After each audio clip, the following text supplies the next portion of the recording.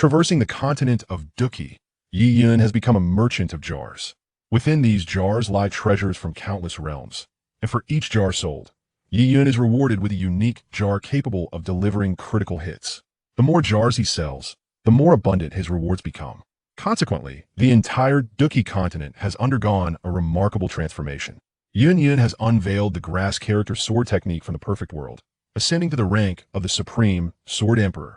Nailin Yinran has revealed the devouring ancestral talisman from martial universe, gaining mastery over the power of devouring, her strength surging, solidifying the outcome of their 3-year pact. Yafei has activated the light giant transformation device from Kingdom of Light, transforming into Dijia, the protector of the Duki continent. Xiao Suner has revealed the supreme bone from perfect world, already possessing the potential of a Do Emperor. Little Medical Sage has unleashed the great toxic art from eternal life, becoming the unparalleled poison immortal. Queen Medusa has activated the sky-swallowing devil art from covering the heavens, rising as the mightiest empress. Xiao Yin has revealed the blue-silver emperor martial soul from Soul Land, declaring, "Take this, you shall be ensnared by my blue-silver grass." Years later, as Yi Yin continues to sell jars, countless supreme beings emerge on the Duki continent, shattering the void and advancing toward the vast worlds beyond. Chapter 1. The Celestial Jar Merchant. Outside the gates of Yunlan Zone, by the heavens, this wretched system has finally refreshed to a populated area. Upon awakening, Yin eagerly opened his door, and upon gazing at the colossal mountain gate in the distance, his face lit up with immense joy. Indeed, Yin is a traveler from another realm. He has been in this world for a month now, in his previous life, he was merely a corporate worker, burdened by a mundane existence. For reasons unknown, he awoke to find himself in this unfamiliar world. Moreover, he has bound himself to a celestial store system, which comes with what appears to be an ordinary shop. The system's task is to compel the host to sell jars, each containing items from myriad realms. The ultimate contents of these jars depend solely on one's luck as the host. For each jar sold, he is rewarded with a special jar. The more jars he sells, the more substantial the rewards become. Should Yi Yin uncover some extraordinary treasure, he might one day become an unparalleled powerhouse. Initially, Yi Yin was filled with anticipation. However, upon witnessing the location of the system's shop, he was left utterly dumbfounded. It was situated in a desolate wilderness, devoid of any signs of life, a veritable wasteland. In such a place, Yi Yin knew he could not sell a single jar. Fortunately, the shop's location refreshes every 3 days, thus he remained hopeful. Yet, 3 days later, he found himself in a primitive forest. Yi Yin was exasperated and waited another 3 days. But the next refresh brought him to a graveyard, in the scorching desert. At one point, he even found himself before the den of a massive tiger. Had it not been for the invincible domain provided by the shop, Yi Yin would have surely met a grim fate. Recalling the painful experiences of the past month, he felt tears welling up but stifled them. Now, gazing at the imposing mountain gate, he felt invigorated once more. Let bygones be bygones. Point 1. Must learn to look ahead. Yi Yun's gaze was fixated on the grand gate when suddenly, his attention was drawn to the 3 ornate characters inscribed upon it. Yunlan Zone. Could it be that this is the world of battle through the heavens? Yi Yun's heart raced, astonished by the revelation. Hey, what is that? How did a building suddenly appear? It wasn't here yesterday. At the gates of Yunlan Zone, several disciples on guard noticed the unexpected appearance of the shop and expressed their astonishment. You too, go check this out and see what's going on. At the behest of senior brother, 2 disciples approached Yun. As the 2 disciples drew closer, they discerned the true nature of the newly emerged structure. It appeared rather unremarkable, yet the words Celestial Merchant Store were boldly inscribed upon it. This is actually a shop? A Celestial Merchant Store? What a peculiar name. Standing at the entrance of a shop, as they puzzled over its existence, a figure emerged, smiling at them. Welcome to my humble shop. This figure was none other than Yi Yun, whose dismal sales record over the past month had made him particularly eager to engage with customers. Who are you?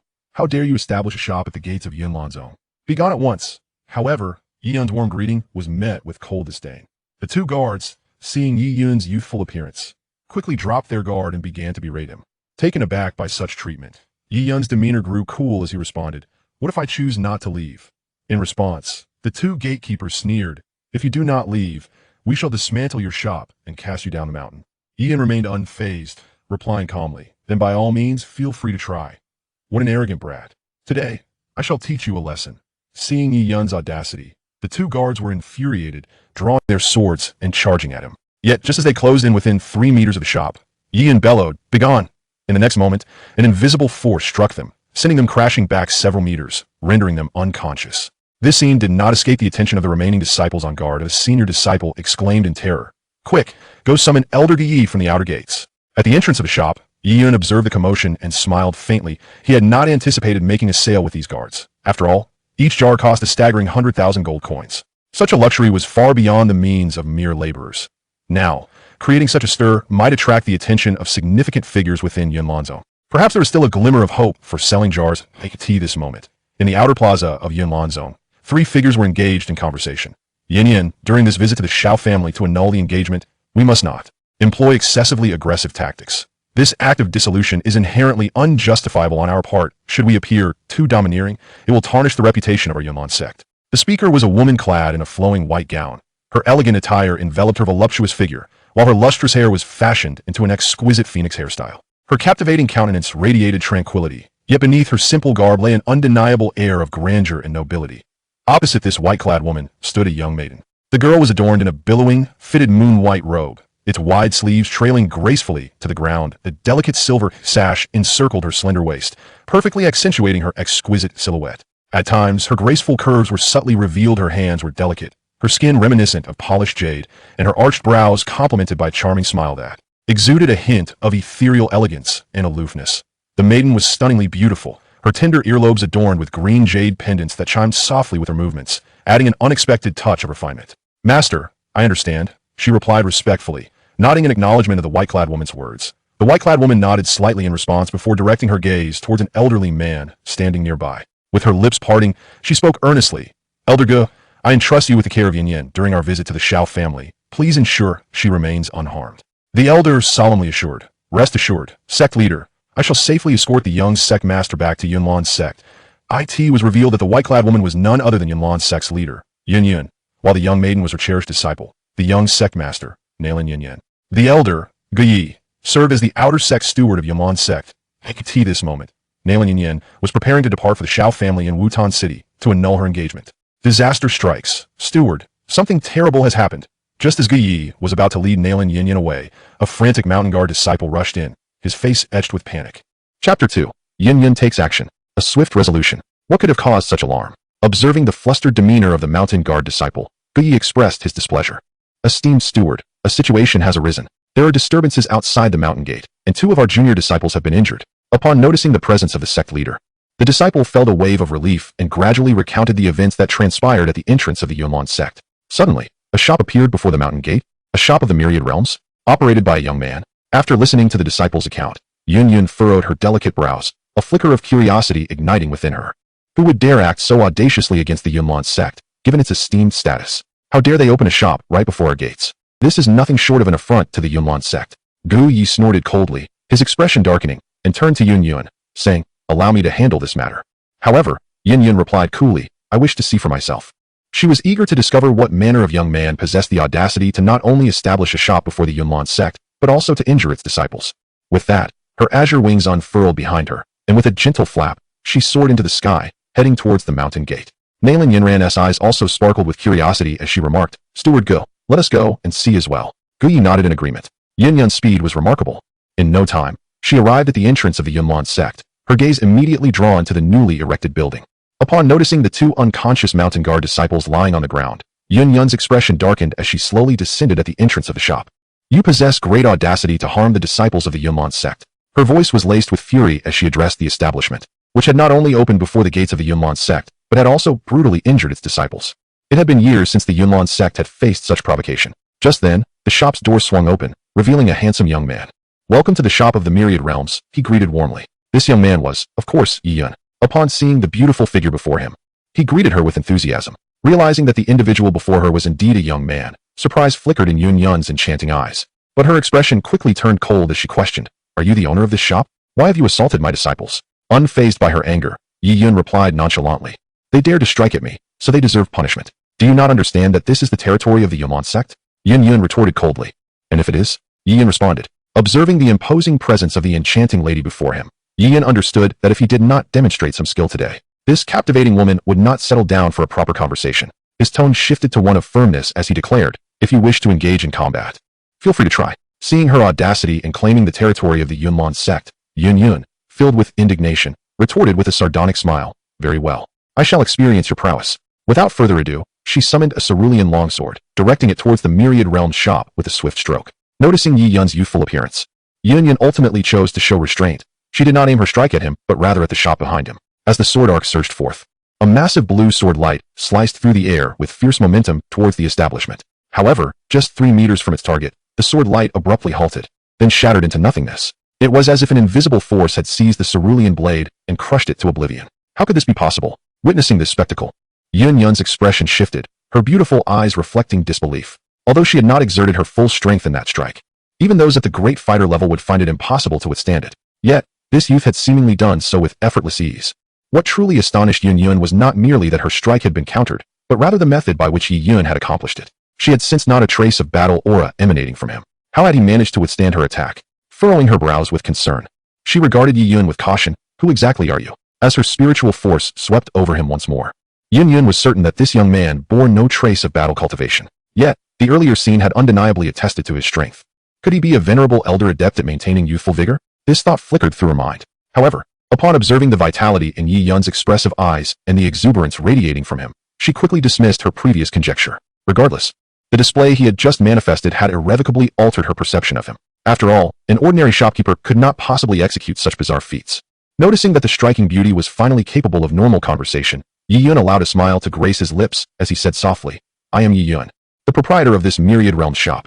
Rest assured, I shall remain here for only 3 days. After that, I will take my shop and depart." Yun furrowed her brow, ruminating carefully, but found that she had never encountered this name before, let alone heard of the myriad realms shop. Upon hearing Yun's words, Yun's hostility softened slightly as she inquired, "Will you truly depart in 3 days?" Yun nodded, explaining that the shop relocates every 3 days, and thus he would no longer be present after that time. "If you are interested, my dear, do visit the shop. With a stroke of luck, perhaps it could alter the course of your destiny." Noticing that the stunning beauty before him had quelled her animosity, Yun seized the moment and warmly extended the invitation. "Alter my destiny?"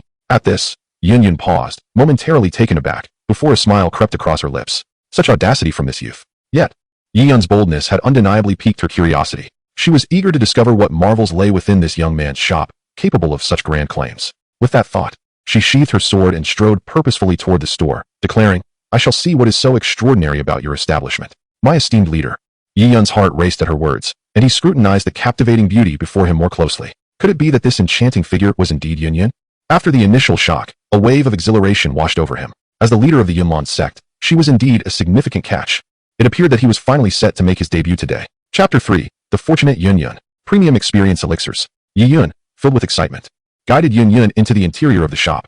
Following closely behind, Yun surveyed her surroundings, quickly grasping the layout of the modest space. Within, there was but a single counter, a table and chair, and an exquisite wooden shelf adorned with 5 peculiar jars of varying colors, presenting an unusual sight. Just then, soft footsteps echoed from outside, and 2 figures entered, none other than Nalan Yanran and Guyi, who had hurried to catch up. "Teacher," Nalan Yanran called gently upon spotting Yun. Yun glanced back without speaking, continuing her examination of the shop's environment. Upon hearing the newcomer address Yun as teacher, Yun's eyes sparkled with intrigue. The beautiful girl must be Nalan Yanran. He wondered if, at this moment, she had indeed severed her engagement with Xiao Yan.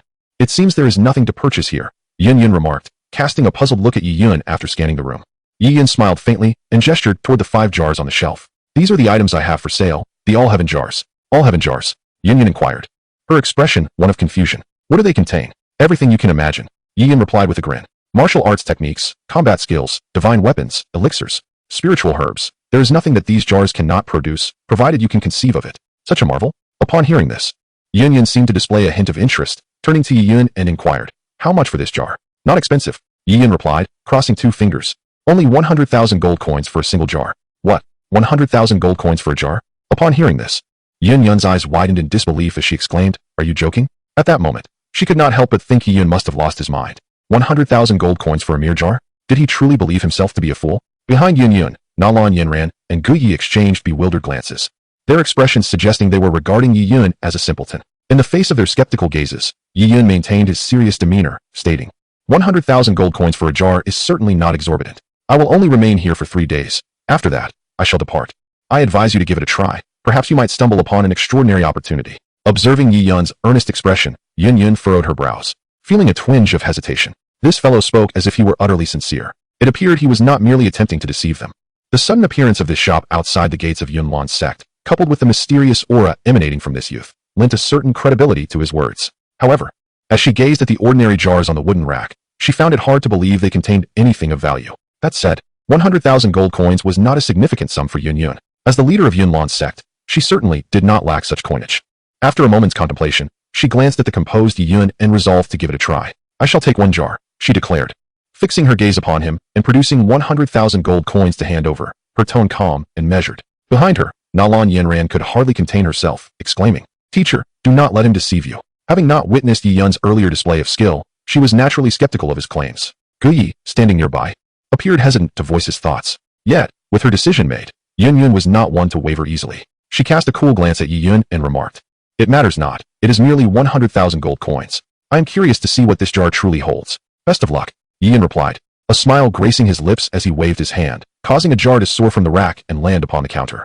Yun regarded the jar on the counter with curiosity, asking, How does one open this jar? Yi Yun replied, Simply shatter it. Upon hearing this, Yun shot him a quizzical glance, then extended her delicate hand to gently strike the jar. Crack! With a crisp sound, the jar shattered, transforming into a multitude of fragments. Subsequently, under Yun's astonished gaze, the shards transformed into a radiant glow, vanishing into thin air, leaving behind only a pill emanating a golden light upon the counter. Observing this extraordinary scene, Yun was taken aback, and her eyes were soon drawn to the golden pill on the counter, exclaiming in surprise, Could it truly be a pill?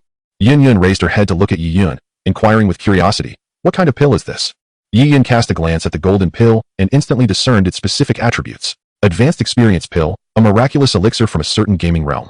Consuming it can augment one's cultivation by 30 years. Yi Yun gazed at the golden pill before him, feeling a twinge of astonishment as he pondered how fortunate Yun was. On her very first attempt, she had unveiled such a treasure. Though surprised internally, Yi Yun maintained an inscrutable demeanor. Upon hearing Yun's question, he looked at her, offering a faint smile. My dear, you possess remarkable luck. This pill enhances cultivation by 30 years upon consumption, he explained nonchalantly. 30 years of cultivation? Upon hearing this, Yun's eyes brimmed with astonishment. Could this single pill truly elevate her cultivation by 3 decades? In the Dochi continent, only a 7th grade pill could possess such efficacy, and 7th grade pills were worth their weight in gold. The fact that she had acquired it for a mere 100,000 gold coins felt surreal, leaving her in doubt. Master, do not believe him. This must be a deception. Behind her, Nalan Yanran, having overheard Yi Yun's words, scoffed in disbelief. To think that a mere 100,000 gold coins could procure a pill capable of enhancing cultivation by 30 years was utterly preposterous. Beside her, Guyi wore a similarly skeptical expression. Observing Yun's countenance, Yi Yun understood her thoughts and smiled gently. If you doubt my words, a trial will affirm the truth. Should the effects prove untrue, I shall refund the 100,000 gold coins in full. With an air of confidence, Yi Yun reassured her. Gazing at Yi Yun's composed demeanor, Yun hesitated for a moment before slowly reaching for the golden pill on the counter, bringing it to her lips. At that moment, the golden pill transformed into a beam of golden light, diving into Yun's mouth. Witnessing this spectacle, Yun was momentarily startled.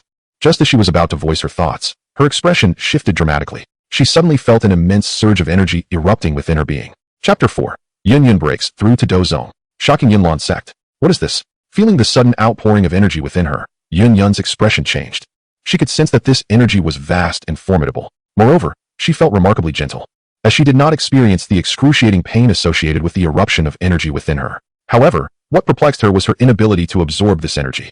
It seemed that some force was suppressing the energy within her, preventing her from breaking through. At this moment, Yi Yun advised, if you wish to transcend, you must step outside. Within the confines of this shop, all energy is restrained. Here, apart from me, no one can harness the energy within themselves. Upon hearing this, Yun cast a deep glance at Yi Yun before promptly exiting the shop, closely followed by Nalan Yanran and Guyi. As Yun stepped 3 meters outside the shop, her delicate features abruptly transformed, her beautiful eyes revealing a hint of astonishment. She distinctly sensed that the previously unabsorbed energy within her began to surge proactively through her limbs and bones. Boom! At that moment, a muffled sound resonated from within Yun. Subsequently, her aura surged dramatically. Stunned, Yun realized she had achieved a breakthrough. She had ascended from a 3-star Do Huang to a 4-star Do Huang. She had been stagnating at the 3-star Do Huang level for a full 2 years. Who could have anticipated such an effortless breakthrough today? As she reveled in the fierce aura emanating from her, her expression shifted once more. She perceived that the energy within her remained as formidable as ever, and her cultivation was escalating at a visible pace. Boom! Not long after, another muffled sound echoed from within Yun. At this moment, Her gaze became somewhat vacant. She had unexpectedly broken through again, now a 5-star Do Huang. This was simply unbelievable. Regaining her composure, Yun delved into her inner self, only to be astounded by the revelation that the energy within her had consumed less than 1/10 of its total. This was terrifying. She had elevated 2-star levels while expending less than 1/10 of the energy. Suddenly, a thought from Yun's earlier words crossed her mind. The pill she had just ingested was said to enhance 30 years of cultivation. Could it truly be so? In that instant, Yun began to believe Yun's words. Soon, as the energy within her continued to surge, her complexion flushed, reaching an apex in an instant. Boom. A muffled sound announced that Yun's cultivation had attained the 6-star Do Huang level. Meanwhile, behind her, Nailin Yinran and Gu Yi gazed at Yun in utter astonishment. A formidable aura swept through the air, indiscriminately suppressing all in its path, rendering the faces of the two individuals pallid. Teacher, what has happened to you? Nalan Yinran gazed at Yun with deep concern, bewildered by the sudden ferocity and terror emanating from her. Upon hearing Nalan Yinran's voice, Yun regained her composure, noticing their ashen faces, and quickly restrained her overwhelming presence. I am fine, merely experiencing a breakthrough in strength. Please, step back, she instructed, suppressing her excitement slightly. A breakthrough in strength? Both Nalan Yinran and Gu Yi were momentarily taken aback, immediately recalling what Yun had mentioned earlier in the store. A thought bubbling forth in disbelief. Could it be that the pill truly had efficacy? Could it genuinely enhance one's cultivation by 30 years? Just then, an even more potent aura suddenly radiated from Yun, causing both to alter their expressions and hastily retreat from her. At that moment, Yun had surged through the ranks to attain the realm of 7-star Do Emperor. The aura surrounding her grew increasingly terrifying and awe-inspiring.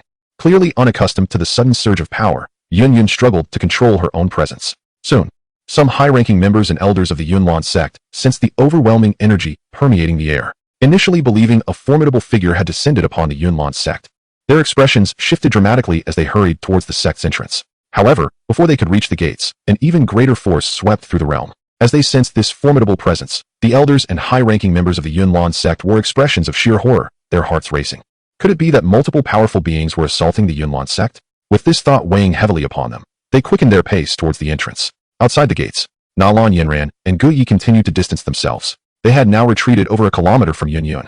Yet the oppressive pressure in the atmosphere still rendered them breathless. Particularly for Nalan Yinran, her face was ashen, as though she were on the verge of suffocation. Observing this, Gu Yi could only lead her further away until he felt a slight reprieve. Yet, before he could fully relax, his expression drastically changed.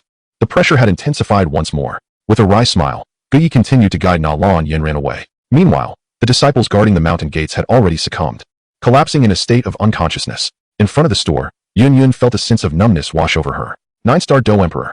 In a mere span of time, she had leapt from a 3-star Do Emperor to a 9-star Do Emperor. Moreover, she could distinctly sense that her cultivation was experiencing an unprecedented surge, soon to reach the pinnacle of the 9-star Do Emperor realm. This astonishing increase in strength left Yun in a state of bewilderment. Surely, this cannot be a dream. Look, is that not the esteemed sect leader? The powerful aura emanating from him is truly remarkable. At that moment, a group of high-ranking members of the Yunlan sect arrived at the mountain gate, their expressions grim as they beheld the fallen disciple guarding the mountain, fearing that a formidable enemy had indeed attacked the Yunlan sect. However, upon seeing Yun and feeling the overwhelming energy radiating from her, they were struck with astonishment. Could this formidable adversary be none other than our own sect leader? When did she become so powerful? Such an imposing presence. I have only felt from the former sect leader. The Grand Elder, Yunling, gazed at Yun from a distance, his expression one of doubt and shock. Behind him, the elders and stewards of the Yunlan sect shared similar looks of disbelief. Could it be that the sect leader's strength has reached the level of the former sect leader? One elder voiced his uncertainty. This is impossible. I am well aware of the sect leader's strength, which has remained at the 3-star Do Emperor level for ages. Yunling immediately countered. Yet, before he could elaborate, an overwhelming pressure surged towards them, rendering his words unspoken. Chapter 5. The Fiery Gaze. The Ethereal Boots.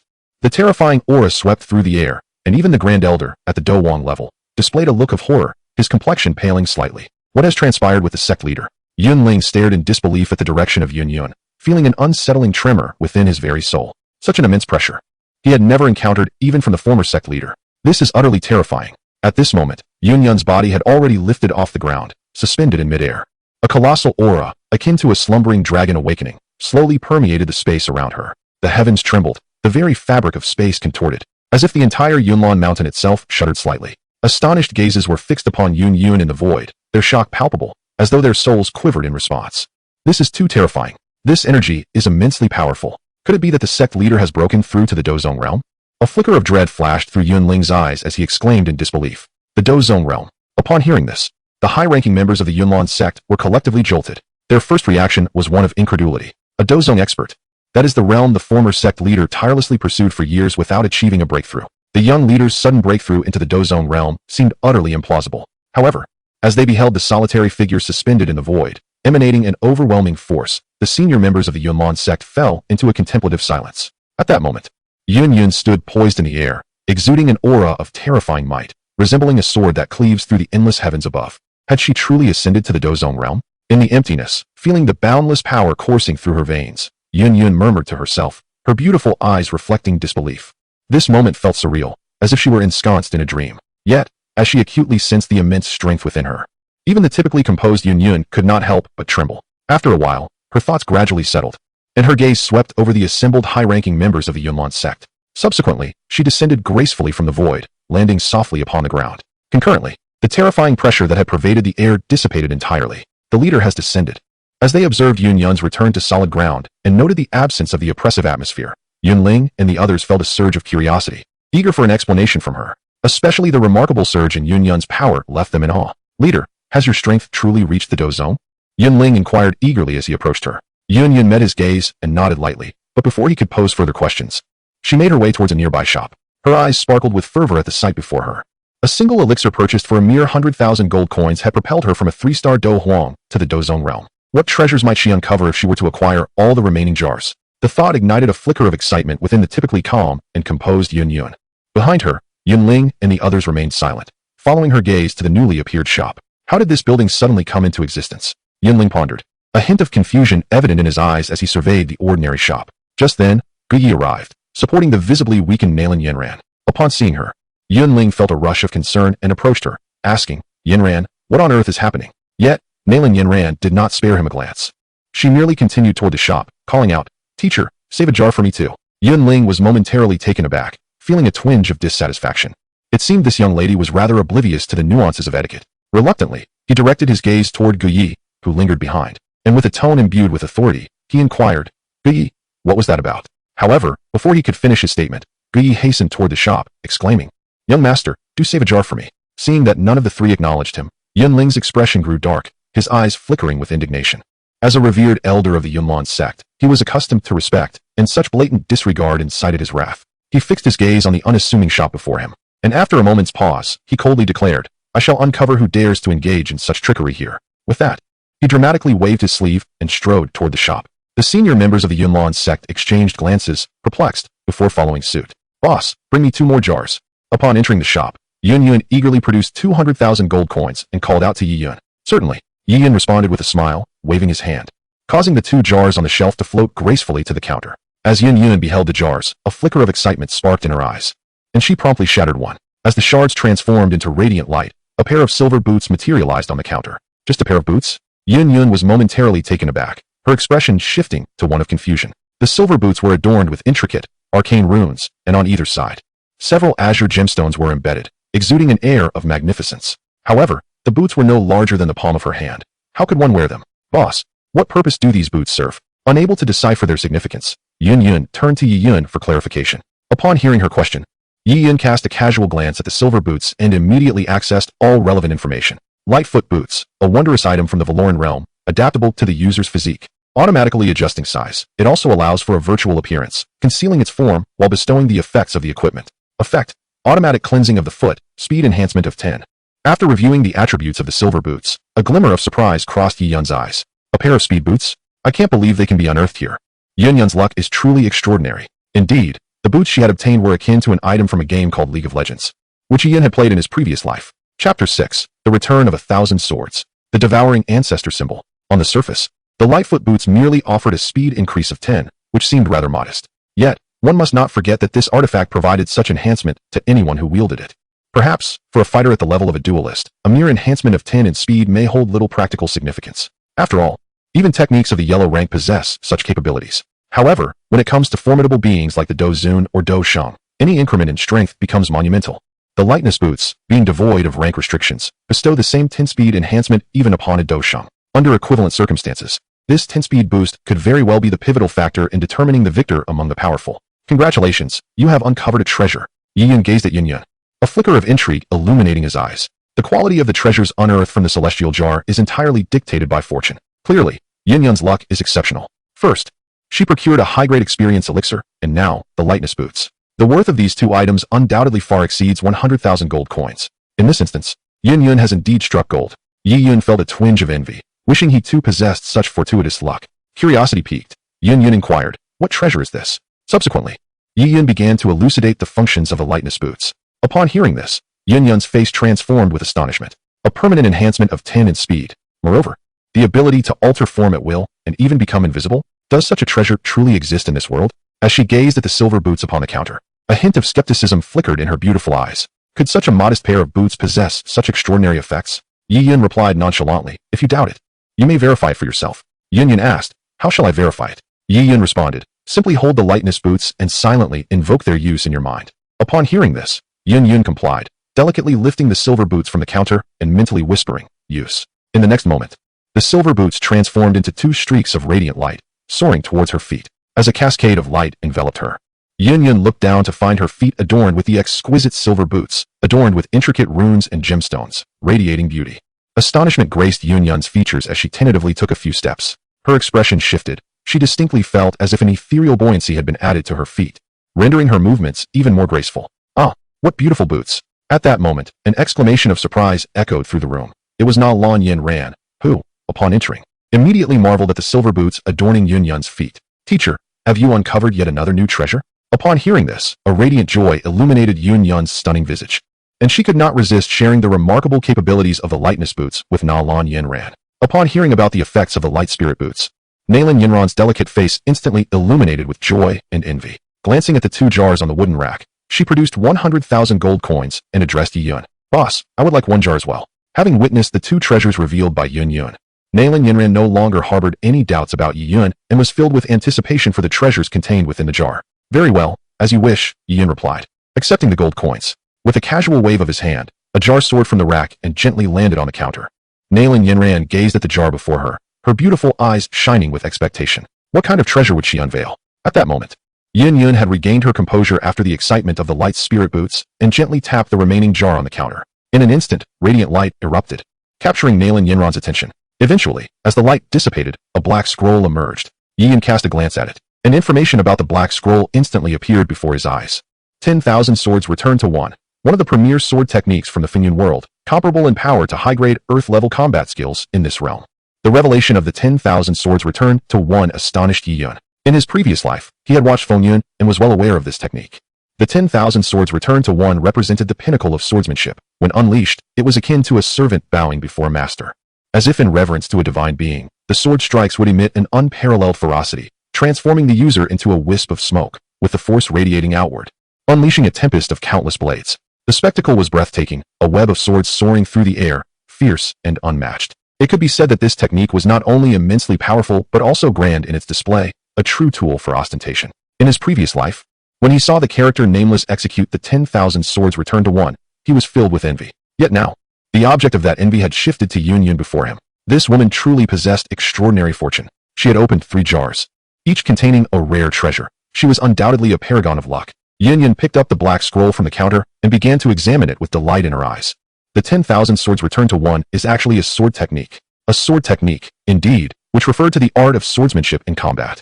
Yin Yun was particularly thrilled, for her expertise lay in sword techniques. "Boss, what level does the 10,000 swords returned to one belong to?" she inquired, her gaze fixed on Yi Yun. It appeared to be quite profound, and she speculated that its level must be considerable. Yi Yun replied, "It is an advanced earth-level sword technique." Advanced earth level. Upon hearing this, Yun Yun felt a jolt within her heart. An advanced earth-level sword technique. It was likely that selling the entire Yunlan sect would not suffice to acquire it.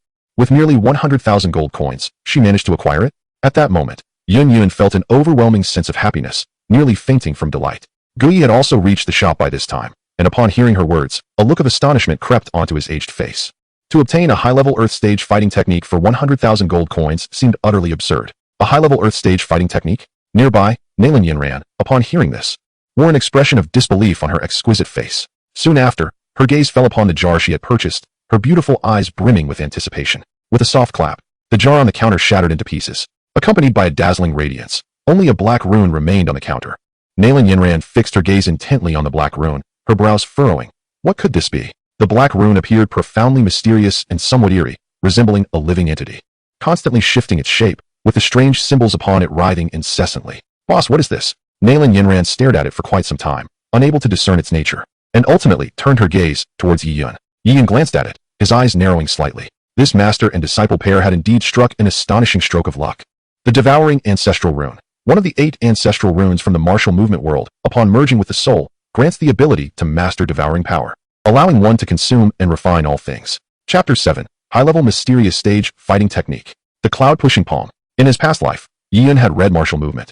Thus he was well aware of what the Devouring Ancestral Rune entailed. The Devouring Ancestral Rune is one of the 8 ancestral runes within the world of martial movement. The significance of these 8 ancestral runes is nearly equivalent to that of the Strange Fire in the Fighting Breaks the Sky world. Lin Dong achieved the status of martial ancestor through the collection of ancestral runes, while Xiao Yin became the Flame Emperor by devouring.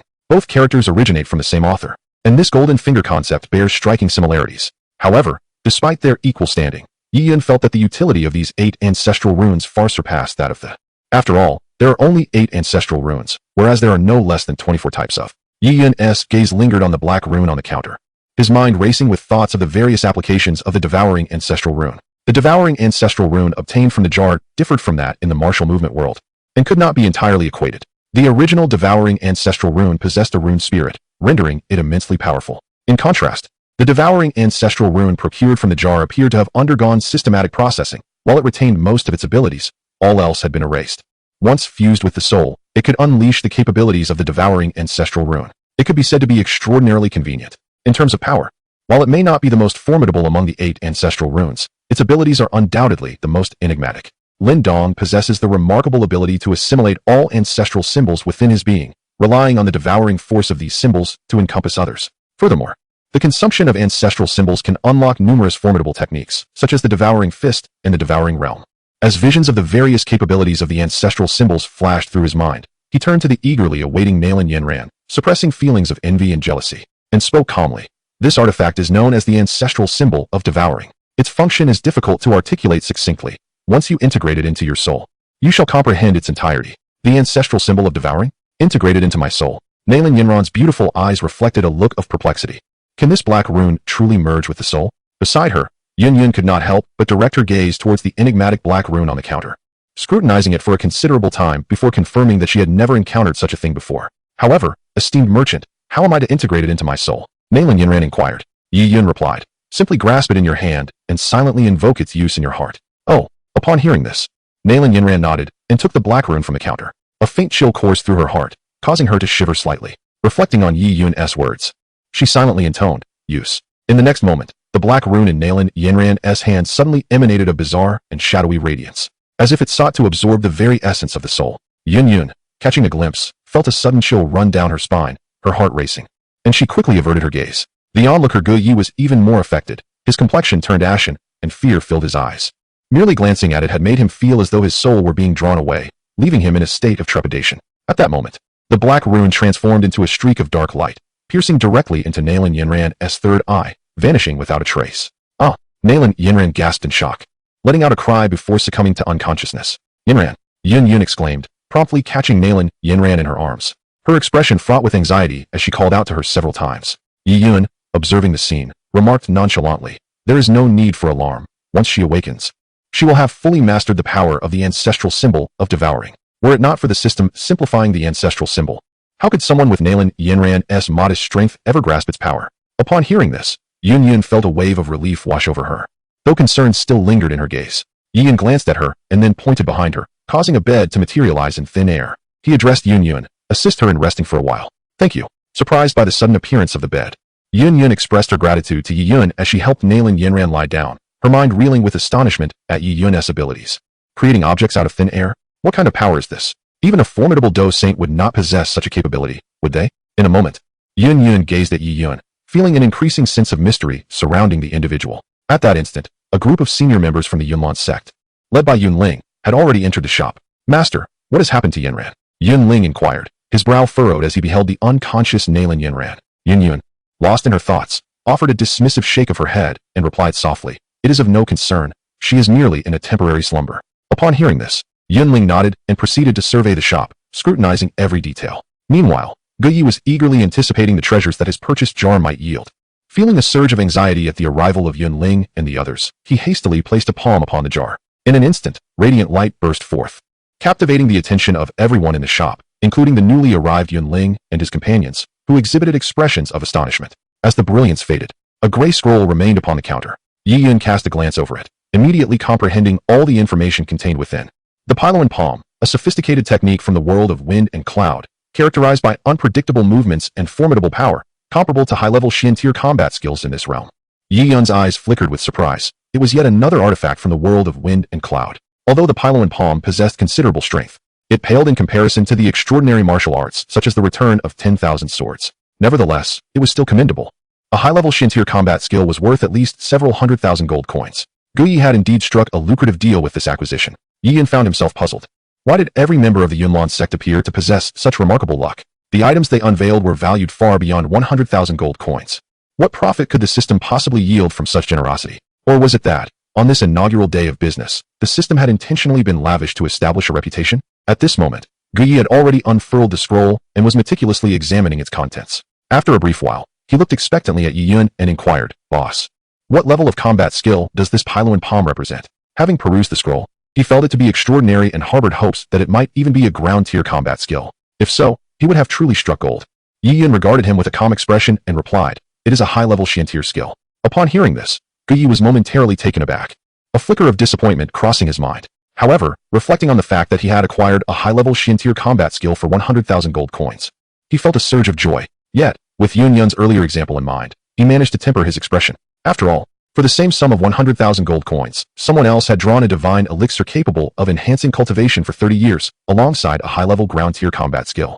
In comparison to Yun Yun, my advanced Shin-level fighting technique pales in insignificance. However, while Guyi harbored such thoughts, the individuals behind him, including Yunling, perceived the situation quite differently. Chapter 8. I apologize, but we are closed.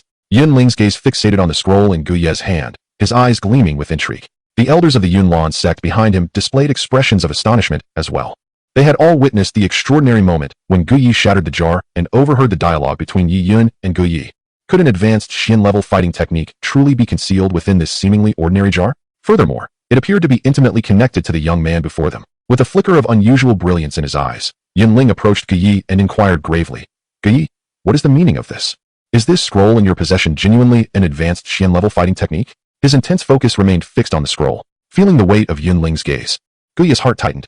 Could the Grand Elder truly be coveting the scroll I hold? As the Grand Elder of the Yunlan sect, Yunling's status and strength far surpassed that of a mere outer sect steward like himself. Should he harbor any ulterior motives, preserving this scroll would undoubtedly become a daunting challenge. With this thought in mind, Guyi hastily recounted the events that had transpired. He reasoned that if the Grand Elder had acquired something of great value, he would likely not covet the scroll in his possession. Thus, Guyi narrated the entire incident in detail to Yunling. Upon hearing Guyi's account, Yunling and the other high-ranking members of the Yunlan sect were momentarily taken aback. A jar worth 100,000 gold coins, treasures hidden within. The sect leader had just unveiled an elixir capable of enhancing cultivation by 30 years. They recalled the astonishing sight of Yun Yun's sudden surge in strength, breaking through to the Dozong realm. A tremor of realization coursed through Yunling and his companions, and they were quick to accept Guyi's seemingly implausible words. Subsequently, Yunling, his eyes ablaze with fervor, turned to Yi Yun and boldly declared, "Young brother, I wish to purchase 3 jars." With excitement surging within him, Yunling thought, if Yun Yun could unveil such a miraculous elixir, surely I could as well. Observing Yunling's eagerness, the other elders of the Yunlan sect quickly followed suit, eagerly producing their gold coins and addressing Yi Yun. "Young brother, I would like 1 jar. I would like 2. I also desire 1. A flurry of demands erupted from the high-ranking elders of the Yunlan sect, who impatiently placed their gold coins on the counter, their faces alight with anticipation as they looked towards Yi Yun. Unfortunately, Yi Yun could only shake his head in regret, declining this wave of eager transactions. "I am sorry, but we are closed for the day. You may all return." In truth, Yi Yun desired to continue trading, yet he found himself devoid of stock.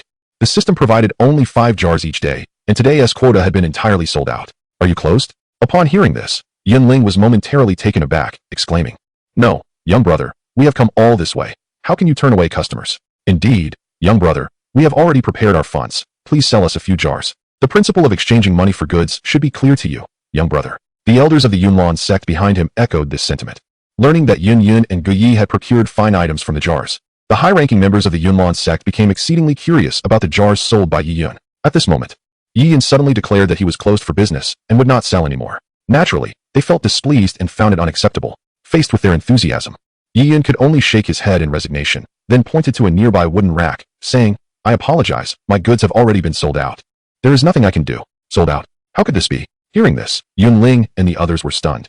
They recalled the divine elixir that Yun Yun had just opened, as well as Gu Ye's advanced martial techniques, and suddenly felt as though they had lost billions in an instant. At this moment, Yun Yun rose, cradling Malin Yanran, and addressed the elders.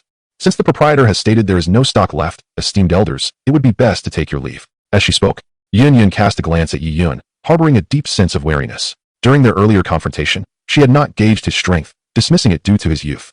After all, even if he were powerful, how formidable could he truly be? However, after she had opened high-level experience elixirs, agile boots, and other treasures from the jars, she no longer dared to underestimate Yi Yun. In fact, she had begun to regard him as an exceedingly formidable presence. After all, who but an unparalleled powerhouse could produce so many extraordinary treasures? At this moment, seeing Yi Yun announcing the closure while the elders of the Yunlan sect continued their incessant chatter, Yun Yun feared they might provoke him, compelling her to rise and urge them to depart. Hearing this, Yun Ling and the other elders felt a sense of reluctance.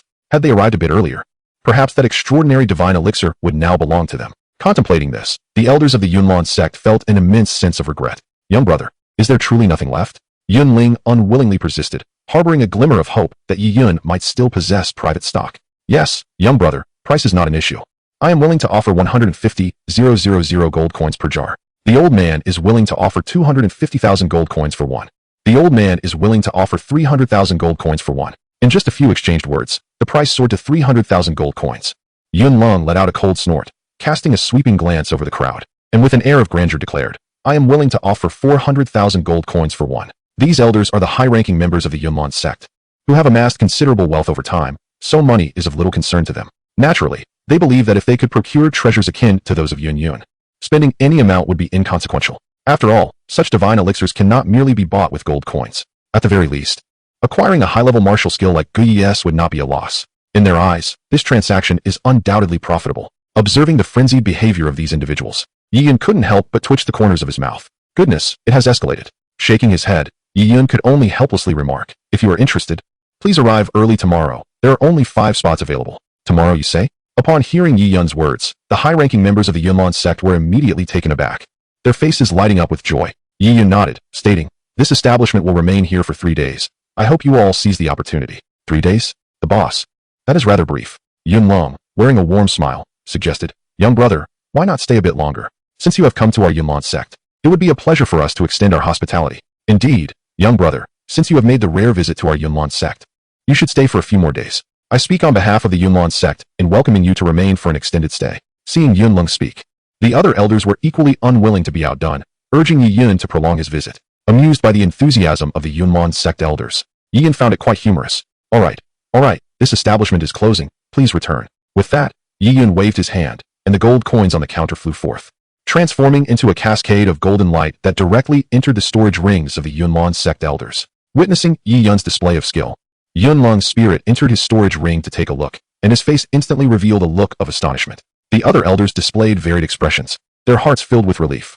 Had some less discerning individuals, seeing Yi Yun's youth, attempted to employ forceful means to compel him into submission, it would have been a grave mistake. Yet, the elders of the Yunlan sect, each seasoned and astute, deduced that since the divine elixir Yun Yun had procured came from Yi Yun, this young man was far from ordinary. Thus, even when Yi Yun declined to sell them the jars, the elders remained unperturbed. At this moment, having witnessed Yi Yun's astonishing abilities, they felt an immense sense of gratitude.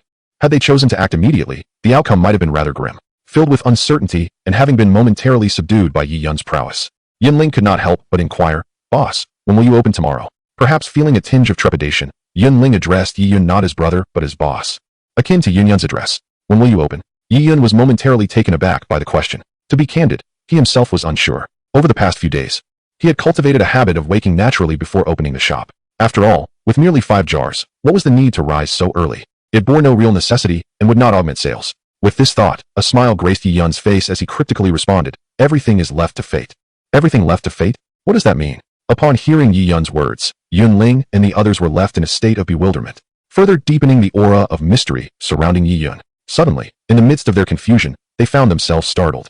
Unbeknownst to them, Yi Yun had vanished, and they were now outside the shop. Gazing at the now closed doors, the higher-ups of Yunlan's sect exchanged glances, a chill running down their spines. Such a method was truly unfathomable. They were fortunate that they had not offended this young proprietor. The technique of spatial displacement. Yunyan's face displayed a look of astonishment. As a formidable fighter, she had garnered some understanding of spatial powers. Yi Yun's ability to transport them from within the shop was evidently a manifestation of some potent spatial technique, yet she had felt not a trace of it. This was utterly terrifying. It signified that the opponent's mastery over spatial forces had reached an exceedingly daunting level. The realization that she had been moved outside without a whisper or any indication filled Yun with dread. The strength of this young proprietor likely exceeded her wildest imagination. He was someone she could not afford to offend. Suddenly, her gaze shifted to the elder by her side, her face etched with seriousness. Elder, issue a decree that no one is to disturb this place. Those who defy the order shall face the sect's regulations. Yunling understood the gravity of the situation and solemnly nodded. Rest assured, sect leader, I shall personally oversee this matter. Pleased with his response, Yun nodded in satisfaction.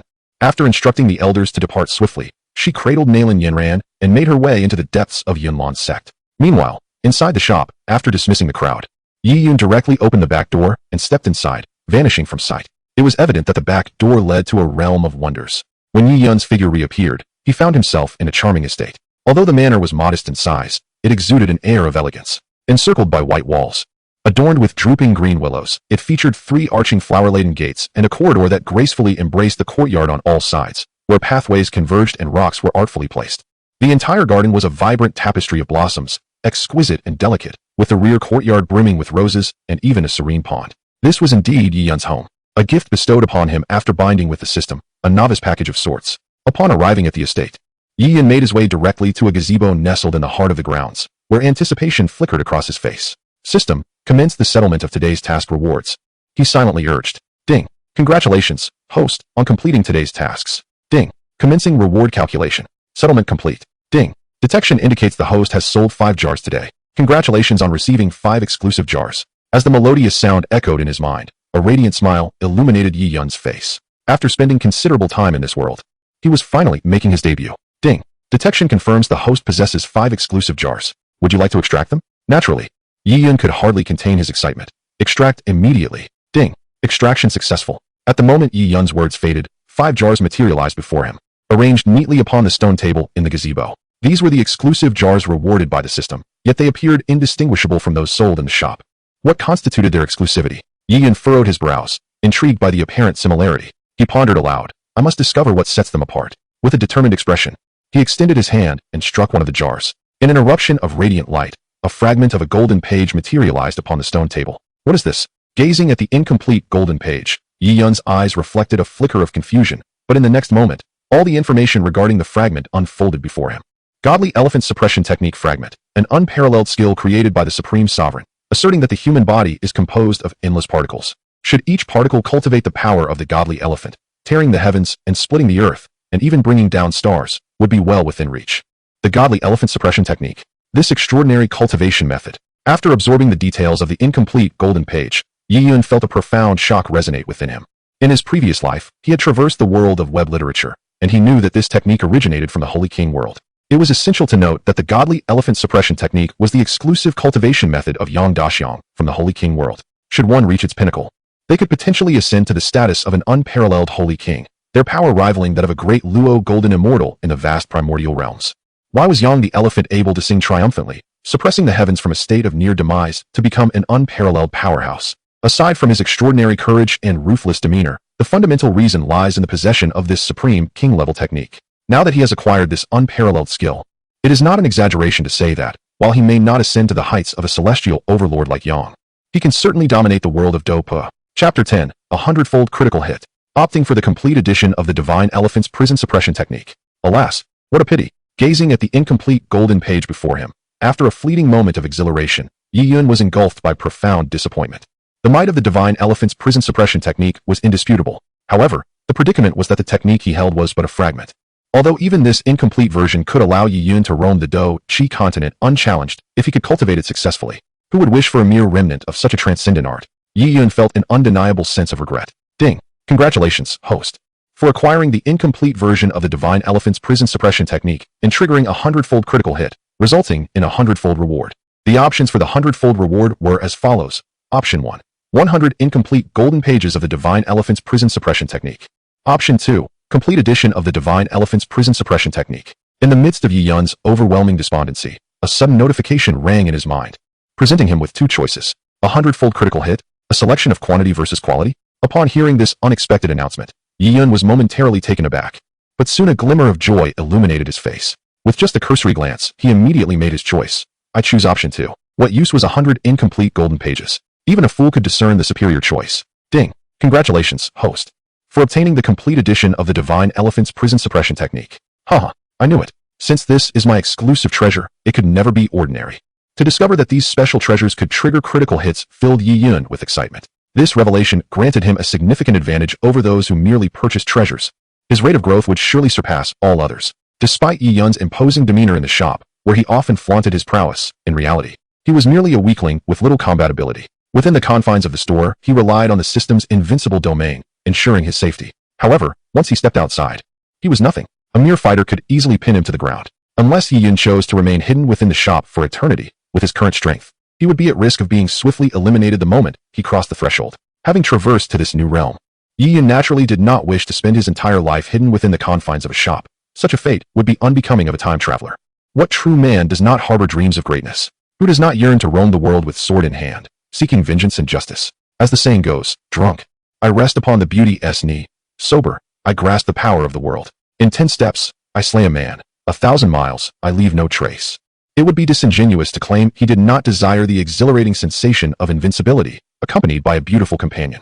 As a passionate young man, Yi Yun had undoubtedly dreamt of such splendid fantasies countless times in his previous life. However, upon arriving in this world, which he recognized as that of Do Put Song Qiong, he found that safety had become his foremost concern. Until he possessed absolute strength, he dared not venture beyond the realm of invincibility. Just as Yi Yun's thoughts began to drift, a prompt from the system snapped him back to reality. Ding! Host, do you wish to extract the complete version of the Divine Elephant Suppression Technique? Why dwell on such matters? He decided to open the jars first. Shaking his head, Yi Yun promptly replied, extract. As his words fell, the incomplete golden page on the stone platform suddenly radiated a dazzling golden light, nearly blinding him.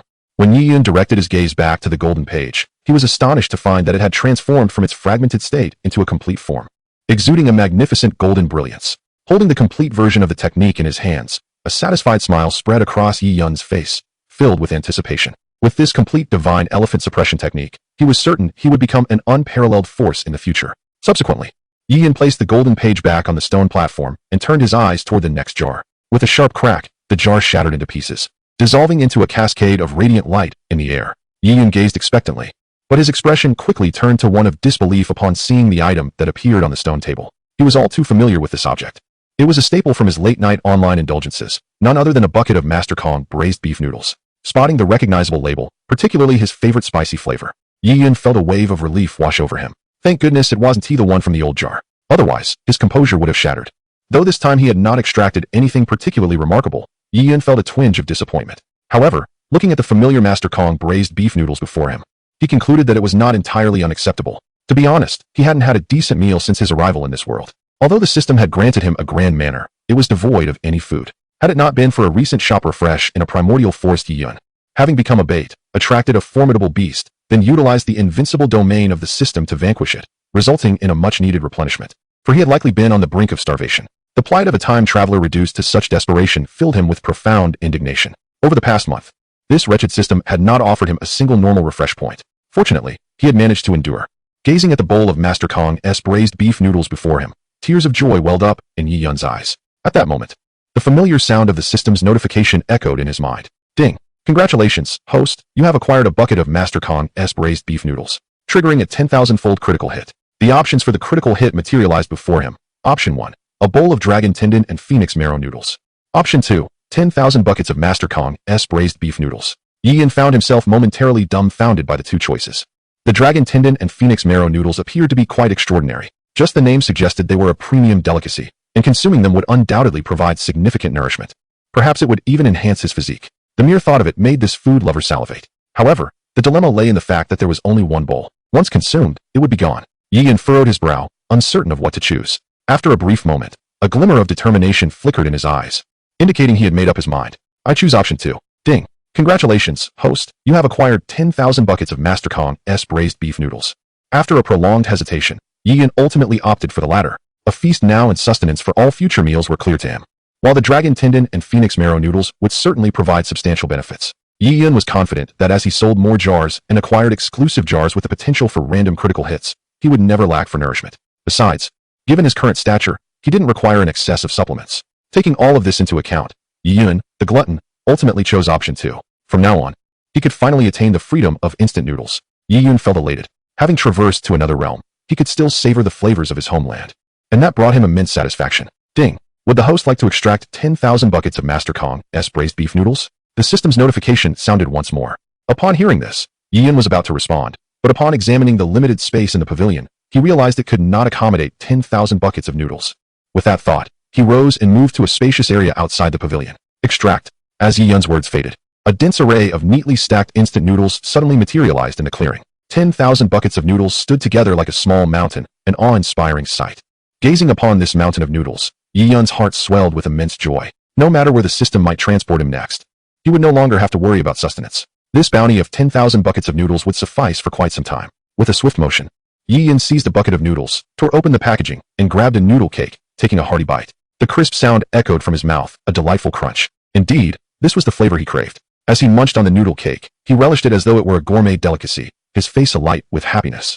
In his previous life, he often indulged in such simple pleasures, treating them as snacks when his craving struck, and they held a unique charm. For the past month, his meals had consisted solely of the flesh from a ferocious tiger beast he had slain in the primal forest. Eating tiger meat day after day had nearly made him nauseous. The beast's formidable size meant that even after a month, he had yet to finish it all. Fortunately, the invincible domain of the system ensured that the items within this estate remained unspoiled. Otherwise, Yi Yun would have struggled to endure for so long. Crunch, crunch. As he continued to savor the noodle cake, he made his way toward the pavilion. His immediate priority was to open the remaining 3 jars. With a decisive motion, he bit into the noodle cake and, eyeing one of the jars, delivered a firm slap upon it. In a flash of radiant light, Yi Yun instantly beheld the contents within the jar. Upon the stone table lay a singular, glossy black pill. What sort of elixir is this? It appears somewhat off. Curiously, Yi Yun pinched the black pill, his expression peculiar, and gently inhaled its aroma, which wafted pleasantly into his nostrils. Surprisingly, it was quite fragrant. He then examined the information regarding this enigmatic black pill. Great Return Pill, a treasure from the Shaolin Temple in the martial arts world, capable of significantly enhancing one's martial prowess. To discover it was a Great Return Pill left Yi Yun feeling somewhat underwhelmed. Although this pill bore a notable reputation in his previous life, it stemmed from a martial arts realm and paled in comparison to the elixirs found in the realm of fantasy. Yi Yun could only pin his hopes on the forthcoming critical reward. Ding! Congratulations, host, for acquiring a Great Return Pill and triggering a 10,000-fold critical hit. The options for your critical hit are: Option 1, 10,000 Great Return Pills. Option 2, 1 Creation Pill. Soon, 2 choices appeared before Yi Yun's eyes. With a cursory glance, Yi Yun, without a moment's hesitation, declared, "I choose Option 2. Although he remained unaware of the true nature of the Creation Pill, it was undoubtedly preferable to a myriad of Great Recovery Pills. After all, this represented a qualitative enhancement of 1,000-fold. Chapter 11. The Great Teleportation Technique. The Divine Sword's Thunder Command. Ding! Congratulations, host, you have acquired 1 Creation Pill. As Yi Yun made his choice, the notification from the system followed suit. Ding! Would the host like to extract the Creation Pill? Upon hearing this, Yi Yun promptly responded, Extract. In an instant, the dark and unassuming Great Recovery Pill in his hand radiated a brilliant golden light. As the golden glow dissipated, a pill, entirely pure and crystal clear, emanating a fragrant aroma, materialized in Yi Yun's grasp. Gazing at the rejuvenated pill in his hand, Yi Yun felt a surge of joy, and his eyes swept over it. Examining the information it contained. Creation Pill, a spiritual elixir from the mortal cultivation world, imbued with profound energy, capable of enhancing cultivation by 20 years. To think it was a spiritual elixir from the realm of cultivation. After reading the details about the Creation Pill, a look of exhilaration spread across Yi Yun's face. The cultivation of the divine elephant suppression technique required abundant energy, and this Creation Pill arrived at a most opportune moment. He wondered how much his strength could be elevated by consuming it. Filled with anticipation, Yi Yun refrained from taking the pill just yet. He decided to open the last 2 jars first. With this thought, he placed the Creation Pill directly upon the stone table. Within the invincible domain, he harbored no concerns regarding the leakage of the pill's potency. With a decisive motion, Yi Yun shattered one of the jars. In an instant, radiant light enveloped the area. Once the brilliance faded, Yi Yun's gaze fell upon the stone table, where a azure scroll lay quietly. A brief scan of the scroll revealed information before his eyes. Dimension compression, a supreme technique from the cultivation world, when perfected, can compress 1,000 miles into a mere inch, allowing instantaneous arrival. What an extraordinary technique. The content of the scroll sent a tremor through Yi Yun's heart. This was indeed a remarkable find, whether for escape, travel, or to impress others. This dimension compression technique proved to be exceedingly practical. As Yi Yun reveled in his good fortune, the system's notification abruptly echoed in his mind. Ding! Congratulations, host. You have obtained a scroll of the dimension compression technique, triggering a 1,000-fold critical hit. 1,000-fold critical hit options. Option 1. 10,000 scrolls of dimension compression. Option 2. 1 scroll of the great teleportation technique. Yi Yun stared, momentarily stunned, at the two choices that had suddenly appeared before him. What use are 10,000 scrolls of inheritance, if not for one's own convenience? Yi Yun silently scoffed at the thought, yet without any hesitation, he declared, I choose option 2. Ding! Congratulations, host, you have obtained the scroll of the great teleportation technique. As soon as Yi Yun's words fell, the system's notification chimed in. Ding! Would the host like to extract the scroll of the great teleportation technique? Yi Yun replied, extract. In the next instant, the azure scroll upon the stone table exploded with dazzling golden light. As the brilliance emerged, Yi Yun focused his gaze to discern the information regarding the great teleportation technique.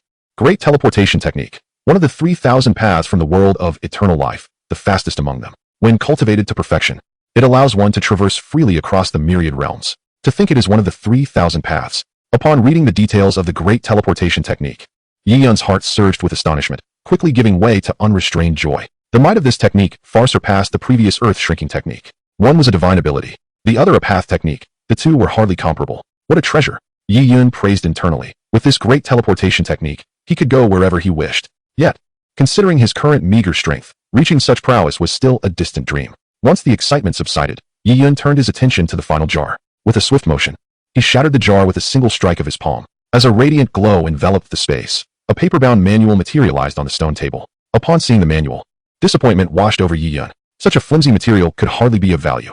Nevertheless, he took a quick glance at its contents. Thunderblade technique, a top-tier sword technique from the Rainbow Cat and Blue Rabbit animation world. Rainbow Cat and Blue Rabbit animation world. Yi Yun was momentarily taken aback. The contents of this jar were indeed eclectic, even yielding something from a childhood cartoon. He felt somewhat speechless. However, having previously unlocked instant noodles, discovering something from an animated series didn't seem entirely unreasonable. Yi Yun quickly reconciled with the idea. Yet, he held no regard for the Thunderblade technique. For now, he could only pin his hopes on the impending critical reward. Soon, as Yi Yun awaited eagerly, the system's notification gradually resonated in his mind. Ding! Congratulations, host. You have obtained a manual for the Thunderblade technique, triggering a 10,000-fold critical hit. 10,000-fold critical hit options. Option 1. 10,000 Thunderblade manuals.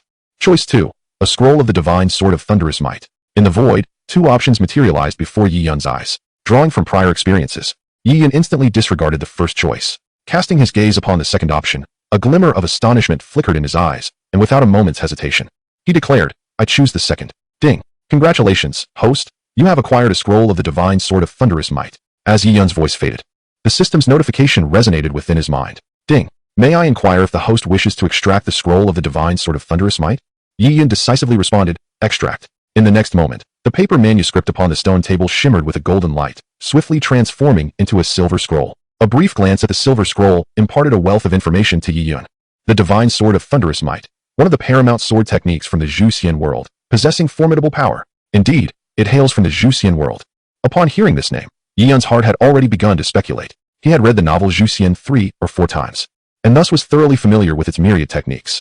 The divine sword of thunderous might is an unparalleled art of Taoist sorcery within the Zhuxian world, capable of harnessing the might of 1,000 bolts of thunder for its wielder's use. When invoked, it naturally surrounds the practitioner with an invisible shield, summoning the formidable forces of heaven and earth through the mortal vessel, wielding divine blades to invoke the celestial thunder, unleashing a magnificent display of divine power. The very earth trembles and the skies shift with each strike, rendering adversaries utterly vanquished and exhibiting unmatched might. Reflecting upon the original text descriptions of the divine sword of thunderous might, Yi Yun could not suppress a surge of excitement. This sword technique not only boasts incredible power, but also exudes an imposing presence, elevating the practitioner's stature to lofty heights. Such a blend of aesthetic prowess and formidable might had always captivated Yi Yun. Chapter 12. Cultivating the Divine Elephant's Suppression Technique. Consolidating the seed of the Great Elephant. Within the pavilion, Yi Yun had just opened all 5 exclusive jars. Next, he intended to wholly transform these rewards into his own strength. After a brief moment of contemplation, Yi Yun reached for the golden page on the table. This page bore the essence of supreme skills, the Divine Elephant's Suppression Technique. Yi Yun softly intoned, System, read the Divine Elephant's Suppression Technique. As his words echoed, a beam of golden light erupted from the golden page, swiftly penetrating his mind before he could fully comprehend. Yi Yun felt a sharp pang within his consciousness, followed by the sensation of a vast tome being inscribed deep within his mind. With breath drawn from the essence, The spirit manifests the form. With each gesture, the might of the divine elephant is summoned, composed of 800 million particles. An ancient voice resonated in Yi Yun's mind. Akin to the harmonious chants of countless deities, Yi Yun was immersed in the thoughts that appeared within his mind, wholly concentrated. After an indeterminate period, he slowly opened his eyes, and a glimmer of enlightenment flickered in his dark gaze. Truly, this supreme skill was astonishingly formidable. Reflecting on the insights that had just surfaced in his mind, an expression of excitement involuntarily graced Yi Yun's face. Having thoroughly comprehended the extraordinary nature of the divine elephant suppression technique, he now recognized its unparalleled capabilities. Each realm of this technique could manifest myriad celestial powers, comparable to the 3,000 paths of the eternal world, each exceedingly extraordinary in its own right. The cultivation of the divine elephant suppression technique was predicated upon the condensation of colossal elephant cells within one's body. 84,000 colossal elephant cells constituted the first major completion stage. 840,000 cells marked the second major stage of completion. 8,400,000 cells represented the third major stage of completion. 84 million cells denoted the fourth major stage of completion. 840 million cells signified the fifth major stage of completion. Thereafter, one would undergo a transcendental transformation into the dragon elephant, the primordial elephant, and ultimately, the divine elephant. Including the final two supreme realms, the technique was divided into a total of 22 stages. With each attainment of a major completion stage, one would automatically acquire a celestial divine ability, such as the spear of the nether god, the wings of freedom, the heavenly furnace, and the gates of hell, each exceedingly formidable. Moreover, each time, Yi Yun awakened a colossal elephant seed. He not only gained the strength of a colossal elephant, but the awakened seed could also serve as a substitute for his dantian, aiding him in meditation and the absorption of celestial energy. In essence, awakening a single colossal elephant seed was tantamount to acquiring an additional reservoir of energy. Should he continue to awaken more colossal elephant seeds, his cultivation speed would accelerate exponentially. Once he perfected the divine elephant suppression technique and awakened 480 million units of divine elephant power, he could transcend into the supreme sovereign, subduing the heavens and earth and sweeping through all realms. As visions of the divine elephant suppression technique's formidable powers flashed through his mind, excitement illuminated Yi Yun's eyes. With this unparalleled skill, he would undoubtedly become an unrivaled powerhouse in this world. After a brief moment, Yi Yun resolved to commence his cultivation of the divine elephant suppression technique immediately. His gaze fell upon the exquisite, translucent creation pill on the table, imbued with a rich fragrance. This elixir from the mortal realm of immortal cultivation contained immense energy and should assist him in directly condensing a colossal elephant seed within his body. Resolving this, Yi Yun hesitated no longer. He grasped the creation pill and placed it into his mouth. As the creation pill descended into his belly, a vast surge of energy swiftly permeated his being. Pain suddenly etched across Yi Yun's face. The energy contained within the creation pill was beyond his current capabilities to endure. With a single thought, Yi Yun commenced the cultivation of the divine elephant suppression technique, channeling all the energy within him into the 480 million giant elephant embryos. Boom! As the immense medicinal power of the creation pill flowed into every limb and bone of Yi Yun, the 480 million giant elephant embryos within him radiated an infinite brilliance. In that moment, Yi Yun felt as though his physical body had undergone a transformative metamorphosis. In the next instant, one of the giant elephant embryos, having absorbed sufficient energy, detonated within him. Boom! A giant elephant seed successfully awakened. In an instant, an ancient aura, vast and ethereal, enveloped every corner of Yi Yun's being. Simultaneously, an unprecedented surge of energy coursed through his limbs and bones. The previously unremarkable presence of cultivation energy that Yi Yun possessed now skyrocketed. 1-star fighter, 2-star fighter, 3-star fighter, 9-star fighter peak. Bang! His cultivation continued to ascend. A layer of Do Chi garment manifested upon Yi Yun's body. In the blink of an eye, his cultivation surged into the Dome Master realm. 1-star Dome Master, 2-star Dome Master, 3-star Dome Master, 9-star Dome Master. Mere breaths later, a layer of Do Chi armor suddenly appeared on him. At this moment, his cultivation reached the Great Dome Master realm. 1-star Great Dome Master, 2-star Great Dome Master, 3-star Great Dome Master, 9-star Great Dome Master. Moments later, Yi Yun's cultivation explosively advanced to the Do Spirit realm. Merely awakening one giant elephant seed propelled his cultivation directly into the Do Spirit realm. Just when Yi Yun thought it had come to an end, the giant elephant seed within him once again emanated a dazzling radiance. An unparalleled immense energy swept through every corner of his being once more. At that moment, Yi Yun felt a jolt, as if every pore of his body had been profoundly elevated. An unprecedented force surged into him like a raging river breaching its dam. In the next instant, his cultivation, which had seemingly stabilized, began to fluctuate again. 1-star Do Spirit, 2-star Do Spirit, 3-star Do Spirit. Yi Yun's cultivation finally ceased its ascent upon reaching the 7-star Do Spirit realm. A rich aura radiated from Yi Yun. A colossal energy surged within him, and beams of light enveloped his form. At this moment, every pore of Yi Yun's body shimmered with resplendent brilliance. especially the immense fighting spirit continuously condensing within, surging forth relentlessly, is truly astonishing. A single creation pill has awakened within Yi Yun a colossal elephant seed. Within a mere half-hour, his cultivation has ascended to the realm of 7-star doling. The might of the divine elephant suppression technique is indeed terrifying. Truly, it is an unparalleled divine skill. Feeling the overwhelming power within him, Yi Yun cannot help but laugh wildly towards the heavens. From an ordinary mortal, he has leapt into the existence of a 7-star doling. This transformation fills Yi Yun, who has long yearned for strength, with uncontainable joy. Chapter 13, Sword Intent. The ability to devour ancestral talismans. From this day forth, I am no longer an insignificant warrior without any cultivation. As he senses the surging energy within him, Yi Yun stands in the pavilion. Unable to restrain his laughter towards the sky, clenching his fists, he can perceive the formidable strength of his physical form. Cultivating the divine elephant suppression technique not only elevates his cultivation, but also significantly enhances his physical prowess. Although he has merely awakened a colossal elephant seed, Yi Yun feels that his physical strength has at least increased tenfold. Such is the extraordinary divine skill created by the Supreme Ruler. Its power is immensely impressive. After a considerable time, Yi Yun finally calms down from the exhilaration of his sudden rise in cultivation. He then turns his gaze towards a blue scroll resting upon the stone platform. This azure scroll bears the great teleportation technique, one of the 3,000 paths within the world of eternal life. While the great teleportation technique is classified as medium among the 3,000 paths, in terms of speed, it can be regarded as the foremost. If mastered to its utmost, it could traverse the myriad realms. A glimmer of anticipation flashes in his eyes as Yi Yun silently intones, "System, read the great teleportation technique." Instantly, the blue scroll in Yi Yun's hand radiates a brilliant light, and he feels a wave of dizziness as countless pieces of information penetrate his mind. Ancient chants suddenly resonate in Yi Yun's consciousness, causing his powerful body to tremble slightly. A torrent of information, sharp as icy blades, slices through his head and floods into the depths of his mind. Accompanied by a strong sensation of dizziness, Yi Yun feels a wave of fatigue from the depths of his soul. Both the divine elephant suppression technique and the great teleportation technique are exceedingly formidable legacies. Even with his greatly enhanced strength at this moment, receiving such high-level inheritances consecutively leaves him feeling utterly drained.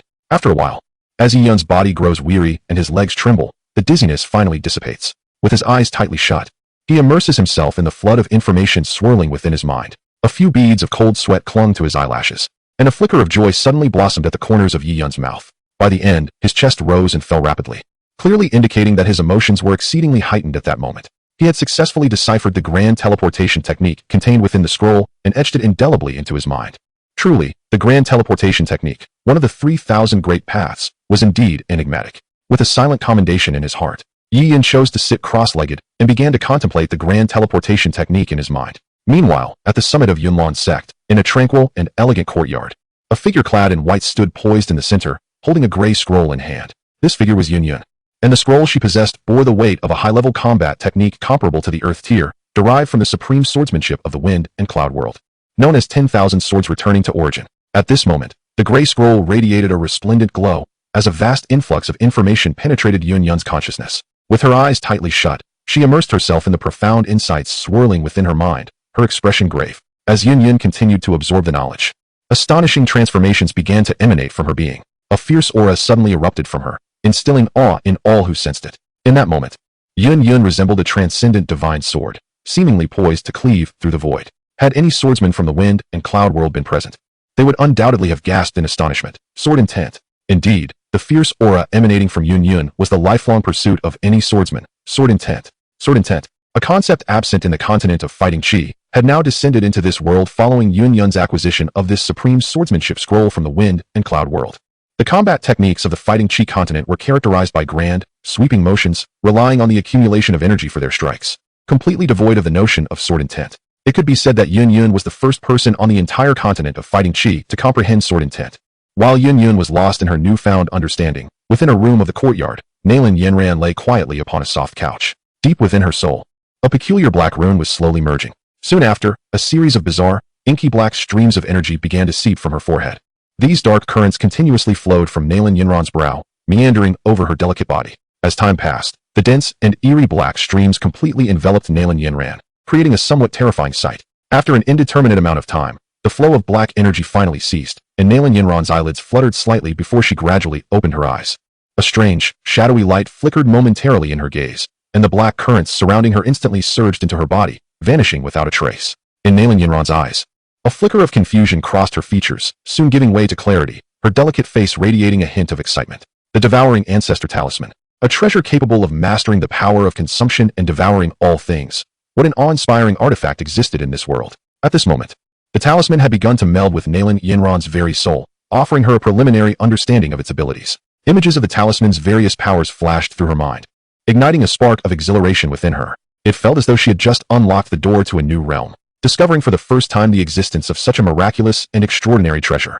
A glimmer of eagerness danced in Nalan Yinran's eyes as she slowly closed them.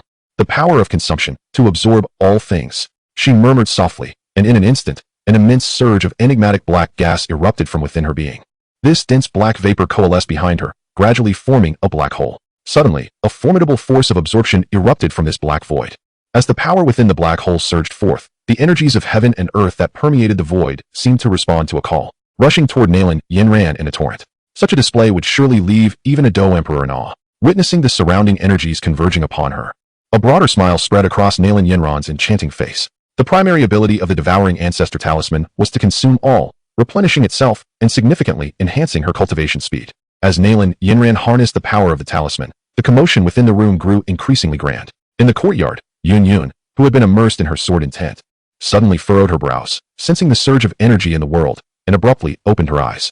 This disturbance originated from Yinran's room. Chapter 14. My disciple Yinran possesses the qualities of a Do Emperor.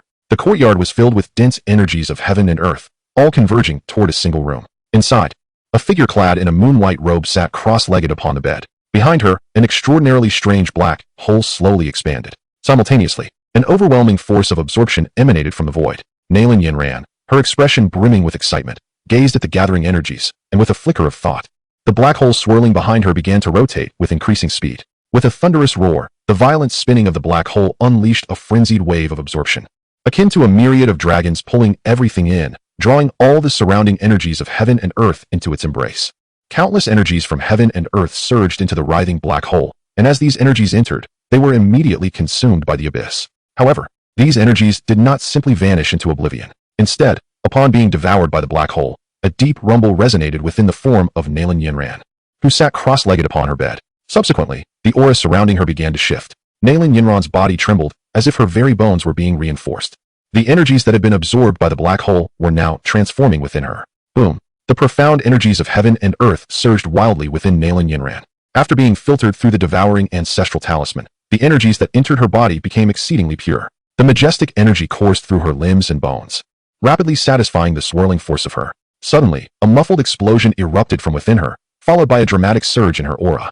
She ascended to the rank of 4-star fighter. In mere moments, under the infusion of this immense energy, Nalan Yinran's cultivation had soared from a 3-star fighter to a 4-star fighter. The power of the devouring ancestral talisman was indeed formidable. Feeling the surge of her newfound strength, a look of exhilaration spread across Nalan Yinran's delicate features. In such a short span, she had achieved a breakthrough. Under the influence of the talisman, her cultivation speed had increased manifold. Relishing this newfound advantage, Nalan Yinran was unwilling to relent. She continued to activate the talisman within her, intensifying her absorption of the surrounding energies. Time passed swiftly, and half an hour slipped by unnoticed. Then, another deep rumble resonated from within her, accompanied by a further escalation of her aura. She had now reached the rank of 5-star fighter. In just half an hour, Nalan Yinran had once again broken through from 4-star fighter to 5-star fighter.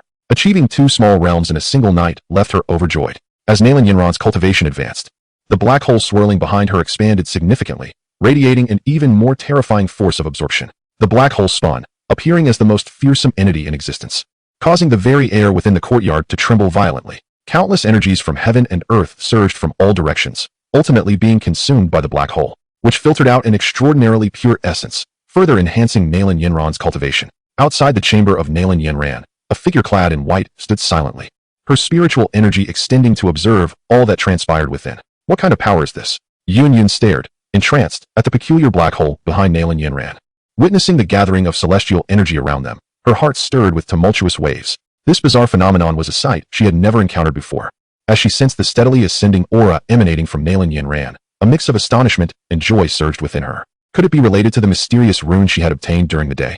A sudden realization struck her as she recalled the black rune that had penetrated Nalan Yinran's mind earlier. Despite her myriad of questions, Yun refrained from disturbing Nalan Yinran, choosing instead to remain outside the door, quietly observing the unfolding events. Inside the room, the black hole continued to hover, an insatiable force relentlessly drawing in the surrounding celestial energy. At that moment, the black hole resembled an ever-hungry beast, greedily consuming the abundant energy, yet remaining unsatisfied. However, this voracious absorption of celestial energy yielded remarkably impressive results. The aura surrounding Nalan Yinran was continuously elevating. Suddenly, a dull thud resonated from Nalan Yinran's being.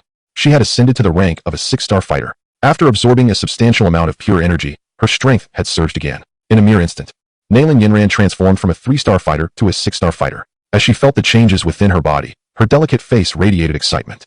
This was the formidable nature of the power contained within the devouring ancestor rune, capable of consuming all within the vast world. Before long, as Nalan Yinran actively fueled the devouring ancestor rune to absorb the celestial energy, she suddenly felt her body weaken, a wave of fatigue washing over her soul. It seemed she had reached her limit. Aware of this, Nalan Yinran was not foolish. She understood her current state was merely a preliminary fusion with the devouring ancestor rune, having grasped only a fraction of its devouring power, and could not excessively stimulate the rune. Nonetheless, Nalan Yinran was confident that as her strength continued to rise, the possibility of further merging with the devouring ancestor rune would become attainable. At that juncture, with just a breath, she would be able to fully unleash the rune's power, dominating the heavens and earth. Just as Nalan Yinran envisioned her future as a formidable warrior, the door suddenly creaked open, and the figure clad in white stepped slowly into the room. It was Yun, who had been waiting outside. "Ah, teacher, you have arrived," Nalan Yinran exclaimed in surprise, and upon recognizing Yun, her heart lightened, her delicate face immediately brightening with excitement as she declared, "Teacher, I have broken through to become a 6-star fighter." Having witnessed the event, Yun nodded, a hint of a smile gracing her exquisite features. Was the strange phenomenon earlier caused by the enigmatic rune acquired during the day? Yun inquired. Indeed, Nalan Yinran eagerly affirmed, her small face alight with excitement as she elaborated, "Teacher, that is the devouring ancestral rune, truly remarkable." She then animatedly began to elucidate the abilities of the devouring ancestral rune, showing no intention of withholding information from her esteemed mentor. The devouring ancestral rune has the power to consume all things. Upon absorbing Nalan Yinran's explanation of the rune's capabilities, Yun's expression shifted, astonished by the existence of such a treasure. "Teacher, this is not even the entirety of the devouring ancestral rune's power. Currently, I can only harness a mere 1% of its strength. Once I grow stronger, I will be able to unleash even greater capabilities. I could even consume the attacks of my enemies and turn them to my advantage." In the presence of Yun, Nalan Yinran resembled a child, proudly showcasing her newfound treasure. The notion of being able to devour even the assaults of adversaries left Yun astounded. Could this not place one in an invincible position? It seemed that her precious disciple had indeed acquired an extraordinary artifact. Reflecting on the earlier scene of Nalan Yinran voraciously absorbing the energies of heaven and earth, Yun felt a stirring within her. To think that merely 1% of the rune's power could yield such phenomena. How terrifying would it be to unleash its full potential? The mere thought of such a scenario sent shivers down her spine. The devouring ancestral rune was, without a doubt, a remarkable treasure. Yun also recalled her own acquisitions, the elixir, the ethereal boots, and the sword technique of 10,000 swords returning to their origin. While these items were undoubtedly precious, they paled in comparison to the devouring ancestral rune held by Nalan Yinran. Yun had already witnessed a glimpse of the rune's power.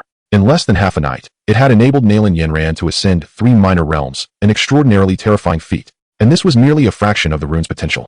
Once the devouring ancestral rune unleashed its true might, Nalan Yinran's cultivation would surely experience a meteoric rise. A sudden joy welled up in Yun's heart as she gazed at the chattering Nalan Yinran before her, reflecting, "My disciple, Yinran possesses the potential of a battle emperor." Chapter 15, Yinshan exits seclusion. The shock of the ancient river. "Teacher, will that proprietor still be around tomorrow?" Nalan Yinran suddenly asked with eager anticipation. Upon acquiring the devouring ancestor talisman, she succumbed into a deep slumber, thus remaining oblivious to the subsequent events, including the fact that Yun would linger for 3 days at the Yunlan sect. Her initial foray had yielded such an extraordinary artifact, igniting within Nalan Yinran a fervent anticipation. If only she could procure another treasure akin to the devouring ancestor talisman. Indeed, upon hearing this, Yun nodded affirmatively. The proprietor had mentioned a 3-day stay at the Yunlan sect. Truly, Nalan Yinran's beautiful eyes sparkled with excitement. "Then, master, let us endeavor again tomorrow." She clenched her fists, resolutely vowing to uncover an even more magnificent treasure the following day. Observing Nalan Yinran's exhilaration, Yun couldn't help but smile and nod in agreement. They would undoubtedly go. Having tasted the sweetness of success, Yun too had her share of delights. Whether it be the advanced experience elixir, the ethereal boots, or the myriad swords returning to their origin, each of these treasures was worth its weight in gold. Remarkably, she had acquired them all for merely 300,000 gold coins. Such a lucrative deal was not something Yun would relinquish easily. In truth, even if Yun were to raise the price the next day, she would not hesitate to pay. The only regret that lingered was the revelation that the vendor had only 5 jars available for the day. How she wished there were more. Nonetheless, a flicker of doubt crossed Yun's mind. Who exactly was this young proprietor of the multiverse merchant shop? How could he possibly possess such incredible treasures to sell? And what motivated him to sell them? Reflecting upon the formidable prowess Yi Yun had exhibited earlier, Yun Yun was engulfed in uncertainty. Such a terrifyingly powerful individual had no reason to engage in commerce, especially at such modest prices. 10,000 gold coins per jar seemed exorbitant. However, in comparison to the treasures within, it was astoundingly undervalued. One could say it was practically a gift. What, then, was the young proprietor's true intent? This question perplexed Yun Yun profoundly. Master, have you perhaps ascended to the dozone level? Suddenly, Nalan Yinran recalled the events of the day, remembering the overwhelming pressure emanating from Yun Yun, and couldn't restrain her inquiry. As Nalan Yinran's words reached her, Yun Yun snapped back to reality, a brilliant smile gracing her lips as she slightly nodded. Indeed, I have now attained the dozone realm. Wow, Master, you are truly remarkable. Nalan Yinran gazed at Yun Yun with unabashed admiration, her heart brimming with exhilaration. As one's mentor grows stronger, it signifies that one's own support becomes more formidable, and naturally, Nalan Yinran feels a sense of pride in this. Is it not true that you have become the mightiest individual in the Gamma Empire? Even Master is not as formidable as you. The Master referred to by Nalan Yinran is none other than Yunshan, the former leader of the Yunlan sect and the teacher of Yun Yun. Upon hearing this, Yun Yun's heart stirred, and she suddenly thought of Yunshan, who was currently in seclusion. Should she inform her master about this matter? Over the years, her mentor had remained in seclusion, striving to break through to the dozone realm. Yet, after such a long time, there had been no word. What if her master were as fortunate as herself and discovered a miraculous elixir, thus achieving the breakthrough to the dozone realm and fulfilling his aspirations? With this thought, Yin Yun turned to Nalan Yinran and said, Yinran, I have matters to attend to and must take my leave. With that, she swiftly departed from the courtyard, hastening towards the back mountain of the Yunlan sect, where Yunshan was secluded. Meanwhile, on a peak within the Yunlan sect, a young man was also rushing towards his mentor's place of seclusion. Master, Master! The youth arrived at a courtyard and entered directly, shouting urgently outside a concealed chamber. His expression one of great anxiety. Creak. Following the youth's cries, the door to the chamber suddenly swung open. Linger, what is the commotion? Did I not instruct you that unless there is something of utmost importance, you should not disturb me? A male voice echoed from within, tinged with irritation due to the interruption. Upon hearing this, the youth hurriedly explained, Master, I apologize for the intrusion, but I have monumental news to convey. After a brief silence, a figure clad in white emerged from the chamber. As he stepped out, he brushed off some powder from his attire, exuding a distinctive fragrance of medicinal herbs, evidently a result of prolonged association with elixirs, which had left him somewhat odorous. Speak, what is it? If it is trivial, I shall certainly impose a fitting punishment upon you, the white-clad man stated with a grave tone as he approached the youth. Master, what I have to say is indeed of great significance. The youth's voice was filled with excitement. Do you know? Just today, our esteemed sect leader has broken through to the dozone realm. What? The white-clad man paused in surprise, then quickly regained his composure. You mean the former sect leader, right? He had long since reached the pinnacle of the 9-star Dohuang. After so many years in seclusion, it was about time for him to achieve a breakthrough. The white-clad man remained remarkably calm in response to the youth's revelation. It has been over a decade since I last saw the elder sect master. This time, with his recent breakthrough, it is only fitting that I pay him a visit and extend my congratulations, the man in white mused nostalgically. Not so, the youth interjected. I am not referring to the elder sect master, but rather to the current master of Yunlan sect, Master Yun Yun. She has achieved a breakthrough to the dozone realm today. Upon realizing his misunderstanding, the boy hastily clarified, but the man in white was momentarily taken aback, his expression shifting to one of astonishment. What are you uttering? He exclaimed incredulously. Yun Yun has only reached the 3-star Dohuang. How could she possibly ascend to the dozone realm? His countenance darkened, and he glared at the youth, irritation lacing his words. You rascal. Are you attempting to deceive your master? The man in white prided himself on his familiarity with Yun Yun, and he found it utterly implausible that the boy's outrageous claims could hold any truth. It seems I have indulged you too much in the past, to the point where you dare to speak such nonsense, he declared sternly, his demeanor decidedly grim. Today, I shall teach you a proper lesson. Master, what I say is the absolute truth. The disciple implored, his agitation evident. If you doubt my words, you may inquire with the Grand Elder and the others.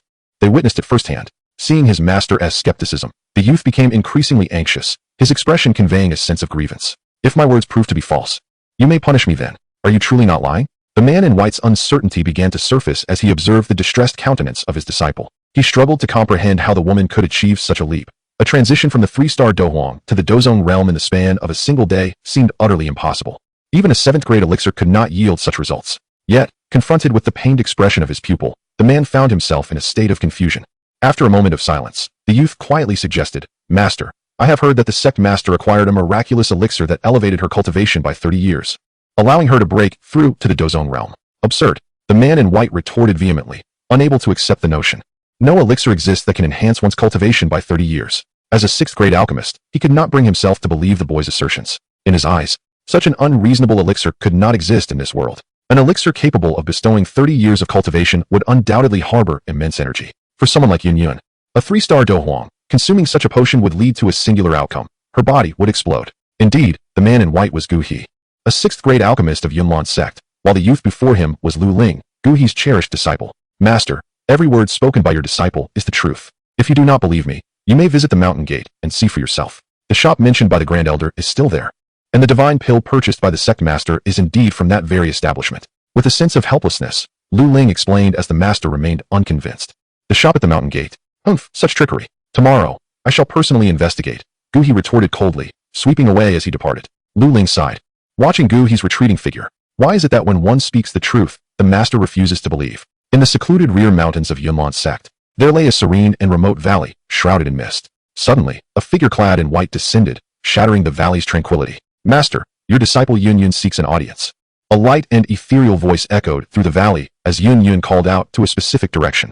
At that moment, within a secluded cave, luminous pearls embedded in the walls illuminated the previously dark environment. In the center of the cave, an elderly man dressed in a white robe sat cross-legged, emanating a profound aura. Upon hearing the voice from outside, the old man abruptly opened his eyes, a flash of clarity piercing through their murky depths. Yunner, what brings you here? Could it be that something has occurred in the Yunlan sect? His expression darkened as he rose and made his way toward the cave's exit. With a resounding crash, the stones that sealed the cave burst apart, and a figure in white swiftly approached Yun Yun. Disciple Yun Yun pays her respects to master. Upon seeing the old man, Yun Yun hurriedly bowed, her demeanor exceedingly respectful. Yunner, you seek me? The old man regarded Yun Yun with a slight nod. But before he could utter another word, his expression shifted dramatically as disbelief washed over him. Yunner, what is your cultivation level? Chapter 16. The Astonishment of Yun Shan. Yunner, what is your cultivation level?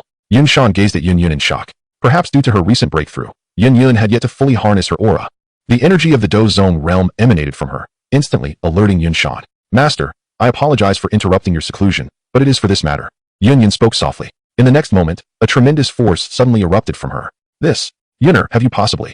Feeling this overwhelming aura, Yun Shan's astonishment deepened, his face reflecting incredulity. Yun Yun nodded. Master, I have indeed broken through to the Do Zone realm. Truly at the Do Zone realm. How can this be possible? With Yun Yun's affirmative response, Yun Shan was left in a state of bewilderment. For over 20 years, I have been trapped at the pinnacle of the 9-star Do Emperor realm, unable to make any progress. Yet now, my own disciple, whom I have nurtured with my own hands, has unexpectedly achieved a breakthrough. This revelation has completely shattered Yun Shan's worldview. No matter how he tries, he cannot accept the reality before him.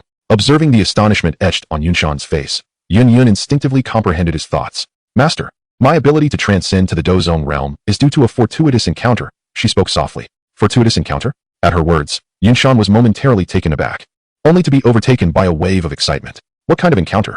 Yunner, please tell me at once. His gaze burned fervently as he looked at Yun Yun. For so many years, he had been ensnared in the 9-star Do Emperor realm, unable to break free. Witnessing his own impending demise, Yun Shan was truly anxious. He had even contemplated a final course of action, collaborating with that enigmatic figure. Though he understood that this mysterious individual was undoubtedly not benign and had ulterior motives for approaching him, Yun Shan felt he had no other options. To break through to the Do Zone realm, he was willing to sacrifice everything. Of course, had he not been driven to desperation, he would never have considered such a perilous alliance. Master, please allow me to explain in detail. Yun Yun smiled gently and proceeded to recount the events that transpired earlier at the entrance of the Yunlan sect. Moments later, after absorbing everything she had shared, Yun Shan appeared even more bewildered. Yunner, are you certain you are not deceiving me? He stared wide-eyed, suspicion evident in his gaze as he scrutinized the eloquent Yun Yun. A mysterious young man opened a shop at the mountain gate? You acquired an unparalleled divine pill that allowed you to directly elevate your cultivation by 30 years, thus breaking through to the Do Zone realm? This tale sounds even more fantastical than obtaining a powerful inheritance by leaping off a cliff. Master, my Do Zone cultivation is not a fabrication. Sensing Yun Shan's doubtful expression, Yun Yun realized that he would struggle to accept this revelation in a mere moment. In truth, had she not experienced it firsthand, she too would find the story utterly absurd. As he listened, Yun Shan felt the formidable aura radiating from Yun Yun, and his demeanor gradually turned serious. He began to embrace this seemingly extravagant narrative. Having watched Yun Yun grow, he was intimately familiar with her character. Thus, he trusted that she would not mislead him. Yunner, you mentioned that the proprietor of that shop will continue selling the jars tomorrow? With newfound belief, Yun Shan's thoughts began to race, and excitement flickered across his aged visage. If he too could procure a divine pill, might he not also achieve an immediate breakthrough to the Do Zone realm? Master, I have come to request your emergence from seclusion. Perhaps this is a fortuitous opportunity for you, Yun Yun said with a smile. Very well, I shall venture forth tomorrow to behold this so-called miraculous shop you speak of. Yin Shan replied with a hearty laugh. In the realm of the myriad worlds, within a quaint garden, Yi Yun sat in tranquil meditation, resembling a sage in deep contemplation.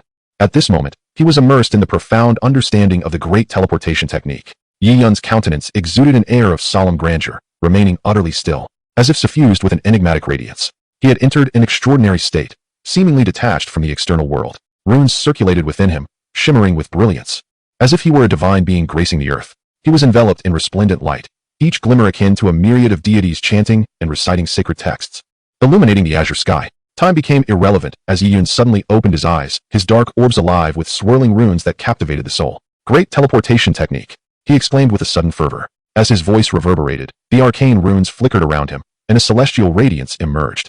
In the next instant, Yi Yun, who had been seated in the pavilion, vanished without a trace, as if he had been swallowed by the very fabric of existence. When Yi Yun's figure re-emerged, he found himself in a garden 100 meters away. This spatial displacement represented the zenith of his current abilities. The great teleportation technique was unfathomably intricate, and with his present strength as a doling, he could only manifest its superficial aspects. Nonetheless, Yi Yun felt a deep sense of satisfaction. It was known that only those who attained the high rank of Dozun could wield such spatial manipulation on the Duki continent. Yet Yi Yun, through the great teleportation technique, had achieved this feat within the mere confines of the doling realm. This alone attested to the terrifying power of the technique. Great teleportation technique. Yi Yun called out once more, and as the runes danced, his form vanished again. Upon reappearing, he found himself back in the pavilion. He exhaled sharply, feeling the weight of exhaustion as he gasped for breath. The might of the great teleportation technique was indeed formidable, but its toll was equally great. After merely 2 uses, Yi Yun sensed the strain on his body. Utilizing the great teleportation technique not only drained his Duki, but also posed a significant trial for his physical resilience. After all, traversing the void with insufficient bodily strength could lead to an instantaneous disintegration under such intense speeds. Yi Yun felt an overwhelming sense of weakness enveloping him, a twinge of regret swelling within his heart. Had he known earlier, he would have chosen the bowl of dragon tendon and phoenix essence noodles, which would undoubtedly have fortified him immensely, perhaps even 7-fold. Alas, in this world, there exists no remedy for regret. With a sigh, Yi Yun's gaze shifted toward the final scroll resting upon the stone table. He picked it up and softly uttered, "System, extract the divine sword thunder control technique." In the next moment, the scroll erupted with a brilliant radiance of lightning, and a torrent of information surged into Yi Yun's mind. 9 heaven's mystical abyss, transformed into divine thunder. The resplendent might of heaven, guided by the sword. The resonant echoes of thunderous incantations gradually reverberated within his consciousness. Yi Yun became increasingly immersed in this deluge of knowledge. As time passed, a fierce sword intent began to manifest around him. Chapter 17, Gathering at the Mountain Gate. A night swiftly slipped away, and a glimmer of dawn illuminated the horizon. At that moment, a figure clad in moonlight soared forth from the gates of the Yunlan sect, heading straight for the celestial marketplace beyond. This ethereal figure was none other than the Grand Elder of Yunlan sect, Yunlong. At this juncture, evident dark circles graced his eyes, and his demeanor appeared rather unwell. Yet, an unusual excitement danced across his face, tinged with a hint of pride. Last night, he had remained awake, solely for this very moment. Today, he was resolute in being the first to reach the shop. The thought of this filled him with a sense of accomplishment for his sagacious decision. Upon learning that the shop offered only 5 jars for sale each day, he had taken it to heart. With so many individuals in Yunlan sect, how could 5 jars suffice? Naturally, the early bird would catch the worm, he mused. After leaving the shop yesterday, he had made a special trip to the imperial capital, trading everything he could into gold coins. Now, he bore a staggering sum of 500,000 gold coins. If the opportunity arose, he would not hesitate to acquire all 5 jars in one go. The memory of Yun Yun unearthing a peerless divine elixir upon opening her first jar sent waves of exhilaration through him. Even if her luck was exceptional, yielding a great treasure from a single jar, surely, it would not be unreasonable for him to uncover a divine elixir by opening 5 at once. With such delightful thoughts swirling in his mind, he hastened towards the shop, recalling the old adage, the early bird catches the worm. Today, he would embody this saying perfectly. Yunlong's pace was swift, and in mere moments, he had exited the mountain gate, soaring above the shop. Just as he prepared to descend, his expression altered dramatically. As he gazed below in astonishment, the joy on his face abruptly frozen in place. Beneath, a queue had formed outside the shop, comprising over 20 individuals. Yunling's face bore an expression of disbelief mixed with frustration as his gaze swept over the congregation. It was evident that the majority were elders and stewards of the Yunlan sect. At present, these individuals were mostly seated on the ground, some, like Yunling, appearing to have spent the night awake, now dozing off in their meditative postures. The one at the front had even laid out a mat on the ground and was soundly asleep. Had he perhaps spent the night here? Witnessing this scene, Yunling felt a twitch at the corner of his mouth. These individuals were indeed overly committed. A sense of discontent brewed within him after a long night of vigil. He had arrived before dawn, only to discover that these people had outdone him in their tenacity. With a sigh, Yunling descended to the ground, his arrival immediately stirring the crowd waiting in line. "Ah, the Grand Elder has arrived," exclaimed one. "Good morning, Grand Elder," another chimed in. "You two are here to queue?" The high-ranking members of the Yunlan sect greeted him with enthusiasm. In response to their warm reception, Yunling smiled back, his eyes eagerly scanning the crowd, hoping someone would graciously offer him a spot in line. Alas, after a brief moment of waiting, not a single person stepped forward. To add to his dismay, as they noticed his presence, they all squeezed closer together, seemingly guarding against any attempt he might make to cut in line. Yunling felt a slight twitch at the corner of his mouth. These individuals truly exhibited a lack of respect for their elders. The world had changed indeed. Under the watchful eyes of the senior members of the Yunlan sect, the Grand Elder Yunling could only begrudgingly take his place at the back of the line. Not long after sitting down, a heavy wave of drowsiness washed over him. Age had taken its toll. In his youth, he could have battled through the night with vigor. Reflecting upon this, he noticed the day was still early and, unable to resist like the others, began to doze off. As time passed, the sun ascended gradually, casting a rosy hue across the sky, as if someone had brushed a layer of pink across the pale blue, beneath which lay countless golden rays. "Why hasn't the shop opened yet? Is this how one conducts business?" sighed the high-ranking members of the Yunlan sect, their dissatisfaction growing as the daylight fully emerged without the shop's doors swinging open. Sitting at the back, Yunling roused himself, continuously scanning the scene, anticipating the moment someone might yield and leave, so he could seize the opportunity to take their place. He gazed at the bustling crowd, unable to suppress a shake of his head. The hearts of people today are far too restless. Yet, what disheartened Yunling was that these individuals merely spoke of their discontent. No one truly desired to leave. Alas, the sincerity of the present generation is sorely lacking. Just as Yunling lamented internally, a formidable pressure suddenly descended. The expressions of the crowd shifted, and they soon beheld two figures swiftly approaching from within the Yunlan sect. One figure cradled a young girl in her arms. It was none other than Yun Yun and her disciple. As for the other figure, it was naturally the venerable patriarch of the Yunlan sect, Yun Shan, who had just emerged from seclusion the previous night. Upon their arrival above the bustling marketplace, Yun Yun and Yun Shan were momentarily taken aback by the long queue below. "Oh no, Master, it seems we have arrived too late. We have missed our share of jars for today," lamented Na Lan Yun Ran, who was being held by Yun Yun, her face a picture of despair as she cast a glance downward. Yun Yun's expression mirrored her concern. Upon noticing individuals sprawled on mats on the ground, her lips twitched slightly.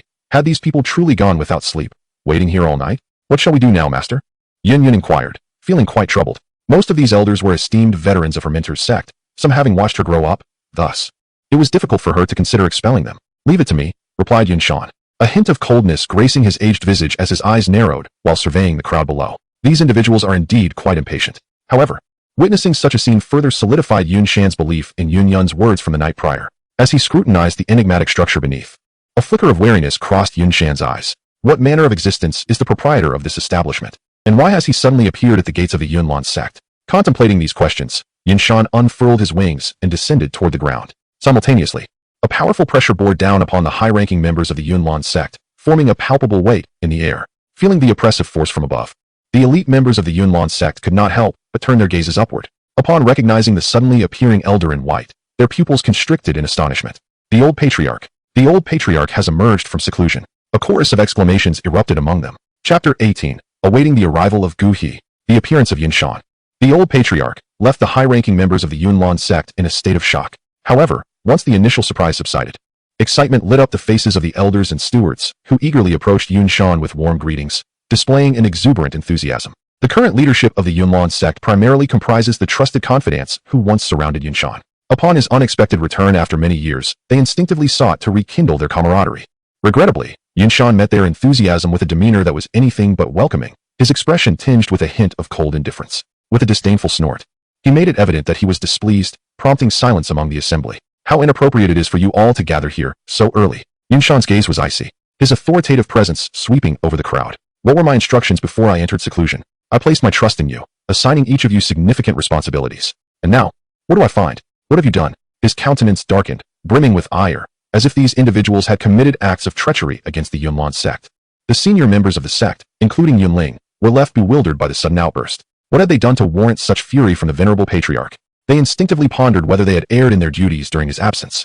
Observing their obliviousness to their faults, Yun Shan's expression grew even more somber. "Yunling, as the Grand Elder overseeing the Law Enforcement Hall, what brings you here at this hour? Yunha, as the Second Elder, are you not tasked with guarding the Scripture Pavilion? Have you forgotten your duties? Yin Tao, as the Third Elder, should you not be supervising the disciples' training? Gu Yi, as the Outer Sect Steward, why are you neglecting your responsibility to maintain order within the Outer Sect? Yunshan pointedly addressed each high-ranking member present, delivering stern admonishments that left the elders and stewards thoroughly chastised. As Yunshan's rebuke resonated through the air, the assembled leaders of the Yunlan sect finally began to grasp the gravity of their missteps. Faced with the patriarch's stern reprimand, they bowed their heads in shame. In the void above, Yun observed her master's commanding display with wide-eyed astonishment. Incredible!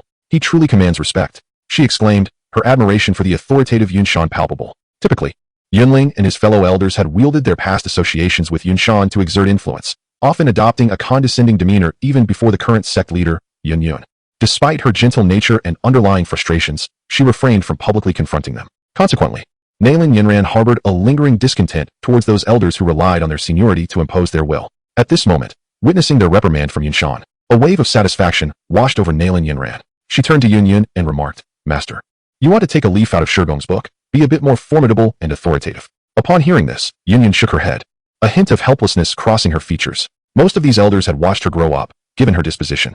It was simply impossible for her to be as domineering as Yunshan. Below, the senior members of Yunlan's sect, chastised by Yunshan, found themselves unable to lift their heads.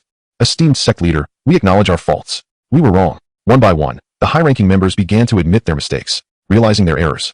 They should have promptly returned to their duties. Observing their newfound awareness, Yunshan's expression softened slightly, and he admonished, "Should any of you dare to neglect your responsibilities again, I shall revoke your positions." At his words, the faces of the Yunlan sect's upper echelons changed dramatically. They were now facing the imminent threat of unemployment. "Yes, we shall return immediately," Yunling replied, swiftly making his way towards the sect's entrance. The other elders and stewards followed suit. However, before departing, they cast a lingering glance at the shop's entrance, their hearts heavy with regret. Alas, with this departure, they felt they had missed a monumental opportunity. Had Yun witnessed this scene, he would undoubtedly have lamented the tragic plight of becoming a cog in the machine. After all the senior members of Yunlan's sect had left, Yunshan gazed at the now deserted shop in trance, a smile gracing his lips. "At last, there is no one to contend with me for the jar. Master, it is indeed your presence that proves effective," Yun remarked softly as she descended with Nailin Yunran. Yunshan turned to look at Yun and said with a sigh, "Yunner, your nature is still too gentle." Having watched Yun grow, he understood her character intimately. Had he not emerged from seclusion today, she would have been overwhelmed in such a scenario, and the situation would have devolved into chaos, perhaps even leading to a brawl among the elders over the jar. Yunshan advised, as the leader of a sect and a formidable contender in the Dozong realm. "You must be resolute when the time calls for it. Do not concern yourself with preserving my dignity." Nodding in acknowledgement, Yun replied, "Disciple shall heed the master's teachings." Yunshan nodded, and the three awaited at the shop entrance. "Yunner, when will the owner of this shop open for business?" Yunshan inquired, furrowing his brow at the unremarkable establishment before him. "This, I do not know," Yun replied, shaking her head. "The small boss once remarked that everything is left to fate." Nailin Yunran inquired, "Is he still sleeping in? Should I wake him?" "Yunran, such behavior is unbecoming." Upon hearing this, Yun was startled and immediately halted Nailin Yunran's reckless actions. If they were to anger this small boss, it could spell great disaster for the Yunlan sect. Recalling the methods displayed by Yun yesterday, Yun felt an overwhelming sense of trepidation. Subsequently, the three of them quietly awaited at the entrance. Half an hour later, a figure in white gracefully descended. It was none other than the Pill King Gu He. Chapter 19. I am not of this world. Gu He had met the old sect master. Dressed in white, Gu He approached the shop and promptly bowed to Yunshan. "Gu He, I never expected that after all these years, you would have advanced to a 6th grade alchemist. Quite impressive. I did not misjudge you in the past." Observing Gu He before him, a look of gratification spread across Yunshan's face. The young man who once shone brilliantly at the alchemist conference had finally risen to become the esteemed Pill King of the Jaimar Empire. It was not in vain that he had painstakingly drawn Gu He to the Yunlan sect. Had the royal family managed to recruit him, it could have significantly threatened the position of the Yunlan sect within the Jaimar Empire. Gu He's accomplishments were undoubtedly a result of the old sect master's guidance. Despite his usual arrogance towards outsiders, Gu He maintained the appropriate respect in front of Yunshan. "Haha, you are too modest." Yunshan felt a surge of joy upon hearing this. Becoming a 6th grade alchemist is not something that can merely be achieved through resources. It ultimately comes down to your exceptional talent. After a brief exchange, Gu He finally turned his gaze towards Yun. "Sect-master, I have heard that you have broken through to the Dozong realm. Is there truth to this?" Reflecting on the information reported by Lu Ling the previous night, Gu He sought confirmation from Yun. Yun remained silent, her thoughts coalescing as an aura of immense pressure, characteristic of the Dozong realm, radiated from her.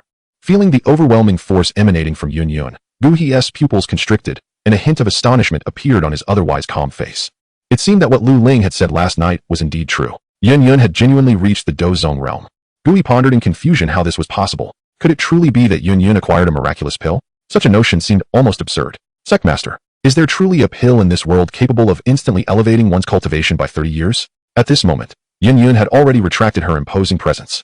Gui felt a sense of relief and continued to inquire. If you do not believe me, I can personally open a jar later. Yin Yun understood that. In matters such as these, no amount of explanation would suffice unless one experienced it firsthand. Open a jar? Furukawa furrowed his brow, casting his gaze upon the unremarkable shop before him. What kind of jar could possibly yield such divine elixirs? Today, he resolved to personally put it to the test. With Furukawa's arrival, 4 figures stood at the entrance of the shop, quietly awaiting the doors to open. Inside the shop's estate, Yi Yun remained seated in the gazebo, exuding an intense sword aura that rose from him. Time passed, though how long he did not know, until Yi Yun finally opened his eyes, a flicker of sword light shimmering in his pitch-black irises. At that moment, he had successfully engraved the profound legacy of the divine sword thunder control technique into his mind. 9 heavens, the mystic abyss, transformed into divine thunder, the magnificent celestial might, guided by the sword. The powerful incantation of the divine sword thunder control technique flashed through his thoughts, causing a spark of eagerness to emerge on Yi Yun's face. Yet, in the next instant, an expression of embarrassment crossed his features. He possessed not a single sword in hand. How could he possibly execute a sword technique? Very well, I shall wait for the day a fine sword is produced before showcasing my skills. Shaking his head, Yi Yun remembered he had tasks to complete. Grabbing a bucket of instant noodles, he made his way toward the shop. At this moment, the sun had risen high in the sky. Outside the shop, Nailin Yinran wiped the sweat from her forehead and couldn't help but complain. Who conducts business like this? It's so late, and still no one has opened the door. She felt quite dissatisfied. The scorching sun had tanned her delicate, fair skin. Beside her, Yin Yun nodded in agreement with Nailin Yinran's words, though she admonished her, saying, Yinran, do not be disrespectful. Although Yi Yun had demonstrated considerable strength, Yin Yun remained wary. Despite Yi Yun not appearing to be the type to bully the weak, she was still reluctant to test his limits. Just as the group was becoming increasingly impatient, the shop's door creaked open. Finally, it's open. Nailin Yinran's expression brightened, her beautiful face breaking into a joyful smile. The 4 of them promptly entered the shop. Upon their arrival, Yi Yun was in the midst of unwrapping the packaging of his instant noodles. Good morning. He greeted the newcomers with a smile. Hearing this, the corners of the 4's mouths twitched. It was nearly noon, and he still called it morning? Yin Yun, however, managed to muster a pleasing smile, replying, Good morning. Boss, could I trouble you for a jar? Buying a jar, are we? No need to rush. Please have a seat while I finish my breakfast. Yi Yun grinned, waving his hand, causing a chair to materialize behind the 4. Nailin Yinran plopped down onto it, inwardly grumbling. It's already midday. And he is still having breakfast while we've been waiting outside, without even a meal. After Yi Yun unwrapped the packaging, he tore open several condiment packets and added them to the bucket. With a flourish, he snapped his fingers, and a steaming torrent of hot water materialized, pouring into the bucket. Skillfully, Yi Yun pierced a hole in the lid with a fork, perfectly sealing in the heat within. Yin Yun and her 3 companions gazed at Yi Yun's actions in bewilderment, uncertain of what this instant noodle concoction was. Breakfast? What kind of breakfast was this? Why had they never encountered it before? A scene flashed through Yun Shan's mind. The moment Yi Yun conjured hot water from thin air, leaving him unsettled. How could such a feat be accomplished? Who exactly was this young man? I am Yin Shan. May I inquire your esteemed name? Hesitating briefly, Yin Shan rose to question Yi Yun. The enigma surrounding the young man was too compelling. He felt an irresistible urge to uncover his background. Was this elder truly Yin Shan? Yi Yun's gaze swept over him, pondering how this individual could be the formidable antagonist from the earlier stages of the story, yet appears so unassuming. Yi Yun replied, I am Yi Yun. Yin Shan furrowed his brow, pondering for a moment, but could not find any clues in his mind. Noticing Yi Yun's amiable demeanor, he couldn't help but inquire further, are you perhaps from the Gamma Empire? Yi Yun shook his head, then are you from the Central Continent? In Yun Shan's view, only the Central Continent could produce a mysterious powerhouse like Yi Yun. Yi Yun paused, realizing that Yun Shan was probing for information about him. However, he did not mind and smiled, saying, you needn't guess, I am not of this world. Indeed, he hailed from Earth, not belonging to this realm. The revelation that he was not of this world left the 4 seated individuals in stunned silence. What could this possibly mean? Yun Shan frowned, and then, as if struck by a sudden insight, he looked at Yi Yun in disbelief. Could it be that you hail from the upper realm? Upon hearing Yi Yun's words, Yun Shan was immensely shocked, having ventured a bold hypothesis. The upper realm? At this, Yi Yun sensed a shift in Yun Shan's assumptions, understanding he had misinterpreted the situation. However, he chose not to clarify. Instead, he decided to play along, intending to project an air of superiority to intimidate those present. With this thought, Yi Yun posed a question to Yun Shan. What do you think of the strength of a Do Emperor on the Duki continent? The mention of a Do Emperor sent a jolt through the hearts of the 4 present. Could it be that this youthful Yi Yun was, in fact, a Do Emperor himself? Yun Shan gazed deeply at Yi Yun before speaking. It is said that upon reaching the realm of the Do Emperor, one can shatter the void and depart. Unfortunately, the Do Emperor realm exists only in ancient texts, and it seems no one in the present world has yet stepped into this domain. Shatter the void and depart? Do you know where these Do Emperor powerhouses have gone? Yi Yun queried, a smile gracing his lips. At this, Yinshan was momentarily taken aback, his eyes widening as he focused intently on Yi Yun. He understood that the forthcoming words from this enigmatic figure might unveil a new door for him, one capable of igniting a sensation across the entire Duki continent. What do you think lies above us? Yi Yun indicated the distant heights, tantalizingly piquing Yun Yu's curiosity. Yinshan, eager to learn, urged, Boss Yi, please, just tell me. I truly wish to know. Observing the hopeful expressions of the four, Yi Yun decided to reveal the truth. Drawing from the fantastical novels of his previous life, he began to weave a tale. When a Do Emperor shatters the void, the destination is known as the Great Thousand World. To be precise, the Dopa continent is merely a part of this Great Thousand World. Beneath the Great Thousand World lie 3,000 smaller worlds. And the Duki continent is but a small world within this vast expanse. The Great Thousand World? The Duki continent is merely a small world? The four were visibly astonished and bewildered by Yi Yun's revelations. It was the first time they had encountered such notions, leaving them utterly astonished. Nailin Yinran's beautiful eyes sparkled with intrigue as she asked, Then, Boss Yi, you must hail from the Great Thousand World above the Duki continent? No. Yi Yun shook his head, continuing his earnest fabrications. In truth, above the Great Thousand World lies a vast and boundless universe.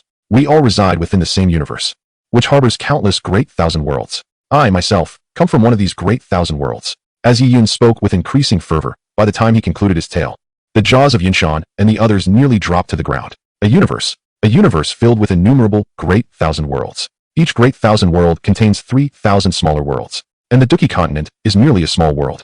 After hearing Yi Yun's account, Yinshan and the others were utterly astounded. They had never comprehended that what they perceived as an expansive Duki continent could be so insignificant. Boss Yi, you must have traversed many Great Thousand Worlds, haven't you? Yun Yu asked with curiosity, convinced that someone with such knowledge must have experienced the wonders of other Great Thousand Worlds. Yi Yun nodded and remarked, In truth, I am a merchant traversing the vast cosmos, seldom lingering in one place for long. The jars I sell contain treasures sourced from various grand and minor worlds. For instance, the divine elixirs produced by Yun Yun originate from a small realm that is my homeland. The Lightfoot boots also hail from there. The technique known as 10,000 swords return to origin comes from a world called Finyu. Meanwhile, the devouring ancestral talisman wielded by Nailin Yanran is from a realm known as Wu Dongxiankua. Interestingly, this world appears to be adjacent to your Duki continent. Perhaps one day, when you transcend to the Do-Di realm and break through the void into the vast expanse of the Grand Thousand Worlds, you may encounter a fellow named Lin Dong, who possesses 8 ancestral talismans. 8 ancestral talismans. Upon hearing this, Nailin Yinran's fair visage displayed a look of astonishment. Having merged with the devouring ancestral talisman, she understood the immense power these talismans held. The fact that a person named Lin Dong could command 8 of them hinted at his formidable strength. The other 3, listening intently as Yi Yun recounted the names of these worlds as if sharing treasured anecdotes, were equally captivated and astonished. They had not anticipated that this esteemed Yi merchant had traversed so many realms. The treasures within the jars he sold were undoubtedly collected from these worlds. The ability to navigate such diverse realms suggested that Yi Yun's prowess must be truly formidable. In that moment, the four felt a deep respect for him. Focus on your training diligently. Perhaps one day, you too will shatter the void and enter the boundless Grand Thousand Worlds. With that, Yi Yun concluded his discourse. Eager to indulge in his noodles as they had finished cooking, with a swift motion, he extracted his fork, and a rich aroma wafted through the air. He scooped up a mouthful of noodles, savoring each bite with great satisfaction. Indeed, this is the flavor I longed for. The enticing scent immediately stirred the appetites of the four present. Although they could absorb the energy of the heavens and earth to replenish themselves after advancing to the Do-Wang realm, the aroma was simply too alluring. They had never encountered such delectable, fragrant food. In the Duki continent, where martial prowess was revered, little attention was given to the study of culinary arts. Thus, in many respects, these individuals had not truly experienced exquisite cuisine. Nailin Yinran, unable to resist, fixated on the instant noodles in Yi Yun's hand and swallowed hard. As a fighter still in the stage of needing daily sustenance, she yearned for the taste. This morning, before she had the chance to partake in breakfast, she was brought here by Yun Yun. At this moment, she was already famished, and the tantalizing aroma wafting through the air, combined with the sight of Yi Yun savoring his meal, made Na Lan Yin Rant's mouth water profusely. With a slurp, Yi Yun continued to enjoy his instant noodles. And upon noticing the four of them fixated on his bowl, particularly the drool nearly dripping from Na Lan Yin Rant's lips, he was momentarily taken aback. Unable to suppress his curiosity, he inquired, "Are you all hungry as well?" Startled by his question, the four glanced at the enticing noodles in Yi Yun's possession and, as if compelled by an unseen force, nodded in agreement. Observing their reaction, Yi Yun said, "Very well, I shall share my noodles with you." Chapter 21, The Smoke Fruit. With that, he waved his hand, and 4 cups of instant noodles materialized, landing in the hands of the four. Follow the method I demonstrated earlier, and place the seasoning atop the noodles, Yi Yun instructed. The sudden appearance of the noodles left Yun Shan, Yun and Gu He momentarily bewildered, unsure of how to proceed. However, Na Lan Yin Ran, who had been attentively watching Yi Yun's earlier preparation, swiftly tore open the packaging. Under her guidance, the four quickly poured the seasonings into their cups. Yi Yun gestured, and hot water poured into each of the four bowls. Na Lan Yen ran mimicked Yi Yun's earlier technique, inserting her fork into the noodles to preserve the heat. This display of ingenuity caused Yi Yun to blink in surprise. The clever girl was quick to learn. This is instant noodles, a specialty from my hometown. You should all give it a try. Yi Yun explained as he introduced the dish. The four looked at their bowls with eager anticipation, their eyes gleaming with excitement. To them, Yi Yun was a being from a higher realm, and the prospect of tasting something from such a world filled them with exhilaration. Meanwhile, Yi Yun continued to enjoy the noodles he had yet to finish. Once he had concluded his meal, he glanced at the four and declared, "You may begin." At his words, the four swiftly lifted their lids, and in an instant, a rich aroma enveloped the air, igniting their appetites and making it impossible to resist. Slurp, slurp, slurp. Unable to withstand the enticing scent any longer, Yun Shan and the others dove into their meals. With the first bite, they experienced a symphony of flavors, leaving a lingering taste that was utterly delightful. "It's exquisite," Na Lan Yen Ran exclaimed, her eyes sparkling with delight and a blissful smile gracing her face. She was certain that this instant noodle was the most delectable dish she had ever tasted in her lifetime. The bowls, though modest in size, were quickly emptied by the group. Subsequently, they even consumed the broth, leaving nothing behind. Yi Yun gazed at this scene in astonishment, pondering how long these individuals had been famished. It felt as though they were fleeing from disaster. Was it truly necessary to devour instant noodles with such fervor? Ahem. Yi boss, this instant noodle is indeed extraordinarily delectable, simply exquisite, remarkably delicious. Noticing Yi Yun's peculiar gaze, Yun Shan and the others quickly realized their eating habits had been rather unrefined. "Would you like another bowl?" Yi Yun inquired, observing their expressions of lingering satisfaction. In truth, he himself had not eaten enough and yearned for another bowl. Upon hearing his words, Yun Shan hesitated for a moment, reluctantly shaking his head. "No, we are already full." He truly did not wish to embarrass himself again. "All right, Yi boss, I wish to indulge in your noodles once more." Nalan Yinran's response was in stark contrast to that of Yun Shan and the others. When a young lady encounters something she adores, she naturally desires to indulge to her heart's content. "Very well, I shall prepare another for you." Yi Yun nodded, and soon 2 more bowls of instant noodles appeared. He deftly opened the seasoning packets and poured in boiling water, a remarkably simple endeavor.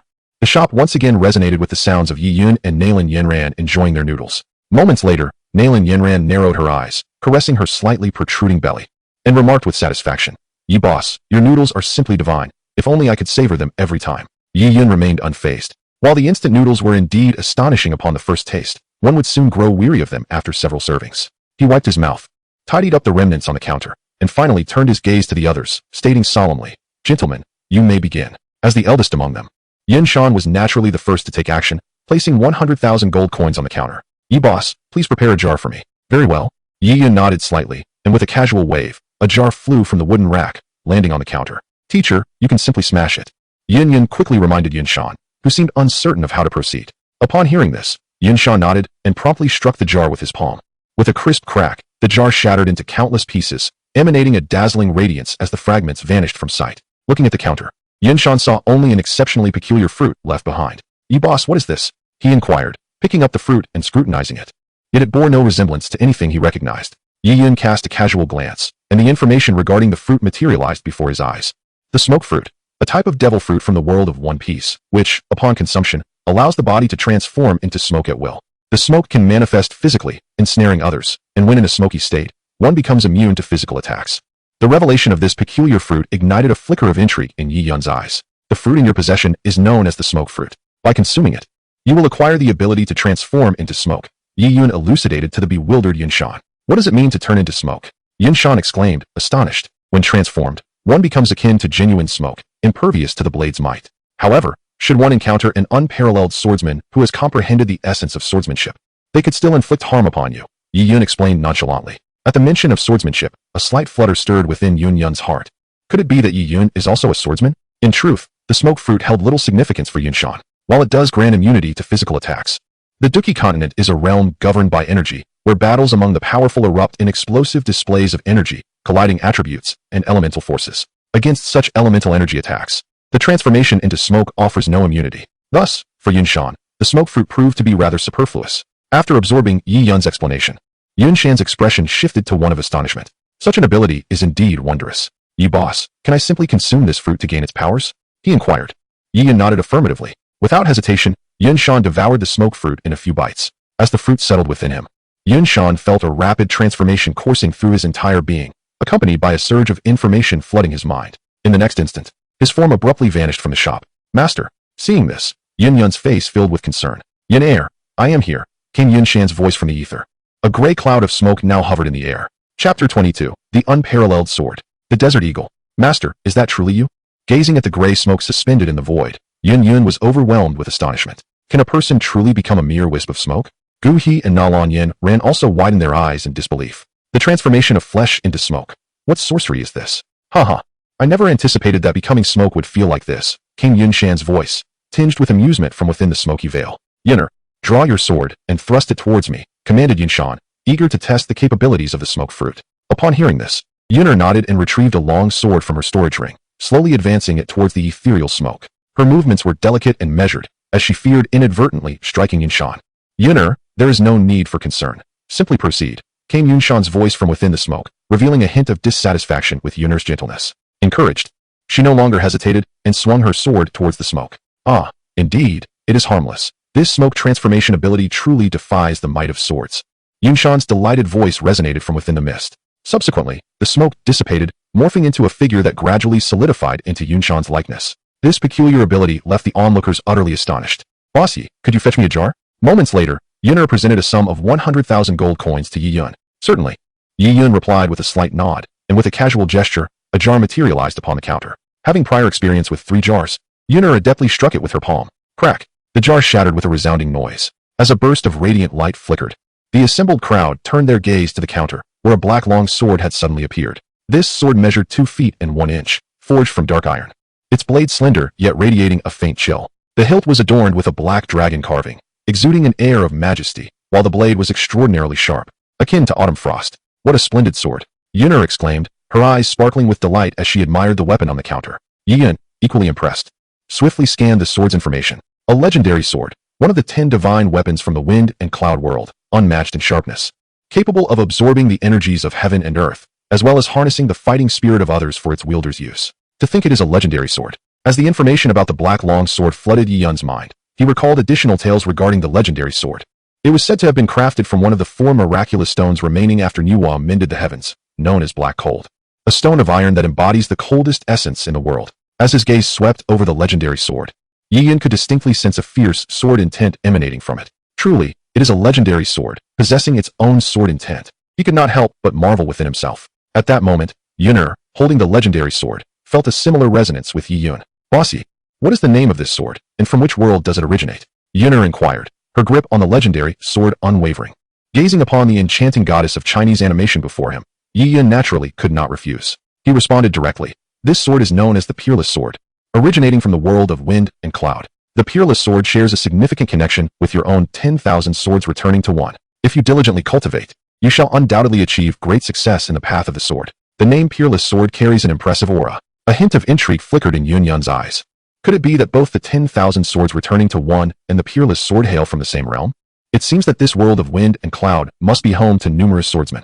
As she sensed the sword intent emanating from the Peerless Sword, a sudden warmth blossomed in Yun Yun's heart. Master, I wish to test the power of this Peerless Sword. Grasping the sword firmly, her gaze shifted towards the side where Yun Shan stood. She pondered whether this Peerless Sword could inflict harm upon her master's smoky form. Upon hearing her words, Yun Shan cast a glance at the Peerless Sword in Yun Yun's hand, his eyes revealing a flicker of curiosity. In the next moment, with a thought, his body transformed into a wisp of smoke. Yin Air, unleash your strike. Yun Yun nodded, tightening her grip on the Peerless Sword, radiating an aura of sharp sword intent. In the blink of an eye, a chilling light flashed through the void, and with a fierce swing, she aimed directly at the smoky figure. Ah! A cry of anguish echoed from within the smoke. Master, are you alright? Alarmed by the cry, Yun Yun's expression shifted to one of concern. I am unscathed. From within the smoke came Yun Shan's reassuring response, followed by a swirling motion as he reformed into his original shape. Though no blood was drawn, a pallor crossed Yun Shan's face, indicating that the previous strike had indeed inflicted injury upon him. This sword is extraordinary. Yun Shan regarded the Peerless Sword in Yun Yun's hand, a look of wariness surfacing in his murky eyes. The fact that this sword could harm his smoky form without the aid of battle energy was truly formidable. Once Yun Yun confirmed that her master was indeed unharmed, she felt a wave of relief wash over her. A smile graced her delicate features as she admired the Peerless Sword. Boss, please prepare a jar for me as well. At that moment, Gu He approached with 100,000 gold coins, addressing Yi Yun. Certainly. After accepting the gold coins, Yi Yun waved his hand, causing a jar to soar from the wooden rack and land upon the counter. Without a moment's hesitation, Gu He struck the jar with his palm. As a dazzling light flickered, the contents of the jar revealed themselves upon the counter. What is this? Gu He queried, gazing at the unfamiliar object displayed before him. His eyes filled with curiosity. Meanwhile, upon seeing what lay on the counter, Yi Yun's expression turned to one of astonishment. The desert eagle. Indeed, what lies upon the counter at this moment is none other than a desert eagle. Adorned entirely in a resplendent gold, it presents an exceedingly striking appearance. Boss, can you enlighten me on the treasure I have unearthed? Gu He inquired, lifting the desert eagle and casting an expectant glance towards Yi Yun. In response, Yi Yun's expression turned somewhat peculiar. While the desert eagle indeed boasted an impressive aesthetic and formidable power among handguns, in the realm of Duki, it appeared rather superfluous. Yi Yun estimated that, given the firearm's potency, it could at most eliminate an individual at the dosher level. However, when confronted with a formidable dosher clad in Duki armor, the desert eagle's efficacy would likely falter.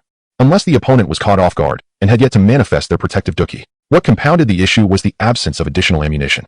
The desert eagle would ultimately serve as nothing more than a disposable tool, rendered useless once its bullets were expended. Chapter 23, Captain America's Shield. Mirror Soulbone. Boss, you have yet to disclose what treasure this truly is. Observing Yi Yun's silence and peculiar demeanor, Gu He felt a tremor of anticipation within. His excitement intensified, and he could not suppress his eagerness. Could it be that he had unearthed an extraordinary artifact, one so remarkable that even the esteemed boss he was taken aback? As this thought crossed his mind, Gu He felt a surge of exhilaration and urged Yi Yun to elaborate on his newfound treasure. However, noticing Gu He's fervent enthusiasm, Yi Yun's expression grew increasingly odd. Though he was aware that his forthcoming words might deflate the other's excitement, he nonetheless felt compelled to elucidate the desert eagle's limitations, as it was his duty. What? This item can only harm dosher-level individuals? Upon hearing Yi Yun's explanation, Gu He's excitement immediately withered. With a thud, he dejectedly tossed the desert eagle onto the counter. For someone of his caliber, a Do Wong, the desert eagle was utterly trivial. Akin to a child's toy, visually appealing yet devoid of practical value. Gu He, if you no longer want it, might I have it? At that moment, Nailin Yinran, unable to contain herself, interjected from behind Gu He. Although the desert eagle could only eliminate dosher entities, it was more than sufficient for someone of her dosher standing. Moreover, the firearm's striking appearance aligned perfectly with Nailin Yinran's aesthetic sensibilities. Take it if you desire. Gu He nonchalantly waved his hand. To him, it was merely a toy gun, hardly worthy of his attention. Thank you, Elder Gu He. Upon hearing this, Nailin Yinran picked up the desert eagle from the counter, delightfully toying with it. Shopkeeper, please fetch me a jar, she requested. Following this, Nailin Yinran stored the desert eagle within her spatial ring, then placed 100,000 gold coins on the counter, addressing Yi Yun. All right. Yi Yun nodded and retrieved a jar from the wooden shelf, placing it upon the counter. With a swift motion, Nailin Yinran shattered the jar effortlessly. As a burst of radiant light flickered, the contents of the jar were revealed. Oh, what a peculiar little shield, she exclaimed, observing its unusual design. The item displayed on the counter was a round, disc-shaped shield, adorned in alternating hues of red and white, with a white pentagram at its center. Shopkeeper, is this shield truly a treasure? What is its purpose? Nailin Yinran inquired. Her curiosity piqued as she lifted the disc-shaped shield. Upon seeing the shield, Yi Yun instantly recognized its significance. Captain America's shield. Hailing from the Marvel Universe, it is the weapon of Captain America from the Avengers. Indeed, the very shield that Nailin Yinran had unveiled was none other than that wielded by Captain America himself. Crafted from the rare material known as vibranium. Combined with iron and a unique chemical composition, this shield was nearly indestructible, capable of withstanding extreme pressure, temperatures, radiation, and electromagnetic waves. Observing the shield in Nailin Yinran's hands, Yi Yun's eyes glimmered with intrigue. Its defensive capabilities were unparalleled, virtually unbreakable. Even the mightiest warriors in this realm would likely find it challenging to shatter this round shield. Nailin Yinran's fortune in uncovering such a remarkable shield was nothing short of extraordinary. As Nailin Yinran gazed at him with eager anticipation, Yi Yun smiled and proposed that Yun test the shield's resilience with her extraordinary sword. Upon hearing this, Yun's expression shifted to one of hesitation. Her exceptional sword was renowned for its ability to slice through anything, and she feared that this seemingly ordinary round shield would be cleaved in two with a single strike. Shopkeeper, is this truly without risk? She asked, uncertainty lacing her voice. Yi Yun merely smiled and shook his head. Sensing his confidence, Yun steadied herself, lifting her extraordinary sword with determination. Nailin Yinran, feeling a twinge of apprehension, placed the round shield back on the counter and stepped back 3 meters, wary of the formidable sword in Yun's grasp. With a resounding clang, Yun wielded her exceptional sword, descending upon the shield on the counter without a moment's hesitation. As sparks erupted, the blade made contact with the round shield. After delivering the strike, Yun swiftly retracted her sword. Subsequently, all eyes turned curiously towards the round shield. Upon inspection, the surface of the shield remained impeccably smooth, devoid of even the faintest scratch from a blade. Witnessing this, astonishment illuminated the faces of the onlookers, particularly for Yun Shan, who had personally experienced the unparalleled sharpness of the exceptional sword. The fact that this seemingly unremarkable round shield could withstand the blade's edge left him in disbelief. After the initial shock, a look of excitement quickly graced Nalan Yinran's face. Clearly, the round shield she had crafted was yet another rare treasure, which filled her heart with joy and a sense of pride. In her eyes, both the devouring ancestral talisman and the current round shield surpassed the treasures produced by others. Reluctantly parting with the exquisite round shield after a moment of admiration, Nalan Yinran carefully stored it within her spatial ring. There's one last jar remaining. Who wishes to claim it? Yi Yun inquired, casting a glance at the final jar on the wooden rack. The sale of this jar would mark the conclusion of his workday. With this thought, anticipation welled up within him, curious about the treasures he might unveil from the exclusive jar today. Upon hearing Yi Yun's words, Nalan Yinran and her companions shifted their gazes towards Yun Shan. Although they all harbored a desire for the jar, Yun Shan, being the most senior among them, rightfully deserved the opportunity to open it. Yun Shan, without hesitation, produced 100,000 gold coins and addressed Yi Yun. I shall open the final jar. Yi Yun nodded and placed the last jar from the wooden rack onto the counter. May the ancestors of the Yunlan sect bestow upon me a divine elixir. Yun Shan took a deep breath, silently praying, before firmly striking the jar with his palm. As the familiar radiant glow flickered, an item materialized upon the counter. Is this a bone? Yun Shan furrowed his brow, examining the object that had appeared. It was a small, silver bone, merely the size of a palm. Yi Yun's gaze swept over the silver bone, instantly absorbing all pertinent information. Mirror soul bone, originating from Dolua continent. This soul bone allows the user to create a doppelganger upon fusion, which possesses 80% of the original strength, lasting for half an hour. Astounded by the information regarding the silver bone, Yi Yun's eyes widened in surprise. This silver bone, astonishingly, hailed from the esteemed soul bones of Dolua continent, a remarkably unique entity within that realm. The probability of a soul bone's appearance is merely 1 in 1,000, or even lower. Generally, only soul beasts of extraordinary strength that experience unique circumstances at the moment of their demise may yield a soul bone upon death, unlike the more common occurrence of soul rings. Consequently, soul bones are rendered exceedingly rare and immensely valuable. Chapter 24, Double Happiness. Although the power system in Dolua Delu may be deemed a fantastical labyrinth, it must be acknowledged that some of its elements possess remarkable strength. For instance, certain soul bones come equipped with innate skills. At the very least, Yi Yun finds the mirror skill associated with the mirror soul bone to be quite impressive. The ability to conjure a doppelganger with 80% of the original strength is undoubtedly a formidable technique. In the realm of Doqi, this would be classified as a mid-tier or even high-tier combat skill. While the duration of this doppelganger's existence is limited to half an hour, encounters between powerful beings seldom last that long. Half an hour is ample time for several fierce battles. Boss Yi, what purpose does this bone serve? Yun Shan inquired, curiously regarding the silver soul bone in his hand. Could it be that a mere bone qualifies as a treasure? However, this bone indeed possesses a certain uniqueness. After all, he had never encountered a silver bone from any magical beast before. Upon hearing Yun Shan's question, Yi Yun was momentarily taken aback. He found it quite challenging to elucidate the nature of this soul bone, especially since its inherent skills were unheard of on the Doqi continent. Even if he attempted to explain, it was likely that the other party would not comprehend its significance. With this in mind, Yi Yun feigned an air of mystery, smiling as he said, "This bone has an extraordinary origin. You need only integrate it into your being to acquire a rather wondrous ability." Integrated into my being? Yun Shan was somewhat bewildered. The bone clearly did not resemble a human bone. Would such integration not pose a problem? Moreover, what kind of miraculous ability could a mere bone bestow? Yun Shan's confusion was apparent. Meanwhile, Nalan Yinran, who was listening nearby, suddenly displayed a glimmer of intrigue in her beautiful eyes. Could this silver bone be akin to her devouring ancestor symbol? If integrated into one's body, it might bestow an extraordinarily transcendent power, just as her soul merged with the devouring ancestor symbol, granting her the formidable ability to consume all things. Contemplating this, Nalan Yinran cast a somewhat envious glance at Yun Shan. Master is truly fortunate to have come across such a remarkable treasure. Master, you need only silently chant the words integrate in your heart, and the bone will automatically merge with you, Nalan Yinran eagerly advised Yun Shan, drawing upon her own experience of merging with the devouring ancestor symbol. Upon hearing the words, Yun Shan displayed a hint of skepticism in his eyes. However, after a brief moment of hesitation, he resolved to trust the words of his apprentice. Firmly clutching the silver soul bone in his hand, he silently intoned, "Fusion."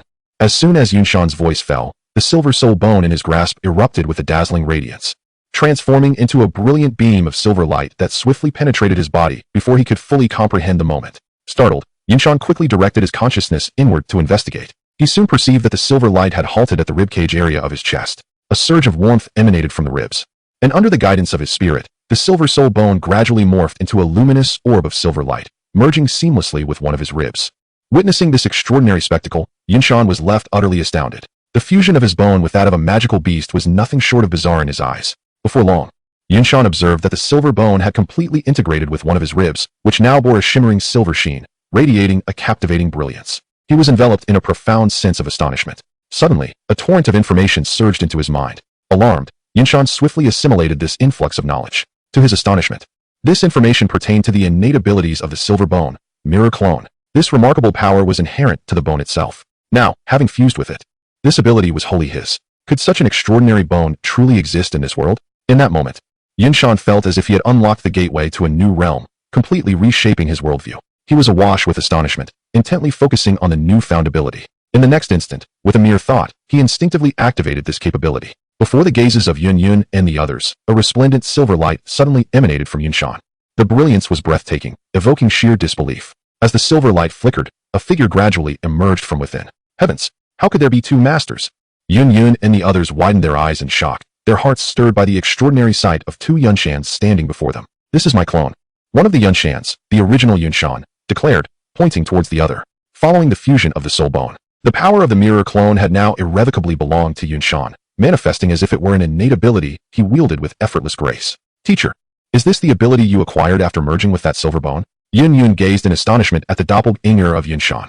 With a slight nod, Yunshan, too, wore an expression of excitement as he remarked, indeed, after merging with that bone, I acquired a remarkable ability known as the mirror doppelganger, allowing me to manifest a replica that is an exact likeness of myself. Nalan Yinran, filled with curiosity, inquired, Master, does this doppelganger possess strength equivalent to your true self? Upon hearing this, Yinshan shook his head, replying, not quite. The doppelganger possesses only about 80% of my true strength, and it can only be sustained for half an hour. Upon hearing this, Nalan Yinran felt a surge of delight. While the ability of the mirror doppelganger was formidable, it paled in comparison to her own devouring ancestral symbol. As she scrutinized Yinshan's doppelganger, she sensed it was merely an energy entity. Should a confrontation arise, she could potentially utilize her devouring ancestral symbol to absorb it directly as energy. With this thought, she felt a sense of pride, affirming that her devouring ancestral symbol was indeed the strongest. In stark contrast to Nalan Yinran's self-satisfaction, Gui observed the doppelganger created by Yunshan with a facade of stoicism, yet internally he was filled with envy. Such a treasure. Why had it not manifested for him? Reminded of the toy pistol he had previously opened, he felt a wave of despair wash over him. At the counter, Yi Yun examined Yunshan's doppelganger with keen interest. He mused that if a beautiful woman were to merge with this mirror soul bone and display it on their wedding night, the groom would surely be overwhelmed with joy, experiencing a double dose of pleasure. However, upon realizing that Yunshan's creation was merely an energy entity, Yi Yun lost interest. What utility does an energy entity possess? What can it accomplish? After a moment of astonishment and contemplation, Yinshan finally retracted his doppelganger. Observing this, Yi Yun felt an urge to open his own exclusive jar. He promptly addressed the four individuals, stating, all right, today's jars have all been sold. The shop is closing now. Please make your way home. Yi Yun's dismissal was rather abrupt. The group was momentarily taken aback, their expressions turning peculiar. Goodness, it had scarcely been half an hour since opening, and he was already closing the shop. Was this how one conducted business? They had barely begun to indulge, and he was shutting down already. Yunshan, having just savored the sweetness of his discovery, felt reluctant as he pleaded, Boss Yi, the day is still young. Could you not close so soon? Gu He, feeling discontented that while others had opened treasures, he had only unearthed a toy pistol, chimed in, Boss, at least let us have a little more fun. Let us explore a few more jars. I can afford it. Yin Yun spoke softly. Indeed, Boss Yi, could you not allow us to open a few more jars? Nalan Yinran nodded eagerly, akin to a chick pecking at grains, and added, I feel the same way. Yi Yun, with a resigned gesture of his hands, pointed to the now empty wooden rack and remarked, you see, the jars have all been sold out. Even if I wish to accommodate your requests, I find myself utterly powerless. Boss, can't you bring out a few more jars? Nalan Yinran inquired with curiosity. Yi Yun shook his head, replying, I cannot. When Nalan Yinran pressed for a reason, Yi Yun simply stated, because I am lazy. Little did they know. Yi Yun himself longed to sell a few more jars, as that would grant him several exclusive ones. Alas, the system was exceedingly stringent, allowing only 5 jars per day. Truly a situation where even the most skilled cook cannot prepare a meal without ingredients. Then, Boss Yi, are there any other items available for sale in your shop? Yin Yun asked with intrigue. Yi Yun gestured towards the clearly visible interior of the shop. Meeting Yin Yun's gaze as he queried, what do you think? Yin Yun cast a glance around and shook her head in exasperation, silently lamenting. This young Boss Yi is truly ill-suited for the business world. Who conducts commerce in such a manner? Yi Yun himself felt equally helpless, pondering when he might finally meet the demands of these customers. It was indeed a source of distress. Then, with a flicker of thought, he opened his attribute panel. Host, Yi Yun. Strength, 7-star doling. Skill, Divine Elephant Suppressing Prison Technique. Abilities, Grand Teleportation Technique. Divine Sword Thunder Control True Decision. Items, 9,992 buckets of instant noodles. Experience, 10,100. Yi Yun's gaze lingered on the experience section. 10,100. At this moment, it was his only glimmer of hope. According to the usual workings of such systems, once this experience value reached 100, there should be some form of upgrade or change. After all, there would inevitably be some transformation. What changes might occur? Yi Yun could not ascertain. Perhaps after the upgrade, he could sell more jars each day, or maybe other items would become available. Nevertheless, Yi Yun still harbored the desire to sell a few more jars daily. If that were the case, he could acquire several more exclusive jars. Seeing that Yi Yun was impervious to persuasion, Yun Yun and the others could only sigh in resignation. In any other shop, had the owner displayed such an attitude, they would have long since taken matters into their own hands. Yet, this enigmatic boss Yi, with unfathomable strength and origins from the upper realm, instilled a sense of caution in these rural folk, who dared not offend him. Master Yi, your arrival from the upper realm to our Yunlan sect is indeed a great honor for us. This evening, I, Yin Shan, have prepared a banquet within the sect, and I wonder if Master Yi would be gracious enough to grace us with your presence? After a moment of hesitation, Yin Shan addressed Yi Yun. Last night, he held some skepticism regarding the shop mentioned by Yun Yun, and was particularly dismissive of the so-called Master Yi. However, after witnessing the emergence of two extraordinary treasures today, his faith in Yi Yun's identity was profoundly solidified. Considering that this enigmatic Master Yi would only remain here for 3 days, Yin Shan began to contemplate the merits of fostering a connection. After all, establishing rapport with someone of such remarkable origin and extraordinary abilities could only yield benefits. Upon hearing this, Yin Yun immediately grasped the situation and softly added, Master Yi, a guest is always welcome. If you do not mind, please join us for a modest drink at our Yunlan sect. Observing their warm hospitality, Yi Yun felt a stirring in his heart. Yet, contemplating his current strength, he decisively dismissed the thought. Once he stepped outside the invincible domain of the shop, his cultivation would be laid bare before Yun Shan and the others. At that moment, the esteemed image he had cultivated would likely shatter into oblivion. He could almost envision their thoughts. What a pretentious expert. Yet he merely possesses the cultivation of a spirit fighter. Is this the caliber of those from the upper realm? A mere spirit fighter, how audacious. With such thoughts in mind, Yi Yun promptly extinguished his desire and shook his head at Yun Yun. Perhaps another time. Today, I am pressed for time. After all, having traversed realms, he yearned to revel in the world. Yet, alas, his current strength would not permit such indulgence. Hearing this, a hint of disappointment flickered in Yun Yun's eyes. Then, should you find the time in the future, Master Yi, you must certainly visit our Yunlan sect. I shall be sure to extend a warm welcome. A warm welcome? How playful. Yet, it is indeed a possibility. Gazing at the stunningly enchanting Yun Yun, Yi Yun felt a surge of affection. With this in mind, he nodded and replied, Very well, since Sect Master Yun is so inviting, I shall certainly pay a visit in due time. Observing this exchange, Yin Shan felt a twinge of dissatisfaction. Was his earlier warmth insufficient? He scrutinized Yi Yun for a moment and noted that the young master's gaze repeatedly lingered on his beloved disciple. A glimmer of realization crossed his eyes. So, this young master is indeed taken by my disciple. Casting a glance at Yi Yun and then back at his cherished pupil, a smile unexpectedly blossomed upon his wrinkled face.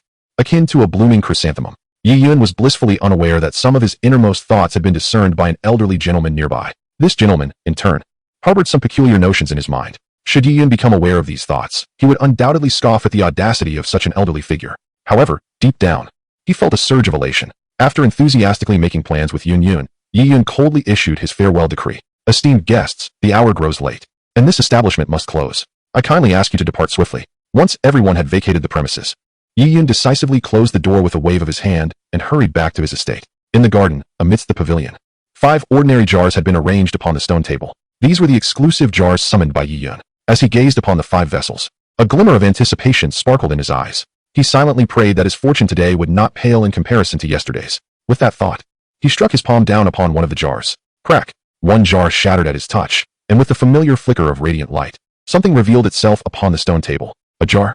Yi Yun stared in bewilderment at the jar before him, then glanced back at his palm, utterly perplexed. What was happening? Had he not just shattered it? Surely not. After all, he was a formidable spirit warrior. How could he possibly fail to break a mere jar? Confused, Yi Yun pondered the situation. Even a novice like Nalan Yanran, at the fighter level, could accomplish such a feat. It made no sense that he could not. However, Yi Yun soon noticed something amiss. This jar possessed a lid. His exclusive jars were sealed and lacked covers. Could it be that this jar was indeed a treasure he had summoned? Upon this realization, a flash of insight illuminated Yi Yun's mind. In the vast realms, what jar could be deemed the most extraordinary? Undoubtedly, it was the devouring demon jar wielded by the fearsome emperor from the unending sky. Could it be that the jar he had summoned was a version of the devouring demon jar? The thought sent a wave of excitement across Yi Yun's face. That was the devouring demon jar, one of the pinnacle weapons of the ultimate path. If he were to obtain it, his strength would surely soar. With eager anticipation, Yi Yun began to scan the information regarding this jar. A jar of 100 beasts' milk, originating from the perfect world. This concoction was crafted by the young emperor of the wilderness, simmering the milk of 100 ferocious beasts. Consuming it would fortify one's physique and refine the body. Upon reading this revelation, Yi Yun's eyes widened in astonishment, nearly spluttering in disbelief. A jar of 100 beasts' milk? Where is the much-anticipated version of the devouring demon jar?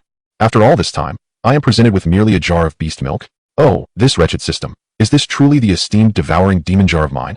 Yi Yun felt a surge of frustration, as if he were being toyed with. Just as he wallowed in his vexation, a notification chimed in his mind. Ding! Congratulations, host.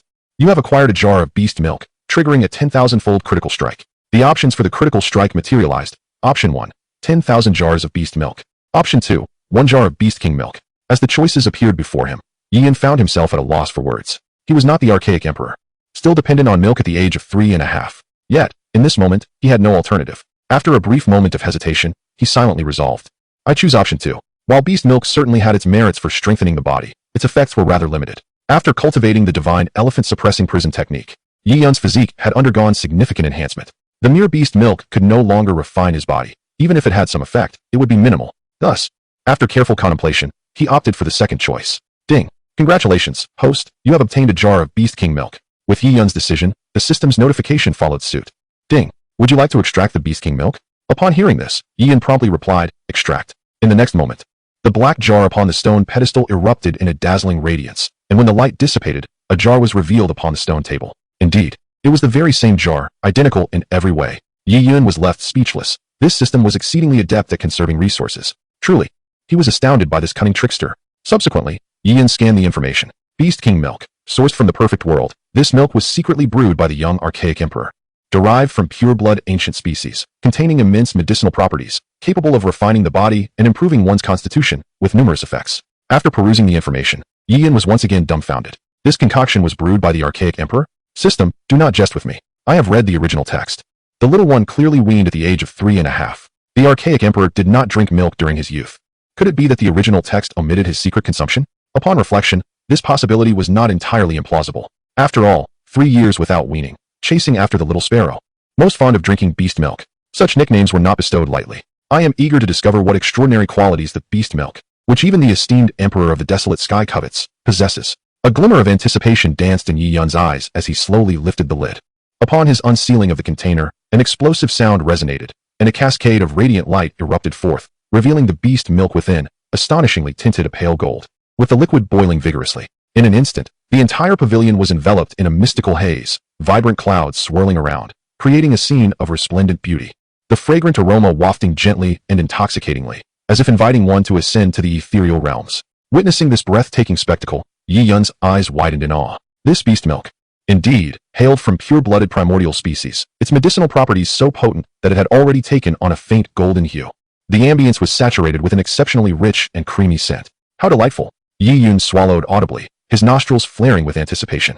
Unable to resist, he took the initiative and raised the container to drink heartily. As he savored the golden beast milk, he felt a surge of warmth ignite within him, illuminating his entire being, followed by a profuse sweat. In that fleeting moment, he seemed to emerge from water, a mist rising from his form, radiant light cascading around him, his skin becoming translucent, and his bones crackling with energy. The potency of this milk was truly overwhelming. In no time, Yi Yun began to feel a distinct transformation, as if his limbs and bones were being meticulously honed. His skeletal structure shone with a pearlescent glow. With each generous gulp of the beast milk, ethereal rays emanated from him, coalescing into luminous clouds that enveloped him entirely, forming a magnificent sphere of light, dazzling to behold. Before long, the entire jar of beast milk was consumed, and Yi Yun, savoring the remnants clinging to his lips, felt an exhilarating rush. How refreshing! As he spoke, a radiant glow escaped his mouth, the medicinal essence spilling forth. He then settled onto the ground, beginning to circulate the divine elephant suppression technique. Crack! Crack!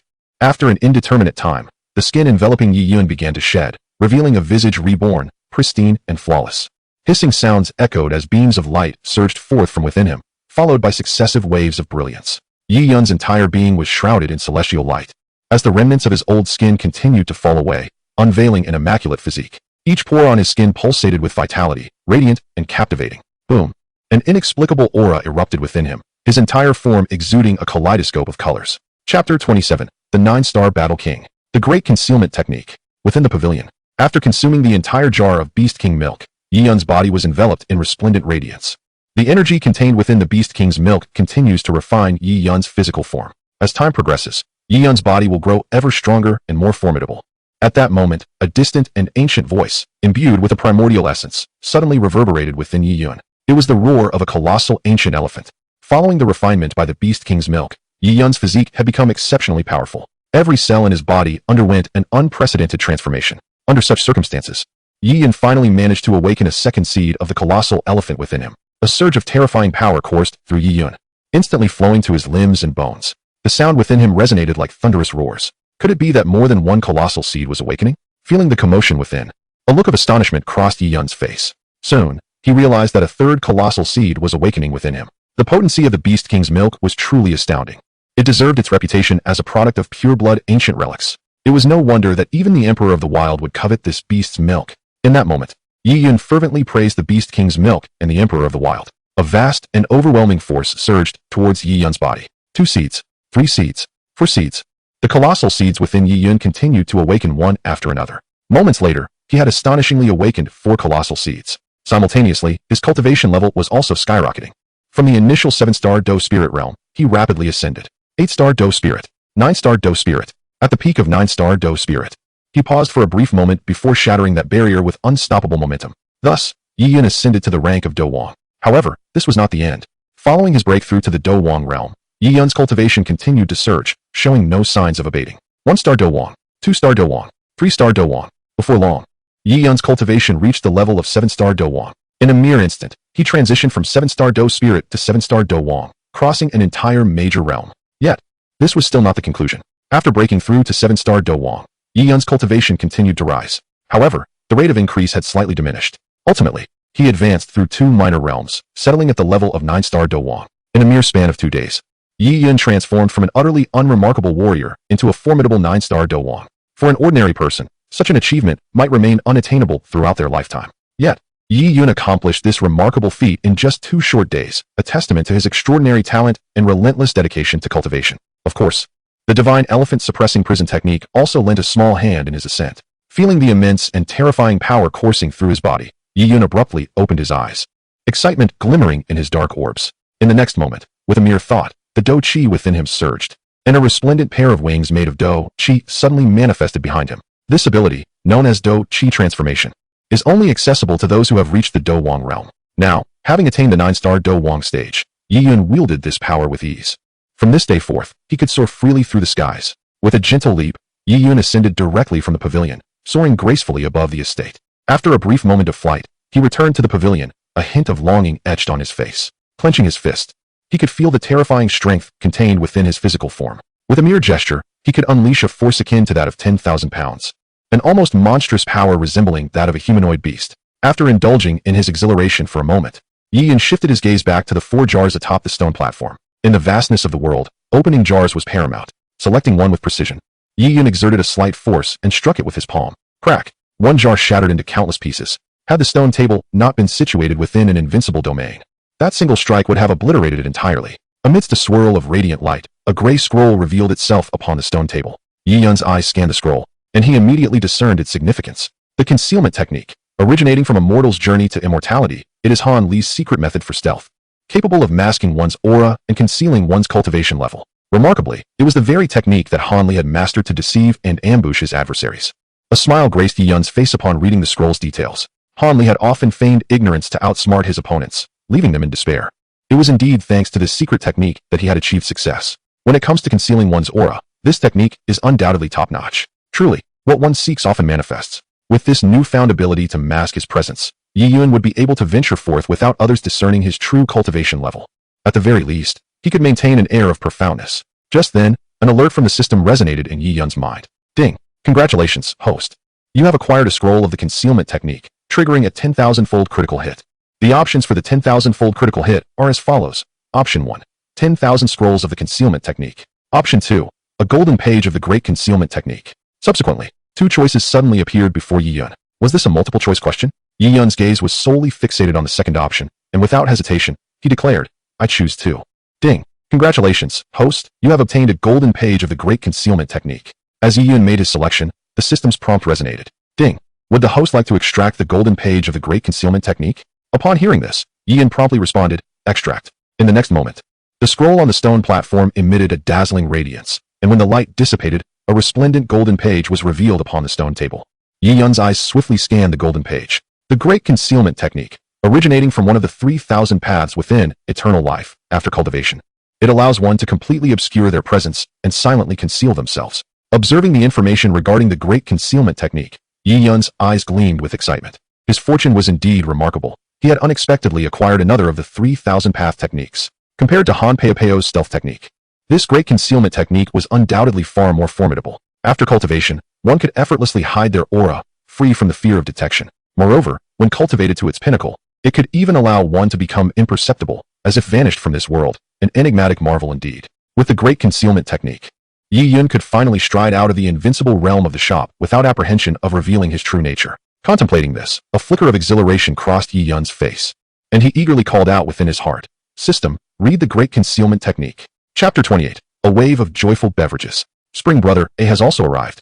As soon as Yi Yun's words fell, the golden page in his hand radiated a dazzling light, and a beam of golden brilliance swiftly entered Yi Yun's brow. In an instant, he felt a massive and surging torrent of information, offering him no chance to react, forcefully invading his mind and flowing rapidly within. Focusing intently, Yi Yun remained vigilant, his spirit immersed in this torrent of information. A series of profound, thunderous sounds echoed in his mind, resounding like the great bell of a mountain, causing a slight dizziness. After an indeterminate period, the cacophony in his mind finally subsided. Slowly, Yi Yun opened his eyes, which sparkled with enigmatic runes, radiating a brilliant light, presenting an extraordinary appearance. At this moment, Yi Yun had entirely comprehended all the information and insights contained within the Great Concealment Technique.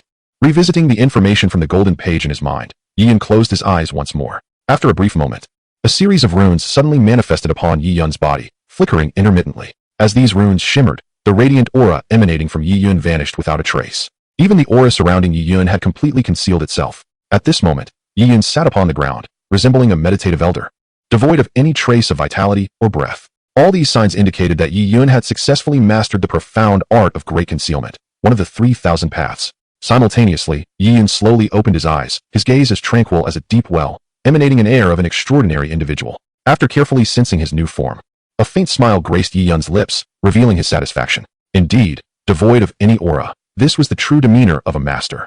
Yi Yun was confident that if he were to step outside now, any formidable warrior who beheld him would instinctively narrow their pupils, filled with astonishment, and exclaim in horror at the sight. This was the so-called entrance of a high being, accompanied by an inherent shock. After admiring his current state, Yi Yun's gaze turned to the remaining 3 jars. Subsequently, the Master Yi, with a rather unceremonious motion, struck one of the jars with a heavy palm.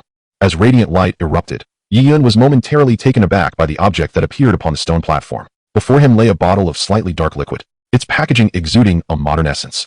To his astonishment, it was none other than the fabled happy water of the couch potato. Yi Yun's eyes widened in disbelief, quickly transforming into exhilaration. When he first acquired the divine elephant suppression technique, he had never felt such excitement. Indeed, what rested upon the stone platform was a bottle of cola, specifically his favorite, Pepsi, dubbed the happy water of the couch potato. It was a beloved beverage among those who cherished leisure. Though Yi Yun was not a true couch potato, he certainly identified as a homebody. His favorite pastime was to purchase a chilled bottle of cola, reclining on the sofa, engrossed in his cherished novels. Life in such a manner was undeniably delightful. Even after traversing into this world, Yi Yun continued to spend his days in the shop. However, as a homebody, it would be a significant regret to be without a bottle of happy water by his side. Yet now, as Yi Yun gazed upon the bottle of cola before him, a glimmer of bright light flickered in his eyes. His regret had vanished. Soon, the prompt sound of the system resonated in his mind. Ding! Congratulations, host. You have acquired a bottle of Pepsi, triggering a 10,000-fold critical hit. 10,000-fold critical hit options are as follows. Option 1. 10,000 bottles of Pepsi. Option 2. 1 bottle of divine happy water. Then, 2 choices appeared before Yi Yun. Without a moment's hesitation, he declared to the system, I choose option 1. To hell with that so-called divine happy water. It is evident that it is not a legitimate item. Where can I find my delightful soda? Without a moment's hesitation, Yi Yun opted for 10,000 bottles of Pepsi. Ding! Congratulations, host. You have acquired 10,000 bottles of Pepsi. Would you like to retrieve them?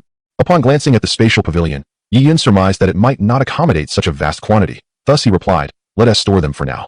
The system's space was indeed ample. Even the instant noodles from before were safely stored within. Whenever desired, he could extract them, and they would remain perpetually fresh, proving to be exceedingly convenient. Next, Yi Yun's gaze fell upon the large bottle of soda on the stone platform, a glimmer of desire igniting within him. He grasped the hefty bottle, and with a swift thought, a chilling aura erupted from his palm. In an instant, the Pepsi transformed into an ice-cold beverage, refreshingly cool to the touch. Soda must be enjoyed chilled, Otherwise, it lacks soul. With a resounding pop, Yi Yun eagerly unscrewed the cap, and a familiar rush of aroma wafted forth. He lifted the large bottle to his lips, indulging in hearty gulps. Gulp. Before long, the entire bottle was consumed in one breath. Burp. He could not help but let out a belch, a satisfied grin spreading across his face. One word encapsulated his feelings: exhilarating. Having relished an entire bottle of Pepsi, Yi Yun felt an overwhelming sense of comfort envelop him, more euphoric than wielding a colossal sword. Content. He then turned his attention to the next canister. With a swift clap, accompanied by a crisp shattering sound, he smashed the can into fragments. In that instant, a dazzling light erupted. Soon, Yi Yun beheld the item that materialized upon the stone table. It was a miniature, entirely green suit of armor. So small, how could it possibly be worn? Staring at the armor, scarcely a few inches in size, Yi Yun was momentarily taken aback. It was hardly fit even for a younger sibling. Subsequently, Yi Yun's gaze began to scan the information regarding this diminutive armor. Guardian Angel Armor, a premier piece of equipment hailing from the realm of League of Legends, allowing the wearer to resurrect at the sight of death, restoring half of their strength and vitality. Activation is limited to once per day. Upon absorbing this information, Yi Yun's pupils dilated in astonishment, his face reflecting sheer disbelief. Could it be? Had he truly unearthed a resurrection armor? The sheer magnitude of such an extraordinary item was beyond comprehension. His excitement surged as he contemplated the implications of this divine artifact. In a fantastical world, it would be regarded as an unparalleled treasure. Moreover, with the ability to activate it daily, it was undoubtedly an invaluable safeguard. Yi Yun grasped the emerald armor atop the stone table, feeling as though he had discovered a priceless treasure. At that moment, a notification echoed in his mind. Ding! Congratulations, host, you have acquired the Guardian Angel Armor, triggering a 10,000-fold critical hit. Two choices appeared before Yi Yun.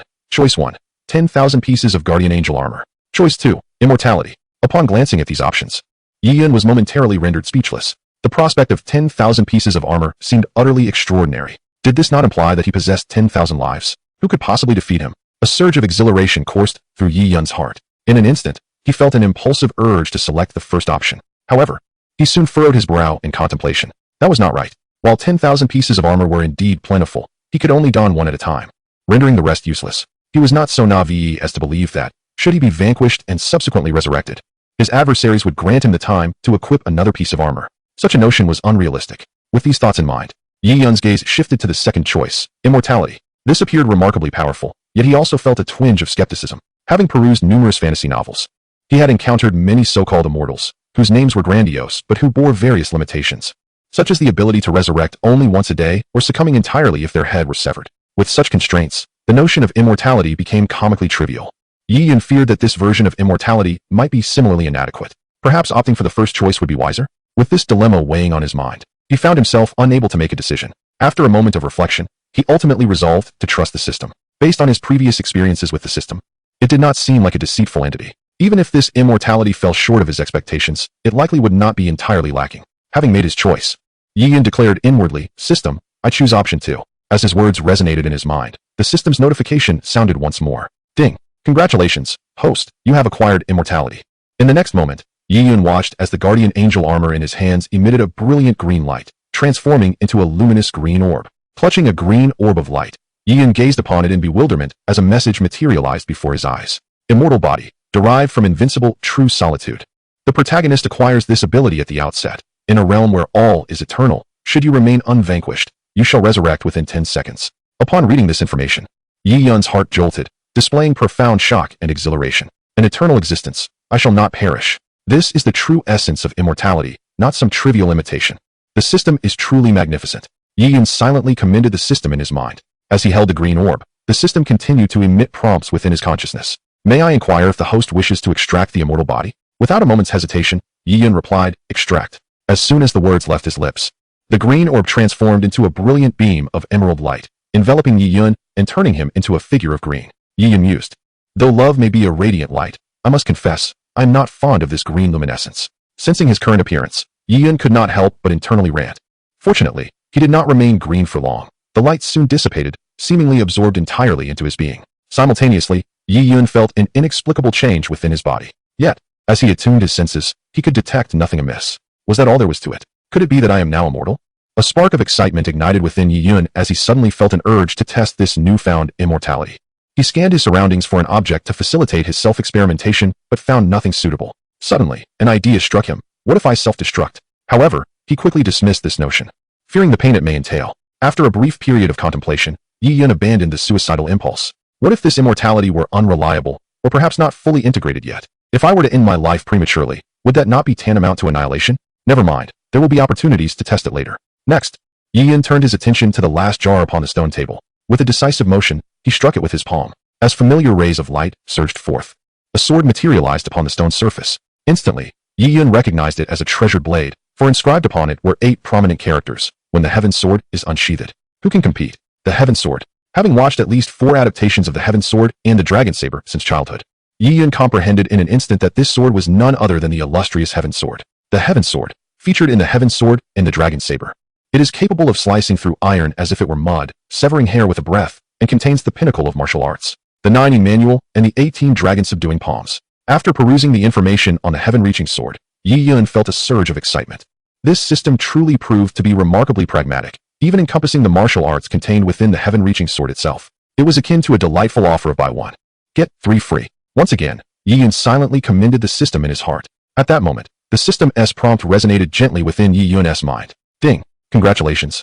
Host, you have acquired a heaven-reaching sword, triggering a 10,000-fold critical strike. Options for the critical strike are as follows. Option 1, 10,000 heaven-reaching swords. Option 2, 1 dragon-slaying sword. Subsequently, both choices materialized before Yi Yun's eyes. A mere glance was sufficient for him to make a swift decision. I choose option 2.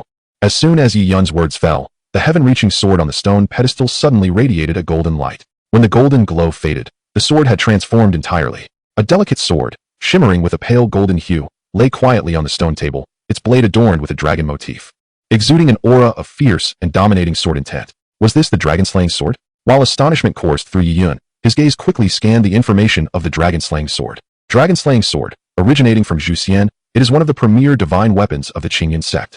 Upon refinement, it grants the ability to inherit the true arts of slaying gods and the 10,000 swords technique. Chapter 30, True Arts of Slaying Gods, 10,000 Swords Technique. The scheme of Yinshan. Yi Yun was taken aback by the information regarding the dragon-slaying sword. This sword was indeed one of the formidable divine weapons of the Qingyun sect in Zhuxian, renowned for its astonishing power. The original text mentions that the dragon-slaying sword was forged from millennium-old golden crystals from the southern frontiers, taking 6 years to complete, on the day it was forged. Thunder roared and rain fell like dragon-s blood, hence its name, dragon-slaying. What delighted Yi Yun even more was the inclusion of the true arts of slaying gods and the 10,000 swords technique alongside the dragon-slaying sword. Evidently, the system had also incorporated the 9 true scripture and the 18 dragon-subduing palms from the heaven-reaching sword, thus triggering the 10,000-fold critical strike. Yi Yun could not help but commend the system once more. In these times, with numerous traversers around, it was rare to encounter such an honest system. Yi Yun resolved in his heart to refrain from cursing this dog system any longer. The grudge he held for being transported to the desolate wilderness and the mass grave was henceforth erased. The dragon-slaying sword technique, akin to the divine sword's thunder command technique, was also among the 4 great foundational sword techniques of the Qingyun sect. Gazing at the imposing dragon-slaying sword before him, Yi Yun felt a wave of elation. With the dragon-slaying sword paired with the true arts of slaying gods, its might was unparalleled, rivaling even the prestige of the divine sword's thunder command technique. After all, the true arts of slaying gods was a unique, singular sword technique exclusive to the dragon-slaying sword, renowned for its tremendous power. In the original text, Wang Jian wielded the dragon-slaying sword, employing an offensive strategy to sweep through the demon realm and gaze down upon the world. Similarly, the 10,000 sword technique is remarkable, for it is a powerful sword art conceived by Wang Jian himself, as a once-in-a-millennium genius of the Qingyun sect, endowed with unparalleled talent. His self-created 10,000 sword technique possesses a might that rivals the 4 esteemed sword arts that guard the sect. As these thoughts flickered through Yi Yun's mind, an expression of anticipation graced his face, and he commanded the system, refine the dragon-slaying sword. No sooner had Yi Yun's words fallen than a surge of blood essence erupted from within him, ultimately coalescing into a drop of vivid crimson blood. This drop, as if beckoned by an unseen force, descended directly onto the dragon-slaying sword in Yi Yun's grasp. In an instant, a crimson light radiated from the sword, mesmerizing and soul-stirring. Under Yi Yun's watchful gaze, the drop of blood transformed into a blood-red mark, slowly merging into the body of the dragon-slaying sword. Suddenly, the sword emitted a dazzling golden light, trembling as if it were singing like a dragon, stirring the depths of one's spirit. After a brief moment, once the blood mark had completely vanished, the sword ceased its trembling and returned to stillness. Yet, Yi Yun felt an unusual sensation arise within him. As if a connection had formed between him and the dragon-slaying sword, their thoughts intertwined. Had the refinement succeeded? Curiosity sparkled in Yi Yun's eyes. While his complexion paled slightly, that drop of blood was drawn from his own essence, inevitably resulting in some loss for him. He caressed the dragon-slaying sword with fondness, unable to part with it. In the hearts of many reclusive individuals, there often exists a dream of heroism. Yi Yun was no exception. In moments of intense emotion while reading exhilarating fantasy novels, he often yearned to embody the protagonist, wielding a 3-foot blade to quell any injustices. He recalled the time he read Perfect World and felt an overwhelming rage when witnessing the adorable little one being robbed of their supreme bone by a villainous woman, nearly throwing his phone in frustration. In a fit of anger, he penned a fan fiction, inserting himself into the narrative, and annihilated the entire Yu clan, seeking vengeance for the little one. As Yi Yun continued to caress the dragon-slaying sword, the sword suddenly emitted a sound akin to a dragon's roar. And in an instant, a beam of sword light surged into his mind before he could comprehend it. Astounded, Yi Yun was inundated with a torrent of immense information, interlaced with a piercing sword intent. Having absorbed considerable legacies over the past few days, he quickly regained his composure, immersing himself in the knowledge flooding his consciousness. In the vastness of heaven and earth, righteousness endures, not for slaying immortals, but for vanquishing deities and demons. Life begets duality, duality births trinity, and trinity engenders all things. In Yi Yun's mind, a man's voice reverberated, deeply etched within the recesses of his soul. Within the grand hall of the Yunlon sect, at the main peak, Gui parted ways with Yun Yun and the others at the mountain gate. At this moment, the hall housed only Yun Shan, Yun Yun, and Na Lan Yen Ran.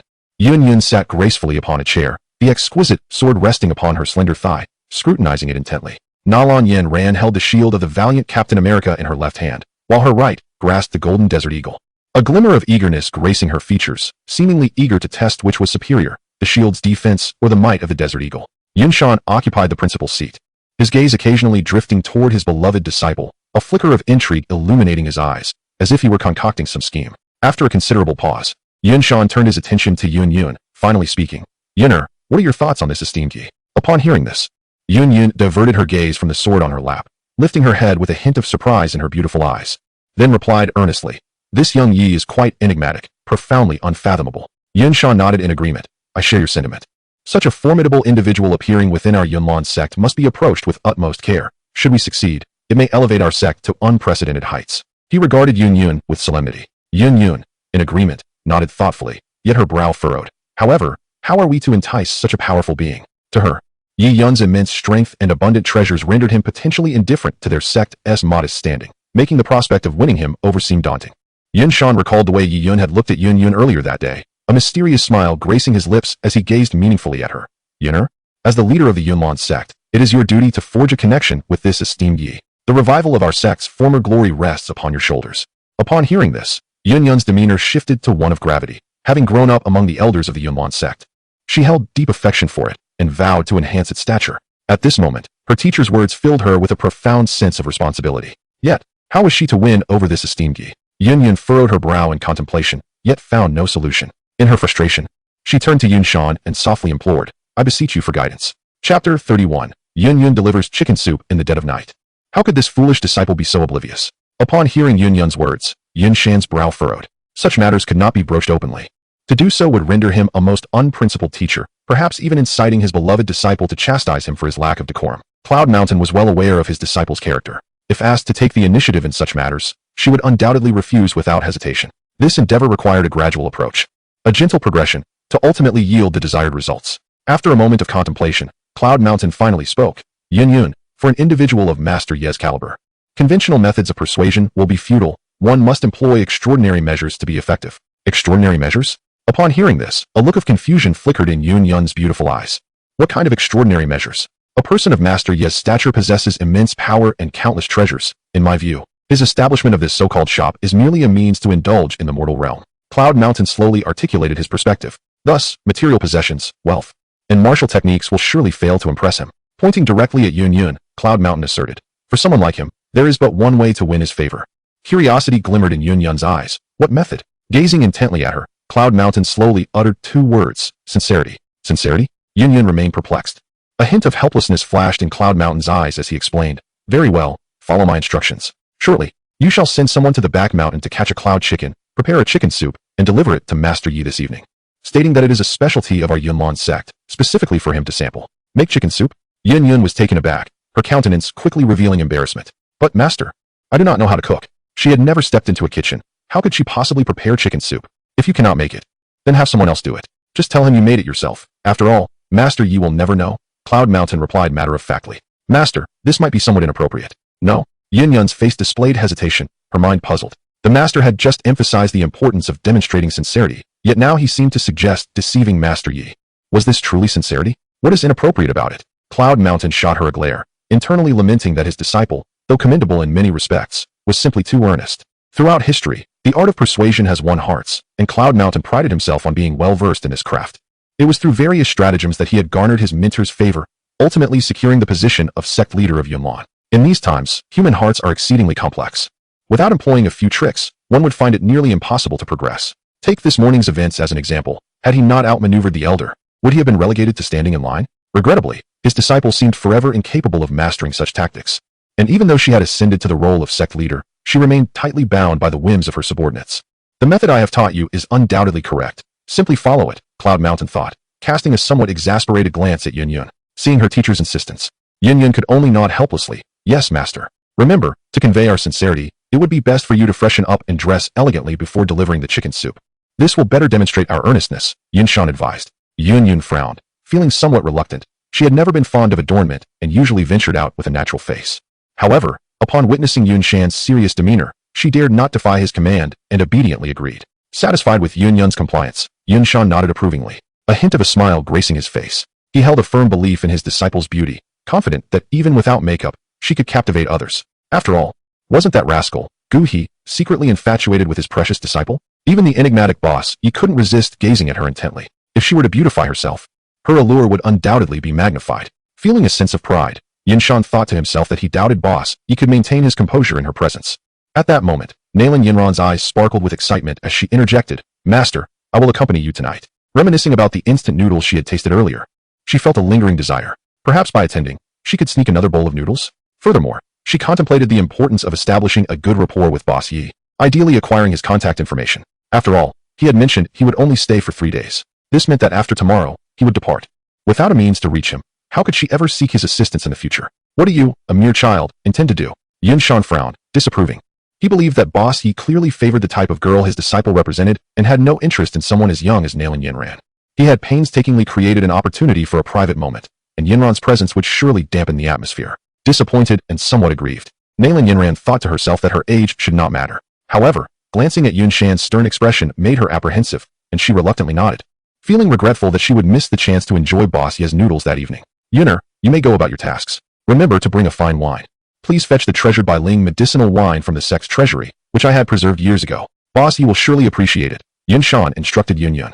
The Bai Ling medicinal wine had been stored away for over a decade, steeped with numerous rare herbs and possessing potent properties. Today, in pursuit of his planned success, he reluctantly decided to part with it. Yun nodded and slowly departed from the grand hall. In the pavilion, Yun sat quietly in meditation, resembling an elder monk in deep contemplation. Upon Yun, there emanates a fierce and domineering sword intent. Time seems to have slipped away unnoticed. Finally, Yun slowly opens his eyes, and a faint glimmer of sword light flickers within his obsidian gaze. The true arts of slaying gods and the 10,000 swords technique, indeed, stand as the pinnacle of sword techniques in the realm of exterminating deities, their power truly exceptional. Reflecting on the knowledge that courses through his mind, Yun's lips curve into a subtle smile, a spark of excitement illuminating his heart as he silently praises himself. Presently, he has mastered 3 sword techniques, the Divine Elephant Suppression Technique, the Slaying God's Sword Technique, and the 10,000 Swords Technique, all of which he can wield through the dragon-slaying sword. This is currently his most formidable means of attack. After exhausting all his resources, Yun retrieves a bucket of instant noodles from the system space, preparing for a simple midnight snack before resuming his training.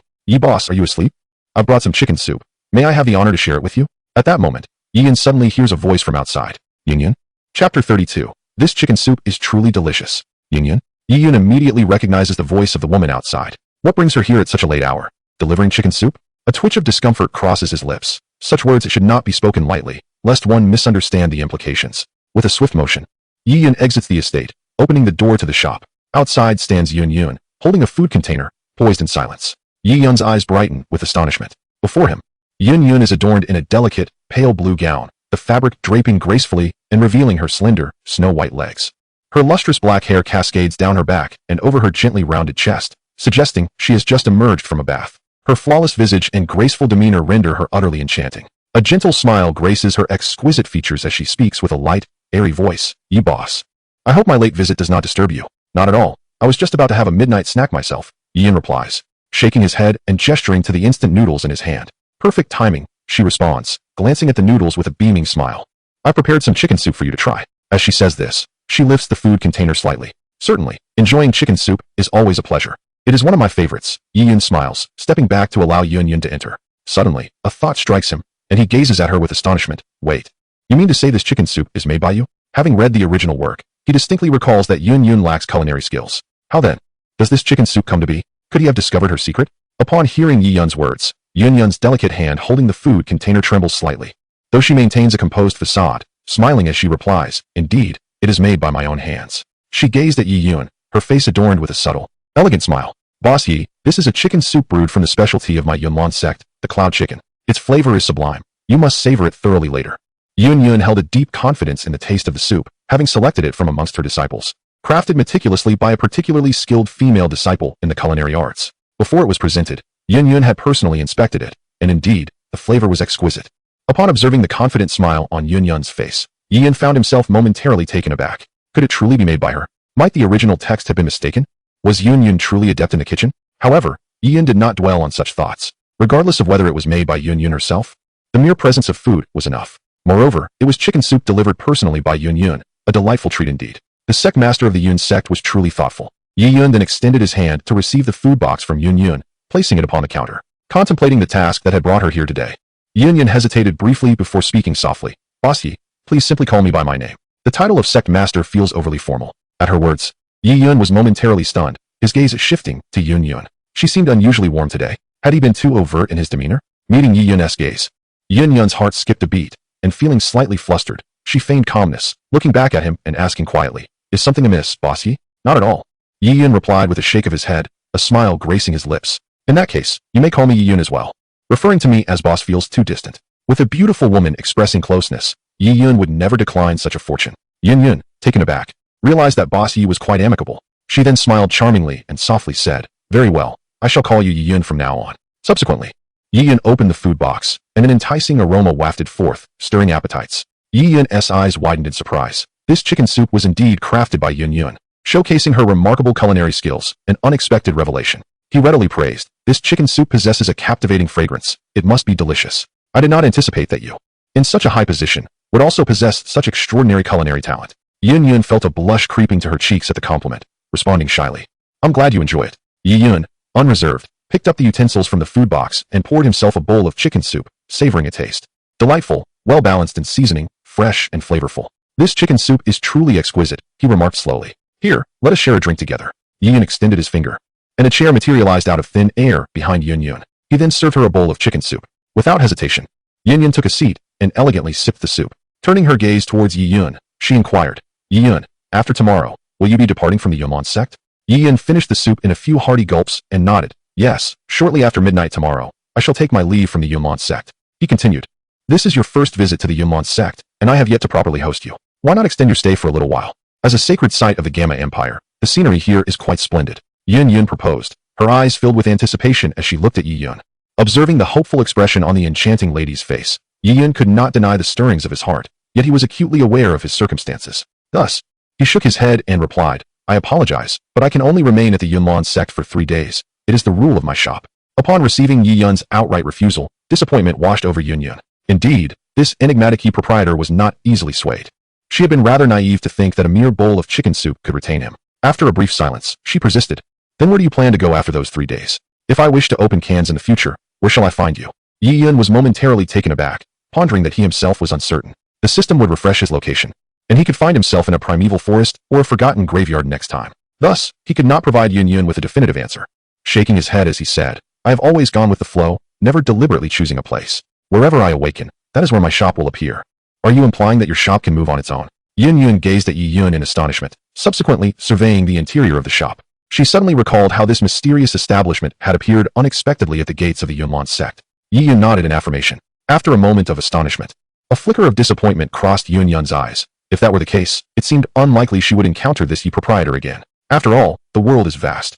And how could she possibly know where he might appear next? Chapter 33, The VIP Card. Does this mean that once you leave, we may never have the chance to meet again? The experiences of opening cans over the past few days had brought Yun-Yun immense joy, and she had become enamored with the thrill of it. The thought of never having such opportunities again cast a shadow over her charming face. Was she truly reluctant to see him go? Hearing Yun-Yun's words, Yi-Yun was momentarily taken aback. He looked at her and noticed the sadness etched on her face.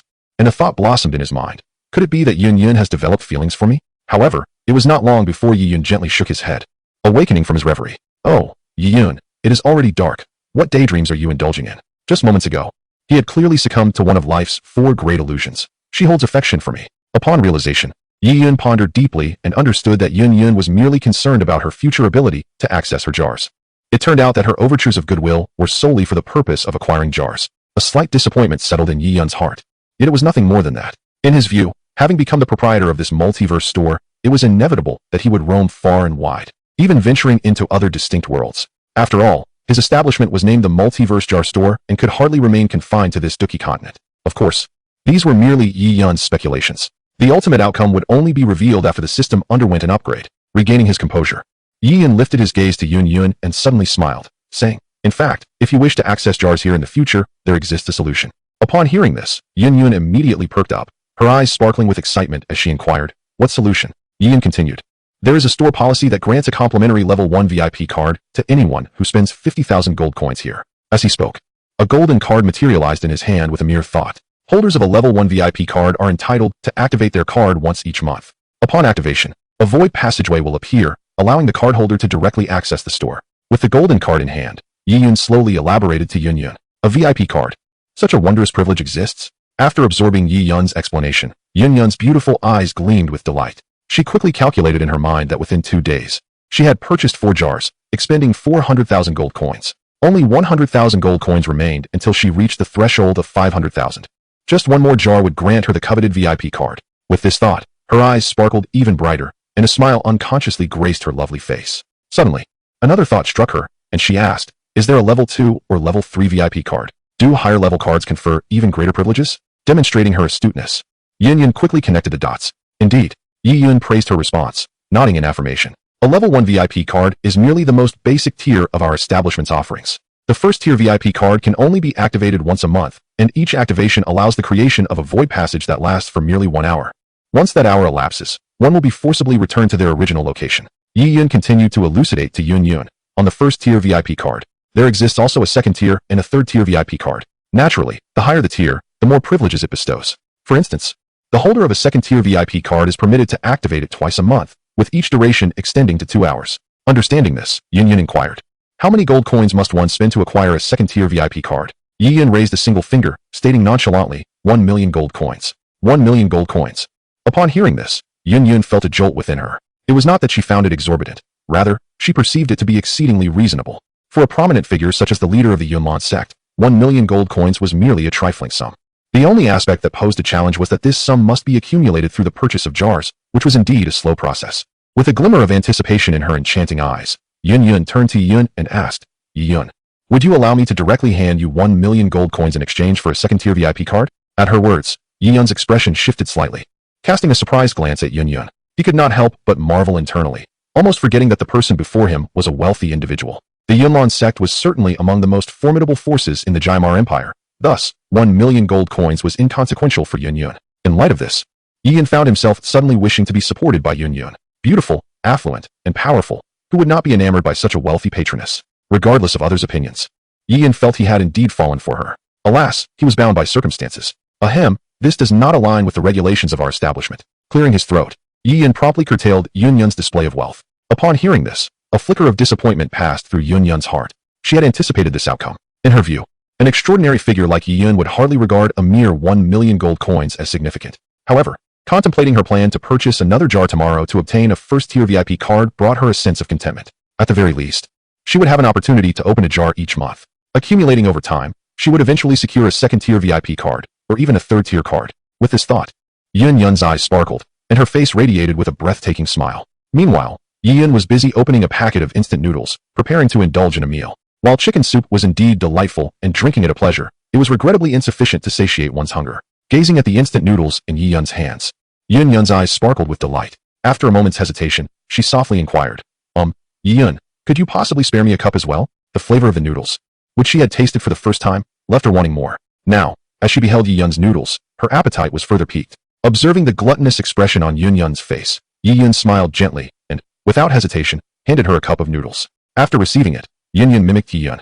eagerly unwrapping the packaging and adding the seasoning sachets. With a flick of his hand, Yi Yun conjured 2 streams of boiling water that accurately poured into the cup. Remembering the fine wine she had brought from her treasure vault, Yun Yun took it out from her spatial ring. Yi Yun, I also have a bottle of spirit bird medicinal wine. Would you care to try some? Yi Yun's eyes brightened with surprise as he glanced at Yun Yun, nodding in agreement. Moments later, both of them lifted the lids simultaneously. Instantly, a rich aroma wafted through the air. How delightful! Yun Yun inhaled deeply, a look of rapture gracing her features. Such delicacies had never graced the Do-Chi continent. After tasting them for the first time during the day, she found herself yearning for more. Now, being able to indulge once again filled her heart with joy. Soon after, Yi Yun and Yun Yun began to savor the noodles before them. Just then, Yi Yun's expression shifted as he sensed someone intruding into his invincible domain. A golden light flickered in his eyes, and he swiftly perceived the situation outside the shop. There, Nalan Yanran was stealthily pressed against the outer wall, straining to eavesdrop on the happenings within. What's that delicious aroma? Suddenly, Nalan Yanran caught a whiff of the enticing scent emanating from the shop. Recognizing it as the aroma of instant noodles, her eyes brightened with intrigue. At that moment, a mysterious force enveloped her, startling her.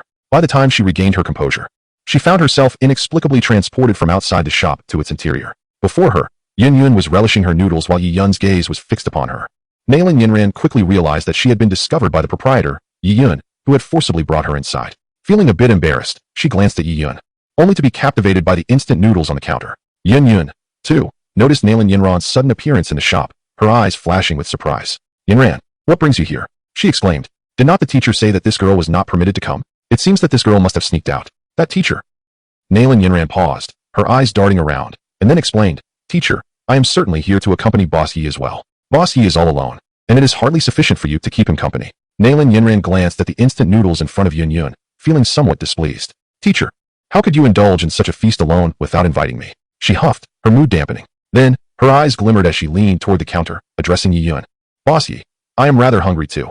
Could you possibly spare me a cup of instant noodles to taste? As she spoke, Nalan Yanran fixated her gaze intently on the noodles in Yi Yun's hand, embodying the essence of a true foodie. Witnessing this scene, Yi Yun's lips twitched slightly. How had the original narrative overlooked Nalan Yanran's hidden penchant for food? A mere cup of noodles was nothing to Yi Yun, who had no qualms about sharing. Especially considering that Nalan Yanran was a customer who had spent 200,000 gold coins at his establishment. Nodding, he summoned a cup of instant noodles from the system space and handed it to Nalan Yanran. If you find that insufficient, I have plenty more. Upon hearing this, Nalan Yanran's eyes sparkled with delight as she boldly inquired, Could you possibly send a few more cups my way, Boss Yi? Yi Yun was taken aback, his expression reflecting surprise at her earnestness. He had only been making a polite gesture, never expecting her to take it seriously. Yanran, do not be so rude. Yun Yun could no longer contain herself, her cheeks flushing with embarrassment. Nalan Yanran's behavior was utterly disgraceful. As a teacher, she found it difficult to watch. How could one shamelessly mooch off someone's noodles and even request takeout? Although Yun Yun had harbored similar thoughts of wanting Yi Yun to gift her a few cups, her modesty prevented her from uttering such brazen words. As Nalan Yanran spoke, she too realized her audacity. After all, she was the eldest daughter of the Nalan family. Typically proud and dignified, it was indeed her first time expressing such shameless desires. A hint of crimson graced her cheeks as she pondered how to amend her words. But Yi Yun had already retrieved 10 cups of instant noodles from the system and placed them on the counter. Miss Nalan, since you enjoy them, do take some more. Although Yi Yun was somewhat astonished by Nalan Yanran's unabashedness, he was not a stingy person. It was rare to encounter someone who shared his love for instant noodles, and he was more than happy to share. After all, he had plenty stocked in his system space. As the 10 cups of instant noodles appeared on the counter, Nalan Yanran's eyes lit up with excitement. Thank you, Boss Yi. As she spoke, Nalan Yanran eagerly gathered the 10 containers of instant noodles from the counter. Boss Yi was indeed magnanimous. The typically proud young lady, Nalan, rarely displayed such a charming smile in an attempt to win favor. Yun Yun observed this scene, hesitating to voice her thoughts. Watching Nalan Yanran collect all 10 containers, a flicker of envy crossed her eyes, and she silently regretted not having spoken up earlier. She had not anticipated Boss Yi's generosity and amiability. Glancing at Yi Yun, she contemplated requesting some noodles as well, but as the words lingered on her lips, she hesitated once more, ultimately deciding against it due to her modesty. Never mind, I shall simply ask Yanran to share 5 containers with me later. After all, she has plenty, and it would be unjust for her to indulge alone. Subsequently, Nalan Yanran swiftly unwrapped a container of noodles, added the seasoning packets, and quickly prepared a delectable serving. Yi Yun, observing the two enjoying their meal, suddenly recalled the bottle of Pepsi in his system space. Since others could deliver delicious chicken soup and fine wine in the dead of night, he felt compelled to share as well. Thus, with a thought, he summoned a bottle of Pepsi from his system, and with a flick of his hand, a chill emanated from his fingertips, instantaneously freezing it. Here, this is a beverage from my hometown. Do give it a try. With a wave of his hand, 3 crystalline ice cups materialized upon the counter. Being in the realm of invincibility allowed Yi Yun to manipulate various elemental forces from the void. His abilities were a manifestation of elemental convergence. Upon hearing his words, Nalan Yinran's eyes brightened. To her, anything from Bosya's homeland was bound to be as delightful as the noodles. What is a beverage? Yin Yun inquired, her beautiful eyes reflecting a hint of confusion. The term beverage was foreign to the Dookie continent, and this was her first encounter with such a concept. Gazing at the black liquid in Yi Yun's hand, both Yun Yun and Nalan Yinran exhibited expressions of curiosity and anticipation. A beverage, akin to wine, is a drinkable liquid from my hometown, available in many varieties. The one I hold is called Pepsi. Yi Yun patiently elaborated on the drink he held. Chapter 35, The Plan of Yinshan. Bossy, could I please have another cup? After finishing one, Nalan Yinran clearly desired more.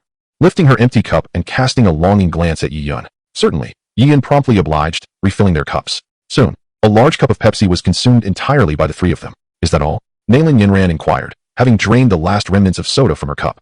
Upon noticing the bottle was nearly empty, she was momentarily taken aback, disappointment evident in her eyes, as she clearly had not yet satisfied her craving. How could it be otherwise? Today, I shall ensure you indulge to your heart's content.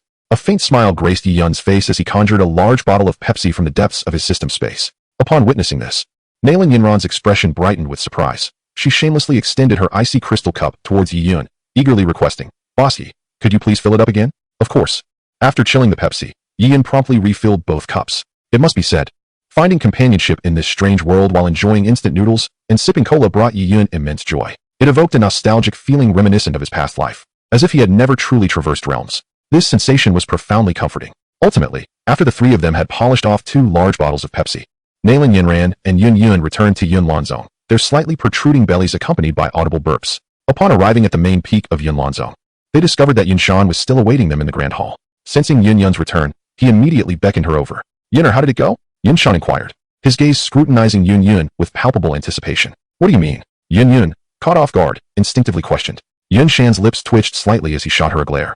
I mean, how is your relationship with Bossy progressing? What is his attitude towards you? Any developments? Reflecting on the evening's events, wherein Yi Yun treated her to instant noodles and cola, Yun Yun felt they had indeed established a friendship. With this in mind, she smiled at Yunshan, replying, the progress is quite good. Bossy is genuinely a wonderful person. Yunshan's eyes sparkled with intrigue upon hearing Yun Yun's assessment of Yi Yun. Oh? What did you do at Bossy's place tonight? Would you mind sharing the details with your master? Yun Yun nodded and recounted the events of the evening, deliberately omitting any mention of Nalan Yinran, as she wished to protect her disciple's dignity. So you merely ate instant noodles and drank that beverage called Pepsi, and did nothing else? Yunshan's brows furrowed at this revelation, clearly dissatisfied with the outcome. He scrutinized Yun Yun, who was elegantly dressed for the occasion, pondering whether he had misjudged the situation. Did Bossy harbor no intentions towards Yuna? Was that not sufficient? Master, Bossy went to great lengths to provide me with delicacies from his homeland. That alone signifies he considers me a friend. You urged me to befriend him, did you not? Yun Yun expressed her confusion. Yunshan couldn't help but experience a slight twitch at the corner of his mouth, wondering if he truly conveyed that sentiment. He gazed at his innocent disciple and let out a silent sigh. It seemed that this foolish apprentice was not one to rely upon. Shortly thereafter, Yunshan recalled the VIP card that Yun Yun had mentioned earlier. Yunner, you said that by accumulating a spending of 500,000 gold coins, one could obtain a first-tier VIP card from Bossy. The thought of the VIP card's benefits sparked something within Yunshan. Since the path with Yun Yun had become unattainable, he could only place his hopes on this VIP card. Upon hearing this, Yun Yun nodded and replied, Indeed, master. Bossy personally informed me that anyone who spends 500,000 gold coins at his establishment will receive a first-tier VIP card. I have already spent 400,000 gold coins there, and now, by purchasing just one more jar, I will be able to acquire a first-tier VIP card. A radiant smile illuminated Yun Yun's face. At that point, even if Bossy were to depart from our Yunlan sect, I would still have the opportunity to visit him each month to purchase jars. 500,000 gold coins for a VIP card. In that case, we must make the most of the 5 jars tomorrow and strive to obtain as many first-tier VIP cards as possible, Yunshan remarked, his expression contemplative and his tone earnest. Obtain an additional first-tier VIP card? Yun Yun was momentarily taken aback, but her eyes soon sparkled with realization. Yes, there are still 5 jars to be opened tomorrow. If we execute our strategy well, we could indeed acquire another first-tier VIP card. After a moment's deliberation, Yun Yun turned her gaze towards Yunshan and suggested, Master, why don't you open 3 jars tomorrow? I will speak to Yinran about it. The implication of Yun Yun's words was clear. She intended for Yunshan to open Yinran's jar, combining it with the 2 jars he would open today to precisely meet the requirement of 500,000 gold coins, thus securing a first-tier VIP card. Yunshan, upon hearing this, furrowed his brow and remained silent for a while before he finally spoke. Tomorrow, let Yinran continue to open jars, and have her open 3 jars. Master, what about you? Yun Yun asked in surprise at Yunshan's words. That girl, Yinran, has better luck than I do. Allowing her to open the jars might yield even more valuable items. Moreover, as you mentioned, she has merged with that devouring ancestral talisman, and her future achievements will undoubtedly be extraordinary. We must not let the pursuit of a VIP card dampen her spirits, Yinshan said, wisdom glimmering in his murky eyes. Furthermore, if you two happen to uncover something remarkable, would it not be beneficial for me as well? He added with a light-hearted smile. I understand, master. I will not let you down, Yun replied earnestly after a moment of silence. Indeed, a look of satisfaction spread across Yunshan's face. What I seek now is to break through to the Dozong realm. I hope that both of you, as master and disciple, can fulfill this wish of mine sooner rather than later. Yunshan remarked with a hint of melancholy. After all, time is of the essence for me. Yunshuan resolutely replied. I will ensure that you successfully break through to the Dozong realm, master. Yunshan nodded slightly, then suddenly added, as for the jar belonging to Gu He, it is best left undisturbed. Moreover, let us refrain from disclosing matters regarding the VIP card to him. Indeed, Yunshan held Gu He in high regard.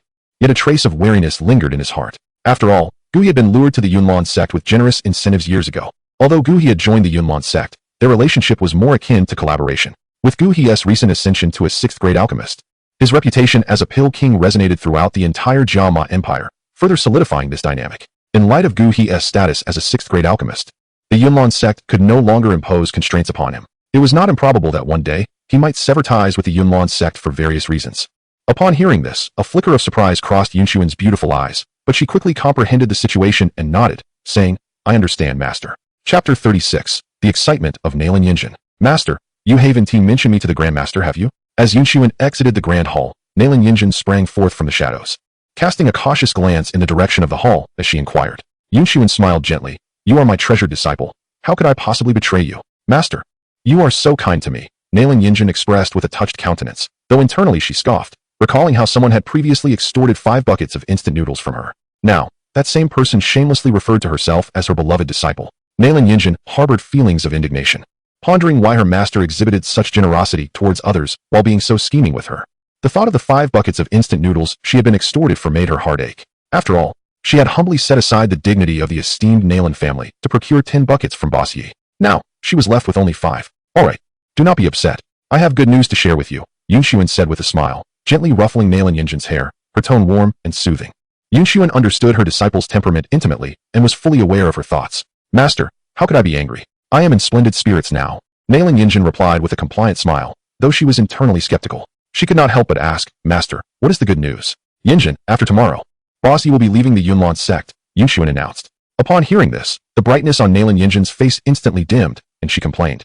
What sort of good news is that? Do you still wish to continue opening cans, enjoying instant noodles, and sipping cola in the future? Yun inquired with a smile. Teacher, do you perhaps have a way? Nalan Yinran, invigorated by the mirth on Yun's face, eagerly asked. Yun nodded slightly, smiling without uttering a word. My dear teacher, please do not keep me in suspense. Pray, tell your disciple.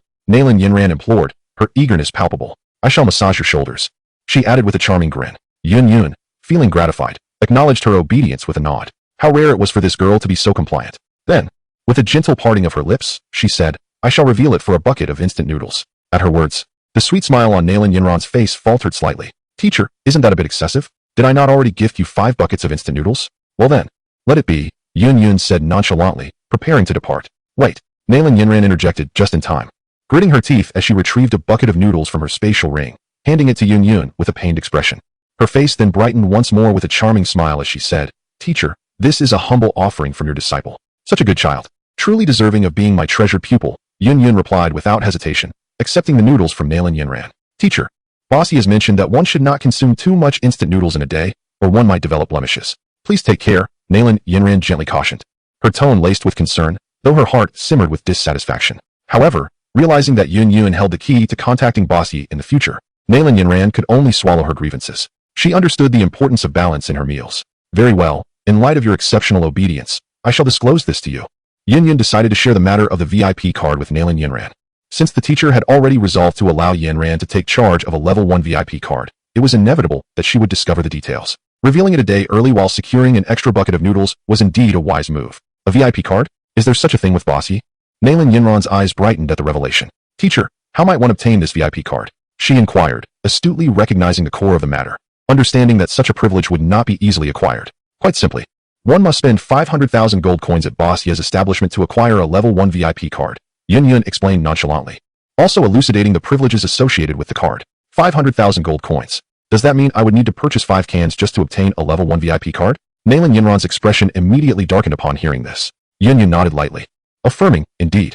Nalan Yinran fell silent for a moment. Then, with a hint of despondency, said, Master, if you come across any valuable items in the future, could you possibly bestow some upon your disciple if they are not needed? And if you manage to procure instant noodles and cola from Boss Yi, might you share a portion with me? Upon hearing the request for a VIP card, Nalan Yinran's spirits sank. She had only spent 200,000 gold coins at Boss Yi's establishment and needed to open 3 more jars to meet the requirement. It was impossible for her to receive 3 jars from the 5 available tomorrow. Thus, she realized that she could not possibly spend 500,000 gold coins there. Nalan Yinran even feared the worst, that her single jar might be taken away and opened by her master, allowing him to complete his 5 jars. With this thought, a shadow of melancholy crossed her face. My jar, my instant noodles, my cola. Farewell. Nalan Yinran felt a deep sorrow in her heart. Now, her only hope lay in her master being generous enough to share some good fortune with her in the future. However, upon hearing her words, Yun Yun shook her head slightly and flatly rejected her request, saying, No, why should I share with you? Nalan Yinran, upon hearing this, became somewhat anxious. Master, you cannot indulge in solitary enjoyment. Look, today I shared 6 buckets of instant noodles with you, leaving myself with only 4. Good things must be shared and savored. At worst, I can present you with another bucket of instant noodles. As Nalan Yinran concluded her plea, she noticed that Yun Yun remained unmoved. Determined, she bit her lip and retrieved another bucket of instant noodles from her storage ring, offering it to Yun Yun. A glimmer of amusement flickered in Yun Yun's eyes as she readily accepted the instant noodles from Nalan Yinran's hands. Very well, seeing your filial piety, I shall generously grant you a VIP card. Having obtained sufficient benefits, Yun Yun ceased teasing her disciple and spoke plainly. Isn't just one a bit meager? Wait, what did you just say? Nalan Yinran instinctively wanted to negotiate, but suddenly realized, wide-eyed, in disbelief. Master, are you truly giving me a VIP card? Chapter 37, the 3rd day of opening. When Yun Yun conveyed the decision made by Yun Shan in the Grand Hall to Nalan Yinran, she fell into silence. Master, your disciple will certainly not let you or the Grandmaster down. After a long pause, Nalan Yinran slowly spoke, her tone resolute. She felt deeply moved. Having initially believed that the Grandmaster would take away her jar, only to discover that he had relinquished 2 of his own jars to her. This realization filled her with both gratitude and a tinge of shame, as she recognized the folly of underestimating her master's generosity. Observing the resolute expression on Nalan Yinran's face, Yun Yun felt a sense of comfort within her heart. Although this girl could be somewhat mischievous at times, she still exhibited a commendable sense of responsibility during critical moments. Your master's aspiration is to transcend the Dozone realm. Henceforth, united in our endeavors, we must unearth a treasure that enhances cultivation, fulfilling your master's ambition. Yun Yun stated solemnly, her beautiful eyes fixed on Nalan Yinran. Indeed, Nalan Yinran nodded emphatically, her small fist clenched as she vowed, Teacher, I shall not disappoint you or master. Nalan Yinran remained confident in her fortunes. So far, she had opened only 2 jars. One containing a devouring ancestor talisman and the other a rare round shield, both exceptional treasures. She firmly believed that tomorrow she would unveil even greater artifacts. Rest assured, master, I will ensure your wish to break through to the Dozone realm is realized. The thought of her master entrusting her with his 2 jars bolstered Nalan Yinran's resolve. Suddenly, a pivotal question crossed Nalan Yinran's mind. Her delicate brows knitted slightly as she turned her gaze towards Yun Yun, her demeanor becoming somewhat shy as she whispered, Teacher, could you assist me with a small favor? Yun Yun was taken aback, yet she nodded and replied, What favor? Speak freely, and I shall grant it if it lies within my capability. Teacher, I knew you were the best. I promise I will never anger you again, Nalan Yinran said, her eyes sparkling with gratitude. Yun Yun felt a surge of pride, realizing that this silly girl had finally matured. With an affectionate pat on Nalan Yinran's head, she gently encouraged, Speak your mind. I shall certainly assist you. Nalan Yinran nodded and said, Teacher, I currently possess only 100,000 gold coins. Would you be able to lend me an additional 200,000? Although she was the eldest daughter of the Nalan family, being a mere young lady meant that having several 100,000 in pocket money was quite extravagant. However, the 3 jars she intended to open the next day required 300,000 gold coins, which posed a considerable challenge for her. Yet, before Nalan Yinran could finish her plea, she noticed that Yun Yun had already vanished from her sight. Nalan Yinran was taken aback. Teacher, you agreed so readily just a moment ago. Why have you fled before I could complete my request? In a state of urgency, she hurried after her. Teacher, please lend me 200,000 gold coins. I will repay you shortly. The following day, as dawn broke, Yun Shan arrived at the shop's entrance with Yun Yun and Nalan Yinran. Despite knowing that Yi Yun would not open the shop so early, Yun Shan insisted on arriving promptly, believing it to be a mark of respect towards the esteemed shopkeeper. A person as mysterious and powerful as Yi Yun deserved the utmost reverence. Disregarding the objections of Nalan Yinran and Yun Yun, he insisted on having the 2 women accompany him to queue up early. Although Nalan Yinran and Yun Yun harbored considerable grievances, they ultimately remained silent. Intimidated by the authority of Yun Shan, Gui arrived a tad later, well aware from the previous day's experience that the shop would not likely open so early. However, fearing that he might arrive too late and find his designated jar taken by Yunshan and the others, he hurried over. Upon seeing that Yunshan and the others were still in line, Guhi felt a wave of relief wash over him. Fortunately, he had not arrived too late. Why have you all come so early? Boss, you won't open the shop at this hour, Guhi remarked to the trio of Yunshan. Yunshan replied solemnly. Boss, he is a person of great stature from the upper realm. His actions surely carry significance. Our early arrival here demonstrates our respect for him. Perhaps, should he be pleased, he may bestow some favor upon us. Favor? Surely, that's an exaggeration, Elder Master, Guhi responded, somewhat skeptical of Yunshan's outlook. To him, it seemed unlikely that Yiyun would sell more than a single jar, given that the shop only opened for half an hour each day. This appeared to him as mere laziness, devoid of any deeper meaning. Seeing Guhi's disbelief, Yunshan shook his head, choosing not to elaborate further. The four then quietly awaited outside the shop.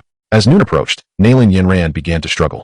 Having skipped breakfast and lacking the cultivation to endure hunger like the others, she decided to retrieve a cup of instant noodles from her storage ring. After pouring in the hot water she had prepared, she sat down to indulge in her meal. Noticing this, Yun felt a stir of interest and also sat down beside her. Yinran, would you mind sharing some hot water with your master? She asked, producing her own cup of instant noodles from her storage ring. No? Nailin Yinran huffed in refusal. What? I lent you 200,000 gold coins just last night, and you can't even spare a bit of hot water for me now? At Yun's words, Nailin Yinran's eyes narrowed slightly, her mood darkening as she threatened, very well. Then return the 200,000 gold coins to me. Nailin Yinran grew anxious, retorting, that was borrowed with the interest of a cup of instant noodles. You can't just take it back at will. Fine, I'll share a bit of hot water with you. Under Yun's imposing demeanor, Nailin Yinran had no choice but to yield. She opened the packaging of her instant noodles, a pang of regret coursing through her. Last night, due to the borrowing incident, she had already succumbed to her teacher's demands for another cup of noodles. Now, only 2 cups remained in her possession. After consuming one, she would be left with just one. Nailin Yinran silently resolved to cherish the remaining cup, planning to savor it only when she could no longer resist the temptation. At that moment, Yunshan noticed the actions of the 2 individuals. Upon seeing the instant noodles in their hands, he was instantly reminded of the feelings he experienced while consuming noodles yesterday, a sensation he had never encountered before. Therefore, he turned to Yun and inquired, is there any more? Kindly bring me a bowl. Unbeknownst to him, Nailin Yinran had also visited the store the previous night, and he naturally assumed that the noodles were brought forth by Yun. Yun was taken aback for a moment, then glanced at Nailin Yinran with a smile and remarked, Yinran, your master has graciously relinquished today as portion to you. Will you not invite him to share a bowl of noodles? Hearing this, Nailin Yinran froze, momentarily at a loss for words, feeling a mix of sorrow and frustration. In the 38th chapter, Life Elixir, Nailin Yinran, feeling dejected, reluctantly presented her last cherished bowl of instant noodles to Yunshan. The thought of losing the 10 bowls she had shamelessly acquired filled her with indignation. Yinran, how did you come by these noodles? Yunshan inquired with curiosity. Nailin Yinran hesitated, her words stumbling as she struggled to formulate a response. Master, they were given to me by my disciple, she finally managed to say. At that moment, Yun smiled gently and explained, yesterday, Bossy gifted me some noodles, and knowing that Yinran enjoys them, I shared some with her. Upon hearing this, Yunshan nodded slightly. Good things are meant to be shared. Nailin Yinran shot a glance at Yun, feeling a sense of helplessness. She could hardly admit that the noodles were her own, which would undoubtedly reveal her secret. Contemplating this, she felt an overwhelming urge to weep. At that instant, Guhi was drawn by the enticing aroma of the noodles, his eyes lighting up with curiosity. How did you come by these noodles? He asked. Yun replied, they were given to me by Boss Yi. Guhi, surprised, questioned, when did Boss Yi start giving away noodles? How come I was unaware? Yin Zongzhu, is there any extra noodles left? May I have a bowl? Observing Yun and the others savoring their noodles, Guhi swallowed hard, unable to suppress his desire. Yun resolutely shook her head, a hint of regret on her face as she replied, I'm sorry, Elder Guhi, but Boss Yi only provided me with 3 bowls, and there are none left. In her mind, she thought, these noodles were hard-earned from Yinran. She intended to keep them for herself.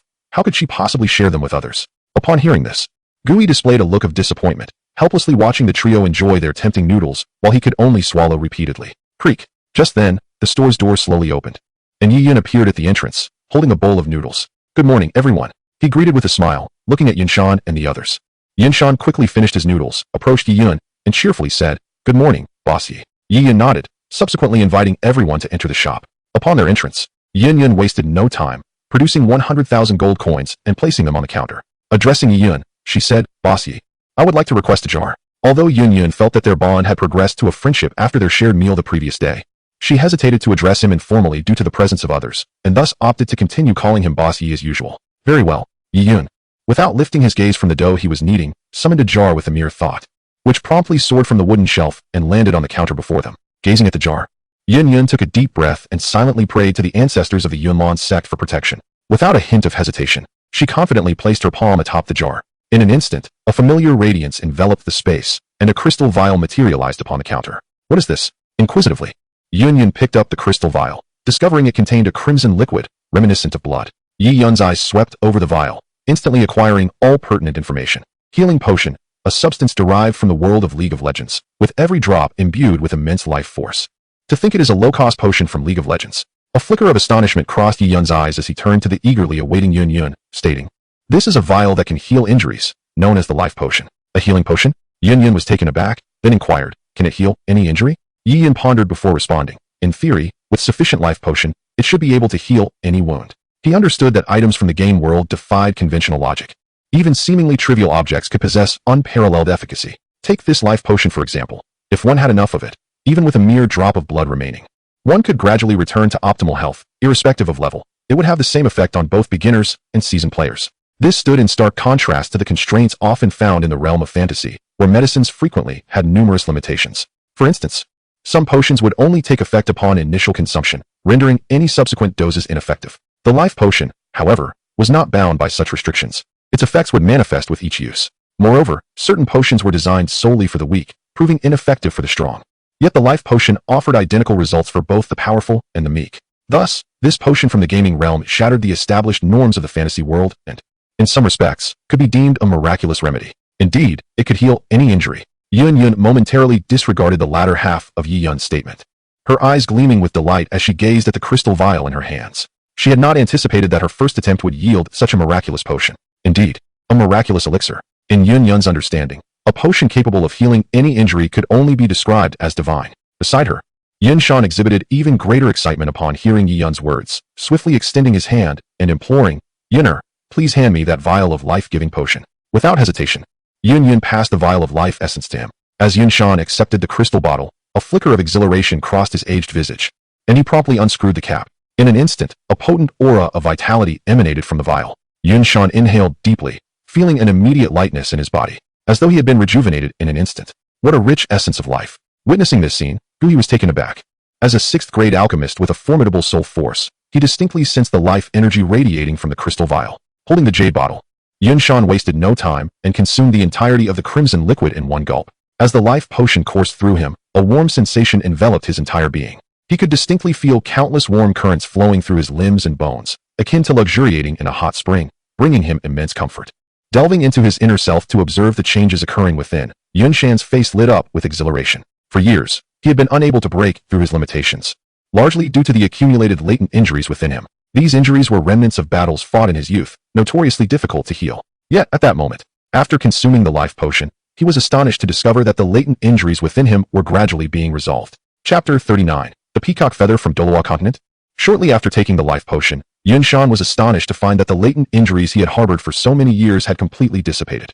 As his spirit roamed within, he meticulously examined himself, and an exuberant smile spread across his aged face. With the absence of these latent injuries, Yunshan felt confident that, even without the aid of a divine pill, he could successfully ascend to the Dozone realm within 3 years. What an extraordinary surprise. For Yunshan, this was nothing short of a monumental revelation. "Master, are you alright?" Observing that Yunshan remained silent after consuming the life potion, Yun couldn't help but express her concern. "I'm perfectly fine. How could I possibly be unwell? I feel splendid," Yunshan replied, his heart brimming with joy as he spoke. He then recounted to her the remarkable events that had transpired within him. "Teacher, are you saying that this bottle of life elixir has completely healed all the hidden injuries you accumulated within?" Yun exclaimed, her eyes widening in astonishment as she gazed at Yunshan. He also displayed a look of shock, accompanied by a tinge of regret in his heart.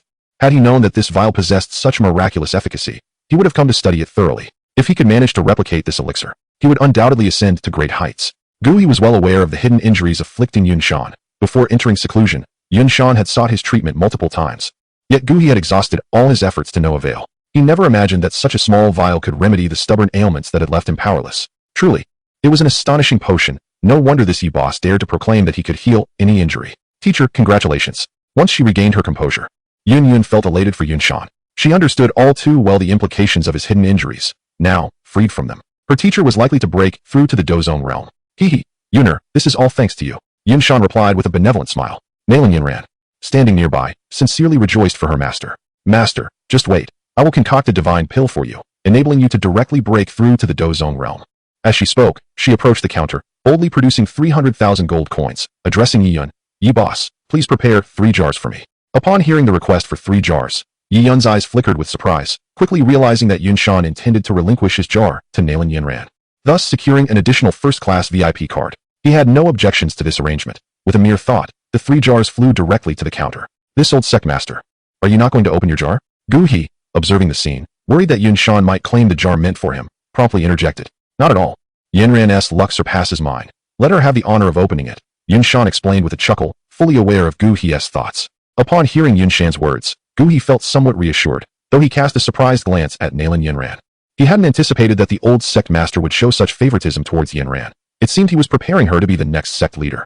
At that moment, Nalan Yinran, gazing at the 3 jars on the counter, silently prayed, much like Yun, before decisively smashing one of the jars with a palm strike. As a burst of radiant light surged forth, the jar vanished, revealing an object upon the counter. It appeared to be a cylindrical artifact, seemingly crafted from pure gold, approximately a foot in length, and rather unremarkable in appearance. "Yi boss, what is this item?" Nalan Yinran inquired curiously, her gaze fixed on the golden cylinder that had materialized before her. Yi Yun cast a sweeping glance and immediately discerned the information regarding the pure gold cylinder. The peacock feather, originating from the Doloa continent, it ranks 3rd in the Tang sect's arsenal of hidden weapons, containing a total of 356 concealed weapons across 12 distinct categories, each serving varied functions such as piercing, explosive, and lethal poison. Is this truly the peacock feather? Upon reading the details of the pure gold cylinder, Yi Yun's face was instantly marked by astonishment. During his elementary school years, he had perused Doloa continent and had some recollection of the peacock feather. This concealed weapon, when launched, resembles the resplendent display of a peacock fanning its tail, dazzling the beholder, yet within that mesmerizing beauty lies a lethal danger. Thus, it is aptly named the peacock feather. While it sounds formidable, Yi Yun found it challenging to gauge the true potency of the peacock feather. After all, it hails from the Doloa continent, a realm steeped in fantasy. The only measure of its might can be derived from the original text of Doloa continent, which states that the peacock feather possesses the capability to pierce the true form of a soul saint's martial spirit, capable of slaying a soul saint. Yet, how powerful is a soul saint in the Doloa continent? Yi Yun was uncertain. Consequently, facing the inquisitive gaze of Nalan Yinran, he could only respond. "This is called the peacock feather, a concealed weapon. As for its power, you shall discover it for yourself." "Discover it?" Upon hearing this, Nalan Yinran was momentarily taken aback.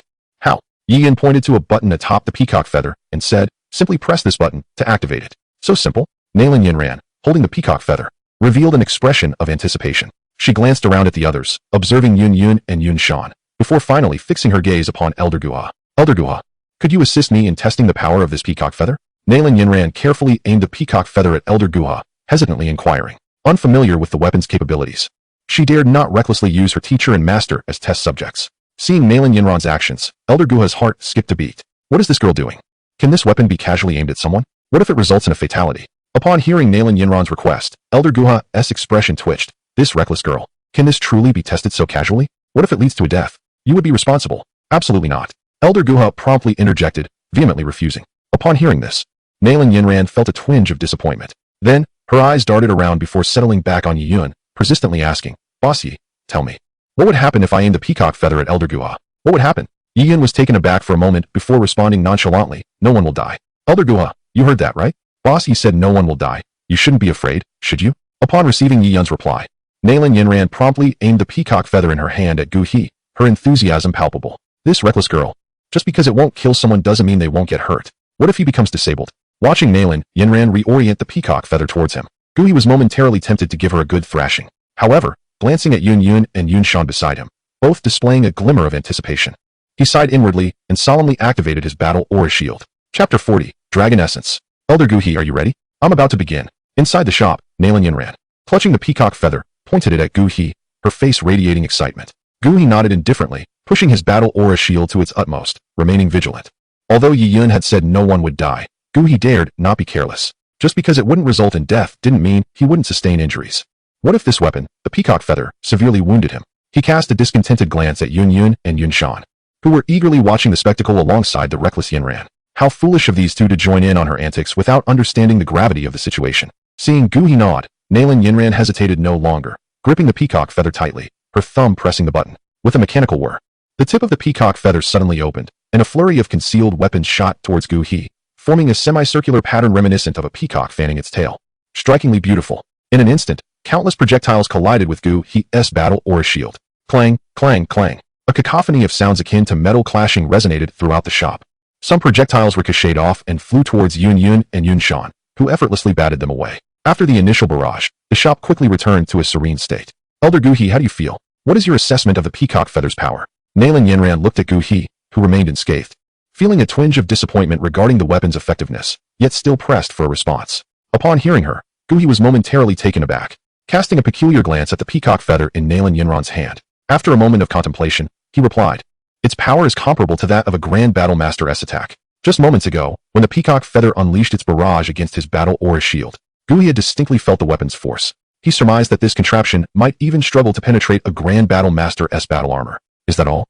Upon hearing this, disappointment etched itself onto Nalan Yinran's face. According to Elder Guhi, this was clearly nothing extraordinary. Yi Yun stood aside, fully immersed in the realm of invincibility, and thus he was far more attuned to the magnitude of power emanating from the peacock feather than Guhi.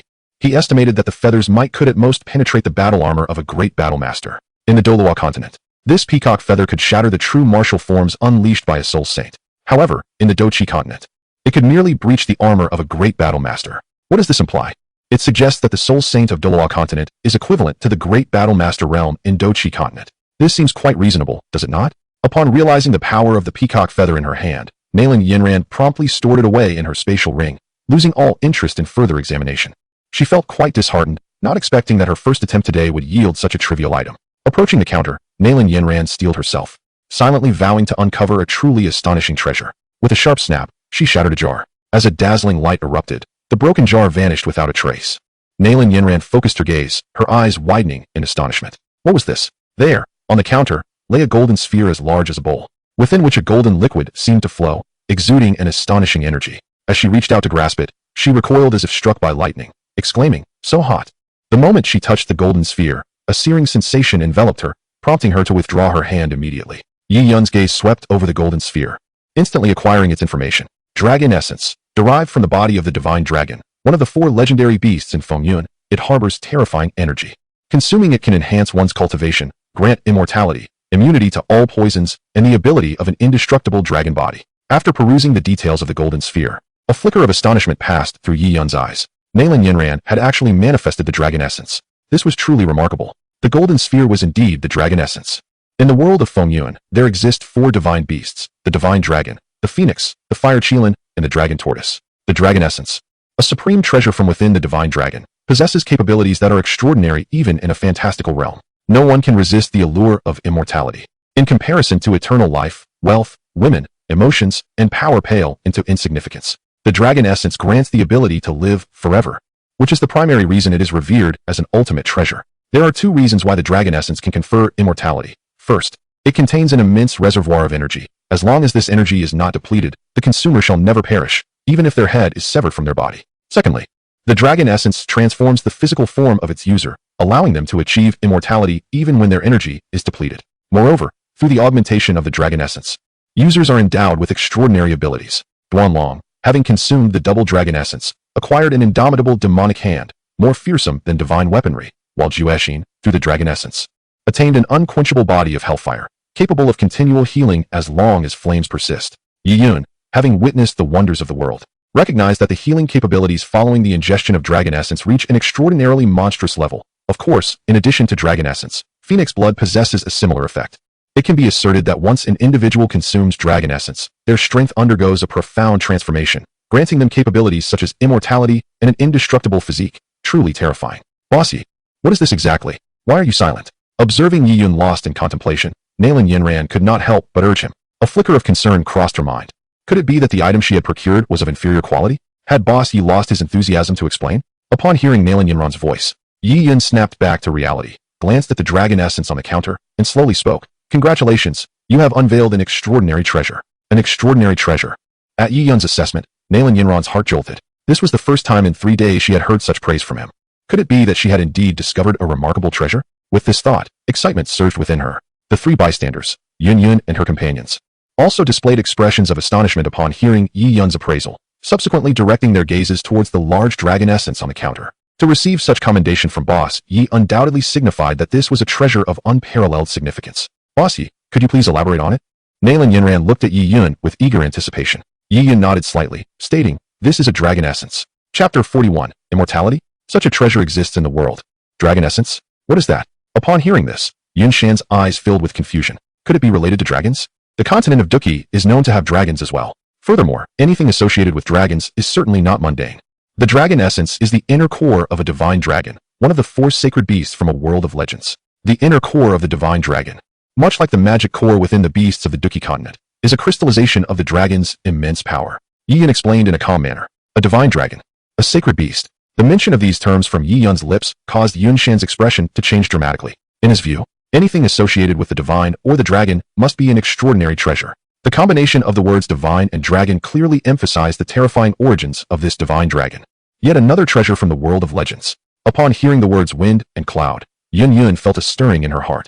The 10,000 swords returning to one and the unparalleled sword in her possession both originated from this world. It was astonishing to discover that such treasures existed in this realm, truly not to be underestimated. Boss Yi, this dragon essence is the magic core of a divine dragon.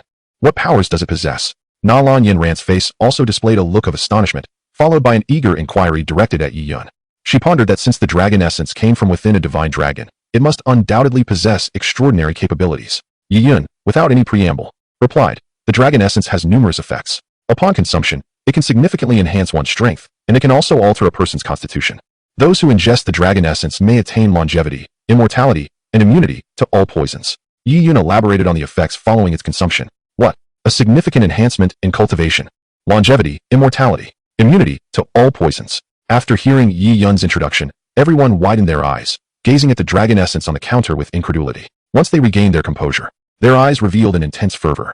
Setting aside the other abilities, the mere promise of longevity was enough to drive anyone into a frenzy. What is the purpose of cultivation if not for the pursuit of eternal life and formidable strength? The existence of this dragon essence seemed to directly fulfill their deepest desires. Longevity, immortality. Yunshan gazed at the dragon essence with a look of fervor and obsession, and could not help but reach out to grasp it. However, upon contact, an intense burning sensation surged through him, instinctively causing him to withdraw his hand. It's so hot. Yunshan stared in shock at the dragon essence, hesitating to act rashly. Excuse me, Boss Yi, how should one consume this dragon essence? Yunshan subsequently inquired. Yi Yun replied nonchalantly, simply swallow it whole. Swallow it whole. Upon hearing this, Yunshan glanced at the dragon essence, which was as large as a bowl, and his mouth twitched slightly. How can one possibly swallow something so large? Boss Yi, is it possible to cut it into smaller pieces for consumption? At that moment, Na Lan Yanran innocently posed a question. She hoped that if the dragon essence could be divided, it would be more favorable. Observing her master's fervent gaze toward the dragon essence, Na Lan Yanran realized that this treasure likely wouldn't belong to her. After all, there was only one dragon essence, and it was improbable that it would fall into her hands. However, if it could be partitioned into several portions, then perhaps there was a chance. After all, she was the one who unearthed it. Claiming a share wouldn't be unreasonable, right? Yunshan found Na Lan Yanran's question somewhat amusing. This foolish girl. How could such a precious artifact as the dragon essence possibly be divided? To his astonishment, Yi Yun nodded in response to Na Lan Yanran's words and said, sure. He recalled that in the midst of chaos, an entire dragon essence had been divided into 7 parts. Yunshan stood there, momentarily dumbfounded. It was truly possible to separate it. Upon hearing this, Na Lan Yanran became quite excited and said, Boss Yi, could you kindly assist me in dividing it? She felt elated at the prospect. For if it could be separated, she might also savor the essence of the dragon. Of course, Yi Yun replied, nodding in acquiescence. He then reached out and gently tapped the dragon essence. In a dazzling flash of golden light, the originally palm-sized essence shattered into 7 equal-sized golden spheres, each resembling the size of an egg. Wow, it has indeed transformed into 7 pieces. Gazing at the divided dragon essence on the counter, Na Lan Yanran's face lit up with joy. Surely, she would manage to claim 2 of them. 3 for my master, 2 for my teacher, and 2 for myself. Yes, that settles it. Subsequently, she reached out to touch one of the dragon essences. Ah, it's no longer as hot as before. She then attempted to lift a small dragon essence using her fighting spirit and was successful without feeling any heat. After a brief moment of hesitation, she picked up 3 small essences and handed them to Yunshan, saying, Master, these are for you. Yunshan was momentarily taken aback before accepting the 3 small essences. A smile blossoming on his face, he felt a deep sense of satisfaction, realizing that his decision from the previous day had been wise. Yanran was indeed luckier than himself. With these 3 dragon essences, he was certain he could break through to the Dozong realm. Moreover, Boss Yi had mentioned that consuming dragon essence could grant one longevity and immortality. Although it had been divided into 7 parts, obtaining 3 should allow him to live for an extra 1,000 years, which seemed reasonable enough. Excitement surged within Yunshan as he contemplated this. His time was limited. He had only a few years left to live. Yet now, not only did he see hope for breaking through to Dozong, but he could also achieve immortality. This was nothing short of a monumental surprise. Nalan Yinran then picked up 2 more dragon essences and handed them to Yun Yun. Smiling as she said, "Teacher, these are for you." Yun Yun had been eagerly watching Nalan Yinran and quickly accepted the 2 small essences, feeling a wave of gratification.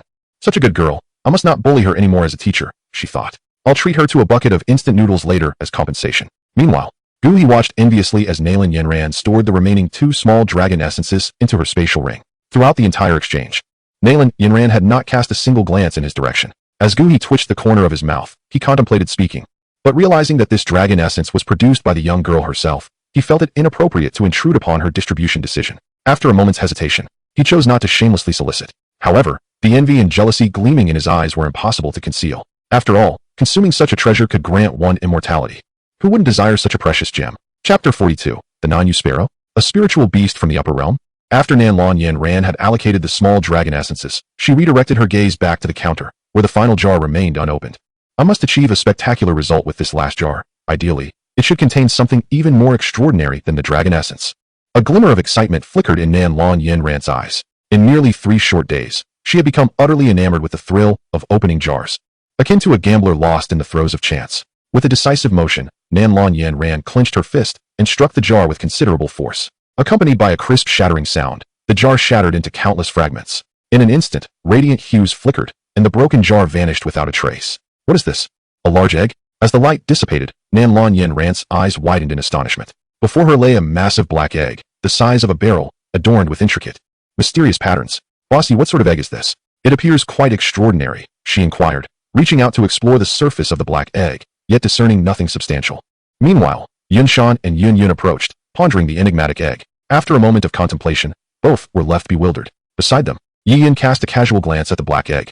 Nanyu Sparrow Spiritual Beast Egg, a fresh egg from the Nanyu Sparrow clan within the world of the Great Ruler, containing nourishing essence for health and vitality. Upon reading the information regarding the black egg, a flicker of surprise crossed Yi Yun's eyes. It was indeed a first to encounter something from the Great Ruler. Moreover, it was an egg newly laid by the Nanyu Sparrow clan. However, what on earth did this system's description mean? Nourishing for health. A prestigious spiritual beast egg. Meant for consumption? That was utterly absurd. Yi Yun recalled that in The Great Ruler, the protagonist Mu Chen's early success in overcoming challenges was significantly attributed to the essence of the Nanyu Sparrow within him. The Nanyu Sparrow was ranked 11th in the beast record of that world, a truly formidable spiritual beast. It is worth noting that while they are referred to as magical beasts in the continent of Fighting Qi, they are known as spiritual beasts in The Great Ruler, undoubtedly.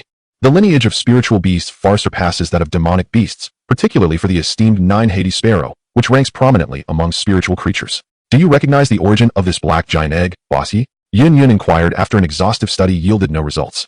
Her gaze inevitably shifting towards Yi Yun for answers. Yi Yun replied nonchalantly, "This egg belongs to the 9 Hades Sparrow." The 9 Hades Sparrow? Upon hearing this, the crowd furrowed their brows, contemplation flashing in their eyes. After a moment, they collectively shook their heads in resignation, confirming their unfamiliarity with such a demonic beast. May I ask, Bossy, what level of demonic beast is the 9 Hades Sparrow? For we have never encountered it. Yin Shan, racking his brain, directly posed the question to Yi Yun. The 9 Hades Sparrow is not a demonic beast. It hails from the grand world above the Duki continent. And it is an exceptionally formidable spiritual beast, Yi Yun elucidated. The grand world above the Duki continent? A spiritual beast? The assembly was once again taken aback by Yi Yun's words. Yi Yun had previously enlightened them about the grand world, explaining that their Duki continent was merely a small world among many, with no fewer than 3,000 such realms contained within the grand world. This revelation underscored the vastness of the grand world, teeming with formidable beings of unimaginable power. The fact that the 9 Hades Sparrow originated from such a superior realm was enough to leave Yun Shan and his companions utterly astounded. This is indeed an object from the higher realm? They gazed in astonishment at the black giant egg on the counter, collectively lamenting Nalan Yinran's extraordinary fortune. Having just unearthed a dragon essence of unimaginable potential, she now possessed an egg from the higher realm. Such luck was truly enviable. At this moment, the most elated of all was, of course, Nalan Yinran herself. After absorbing Yi Yun's explanation, she cradled the black giant egg and chanted, "My egg, my treasure." Yi Yun, observing from the side, couldn't help but twitch his lips. "What do you mean, your egg? Pray tell, do you have an egg?" It would be prudent for a young lady to choose her words with care. After a moment of excitement, Nalan Yinran suddenly recalled something and continued her inquiry. "Boss Yi, do spiritual beasts from the higher realm possess strength superior to the 9th-tier demonic beasts of the Duki continent? One cannot assert such a notion with absolute certainty." Yi Yun replied, shaking his head. "The power of a spiritual beast primarily hinges on its bloodline tier. Some spiritual beasts of lower bloodline quality may even be inferior to 9th-tier demonic beasts of the Duki continent." Yi Yun's words were delivered with calmness. Yet they resonated deeply within the hearts of Yun Shan and Yun Yun, leaving them profoundly shaken. At the pinnacle of the continent of fighting Qi, the ninth-tier magical beast, upon ascending to the upper realm, astonishingly finds itself comparable only to the most inferior of spirit beasts. Truly, the 3,000 worlds live up to their reputation. Even a mere breath released by the denizens above would likely be extraordinary. Holding the obsidian egg in her hands, Nalan Yinran continued to inquire, "So, where does my 9-nether sparrow rank among the spirit beast bloodlines in the upper realm?" In this realm, there exists a ranking of spirit beast bloodlines known as the Record of 10,000 Beasts. Much like the ranking of on the Fighting Qi continent, the Record of 10,000 Beasts chronicles the bloodline rankings of numerous spirit beasts. This record is divided into the celestial and terrestrial rankings, with the 9-nether sparrow securing the 11th position on the terrestrial list. Yi Yun spoke eloquently, divulging all the pertinent information regarding the 9-nether sparrow, the 11th rank on the terrestrial list. Upon hearing this, the crowd was taken aback. They had not anticipated that the 9-nether sparrow would hold such a high position even in the upper realm. They had indeed stumbled upon a treasure. If they were to hatch and properly nurture this 9-nether sparrow, it could potentially transcend the void and successfully ascend to the upper realm. With this thought, both Yun Shan and Yun Yun's eyes gleamed with excitement. With the 9-nether sparrow spirit beast egg in their possession, the day of Yunlan's sect's rise to prominence was surely near. Meanwhile, Guhi gazed enviously at the spirit beast egg, his eyes betraying a mixture of admiration and jealousy. This spirit beast from the upper realm possessed a bloodline even more formidable than that of the 9th-tier magical beasts from the continent of Fighting Qi. "Bossy, do enlighten me about the abilities of this spirit beast," Nalan Yinran said, lifting her delicate head, curiosity sparkling in her eyes. After a moment of contemplation, Yi Yun replied, "Spirit beasts possess a unique ability that magical beasts cannot replicate, known as bloodline linking. This allows spirit beasts to forge a bloodline connection with humans, thereby amalgamating their strengths." Chapter 43, Bloodline Linking. Fourth on the celestial ranking, the Dragon Soul Cauldron. Bloodline linking? Nalan Yinran momentarily paused, her mind echoing the term, before casting a bewildered glance at Yi Yun. What exactly does bloodline linking entail? It is a technique possessed solely by those with the bloodline of ancient divine beasts. Simply put, it is a remarkably special method that intertwines your bloodline with that of the spirit beast. If I were to establish a bloodline connection with the spirit beast, what benefits would it bestow upon me? Nalan Yinran inquired with curiosity. Once the bloodline connection is established, you shall gain access to all the abilities inherent to the spirit beast, Yi Yun explained nonchalantly. For instance, with your 9-nether sparrow, should you forge a bloodline connection, you would receive its power enhancement, and simultaneously, you would be able to wield the innate racial skill of the 9-nether sparrow, the 9-nether dark fire. The 9-nether sparrow hails from the northern underworld, its wings capable of obscuring mountains, and its ethereal light capable of devouring the sun and moon. The racial skill, the 9-nether flame, possesses an extraordinarily formidable power, rivaling the so-called of this Dookie continent. How marvelous! Upon hearing the benefits of establishing a bloodline link, Nalan Yinran's eyes widened in astonishment. This spirit beast surprisingly possesses such a wondrous ability. How, then, shall I forge a bloodline link with the 9-nether sparrow? Nalan Yinran inquired, affectionately caressing the immense black egg in her hands. That will depend entirely on you, Yi Yun explained with a smile. Spirit beasts, by their very nature, are proud and rarely establish bloodline links with humans, especially high-ranked spirit beasts like the 9-nether sparrow, which harbors the essence of an ancient divine beast. It is only through gaining its trust that the 9-nether sparrow will willingly form a bloodline connection with you. I see. Then it seems I must treat it kindly once it hatches. Nalan Yinran mused inwardly. While forming a bloodline link with a spirit beast certainly offers numerous advantages, I must caution you that it is not without its drawbacks. Yi Yun suddenly recalled something and advised. Once the bloodline link is established, your life will be directly intertwined with that of the spirit beast. Should either party perish, the other shall follow suit.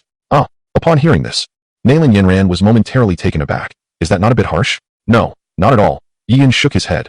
Though humans can extend their lifespans through cultivation, the 9-nether sparrow, being a spirit beast infused with the bloodline of the immortal phoenix from ancient times, possesses an exceptionally long lifespan. In terms of longevity, the 9-nether sparrow is at a disadvantage. At this point, Yi Yun suddenly recalled the dragon essence that Nalan Yinran had obtained and quickly amended his statement. Of course, if you consume the dragon essence and gain the power of longevity, that could change things. Upon hearing this, Nalan Yinran seemed to grasp the concept and nodded slightly. I see. Well, I have shared all that I needed to convey.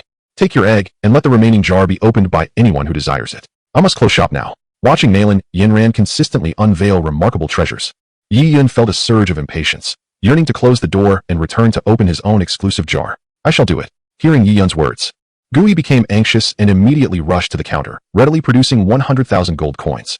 Yi Yun accepted the coins and then took the last jar from the shelf, placing it on the counter. Gui gazed at the jar before him, a flicker of anticipation crossing his eyes. He was envious of the extraordinary treasures Nalan Yinran had unveiled earlier. Now, it was finally his turn to open a jar. I must certainly unveil a treasure stronger and more potent than that of Yinran. Gu He resolved fiercely. Then, with unwavering determination, he struck the jar with a resounding slap. With a crisp shattering sound, the jar broke apart. As the dazzling rays of dawn flickered, the shattered jar vanished into thin air. Subsequently, a diminutive golden cauldron materialized upon the counter. Is this a medicinal cauldron? Yet why is it so small? Observing the golden cauldron, Gu He revealed a hint of confusion. And as he reached out to grasp it, his expression shifted dramatically. To his astonishment, this tiny golden cauldron weighed as if it were 1,000 pounds. Even with his prowess as a Do Wong, lifting it proved to be an immense struggle. Soon, excitement replaced his bewilderment. This cauldron exhibited such extraordinary qualities. It must surely be an exceptional treasure. Contemplating this, Gu He turned his gaze toward Yi Yun with anticipation and inquired, "May I ask, Boss Yi, what kind of treasure is this medicinal cauldron? Why is it so diminutive?" Upon hearing this, Yi Yun briefly shifted his gaze from the golden cauldron, instantly acquiring all pertinent information regarding it. Dragon Soul Cauldron, originating from Do Pa Songqiong, ranked 4th on the Heavenly Cauldron list, it greatly assists in alchemical processes. The fact that it derives from Do Pa Songqiong astonished Yi Yun. It was the first instance of encountering a native item from the Duki continent. How intriguing. To find something from Do Pa Songqiong within the Duki continent was indeed unexpected for Yi Yun. However, that was merely the beginning. Subsequently, fragments of information regarding the Dragon Soul Cauldron began to surface in Yi Yun's mind. In the realm of the Duki continent, it is said that aside from the exotic flame ranking, there exists the Heavenly Cauldron list. As the name suggests, the list records those cauldrons that are remarkably perfect and outstanding. There are 13 cauldrons on the Heavenly Cauldron list, each possessing an allure that countless alchemists are drawn to. Yi Yun recalled that Yao Chun possessed a cauldron from this list, known as the Black Demon Cauldron, which held the 8th position. Now, the Dragon Soul Cauldron that Gu He had summoned ranked 4th on the Heavenly Cauldron list. This small cauldron is the Dragon Soul Cauldron. Ranked 4th on the Heavenly Cauldron list, Yi Yun stated calmly, with a flick of his right hand. The Dragon Soul Cauldron transformed into a streak of golden light and fell to the ground. In the next instant, a golden medicinal cauldron, large enough to occupy the space of a tabletop, appeared within the shop. This was a pure golden cauldron, robust in stature, exuding a profound and steady aura. The surface of the golden cauldron was adorned with intricately crafted images of dragon-like magical beasts. Upon closer inspection, these dragon-like beasts appeared almost lifelike. In a moment of quietude, it seemed as though everyone could hear the faint sound of a dragon's roar emanating from the golden alchemical cauldron. What a magnificent cauldron! As the colossal golden vessel, now the size of a table, descended to the ground, Gu He could not help but express his admiration. Chapter 44. Apologies, the VIP card is given, not sold. Gazing at the extraordinary golden cauldron before him, Gu He felt compelled to marvel at its grandeur. A quality cauldron is of utmost significance to an alchemist. It is, without a doubt, one of the most vital instruments in an alchemist's arsenal. A fine cauldron can substantially enhance the success rate of concocting elixirs. Bossy, did you just say that this cauldron is the Dragon Soul Cauldron, ranked 4th on the Celestial Cauldron list? At that moment, Gu He recalled Yi Yun's earlier words, and a look of astonishment flickered across his face. As a 6th-tier alchemist, Gu He had certainly heard of the legendary Celestial Cauldron list, albeit only in passing. However, he was utterly ignorant of the specific cauldrons that graced this esteemed list. Within the realm of alchemy, the cauldrons listed on the Celestial Cauldron list hold a status akin to that of the extraordinary flames featured on the flame list. They are regarded as mythical artifacts. Yi Yun nodded affirmatively and said, "Indeed, this is the Dragon Soul Cauldron, ranked 4th on the Celestial Cauldron list." The knowledge that this cauldron truly belonged to the revered list and was ranked 4th ignited a wave of exhilaration within Gu He. In the hearts of every alchemist, the cauldrons on the legendary Celestial Cauldron list are regarded as supreme treasures. And now, this sacred artifact had unexpectedly fallen into his possession, leaving Gu He overwhelmed with excitement. "Boss Yi, might I trouble you to provide an introduction to the Dragon Soul Cauldron?" After gazing at the cauldron for a moment, Gu He awkwardly inquired of Yi Yun. As an alchemist, it was indeed somewhat embarrassing for him to seek an introduction to a cauldron from someone else. Yet, having never seen this Dragon Soul Cauldron, nor even heard of it, he was entirely unaware of its specific functions. Yi Yun, however, would not decline. As the proprietor, he felt it was his duty to enlighten his customers about the products. Thus, after taking a glance at the Dragon Soul Cauldron, Yi Yun began to elucidate. The Dragon Soul Cauldron was crafted in ancient times by the Emperor of the Dragon Clan, utilizing rare primordial metals, fused with the essence of a powerful dragon warrior. Its functions are manifold, but allow me to briefly outline 3 of its most significant abilities. Firstly, it enhances the success rate of an alchemist's elixir concoction. Secondly, as a creation of the Dragon Clan's Emperor, it is imbued with a potent dragon aura. When infused with battle energy, it can unleash a dragon's might, subduing all magical beasts. Thirdly, the cauldron contains the essence of the Dragon Clan, and by introducing the bloodline of a dragon, one can awaken this essence for their own use. Yi Yunshang succinctly recounted the origins and functions of the Dragon Soul Cauldron to Gu He in just a few brief sentences.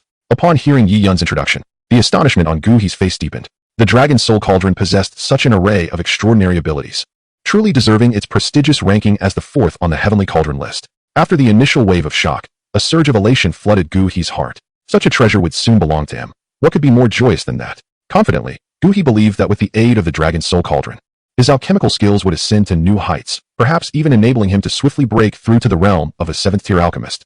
A 7th-tier alchemist would indeed be a notable figure across the entire continent. Contemplating this, Gu He felt a diminished sense of envy and resentment towards Nalan Yinran.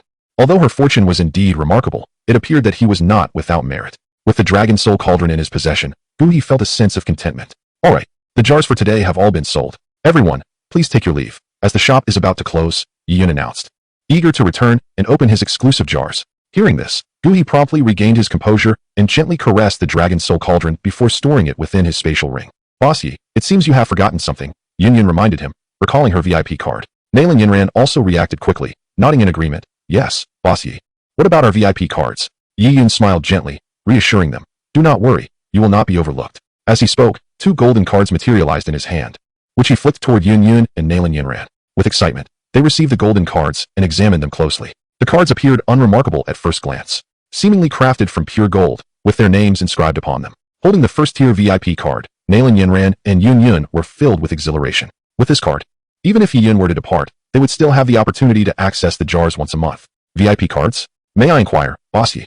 What exactly are these VIP cards? Gu He asked, as intuition suggested to him that these cards held significant value. Yi Yun glanced at him and replied, those who possess a VIP card can, regardless of their location, activate the card to instantly appear in my shop, provided, of course, that I am open. Furthermore, those who possess a VIP card enjoy the privilege of priority purchasing. The higher the level of the VIP card, the greater the rights conferred.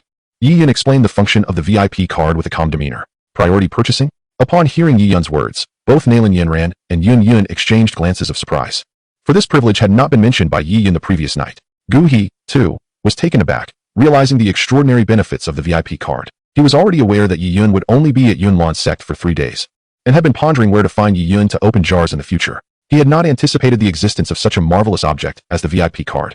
Boss Yi, could you perhaps grant me a VIP card as well? Gu He inquired eagerly. Apologies, but you do not yet qualify for a VIP card, Yi Yun replied, shaking his head and firmly denying Gu He's request. Why not? How come they have one? Gu He asked, momentarily taken aback and then questioning with curiosity. Yi Yun clarified. One must spend 500,000 gold coins in this establishment to qualify for a level 1 VIP card. What?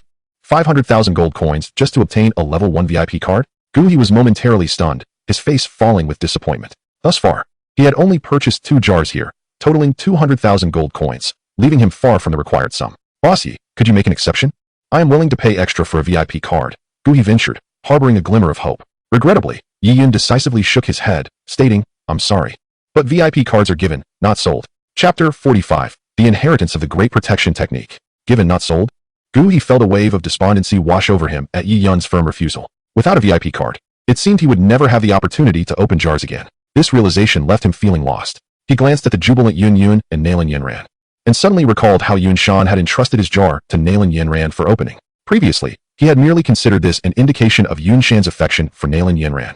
Now, observing the VIP card in Nalan Yinran's possession, he understood everything. It appeared they had known about the VIP card all along. However, Gu He was acutely aware that even if he had been privy to this information earlier, he would still have no opportunity to acquire one, as he was not Nalan Yinran, and Yun Shan would never entrust his jar to him for opening. In their eyes, he remained merely an outsider. Upon observing Gu He's despondent demeanor, Yun Shan couldn't help but let a flicker of amusement dance in his eyes. He approached Gu He, gently patting his shoulder and speaking in a soothing tone.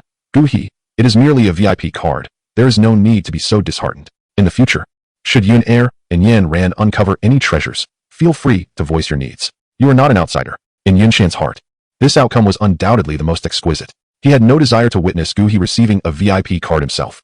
His greatest concern was that once Gu He ascended to the rank of a 7th-tier alchemist, he might disregard the Yunlan sect and choose to depart entirely. Such a scenario would result in significant losses for the sect. Presently, with both VIP cards firmly in the hands of the Yunlan sect, Gu He's future acquisition of treasures would naturally depend on his performance. Upon hearing these words, Gu He felt a flicker of understanding, soon grasping the underlying message in Yun Shan's remarks. A bittersweet smile tugged at his lips.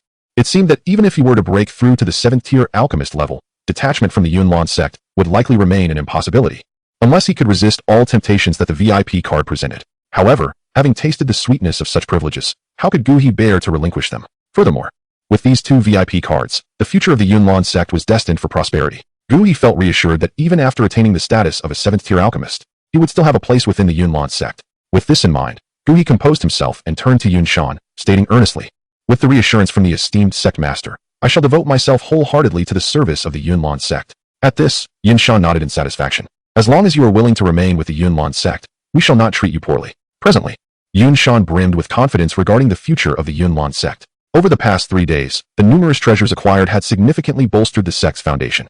Yun had discovered a divine pill, achieving a breakthrough to the Dozong realm.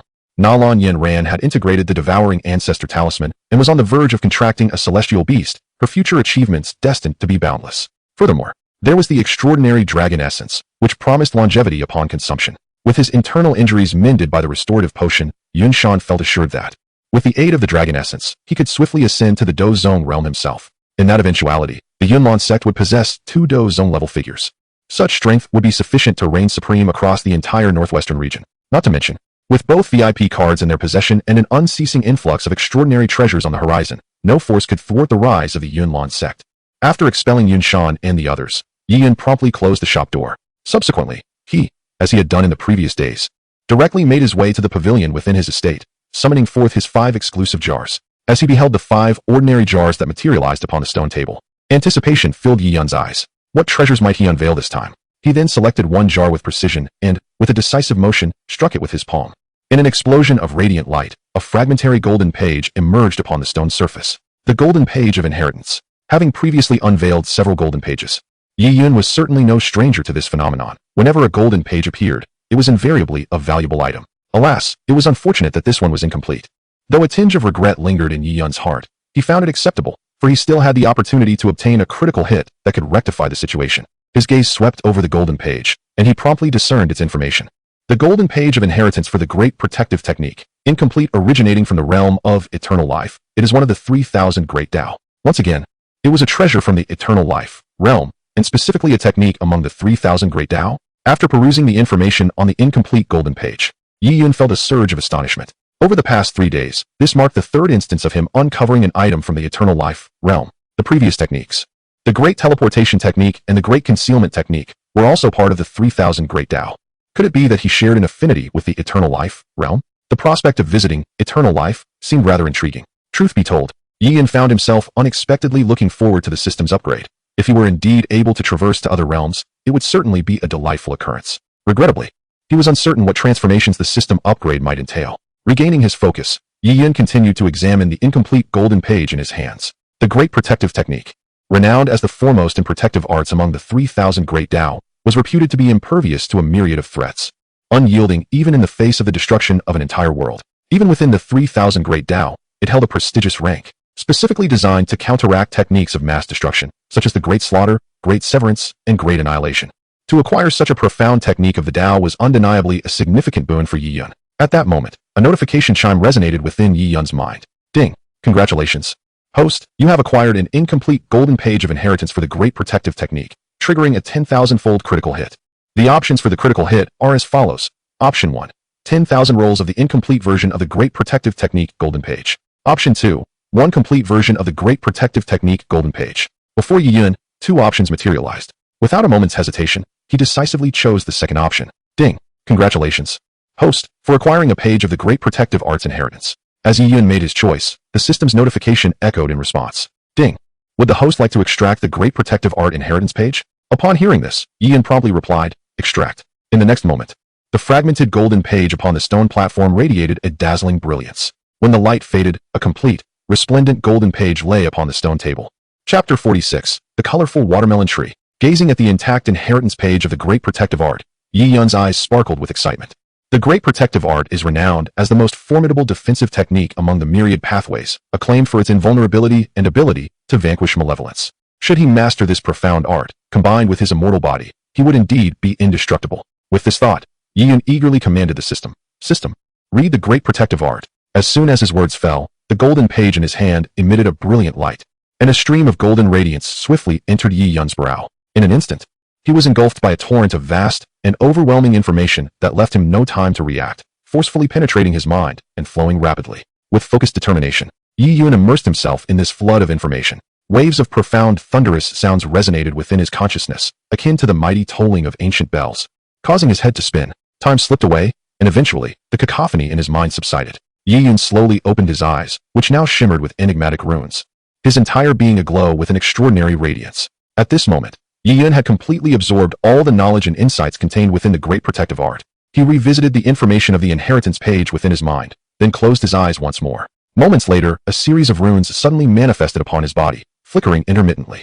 As time passed, a luminous sphere resembling a tortoise shell enveloped Yi Yun entirely. Upon this shell emerged numerous arcane runes, some reminiscent of ancient tortoises, coalescing into a protective shell that floated outside the glowing sphere. With the system's assistance, Yi Yun swiftly cultivated this most proficient and resilient Great Protective Art. In the realm of eternal life, this technique, among the 3,000 pathways, is exceedingly challenging to master and has long been lost to time. During the ancient battles of gods and demons, certain figures achieved mastery over this divine art, shining brilliantly, to the extent that even the divine emperors of the god race were rendered powerless against it. Legend has it that during the primordial era, the Taoist of chaos employed the Great Protective Art to withstand a united assault from 3,000 divine emperors, subsequently unleashing the primordial heavenly Tao to obliterate them all. When cultivated to its zenith, the Great Protective Art grants unparalleled safety, allowing one to traverse through the storms of time and space without a hint of peril. Certainly, at this moment, Yi Yun has merely just crossed the threshold of the Grand Protective Technique, and thus is far from attaining such a formidable realm. Nonetheless, given the immense defensive power of the Grand Protective Technique, even as a novice, Yi Yun's defensive capabilities have undergone a remarkable transformation.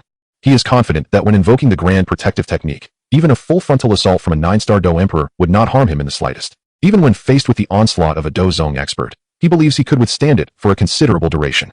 Such is the extraordinary strength and terrifying nature of the Grand Protective Technique.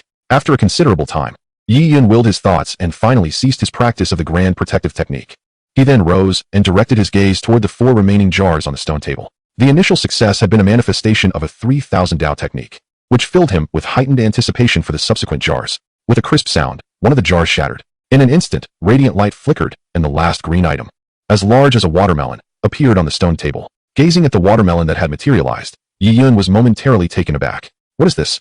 It has yielded merely a fruit? Undeterred, Yi Yun scrutinized the watermelon. King of watermelons, from the world of Earth, a genetically modified watermelon cultivated in Huagua. Renowned as the king of watermelons, boasts abundant juice and a delectable sweetness, guaranteed to remain fresh, and consuming it contributes to physical fortitude. Ah, this truly is something from my homeland. A Huagua brand watermelon, the king of watermelons, guaranteed to be fresh. However, what is this genetically modified watermelon? The notion that it could enhance physical vitality pleasantly surprised Yi Yun. Although the item produced this time was not particularly remarkable, he was nonetheless delighted to see something from Earth manifest once again. At that moment, the system's prompt resonated softly in Yi Yun's mind. Ding! Congratulations, host, on acquiring a king of watermelons, triggering a 10,000-fold critical hit. The options for the 10,000-fold critical hit were as follows. Option 1. 10,000 kings of watermelons. Option 2. A 7-colored watermelon tree. Immediately, the 2 options appeared before Yi Yun's eyes. He quickly glanced over them, utterly astonished. A watermelon tree? Aren't watermelons vine-grown? Where could a tree possibly come from? Could it be another aberrant product? I must see how watermelons grow on trees. Driven by curiosity, Yi Yun addressed the system directly. System, I choose option 2. Ding! Congratulations, host, on obtaining a 7-colored watermelon tree. As Yi Yun made his choice, the system's notification followed suit. Ding! Would the host like to extract the great 7-colored watermelon tree? Upon hearing the words, Yi Yun immediately responded, extract. In the next moment, the green-skinned watermelon upon the stone platform erupted in a dazzling array of colors. Moments later, a small sapling radiating with multicolored light appeared before Yi Yun's eyes. A glance was all it took for the information about this sapling to materialize. Rainbow watermelon tree, capable of bearing 7 distinct colors of watermelon, each hue imbued with extraordinary powers. Extraordinary powers? Let's cultivate it and see. Yi Yun, somewhat perplexed, promptly lifted the multicolored sapling from the stone table and made his way to a grassy area within the estate, where he planted it directly into the soil. As the sapling was nestled into the earth, Yi Yun keenly sensed it drawing upon the elemental energies present in the surrounding space. Could it be that this sapling requires the absorption of various elemental forces to thrive? This thought crossed Yi Yun's mind, and with a mere flicker of intent, he activated the power of his invincible domain, channeling the elemental energies from the void towards the sapling in torrents. What unfolded next astonished Yi Yun. The sapling welcomed the influx of elemental energies with open arms, absorbing them all without hesitation. As it did, the sapling began to grow at a visibly accelerated pace. In the blink of an eye, it transformed from a small sapling into a sizable young tree. An hour later, Yi Yun gazed at the rainbow watermelon tree, now towering a meter above him, and felt a sense of numbness wash over him. This is simply surreal. No, wait, I am in a fantastical world. Given that I have already traversed realms, the emergence of a watermelon tree is hardly surprising. Thus, it is not unreasonable for a sapling to mature into a sizable tree within an hour, right? Chapter 47. The Binding Immortal Rope. The Interdimensional Portal. Never mind. Let me open the other jars first. Observing the rapidly growing rainbow watermelon tree, Yian estimated that it would take only a few more hours to fully mature and bear fruit. He was too impatient to wait and returned to the pavilion. Preparing to continue opening jars. Gazing at the remaining 3 jars on the stone table, Yian struck one with a swift slap, shattering it into fragments. Soon, a radiant glow erupted, and the broken shards vanished into light, revealing a golden rope upon the table. A rope indeed? Yian gazed in astonishment at the golden cord that had appeared. What peculiar item have I unearthed this time? He grasped the golden rope and tugged at it with force. Ah, its quality is rather impressive. Yian was taken aback. His physical strength was formidable. Yet he could not break this rope. Clearly, this was no ordinary cord. Upon contemplating this, Yian, filled with a sense of curiosity, directed his gaze towards the golden rope, instantly acquiring all the information regarding this exquisite artifact. The Binding Immortal Rope, replica, a formidable magical tool from the realm of Perfect World. Could it truly be the Binding Immortal Rope? Upon discovering the details of this golden cord, Yian's eyes sparkled with intrigue. This item is indeed splendid. It would be exceedingly convenient for binding purposes. Remarkably, it originates from the treasured artifacts of Perfect World. Alas, it is merely a replica. Yian recalled that the young Emperor of the Desolate had also acquired a similar Binding Immortal Rope replica in his youth. Though a replica, its power remains astonishing. At that moment, a sudden alert resonated within Yian's mind, announcing the system's notification. Ding! Congratulations, host, you have obtained a Binding Immortal Rope replica, triggering a 10,000-fold critical strike. The options for the critical strike are as follows. Option 1. 10,000 Binding Immortal Ropes, replicas. Option 2. 1 Binding Immortal Rope, genuine. Subsequently, 2 choices materialized before Yian's eyes. He scanned them swiftly and arrived at a conclusion. Genuine or replica. This decision was hardly a dilemma. Without hesitation, Yian declared to the system, I choose option 2. As soon as Yian's words fell, a blinding golden light erupted from the replica Binding Immortal Rope on the stone table, and then a genuine Binding Immortal Rope appeared in Yian's field of vision. Although it appeared quite similar to the previous replica, Yian sensed an aura of profound mystical laws emanating from it. Clearly, this genuine Binding Immortal Rope possessed significantly greater power than its predecessor. Yian's gaze then focused on scanning the information. Binding Immortal Rope, genuine, originating from the investiture of the God's world. It is a postnatal spiritual treasure.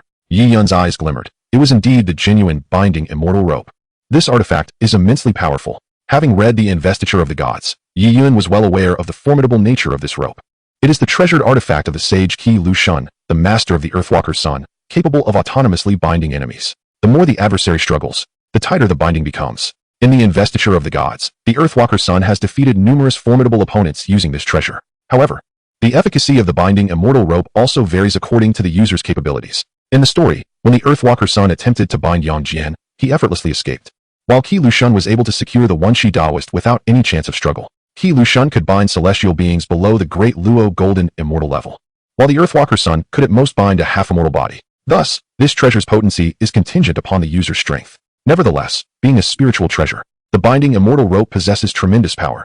Yian estimated that with his current strength, he could at least bind a formidable opponent at the Dozun level, or even a half-saint with the Binding Immortal Rope, rendering them utterly motionless.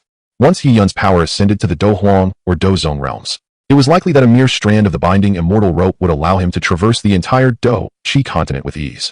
The mere thought of this filled Yian with excitement. At that time, he could roam freely without fear of being defeated. But wait, possessing an immortal body. What was there to fear? He could not be vanquished. In that moment, Yian felt an overwhelming sense of confidence. He picked up the Binding Immortal Rope from the table and toyed with it for a moment before tying it around his waist as a belt, its golden sheen exuding an air of opulence. After a brief period of exhilaration, Yian gradually calmed himself and turned his gaze towards the remaining 2 jars.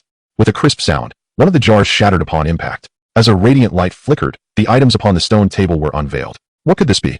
Yian picked up a silver talisman from the stone surface, a look of puzzlement crossing his features. As he scanned it, the information inscribed on the silver talisman became apparent. Interdimensional Travel Talisman, a special item provided by the system for traversing dimensions. Upon use, one can freely travel to another dimension and remain there for 3 days before returning. Only a single usage opportunity is available. The host is advised to use it judiciously. An interdimensional travel talisman, the ability to traverse to other realms? As Yian read the information revealed by the silver talisman, his eyes sparkled with excitement. To think such an item could be obtained, and provided by the system no less. Indeed, his assumptions were correct. The system's later developments would likely involve venturing into other dimensions. At that moment, a system notification echoed in Yian's mind. Ding! Congratulations, host. You have acquired an interdimensional travel talisman and triggered a 10,000-fold critical hit. The options for the critical hit are as follows. Option 1. 10,000 interdimensional travel talismans.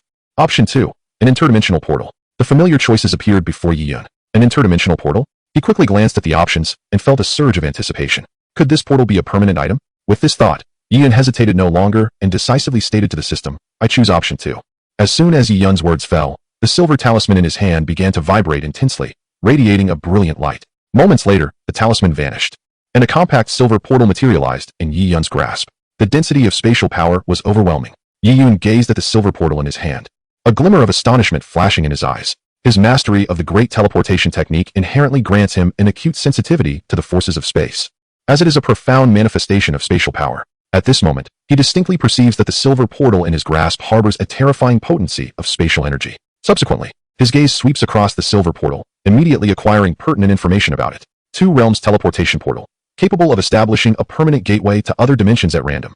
Chapter 48. The Golden Purple Gourd. Indeed, it is of a permanent nature. Observing the information of the compact portal in his hand, he muses that it is indeed not a disposable item, but rather a portal that allows for effortless travel and return at will. With the teleportation portal in hand, a flicker of excitement dances across Yi Yun's face as he yearns to activate it immediately and explore another realm. Suddenly, a system notification resonates in his mind, cautioning, attention, host, the shop will not accompany you through the teleportation. Taken aback by this revelation, Yi Yun pauses momentarily. The randomness of the portal's destination raises a tinge of hesitation within him. What if it led to an exceedingly formidable world, devoid of the invincible domain of his shop? That would be quite troubling. However, he reassures himself, for he possesses an immortal body. Nevertheless, as the proprietor of the jar shop, he must continue selling jars. What if he becomes trapped in another world and is unable to return? Yi Yun cannot forsake his jar shop, for it is his golden key to growth. Rest assured, host, the system's voice echoes once more in his mind. No matter where you find yourself, as long as the shop's location resets, you will be forcibly transported back inside. It seems the system is aware of Yi Yun's concerns. The prospect of being forcibly returned upon the shop's location refreshing brightens his eyes. With this provision in place, the risk of being trapped dissipates. Even if he were to be sealed by someone powerful, it would only confine him for a maximum of 3 days. After that, the system would ensure his return to the shop. He had not anticipated such a flawless feature of the system. It is indeed intriguing. Yi Yun's eyes suddenly gleam with renewed vitality. With his immortal form, he fears no demise.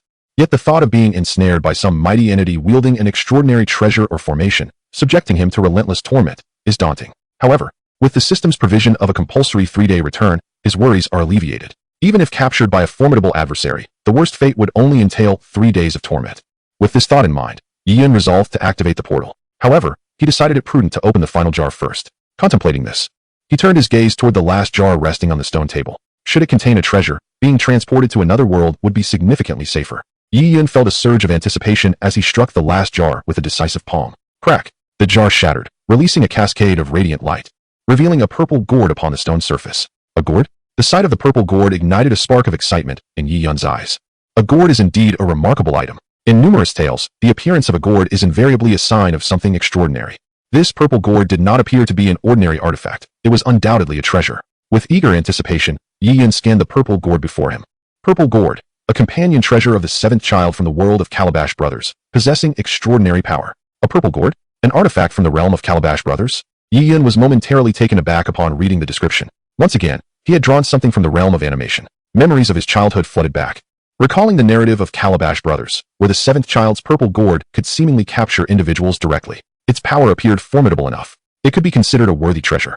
However, the combat system within Calabash Brothers did not seem particularly robust. He wondered what level of treasure this would equate to in the continent of Battle Chi. As Yi Yun pondered, a sudden notification resonated within his mind. Ding! Congratulations, host, you have acquired a purple gourd, triggering a 10,000-fold critical hit. The options for the 10,000-fold critical hit are as follows. Option 1. 10,000 purple gourds. Option 2. 1 purple gold gourd. Instantly, the two options materialized before Yi Yun. He quickly glanced at them. A purple gold gourd? What kind of treasure is this? Having perused numerous novels, many featuring gourds as treasures, he found himself momentarily unable to recall any formidable purple gold gourd. No matter, he decided to choose first. A treasure arising from a 10,000-fold critical hit would surely be remarkable. With this resolution, Yi Yun addressed the system. System, I choose option 2. As soon as his words echoed, the purple gourd on the stone table suddenly radiated both purple and golden light. Moments later, the purple gourd vanished, replaced by a gourd of purple and gold hues. Yi Yun hastily scanned the information of the purple gold gourd. The purple gold gourd, originating from the world of Journey to the West, is a vessel utilized by the Supreme Lord Laozi to contain elixirs. Merely uttering its name summons a response, allowing one to be directly absorbed into it, whereupon they would be refined within a mere instant. Astonishingly, Yi Yun's eyes widened in disbelief upon discovering the information about the purple gold gourd. Was this not the treasure pilfered by the golden-horned king and the silver-horned king from the Supreme Lord? To his surprise, he had unearthed such a remarkable artifact. Contemplating the gourd's formidable power, a broad smile spread across Yi Yun's face. This truly was a wondrous treasure. In combat, calling upon an adversary's name would result in their immediate confinement within the gourd, and within moments, they could be transformed into essence of blood. Undoubtedly, this was an intriguing and entertaining artifact. However, the gourd was not without its drawbacks. Should an enemy discover its secrets, it could easily be countered. Yi Yun regarded the purple gold gourd as a precious possession. Despite its numerous flaws, if used sparingly as a trump card, it could yield exceptional results. After all, who would ever suspect that such a simple gourd could possess such immense power, at least on this continent of martial arts? The mere deployment of the purple gold gourd would render Yi Yun virtually invincible. He mused that even if the Soul Emperor were to descend at this moment, calling out to him might lead to his own demise should he dare respond. After securing the purple gold gourd, Yi Yun initially intended to activate the portal in his hand, but was suddenly captivated by a radiant array of colors. His curious gaze fell upon the vibrant watermelon sapling he had previously planted, which had now burgeoned into a towering tree, adorned with numerous watermelons. The hues of these watermelons were peculiar: golden, yellow, purple, and blue. Chapter 49. The Marvelous Uses of the Colorful Watermelon. A breakthrough to the martial emperor. 7 colors of watermelon. Yi Yun counted and discovered that the lofty watermelon tree bore fruits of 7 distinct colors, aptly reflecting its name. He wondered what extraordinary powers these watermelons might possess. A glimmer of curiosity sparked in his eyes as he beckoned with his hand, causing a golden watermelon to plummet from the tree and soar towards him. Glimpsing the golden watermelon, Yi Yun immediately accessed its information. Diamond watermelon. Consuming this enhances physical strength. Consuming more can transform one into a diamond physique. A watermelon that bolsters defensive capabilities? Yi Yun was taken aback upon reading the details of the golden watermelon. He had never imagined that consuming watermelon could lead to such fortification. This was indeed his first encounter with such an extraordinary phenomenon. Subsequently, Yi Yun cast his gaze once more upon the variously colored watermelons adorning the watermelon tree. This golden watermelon, upon consumption, purportedly enhances one's defensive capabilities. Intrigued, Yi Yun extended his hand, transforming it into a blade-like gesture, and deftly sliced the entire golden watermelon into 8 pieces. Once severed, the watermelon revealed its vibrant red flesh, which appeared no different from that of an ordinary watermelon. As he beheld the luscious red pulp, a surge of appetite overcame Yi Yun, prompting him to grab a slice and devour it eagerly. Within moments, he had consumed an entire piece. Upon swallowing the watermelon, Yi Yun distinctly sensed a peculiar change within his body. A mysterious warmth coursed through his limbs, enveloping him in an invigorating embrace. However, he did not perceive any significant enhancement to his physical defenses. Could it be that he had not eaten enough? This thought flashed through his mind, and without further hesitation, Yi Yun seized the remaining watermelon and continued to feast. In a ravenous frenzy, he devoured the watermelon,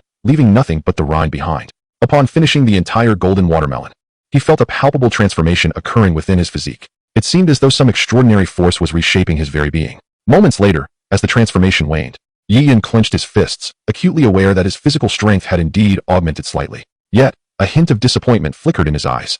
The effects of the golden watermelon had fallen short of his expectations. Nevertheless, he quickly discerned the reason. His physical form was already sufficiently robust, rendering the watermelon's benefits somewhat limited. After cultivating the divine elephant suppression technique, Yi Yun had awakened 4 colossal elephant seeds within him, endowing him with the might of 4 mighty elephants. With a single punch, without employing any mystical techniques, he could effortlessly cause even a formidable emperor-level opponent to bleed profusely. It was precisely due to his inherent strength that the golden watermelon's effects were negligible. Having come to this realization, Yi Yun felt a wave of relief wash over him, and he turned his attention to the other colored watermelons on the tree. If the golden watermelon enhanced physical strength, he pondered, what attributes might the other colors bestow? With a resolute thought, Yi Yun plucked one of each of the remaining 6 colors. Soon, the stone table was adorned with 6 watermelons, each a different hue. After a brief inspection, he picked up a purple watermelon, his gaze sweeping across its surface.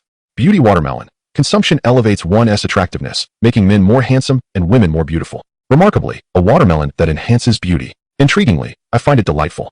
Upon encountering the information about the purple watermelon, a smile graced Yi Yun's lips. Although he believed his own attractiveness was commendable, he felt he still paled in comparison to the esteemed readers. Naturally, he would not object to an enhancement in his allure. After executing a similar maneuver, the purple watermelon was swiftly divided into 8 segments. Before long, yet another watermelon found its way into Yi Yun's stomach. At this moment, Yi Yun squinted his eyes in sheer enjoyment. After consuming the beauty-enhancing watermelon, he sensed a mysterious power enveloping him. Simultaneously, he felt his body undergoing subtle transformations in mere seconds. A luminous sheen appeared upon his skin, rendering it exquisitely fair, akin to jade. Furthermore, under the influence of this enigmatic force, his features and physique underwent delicate refinements.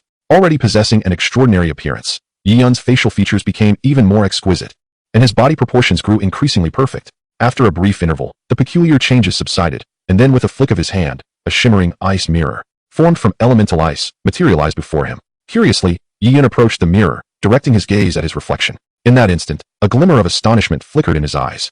There he beheld himself in the mirror, tall and graceful, impeccably handsome, with not a trace of excess flesh to be found. Moreover, he exuded an ethereal elegance, combined with his striking visage, reminiscent of a celestial being descended to the mortal realm. Exhilarating. How strikingly handsome. Gazing at his reflection, Yi Yun couldn't help but indulge in a moment of self-admiration. With his current allure, he finally felt he could rival even a fraction of the esteemed readers.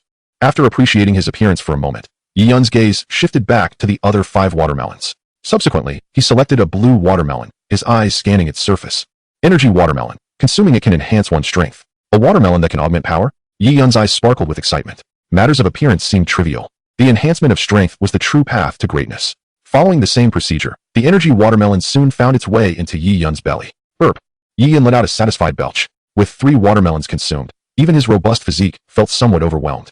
Suddenly, Yi Yun's expression shifted.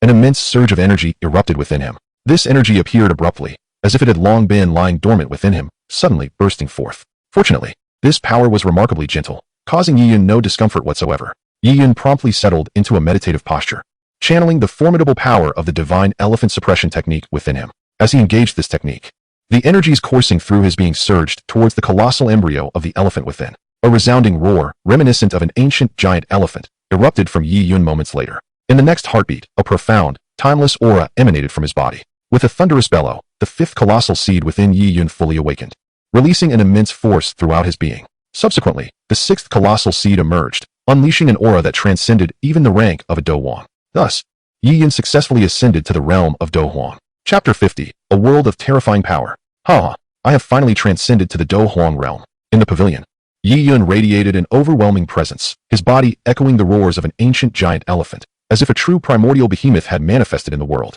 Relishing the vast energy coursing through him, excitement gleamed in Yi Yun's eyes. In merely 3 days, he had transformed from an ordinary mortal into a formidable Do Huang.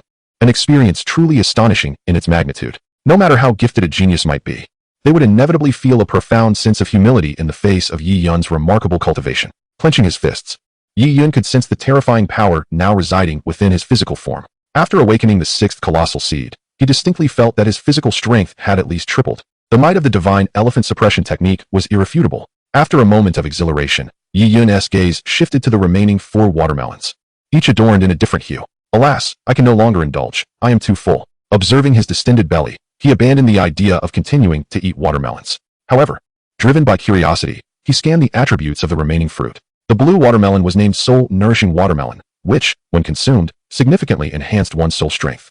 The orange watermelon was known as detoxifying watermelon, capable of purging myriad toxins from within. The green watermelon was called agility watermelon, granting lightness to one's legs and agility in movement.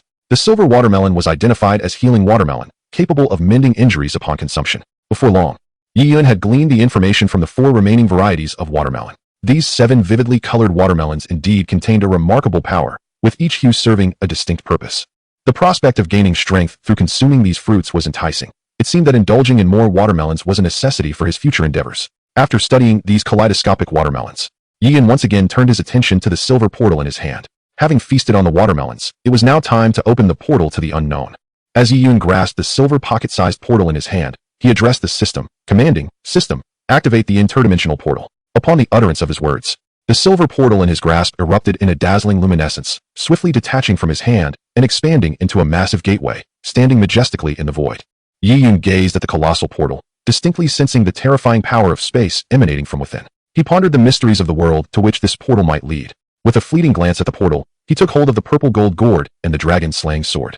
And after ensuring that the binding immortal rope was securely fastened at his waist, he exhaled in relief. In one swift motion, he vanished into the portal. In the vast and desolate wilderness, towering peaks and deep ravines surrounded him, the mountains standing in majestic grandeur. Amidst the craggy terrain roamed ancient beasts and primordial creatures, a cacophony of terrifying sounds reverberating through the darkness. as if threatening to rend the very fabric of existence. A fierce wind swept through, and a colossal dark cloud loomed overhead, shrouding the night sky and obscuring the scant starlight, plunging the mountains into deeper darkness. A menacing cry echoed from the heavens, shattering the silence, originating from the very cloud itself. Upon closer inspection, it revealed an inconceivably gigantic bird, eclipsing the sky and moon, its length unmeasurable. It descended with a gaze that resembled two blood moons, exuding an aura of ferocity, gliding slowly towards the depths of the mountains. After a prolonged period of stillness, the earth began to tremble in the latter half of the night, as a vague silhouette approached from afar, reaching the heights of the surrounding mountains.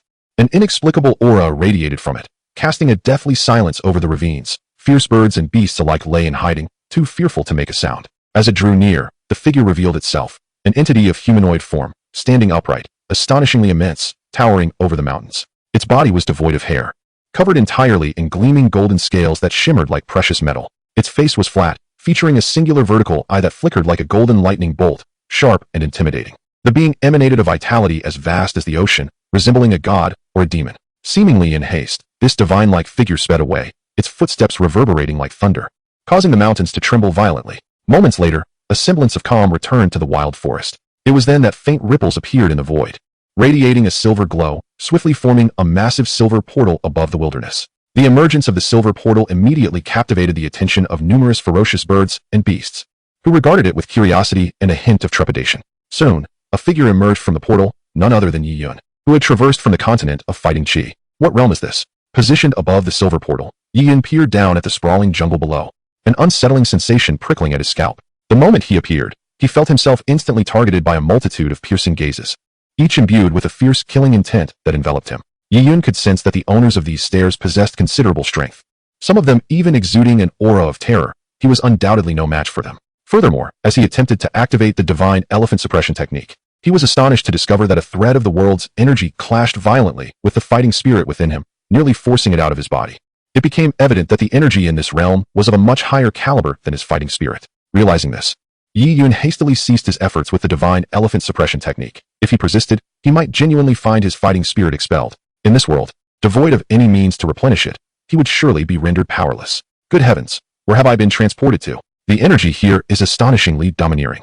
The combat prowess must be nothing short of formidable. Sensing the murderous intent surrounding him, an inexplicable chill coursed through Yi Yun, rendering him hesitant to descend. Suddenly, amidst his uncertainty, a piercing cry, akin to the sound of metal rending stone, erupted in the air. He turned his gaze to witness a colossal creature hurtling towards him with alarming speed. High above, fierce winds howled as a gigantic bird cast a vast shadow over the forest, diving rapidly towards him, its body shimmering with a golden, chilling light, exuding a terrifying ferocity. What a magnificent bird! It must be at least 50 zhang in size. Gazing at the approaching behemoth, Yi Yun felt a surge of astonishment. Quickly glancing back at the void gate behind him, his expression turning grave. This gigantic bird was likely drawn to the void gate, for such a significant disturbance would surely lead these creatures to believe a treasure of immense value had emerged. Desperation took hold, as the enormous bird drew nearer. A glint of determination flashed in Yi Yun's eyes. He retrieved the binding immortal rope from his waist, channeling his fighting spirit into it. In an instant, the rope erupted with resplendent golden light. Chanting an incantation, he watched as the binding immortal rope elongated rapidly, transforming into a radiant golden chain that surged towards the colossal bird. In the void, the binding immortal rope radiated brilliant golden light, soon clashing with the gigantic bird. The bird's massive golden eyes flickered with a hint of trepidation as it sensed the extraordinary nature of the rope. In the next moment, arcane runes emerged on the bird's wings, glowing with an ethereal blue light, coalescing into an enormous azure blade aimed at the binding immortal rope.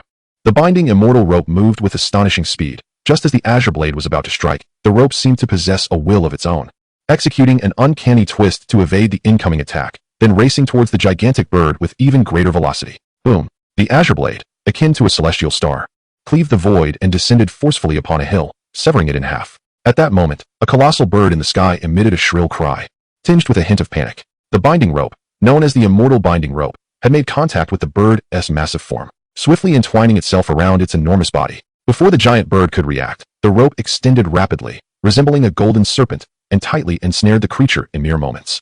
In the expanse above, the once mighty bird could no longer heed Yi Yun. It thrashed violently, its enormous wings flailing in an attempt to free itself from the binding. However, with every struggle, the rope tightened even further, swiftly coiling around its vast wings, rendering it incapable of flight. With its wings restricted, the bird's cries grew more frantic, and it plummeted uncontrollably toward the desolate forest below. Your demise is inevitable. Yi Yun observed the bird's descent with a glint of determination in his eyes. With a mere thought, he closed the portal behind him and summoned the energy within, spreading his wings of combat aura to soar swiftly toward the bird's impending crash site.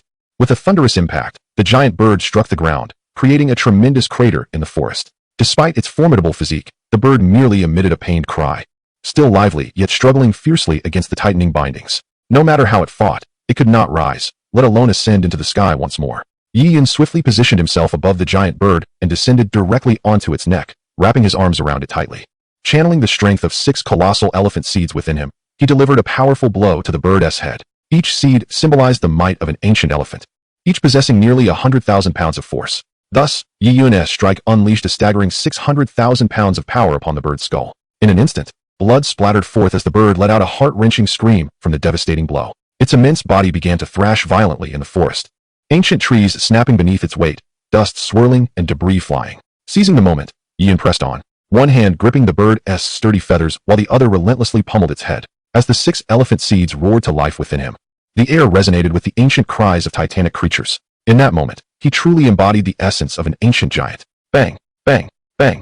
A profoundly oppressive sound reverberated through the forest, causing the ground to tremble violently. A flurry of chaotic strikes descended upon the colossal bird, swiftly reducing its head to a gruesome mass of flesh, blood gushing freely. After a considerable time, as the giant bird's body finally succumbed and lay motionless, devoid of all vitality, Yi Yun exhaled in relief, collapsing onto the corpse and gasping for breath. In this realm, where there was no replenishment of fighting spirit, he had refrained from using the scant remnants of his internal power, relying solely on the immense strength of the elephant's might within him to crush the giant bird to death. Fortunately, after cultivating the divine elephant suppression technique, Yi Yun's physical form was extraordinarily formidable, further enhanced by the awakening of 6 elephant seeds, bestowing him with the might of 6 elephants. Otherwise, in this unfamiliar aristocratic world, with the energy of heaven and earth clashing with his internal fighting spirit, he would have found himself utterly powerless. After taking a deep breath, Yi Yun ceased his rest.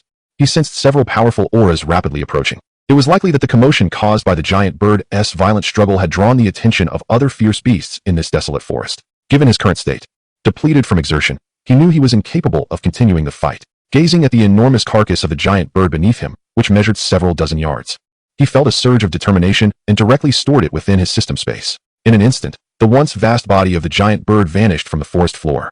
The formidable flesh of the giant bird, infused with potent vitality and rich in pure essence, would serve him greatly, whether consumed or used to refine his own body with its precious blood. Naturally, Yi Yun would not let such a valuable trophy slip away. Having completed this task, Yi Yun retracted the binding immortal rope and sensed the encroaching murderous intent surrounding him. With a sudden expansion of his wings, he soared swiftly towards the location where the void gate had previously appeared. Unable to utilize his fighting spirit, he found it exceedingly difficult to employ his full range of abilities, thus extinguishing any desire to engage in further combat. Although he possessed an immortal body, and even death here would pose little consequence, Yi Yun was nevertheless filled with trepidation. He feared pain. Surrounded by ferocious beasts, should he fall into their clutches, the outcome would be dire. He would likely be devoured alive. While he was unafraid of death, the thought of being consumed piece by a savage creature sent shivers down his spine. Consequently, Yi Yun resolved to head directly for the void gate. With the aid of the great teleportation technique, he swiftly arrived at the void gate's location. With a mere thought, the once tightly shut gate suddenly swung open. Without a moment's hesitation, Yi Yun quickened his pace and darted into the void. As he entered the gate, it began to close slowly behind him. At the very moment the void gate closed, a colossal claw suddenly emerged from the heavens, descending towards the point of closure. Instantly, the void twisted, and the overwhelming pressure compelled the ferocious beasts approaching this direction to flee in terror. How peculiar!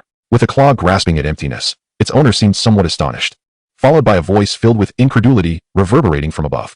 Some had perished, yet not entirely. Chapter 52. Yun Yun tours the manor. In the midst of the void, a portal abruptly opened, and then Yi Yun's figure swiftly emerged from within. Panting heavily, Yi Yun settled onto a pavilion, his heart racing with trepidation.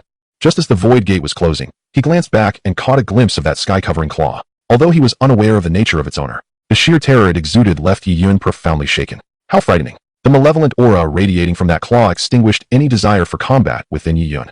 If such a claw was so formidable, how terrifying must its master be? Should he confront that claw, he might be obliterated in an instant.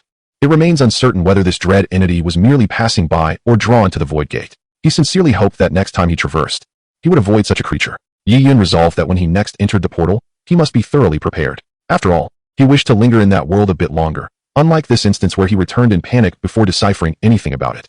Not even grasping what sort of world it was. Reflecting on this, Yi Yun felt a tinge of embarrassment. Despite possessing an immortal body, he found himself in such a disheveled state. Truly a disgrace. He silently vowed that should he encounter a similar situation again, he would rather self-destruct than allow the enemy to consume him alive. Subsequently, Yi Yun gazed at the few watermelons he had previously plucked and began to devour them ravenously. His internal energy and stamina had been nearly exhausted. This was a perfect opportunity for replenishment. In no time, the 4 remaining watermelons on the table were consumed entirely by Yi Yun. Burp.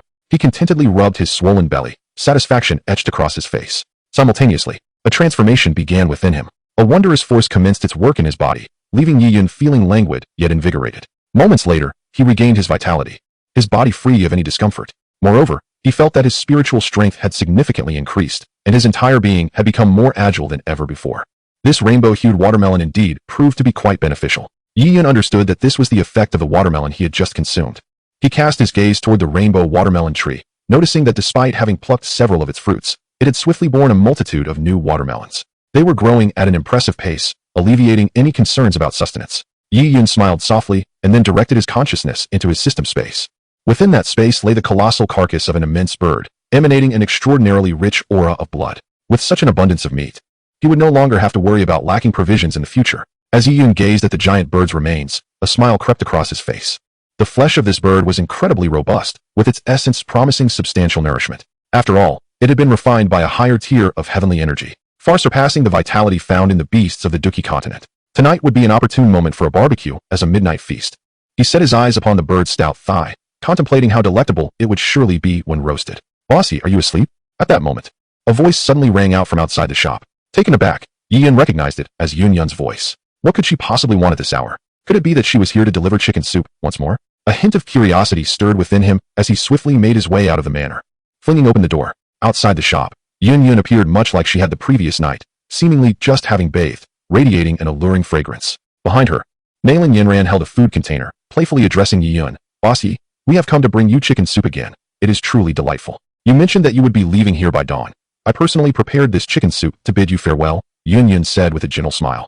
Her voice soft as she spoke to Yi Yun. Upon hearing her words, Yi Yun was momentarily taken aback, followed by a warm sensation in his heart. He had merely spoken in passing the previous day, yet Yun Yun had remembered and gone out of her way to prepare delicious chicken soup for him. This was the first time since his arrival that he had experienced such genuine care from another person. "You are very thoughtful. Please, come in and have a seat."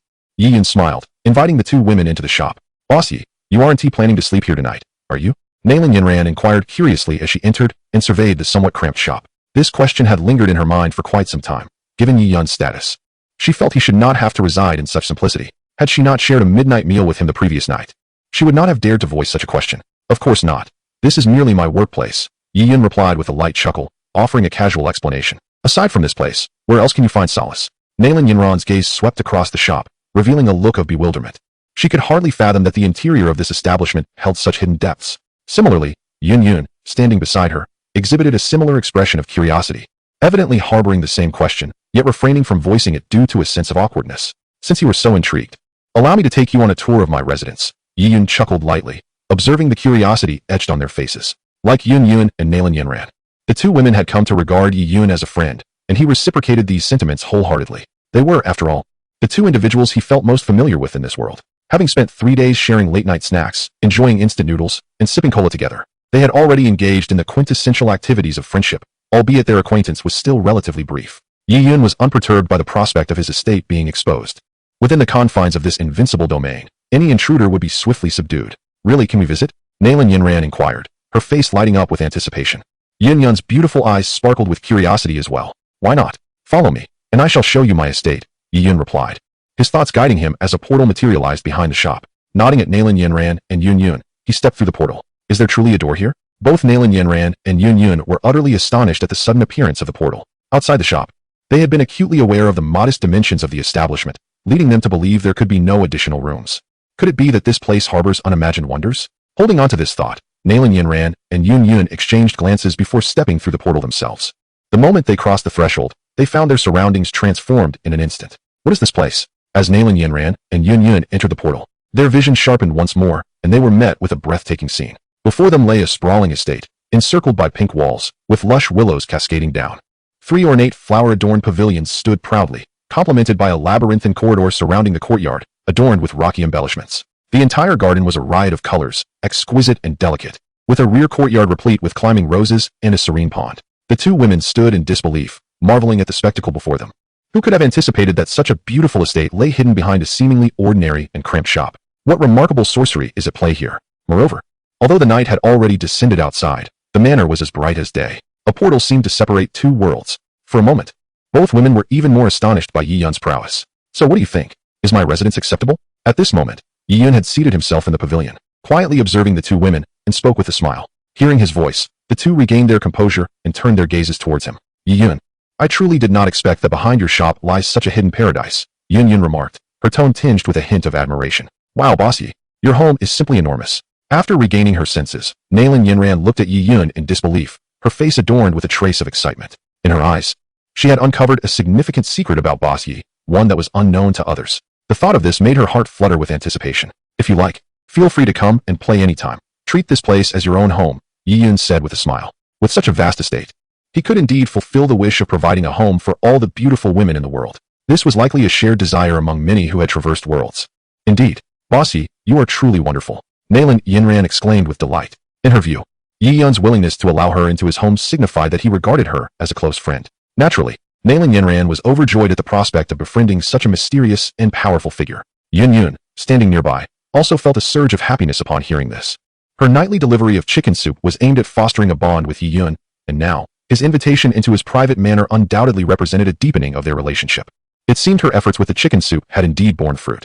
Since Yi Yun enjoyed chicken soup, she resolved to have her disciples prepare more for him in the future. Subsequently, Yun Yun and Nailin Yinran entered the pavilion, with Nailin Yinran placing the food box upon the stone table at the center. Yun Yun opened the box and took out the chicken soup, filling the air with an enticing aroma. She poured a bowl of soup and gently offered it to Yi Yun, saying, "Here, Yi Yun, enjoy the chicken soup." Yi Yun nodded, took a sip, and sampled a piece of chicken, praising, "The soup is perfectly seasoned. The chicken is delightful as well, tender yet with a pleasing texture.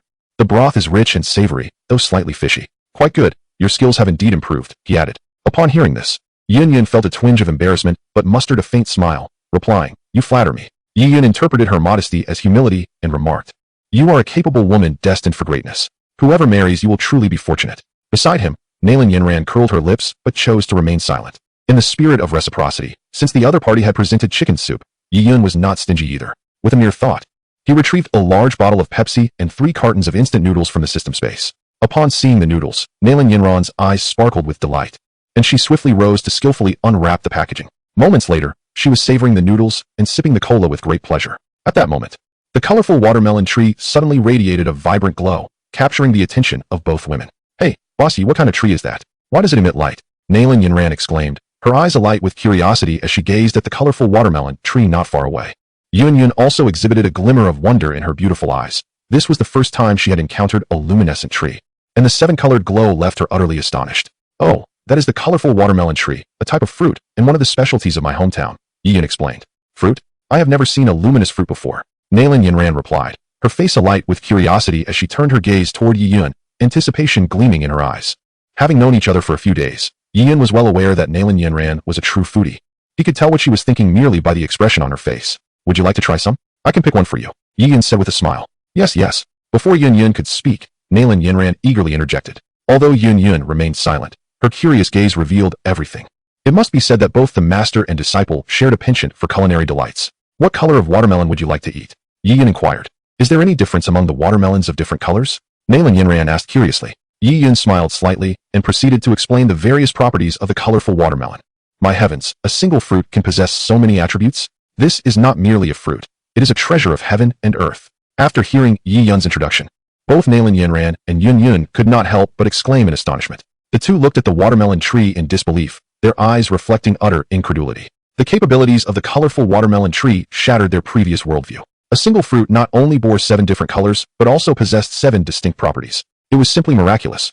Both women were filled with awe. "Have you decided which color of watermelon you wish to eat?" Yi Yun asked with a smile. Upon hearing this, Yun Yun and Nailin Yinran fell into contemplation. Moments later, they simultaneously declared, "Purple watermelon."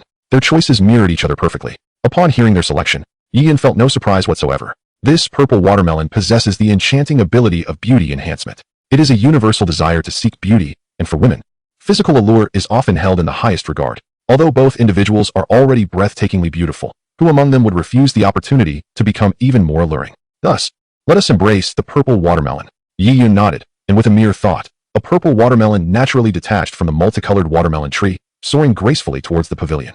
Such a marvelous display. Observing this scene, Yin Yun was momentarily taken aback. She noticed no trace of any battle energy emanating from Yi Yun. To execute such a feat without the use of battle energy, could it truly be possible? Please, do indulge. After slicing the purple watermelon into 8 pieces upon the stone table, Yi Yun addressed both Nalan Yinran and her disciple, Yun Yun. Some may have perished, yet not entirely. Chapter 54, Departing from the Yunlan Sect. Wow, how exquisite. As she beheld the vibrant red flesh, Nalan Yinran's beautiful eyes sparkled with delight. Such a visually appealing fruit awakened one's appetite, promising a delightful taste. Yun Yun too expressed a hint of astonishment. This watermelon was not only stunning in appearance, but also irresistibly tempting within. Bossy, I shall not hold back. Nalan Yinran eagerly grasped a piece of watermelon and began to indulge. With a single bite, the sweet juice burst forth, instantly captivating her senses. Delicious. Teacher, this is truly delectable. Nalan Yinran, savoring the watermelon, gestured enthusiastically to Yun Yun. Seeing Nalan Yinran relish the fruit so joyfully, Yun Yun could no longer resist. She picked up a piece and took a bite, her beautiful eyes lighting up as she succumbed to the sweetness of the watermelon. Meanwhile, Yi Yun quietly enjoyed his chicken soup, observing as the two swiftly devoured the entire watermelon. Once the two had consumed the entire beauty-enhancing watermelon, an extraordinary force began to take effect upon them. This force, of which both Yun Yun and Nalan Yinran were acutely aware, initiated subtle transformations within their bodies. Certain areas became fuller and firmer, while any excess flesh began to flatten. Encased in a luminous aura, their skin transformed into a more enticingly fair complexion. A faint, alluring fragrance emanated from their beings. Upon catching a whiff of this delicate scent, Yi Yun's expression softened with admiration, and he could not help but regard the two with newfound respect. Already strikingly beautiful, the master and disciple duo emerged even more exquisite after consuming the beauty watermelon, with their features becoming more refined and their proportions more perfect. Yun Yun's ample bosom, already impressive, flourished further under the influence of the beauty watermelon. In the present day, the situation can only be described as tumultuous. Surprisingly, the presence of Nalan Yinran has taken on a certain grandeur. Observing the rejuvenated duo, Yi Yun's eyes sparkled with admiration. The pair of Yun Yun and Nalan Yinran, known for their ethereal beauty, had their allures significantly enhanced after indulging in the exquisite beauty watermelon, transforming them into two extraordinary beauties. Yi Yun could not help but express his respect once more. Both Yun Yun and Nalan Yinran sensed their subtle transformation, excitement flickering in their eyes. Nalan, gazing at her remarkably fair skin, wore an unceasing smile. Bossy, do we look more beautiful? She asked, daringly circling around him, her gaze filled with anticipation. Yun Yun, a tad more bashful than Nalan Yinran, cast her eyes towards Yi Yun, seemingly seeking his affirmation as well. Beautiful, simply breathtaking. You are both ravishing, like the most exquisite treasures of the world, capable of captivating hearts and dimming the stars, Yi Yun proclaimed without a hint of hesitation, showering them with compliments. Upon hearing his praise, Nalan Yinran's smile blossomed like a flower in full bloom, enchanting in its beauty. Yun Yun mirrored her delight, her joy evident despite her more reserved demeanor. Thank you, Yi Yun, Yun Yun expressed gratefully. Yi Yun shook his head, raising the bowl of chicken soup in a gentle gesture, and replied with a warm smile. You gifted me soup, and I offered you watermelon. This is a matter of reciprocity. Among friends, no thanks are necessary. Yun Yun paused, momentarily taken aback, then a delicate smile graced her lips, making her radiantly beautiful. Though they had only known each other for 3 days, she found herself enchanted by the comfort of their interactions. To her, Yi Yun was powerful and mysterious, yet devoid of any arrogance, treating others with kindness and generosity, which brought her great comfort. In her eyes, he resembled a clear stream, while she was a peach tree by its banks, finding solace in their connection. Alas, such moments of camaraderie would not last long. The thought of Yi Yun departing after midnight filled her heart with an undercurrent of melancholy. Yi Yun, if the opportunity arises, will you visit the Yunlan sect? She inquired. Yi Yun nodded affirmatively. Of course, as long as you welcome me, I shall certainly come. Now, possessing an immortal body, he felt less burdened by previous concerns, contemplating visiting the Yunlan sect whenever he found himself without pressing matters. Upon receiving Yi Yun's response, a radiant smile illuminated Yun Yun's face. If you come, I will surely welcome you with open arms. That is wonderful. Yi Yun nodded, a flicker of joy stirring within him. You are always welcome to visit my residence, he said. Yin Yin, it is time for us to depart. Yin Yun understood that once midnight passed, Yi Yun would be leaving, and the moment had come for them to take their leave. Upon hearing this, Nalan Yin Yin immediately grasped the situation. She cast a lingering glance at Yi Yun, her heart heavy with reluctance. Yi Yun, perceiving her sentiment, swiftly conjured 10 buckets of instant noodles and 10 bottles of cola from his system space, presenting them to Nalan Yin Yin. It is rare that we share the same tastes. Please take these noodles and cola back with you. Nalan Yin Yin was overjoyed, thinking to herself that Yi, the proprietor, truly understood her. She deftly gathered the colas and noodles, beaming as she addressed Yi Yun. You are exceedingly generous, Yi. It is truly a delight to befriend you, Yun Yun observed, her lips moving slightly, yet her shyness held her tongue. Ah, it matters not. Yin Yun is so filial. Surely she will share with me. Yi Yun, we shall take our leave now. Until we meet again, Yun Yun bid farewell. Yi Yun nodded in response. Until we meet again, allow me to escort you out. No sooner had Yi Yun's words left his lips than Yun Yun and Nalan Yin Yin felt the scenery around them shift dramatically. Once they regained their senses, they found that Yi Yun had vanished, and they stood outside the shop. Yi Yun's abilities are indeed extraordinary, Yun Yun couldn't help but exclaim. They stood quietly outside the shop, awaiting the arrival of midnight. Moments later, Yun Yun's gaze sharpened as the shop before them began to shimmer and fade, twisting out of existence. Is it gone? She wondered, reflecting on the joyful times spent opening cans in the past few days, a sense of loss washing over her. Beside her, Nalan Yin Yin appeared similarly disheartened. Teacher, Yi Yun has already departed. Yes, we should return, Yun Yun replied, collecting her thoughts and turning toward the Yunlan sect. She nearly forgot that her mentor awaited her report on the situation here. Nalan Yin Yin trailed behind, her thoughts drifting to the noodles and cola she had just received. A smile breaking across her delicate features. Some have died, yet not entirely. Chapter 55, Descending the Mountain to Annul the Engagement. The Cloud Mountain Seclusion. By the way, Yin Yin, tomorrow you shall accompany Elder Guyi to Wutan City. Yun Yun suddenly halted, directing her gaze at Nalan Yin Yin. On that day, Nalan Yin Yin had intended to descend the mountain to annul her engagement with the Shao family, but Yi Yun's arrival had delayed her by 3 days. Now that Yi Yun had departed, Yun Yun finally remembered the matter of the annulment. Upon hearing this, Nalan Yinran fell into a momentary silence, before resolutely nodding her head. Regardless of the circumstances, she was determined to annul this engagement, even if her family opposed her. Go on without worry. I shall support you from behind. So do not be afraid. Yun Yun understood that Nalan Yinran harbored some concerns in her heart. However, for the sake of her disciple's future happiness, this engagement must be terminated. She had always regarded Nalan Yinran as the next leader of the Yunlan sect, and now that Nalan Yinran had merged with the devouring ancestral talisman, her future achievements would undoubtedly be extraordinary. After all, it was a treasure even praised by Yi Yun. And Yun Yun naturally held Nalan Yinran in even higher esteem. Furthermore, given Nalan Yinran's VIP card, Yun Yun was unwilling to see her wed into the Shao family. With Yun Yun's support, Nalan Yinran nodded appreciatively, feeling a surge of emotion. It was reassuring to have her teacher's backing, especially when her own family failed to understand her. Would marrying a waste whom she had never met truly bring her happiness? This engagement was something she could never agree to. Looking at Yun Yun, Nalan Yinran expressed her gratitude. Thank you, teacher. I am so relieved to have your support. Otherwise, I would truly be at a loss. You are my disciple. Who else but me should care for you? Yun Yun replied, a tender smile gracing her face. Suddenly, she recalled something and turned her gaze toward Nalan Yinran, asking, by the way, Yinran, could you return the instant noodles and cola you just helped me put away? Nalan Yinran was momentarily taken aback, her eyes widening. What do you mean return? Those were given to me by Boss Yi. Nonsense. Yun Yun's expression turned stern, her displeasure evident. Those instant noodles and cola in your hands are naturally half of mine, according to the principle of shared rewards. Half, Nalan Yinran exclaimed, her cheeks puffing up in indignation. Teacher, you are being rather greedy. I can at most give you 1 bowl of noodles and 1 bottle of cola. 1 bowl of noodles and 1 bottle of cola? Yun Yun shot her a disdainful glance. Is that how you treat a beggar? The portion belonging to your teacher must not be lessened. Nalan Yinran felt a pang of grievance. Teacher, if you want to eat, why not just ask? Why always think of taking from your disciple? Remembering that she had only had 1 bowl out of the 10 bowls of noodles last time, Nalan Yinran felt a swell of resentment. Taking? The word displeased Yun Yun. How can you speak like that? How could it be considered taking when the teacher is simply claiming her own? This is clearly a matter of filial respect. You just said you would treat me well, yet now that I ask for a bit of noodles and cola, you are unhappy? Yun Yun's face grew stern, her displeasure palpable. Iran, you surely do not wish to marry a man of little merit, do you? Yun Yun directly wielded her trump card. Teacher, how can you say such a thing? Upon hearing this, Nalan Iran's eyes widened in disbelief as she reluctantly handed over half of her instant noodles and a soda to Yun Yun. Observing the noodles and soda in her possession, a faint smile finally graced Yun Yun's face. Now, this is what a good disciple should be. Rest assured, even if the entire world opposes your decision to annul the engagement, I shall silently support you from behind, Yun Yun vowed earnestly. Nalan Iran, however, appeared despondent. Wearing a mask of anguish, her heart troubled. Come now, your master awaits us in the grand hall. Cheer up, do not let your master know about the noodles, or you shall owe him even more respect, Yun Yun gently reminded her. At these words, Nalan Iran immediately perked up, eagerly trailing behind Yun Yun. Moments later, within the grand hall of the Yunlan sect, teacher, Boss Yi has already departed. The entire shop has vanished, Yun Yun reported to Yun Shan, recounting all she had observed.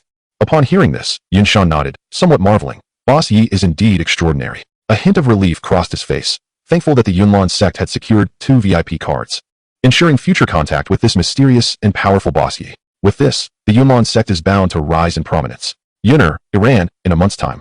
Do not forget to activate the VIP cards. Missing this opportunity would be a grave error, Yin Shan reminded them, recalling the VIP cards in their possession. Nodding in agreement, Yun Yun and Nalan Yuran resolved not to overlook such a fortuitous occasion. Since you mentioned that Boss Yi enjoys chicken soup, Yuner, you should dedicate some time to perfecting your recipe. When he activates the VIP card next time, do not forget to bring him your homemade chicken soup. Yun Shan advised earnestly, well aware of the age-old adage that to win a man's heart, one must first capture his stomach. Taking his words to heart, Yun Yun nodded, acknowledging her understanding. She had observed Yi Yun's kindness towards her and felt a twinge of guilt for having deceived him with soup made by another. She silently resolved that next time, she would ensure Yi Yun experienced the delight of her own cooking. It seemed that in the days to come, she ought to seek counsel from that disciple skilled in making chicken soup. Yuner, after this matter, I too shall retreat into seclusion. The affairs of the Yunlan sect shall rest upon your capable shoulders as the current sect master, Yun Shan suddenly interjected. Hearing this, a smile flickered across Yun Yun's face. Teacher, are you preparing to enter seclusion to break through to the Dozong realm? Indeed, he replied. Yun Shan nodded, confidence radiating from him. With the dragon essence in hand, he was certain he would break through to the Dozong realm. Yun Yun, well aware of this, smiled and said, then I shall extend my early congratulations to you, Master. Nalan Yinran also chimed in with a smile. Master certainly will break through to the Dozong realm. She felt elated. If Master were to achieve this breakthrough, the Yunlan sect would boast 2 Dozong powerhouses, allowing her to stride confidently through the Gamma Empire. Yin Shan, nodding, turned his gaze towards Nalan Yinran, advising her earnestly, Yinran, the dragon essence harbors immense energy. Given your current cultivation, do not take the risk of consuming it. At the very least, wait until you have reached the Do Huang realm before attempting. Nalan Yinran, not lacking in wisdom, understood this well and nodded obediently, saying, yes, please rest assured, Master. Some may have perished, yet they have not truly departed. Chapter 56, Blood of the Ancients. The Grand Princess Yaoya, who knows where tomorrow will find her, in some forsaken corner of the world. As Ian opened the shop's door, he realized he had left the gates of the Yunlan sect, finding himself amidst the chaotic void. He could not help but express his sentiments. He only hoped that upon opening the door the next day, he would not find himself in a desolate graveyard or a vast desert, where not a soul could be seen. After all, if no one could be found, how could he open the door to conduct business? Subsequently, Yian closed the door and returned to his estate. With time to spare, he decided to indulge in a bath, refining his physical form. With a thought, he entered the system space, resting upon the corpse of the colossal bird. He then proceeded to dismember the giant avian carcass, slicing away the most tender and exquisite portions of meat. These fine cuts shall be reserved for my future feasts, he mused. After preserving the choice meat, he focused his thoughts, levitating the entire bird's corpse above his estate. One might easily mistake it for a giant bird suspended in the void. Next, with a mere thought, he gathered the powers of ice, condensing them into a spacious and robust crystal bath. This crystalline pool measured 5 cubic meters in size, with walls a full meter thick. Upon completing this task, Yi Yin once again concentrated, channeling a mysterious force onto the giant bird's corpse. In the next moment, the carcass erupted with numerous sanguine holes, crimson blood gushing forth, which Yi Yin deftly collected, pooling it within the expansive crystal bath. As the blood was siphoned away, the giant bird's body gradually shriveled. Meanwhile, the crystal bath brimmed with a copious amount of scarlet blood, a pungent aroma filling the air, as a potent wave of energy emanated from within the crystalline depths. The colossal avian creature possesses a formidable physique, its lifeblood coursing with unparalleled vitality, containing an immense reservoir of essence. In this moment, Yi Yun intends to harness the sanguine vitality within the giant bird's blood to refine his own corporeal form. The realm from which this magnificent bird hails boasts an energy density far superior to that of the Duki continent, with a combat system significantly more advanced. As Yi Yun ventures into this world, he finds himself unable to replenish the consumed Duki within his body. Thus, he must forge an alternative path, focusing on the enhancement of his physical form. Ultimately, he contemplates becoming akin to the fearsome beasts, wielding his powerful physique to vanquish all. The giant bird's body has evidently undergone refinement through high-level celestial energies, its vitality unmatched. Utilizing the essence of this creature's blood to temper his own body would undoubtedly elevate Yi Yun's physical strength to new heights. As time gradually elapsed, half an hour later, the once magnificent corpse of the giant bird had withered into a mere husk, its blood completely siphoned by Yi Yun. At this juncture, the crystalline bath before him had transformed into a veritable pool of blood, brimming to the brim. Approaching the sanguine reservoir, Yi Yun sensed an extraordinarily terrifying energy emanating from within, causing the blood pool to radiate an oppressive heat that distorted the surrounding void. Were it not for the substantial thickness of the ice crystal bath, measuring a full meter, the entire structure would likely have melted away by now. Noticing this, Yi Yun was stirred into action, gathering a vast amount of ice elemental power to reinforce the outer layer of the bath with an additional meter of thickness. Subsequently, he gazed at the thoroughly drained carcass of the giant bird, and with a mere thought, he displaced the body outside the shop, casting it into the chaotic void beyond. To his astonishment, the blood of the giant bird coalesced, emanating an energy of such ferocity. As Yi Yun approached the blood pool, a wave of searing heat enveloped him, inducing an overwhelming sense of pressure. Nevertheless, he shrugged off the apprehension, dismissing it as merely a bath. Possessing an indomitable body, Yi Yun cast aside any reservations. He swiftly shed his garments and leapt into the sanguine depths before him. As the blood pool surged and roiled, the moment Yi Yun immersed himself, he felt as though he had plunged into a furnace. His expression grew solemn as he became acutely aware of the blood seeping through his pores, invading his very being, igniting his limbs and bones with excruciating agony. The searing pain engulfed him, contorting his handsome features, yet it was this very torment that kept his mind remarkably lucid. He understood that should his body endure the refinement of this blood pool, it would undergo astonishing transformation. Thus, braving the excruciating pain, Yi Yun began to circulate the divine elephant suppression technique. At every moment, Yi Yun is acutely aware of the transformations occurring within his body, albeit these changes come at the cost of immense agony. As the divine elephant's prison-suppressing energy circulates within him, his physical form gradually radiates a multitude of resplendent lights. Dazzling to behold, his long hair dances, perhaps a consequence of cultivating the divine elephant's energy, exuding an aura of dominion over the heavens and the earth. Concurrently, the 840 million particles within him emanate beams of divine light.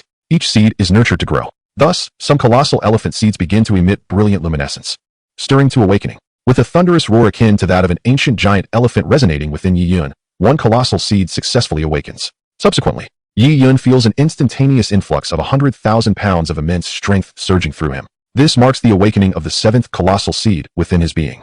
Each colossal seed signifies 100,000 pounds of might. Therefore, the 7 colossal seeds signify that Yi Yun's corporeal form is now capable of unleashing a terrifying force of 700,000 pounds. However, the refining process persists, as the divine elephant's energy continues its operation within him. Half an hour later, another roar of an ancient giant elephant reverberates within Yi Yun, heralding the successful awakening of the 8th colossal seed. In the Gamma Empire, at the heart of the imperial capital, less than a mile from the Gamma Palace, stands a magnificent and expansive residence, sprawling over 5,000 square meters. The entrance of the estate bears the 3 prominent characters, Yi Fu. In the capital, the only individuals who could possess such a grand and vast abode, aside from the 3 prominent families, are none other than the empire's eldest princess, Yao Yi. It is said that Princess Yao Yi shares a profound sisterly bond with the empire's youngest princess, Yao Yu. After the elder princess was conferred her residence, the younger princess followed her out of the palace to reside in the elder princess's estate. This is also the origin of the name Yi Fu. At dawn, a faint light breaks upon the horizon. In that instant,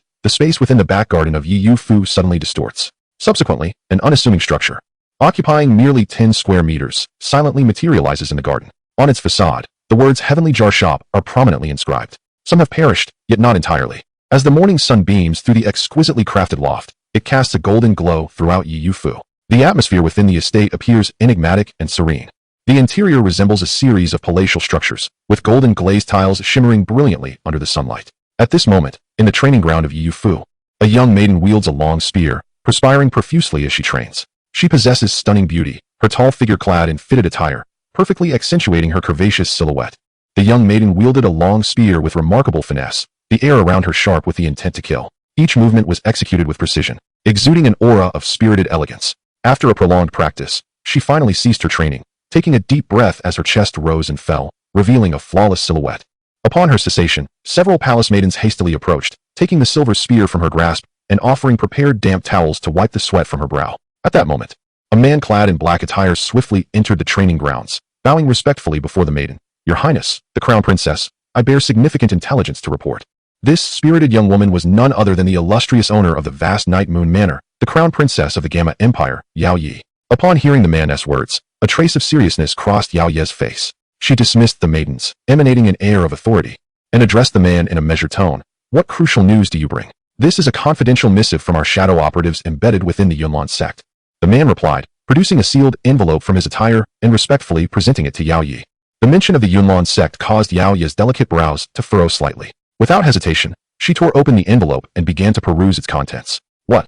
Yin Yun has broken through to the Dozong realm. Yao Yi was soon taken aback by the revelations within the letter, disbelief flickering across her previously composed visage. Impossible. This is sheer nonsense. Her initial reaction was one of skepticism. Before she could finish reading, she rebuked the man before her.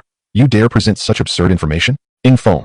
It appears you have no desire to retain your position as the captain of the Shadows. Her voice carried an unmistakable ire. The Shadows were a clandestine organization under her command, tasked with gathering intelligence from various factions. The man standing before her was the captain of this organization, appointed by Yao Yi herself. Under her direction, The shadows had successfully infiltrated numerous powerful entities, with the Yunlan sect, a colossal force in the Gamma Empire. Receiving her particular attention, several operatives had already been placed within its ranks. Your Highness, please calm your anger. The man in black hastily explained upon sensing her fury. The contents of this letter have been personally verified by me, and there is not a shred of falsehood within it. I implore you to consider it carefully. Impossible. Is the Dozong realm so easily attainable? Yao Yi paused momentarily, then spoke with authority. As far as I know, Yun Yun is merely an elementary Dohuang. How could she possibly have suddenly advanced to the Dozong realm? This is utterly preposterous. Ying Feng, you dare report such an outrageous claim? It seems I have overestimated your capabilities. Yao Yi gazed coldly at Ying Feng. Your Highness, the Crown Princess, I am willing to pledge my life on this military order. If there is even a hint of falsehood in this letter, I implore for death. Seeing that Yao Yi remained skeptical of his words, the man in black grew anxious. Kneeling before her, and even resorting to a solemn vow. Witnessing Ying Feng's unwavering determination and his willingness to stake his life as a guarantee. A flicker of intrigue sparked in Yao Yi's beautiful eyes. Could it be that his claims held truth? Yet, how could Yun Yun have achieved a breakthrough to the Dozong realm? In that moment, the typically composed and tranquil Yao Yi found herself momentarily perplexed. Humph, I shall tentatively place my trust in you. Should your words prove false, do not blame me for being unmerciful. After a brief hesitation, Yao Yi snorted coldly and continued perusing the letter. As she read further, the astonishment on her delicate face deepened. A mysterious jar shop, a youthful proprietor. Yun Yun had opened a miraculous pill from the jar, and upon consuming it, she had directly ascended to the Dozong realm. Even Yun Shan had emerged from seclusion. As Yao Yi absorbed the content of the letter, her expression shifted dramatically, shedding her previous air of authority. The information contained within struck her as sheer nonsense, an impossibility. Opening a jar? To produce a pill capable of transcending to the Dozong realm? What manner of fantasy could conjure such a dream? Yao Yi questioned her own ability to entertain such a notion. The claims were more ludicrous than the tales of mere travelers. She would sooner believe that Yun Yun had accidentally fallen into a chasm and obtained the legacy of a formidable being to achieve her breakthrough than accept the absurdity inscribed in the letter. Yet, gazing at Ying Feng, who knelt before her, ready to guarantee his life, Yao Yi found her resolve wavering. The Ying Feng before her was someone she had personally elevated. She understood his character well, knowing he would not jest about such matters. Given his nature, he would not dare to jest with her, let alone concoct such an outrageous tale, for it would be a capital offense, unless he were courting death. Thus, there could only be one conclusion. The contents of the letter were indeed true. With this realization, Yao Yi could no longer maintain her previous composure. Yun Yun had broken through to the Dozong realm. This was undoubtedly grave news for the royal family of the Gamma Empire.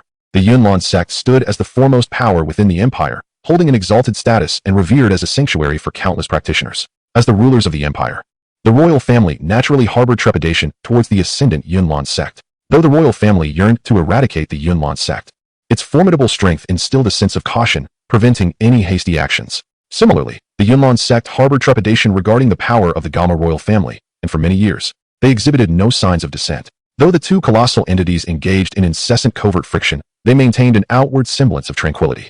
It appeared that both parties tacitly accepted a division of their dominion. However, with Yun Yun's recent breakthrough to the Dozong realm, the stalemate was undoubtedly shattered. Yao Yi, holding the letter in her hand, was utterly astonished, her mind in a state of tumult. Suddenly, she recalled the jar shop mentioned in the letter, along with its youthful proprietor. She gazed at the man before her and inquired, Ying Feng, how much do you know about this jar shop? Chapter 58, The Little Lolita Yao Yu. Upon hearing Yao Ye's words, Ying Feng replied, I do not possess extensive knowledge. That mysterious jar shop appeared just 3 days ago at the gates of the Yunlan sect, exclusively selling jars, each priced at 100,000 gold coins, from which various treasures can be procured. The divine elixir that Yun Yun consumed during her breakthrough to the Dozong realm was derived from one of those jars. Yet, just last night, the jar shop departed silently. Ying Feng conveyed the information he had gathered without omission. Could such a marvelous shop truly exist? A shop capable of yielding all manner of treasures? After listening to Ying Feng's report, Yao Yi furrowed her brows, her face still bearing an expression of disbelief. Although she found herself partially convinced by Ying Feng's words, the absurdity of the situation left her feeling somewhat ambivalent. After a moment of silence, Yao Yi seemed to reach a resolution. She turned her gaze towards Ying Feng and spoke with authority. Ying Feng, relay this command. All shadow members must exert their utmost efforts to locate the whereabouts of this jar shop. Hesitating briefly, Yao Yi ultimately chose to place her trust in Ying Feng. It was better to believe in its existence than to dismiss it. If such a jar shop truly existed, and if she could successfully find it, the Gamma royal family could still reclaim a victory. In response, Ying Feng respectfully acknowledged, as you command. Yao Yi waved her hand. Go, find the jar shop, and I shall reward you greatly. Ying Feng nodded slightly before swiftly vanishing from sight. A jar shop, a youthful proprietor. Such an entity could not have appeared in the Gamma Empire without some connection to the Yunlan sect, could it? After Ying Feng departed, Yao Yi furrowed her brow and slowly made her way back to her chamber. The jar shop of the heavens. Within the internal courtyard, Yi Yun remained seated in the blood pool. An overwhelming, vast aura emanated from his being, as if it could suppress the heavens and the earth. Under this force, the blood pool churned violently, the blood energy soaring skyward. Roar! The terrifying roar of an ancient colossal elephant echoed within Yi Yun. Blood energy surged like a dragon. Blood energy refined the body. Yi Yun channeled the divine force of the elephant suppression technique, fervently absorbing the essence of blood from the pool. At this moment, within Yi Yun's body, an astonishing 9 colossal elephant seeds had already awakened. With the might of the giant elephant, his strength could be unparalleled.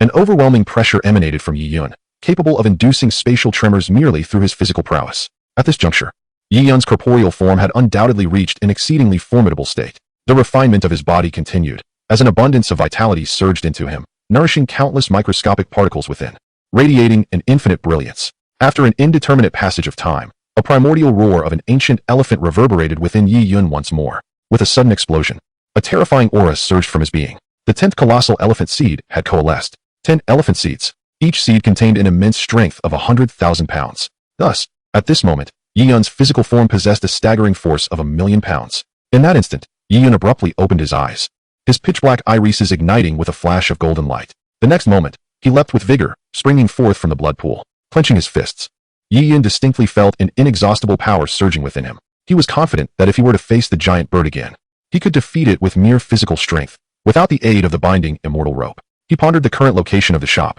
calculating the time spent in his training, and then glanced at the blood-soaked grime on himself. Never mind. First a bath, then breakfast. This seemingly ordinary shop was nestled in the back garden of the Night Moon Manor, its doors closed, silent, unnoticed by anyone. At that moment, a petite voice merrily echoed as a small figure entered the garden. Clad in a purple robe adorned with silver patterns, her exquisite features subtly exuded an innate nobility. A purple sash accentuated her slender waist, showcasing her delicate form. She appeared to be quite young, perhaps around 11 or 12 years old, a true little lowly. Humph. All my sister does is practice cultivation. She never plays with me. The little lowly frolicked among the flowers, her face displaying a hint of disappointment. This adorable girl was none other than Princess Yao Yu, the younger sister of the illustrious Princess Yao Yi. On her slightly protruding chest, she wore an alchemist's badge, indicating that this young girl was a first-tier alchemist. Achieving such a status at the tender age of 11 or 12 was indeed astonishing. The little girl, clearly bored, was frolicking in the garden, plucking flowers and trampling on the grass, entertaining herself with great delight. Suddenly, she paused, her large eyes fixated on an ordinary building not far away, her delicate face etched with confusion. When did such a small cottage appear in this backyard? Just yesterday. When she was playing here, it hadn't been there. The little girl was filled with curiosity and approached to examine it closely. Then, she noticed the 6 bold characters inscribed above, Universal Jar Shop. A shop? Her eyes widened in disbelief as she pondered how a store could possibly exist here. This was the residence of the Night Moon Manor, the abode of the esteemed imperial princess. Who would dare to establish a shop in such a place? Was this a matter of life and death? Confused, she suddenly brightened at the thought. Could this be a shop commissioned by her sister? Did she know how much I enjoy playing in the backyard, and specially open a store for my amusement? At this realization, excitement flickered in her large eyes. I knew it. My sister loves me the most. A joyful expression spread across her face as she bounced over, her little hands knocking enthusiastically on the shop's door. Open up. What are you waiting for? She exclaimed, brimming with anticipation for what delightful items might lie within. However, despite her persistent knocking until her hands grew sore, the door remained stubbornly closed. How outrageous. My sister allowed you to open this shop for my enjoyment, and yet you dare to sleep in? I shall inform my sister and have her punish you, stripping you of your position. The little girl huffed, shaking her slightly sore hands, then placed her hands on her hips. Her cheeks puffed in indignation as she shouted at the shop. Just then, with a creak, the shop door swung open. Some may have died, but not entirely. Chapter 59, The Opening of the Jar by Yao Yue. After finishing his bath, Yi Yun was preparing to enjoy some instant noodles when he was suddenly startled by the sounds of someone shouting and incessantly knocking at the door. Reluctantly, he made his way to open it. After all, in business, the customer must be prioritized. As he swung the door open, he was instantly dazzled by the sight before him. A delicate little girl, exquisitely cute. What an adorable little girl. Yi Yun couldn't help but silently praise her. However, she appeared somewhat fierce, standing with her hands on her hips and a puffed-up expression directed at him. He cast a glance at the surroundings outside, and was immediately delighted to see a plethora of flowers and greenery. The opulence of the environment clearly indicated that it belonged to the affluent, a residence of distinguished families. Such individuals must be quite wealthy, ensuring that his wares would find eager buyers. Yi Yun then turned his gaze towards the petite girl, preparing to welcome his very first customer of the day. However, the little girl spoke first. Humph, you finally decided to open the door. I shall inform my sister that you have been neglecting your duties and lazing about in here. Yao Yu, observing the unexpectedly handsome young man before her, felt a flicker of surprise in her heart. This sleepyhead was indeed quite attractive. Yet, The realization that someone of his lowly status could afford to sleep in even later than herself filled her with annoyance. She longed to indulge in such laziness as well. But her sister always dragged her out of bed. What does this little girl mean? Does she know me? Yi Yun was taken aback by Yao Yu's words. She appeared rather familiar with him. Miss, do you wish to enter and make a purchase? A faint smile graced Yi Yun's face as he paid little heed to her remarks, preoccupied with the prospect of selling his jars. This little girl seemed somewhat daft. She should be easy to persuade. Yao Yu regarded the smile on Yi Yun's face with astonishment. Was her threat ineffective? Did this fellow not fear her sister? How could he still smile at such a moment? He should be displaying a visage of trepidation instead. In the past, she had intimidated servants in a similar manner, and they would immediately kneel and plead for mercy, filled with anxiety. Yao Yu's large eyes fixed on Yi Yun, her delicate face a canvas of confusion. Who are you? As she scrutinized Yi Yun, a sudden realization struck her. She had never encountered this person before. After all, someone as strikingly handsome as him would be unforgettable. Indeed, this exchange felt more appropriate. Observing that the little girl seemed to finally grasp the situation, Yi Yun hastily introduced himself. I am the proprietor of this shop. Yao Yu's eyes darted as she suddenly interrogated him. Did my sister instruct you to do this? In her mind, she firmly believed that if it were not for her sister, the esteemed princess, no one would dare to open a shop in the backyard of the Night Moon Mansion. This young man must have received orders from her sister to establish a shop here for her amusement. Her sister must have sensed her boredom, and, feeling guilty for not being able to spend time with her, concocted this scheme. Yes, that must be it. The petite figure of Yao Yu spun rapidly, her delicate face revealing a hint of pride as she fancied herself to have unraveled the mystery. However, Yi Yun felt a twinge of helplessness upon hearing her words. Why did this little girl keep mentioning her sister? Could it be that her sister was her master, possessing formidable power? Yi Yun was not particularly concerned about such matters. After all, could anyone surpass her own capabilities? Should her sister dare to confront her, she would be ready to intimidate her. Observing Yi Yun's expression of resignation, Yao Yu became even more convinced of her deductions, a self-satisfied smile gracing her lips. Did she truly believe she could deceive this princess? Yao Yu had been praised for her extraordinary intelligence and innate talent since childhood by her esteemed grandfather. She regarded Yi Yun with a hint of disdain. Yi Yun, at a loss for words, found herself pondering the girl's peculiar gaze. Although she was undeniably adorable, it was unfortunate that she seemed to lack a semblance of intellect. Disappointed, Yi Yun turned to leave, concluding that this transaction was unlikely to materialize. Just then, Yao Yu spoke again, inquiring about the wares available in the store. She felt compelled to engage, considering it was a gesture from her sister, lest her sibling become displeased and resort to a reprimand. Upon hearing this, Yi Yun's spirits lifted. Sensing that perhaps this business venture still held promise, she eagerly replied, I sell jars in my shop. Jars. Yao Yu's face transformed with a hint of perplexity. What is so remarkable about jars? Is it possible that these jars conceal treasures? Indeed, you are remarkably astute. Yi Yun silently applauded the clever little girl and nodded vigorously. Yes, within my jars, one might discover anything, be it elixirs, combat skills, techniques, pets, or divine weapons. The possibilities are endless. Yao Yu's eyes sparkled with intrigue. It sounded rather captivating. Clearly, her sister had put considerable thought into ensuring her entertainment. Thus, for her sister's sake, she resolved to procure a handful of jars, perhaps 10 or 8, just to see what treasures they held. With this thought, Yao Yu strode confidently into the shop. Addressing Yi Yun, I would like 10 jars, please. I am eager to see what treasures your jars can unveil. 10 jars. Yi Yun's expression shifted, her eyes suddenly alight with excitement. A significant client indeed. She glanced at the commanding little girl, realizing she had not misjudged her. To her surprise, this child possessed considerable wealth. However, it was somewhat regrettable that she could only sell 5 jars in a single day. I'm afraid I can only sell 5 jars per day, Yi Yun replied, somewhat awkwardly. Yao Yu's discontent was palpable. Why only 5? Your demeanor is utterly dismissive, showcasing a blatant disregard for duty, a cunning evasion of responsibility. I shall relay all of this to my sister, ensuring she imparts a proper lesson upon you. Yao Yu declared, visibly irked. Why must you bring up your sister again? Yi Yun responded with a hint of exasperation, silently pondering the prospect of summoning her sister to witness who truly deserves reprimanding. Very well, if 5 is the number, then 5 it shall be. Hand them all over to me, Yao Yu urged, her enthusiasm waning. A faint smile graced Yi Yun's lips as he replied, Miss. The rules in my establishment dictate that payment must precede the acquisition of goods. Yao Yu's eyes widened in disbelief. You expect me to pay? Yi Yun nodded affirmatively. Of course. What business would I conduct without remuneration? You think you can procure my wares for free? Not a chance. Anger flared within Yao Yu as she glared at Yi Yun. Do not presume to wield authority over me. Do you not recognize my status? How dare you demand payment? Yi Yun regarded her with a knowing glance, pondering whether this little girl held a significant background. Some may have perished, yet their influence lingers. In Chapter 60, Lollipops and Barbie Dolls. I am eager to see what tricks you intend to employ. As Yi Yun hesitated, contemplating whether to expel this child, she interjected once more, asserting, state your price. How much for 1 jar? I shall take all 5. A surge of delight surged through Yi Yun as he responded.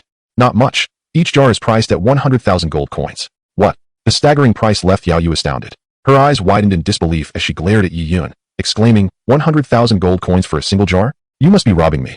Yi Yun bristled at the accusation, asserting that he had clearly marked the price. How could it be considered robbery? This little girl certainly had a sharp tongue. Miss, if you cannot afford it, kindly take your leave and refrain from disrupting my business. Yi Yun replied coolly, his demeanor growing indifferent. There was no need for those without means to meddle in his affairs. With that, he prepared to usher her out, eager to return to his instant noodles. After all, he had yet to eat breakfast that morning. Although, given his current prowess, it mattered little whether he had a meal. Yet, Yi Yun had grown accustomed to partaking in breakfast daily. What? You think I cannot afford it? Yao Yu's defenses crumbled at his disdainful remark. Like a cat whose tail had been stepped on, she furiously retrieved 200,000 gold coins from her spatial ring and slammed them onto the counter. Here are 200,000 gold coins. Now, give me 2 jars. Yao Yu glared at Yi Yun with simmering rage, her thoughts seething with vengeance. How dare this insolent servant look down upon a princess such as herself? You shall pay for this slight. I, Yao Yu, will ensure that retribution is served. Upon seeing the gleaming gold coins, Yi Yun's expression transformed instantly, a smile swiftly gracing his features as he deftly pocketed 200,000 gold coins. Observing Yi Yun's demeanor, Yao Yu couldn't help but curl her lip. Humph, does this fellow truly believe that this money belongs to him? Whatever he has now, this princess shall demand it back later, and he shall face a fitting punishment for his audacity. Yao Yu regarded Yi Yun, a glint of mischief flickering in her eyes as a wicked smile danced upon her lips. In that moment, a myriad of prank ideas flashed through her mind. After securing the coins, Yi Yun promptly placed 2 jars upon the counter. Miss, your 2 jars, he announced. Yao Yu snapped back to reality and turned her gaze to the jars on the counter. This princess is curious to see what treasures lie within, especially since you dare to charge me 100,000 gold coins for each. With this thought in mind, she asked Yi Yun, how does one open this jar? Yi Yun replied, simply give it a gentle tap. Upon hearing this, Yao Yu shot him a doubtful glance, then approached the counter.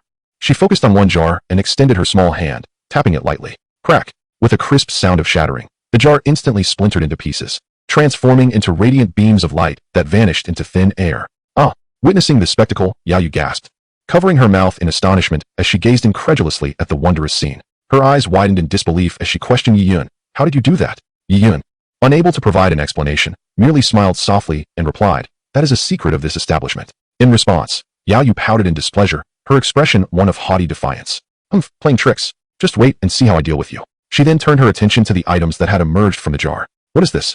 Yao Yu asked, perplexed as she picked up the object and looked at Yi Yun for clarification. Yi Yun stared at the large lollipop in the little girl's hand, momentarily taken aback before a smirk began to form. The sight of the oversized lollipop, held aloft by her curious gaze, was simply too amusing. 100,000 gold coins for a mere lollipop. How delightful. Hey, why are you silent? What is this thing in my hand? Yao Yu inquired, raising the lollipop in the air, a hint of dissatisfaction in her tone as she awaited his answer. After a brief pause, Yi Yun explained, this is a lollipop.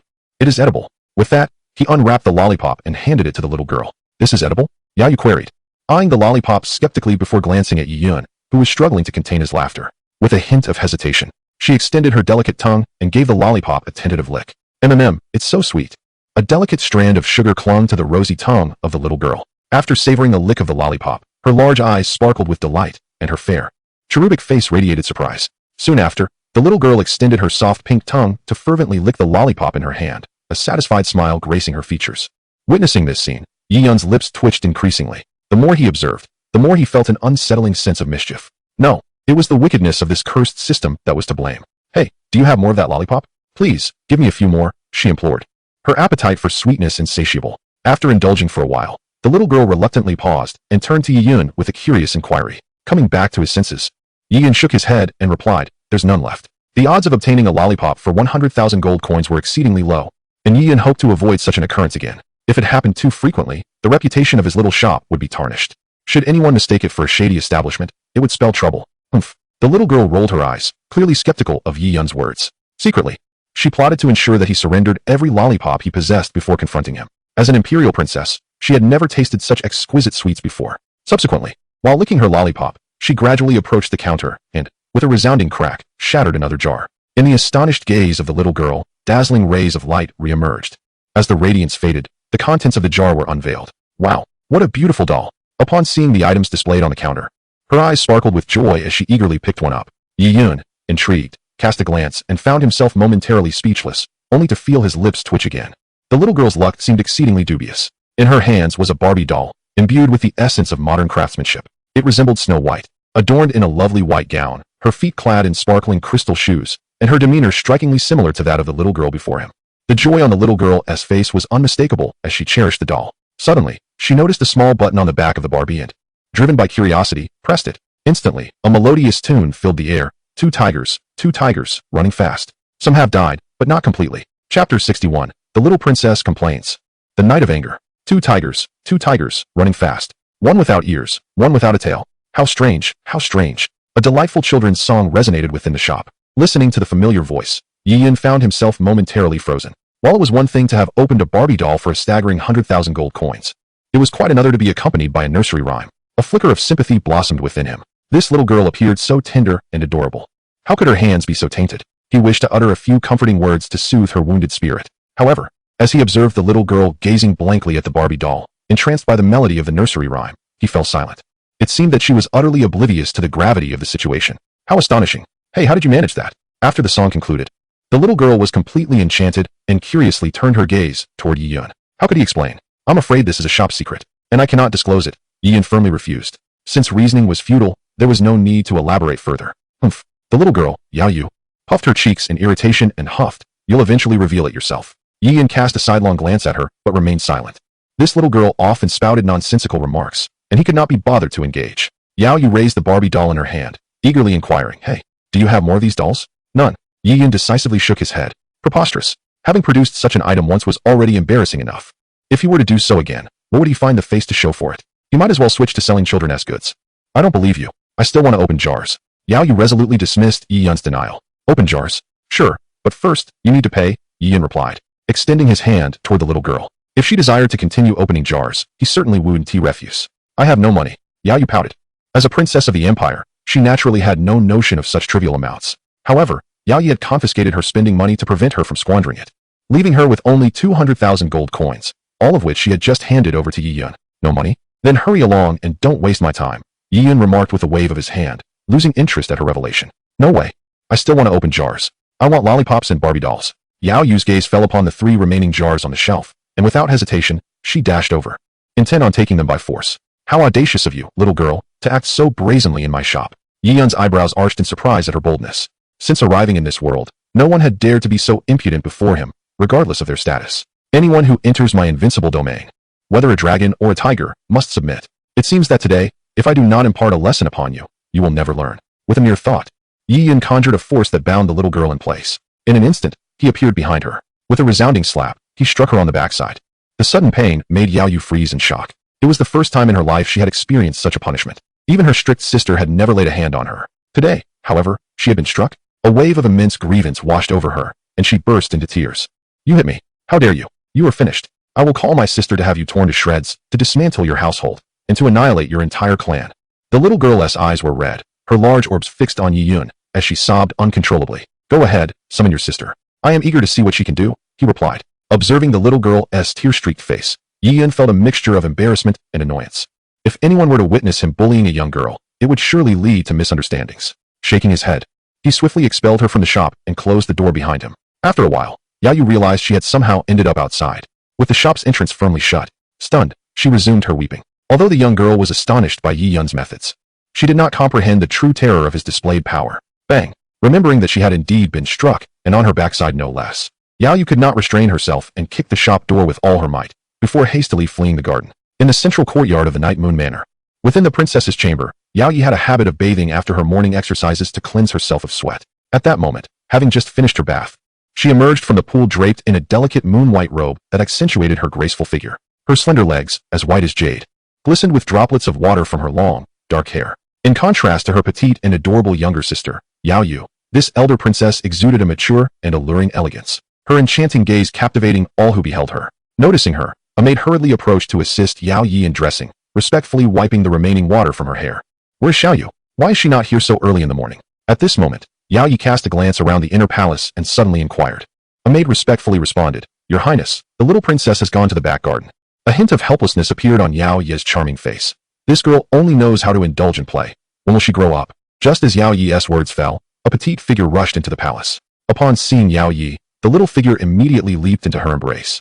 Her voice tinged with a slight sob, expressing her grievances. Sister, you must stand up for me, woo-woo. Seeing her sister, Yao Yu, crying so sorrowfully in her arms, Yao Yu was momentarily taken aback, but then smiled and asked, What's wrong? Little Yu, Did you fall somewhere? Let me take a look. In response, Yao Yu lifted her head, her eyes red, and said, Sister, I was bullied. Noticing the tears at the corners of Yao Yu's eyes, Yao Ye's gaze sharpened, and a cold expression crossed her face. Who is it? Who dares to bully you? Tell me, and I shall ensure justice is served.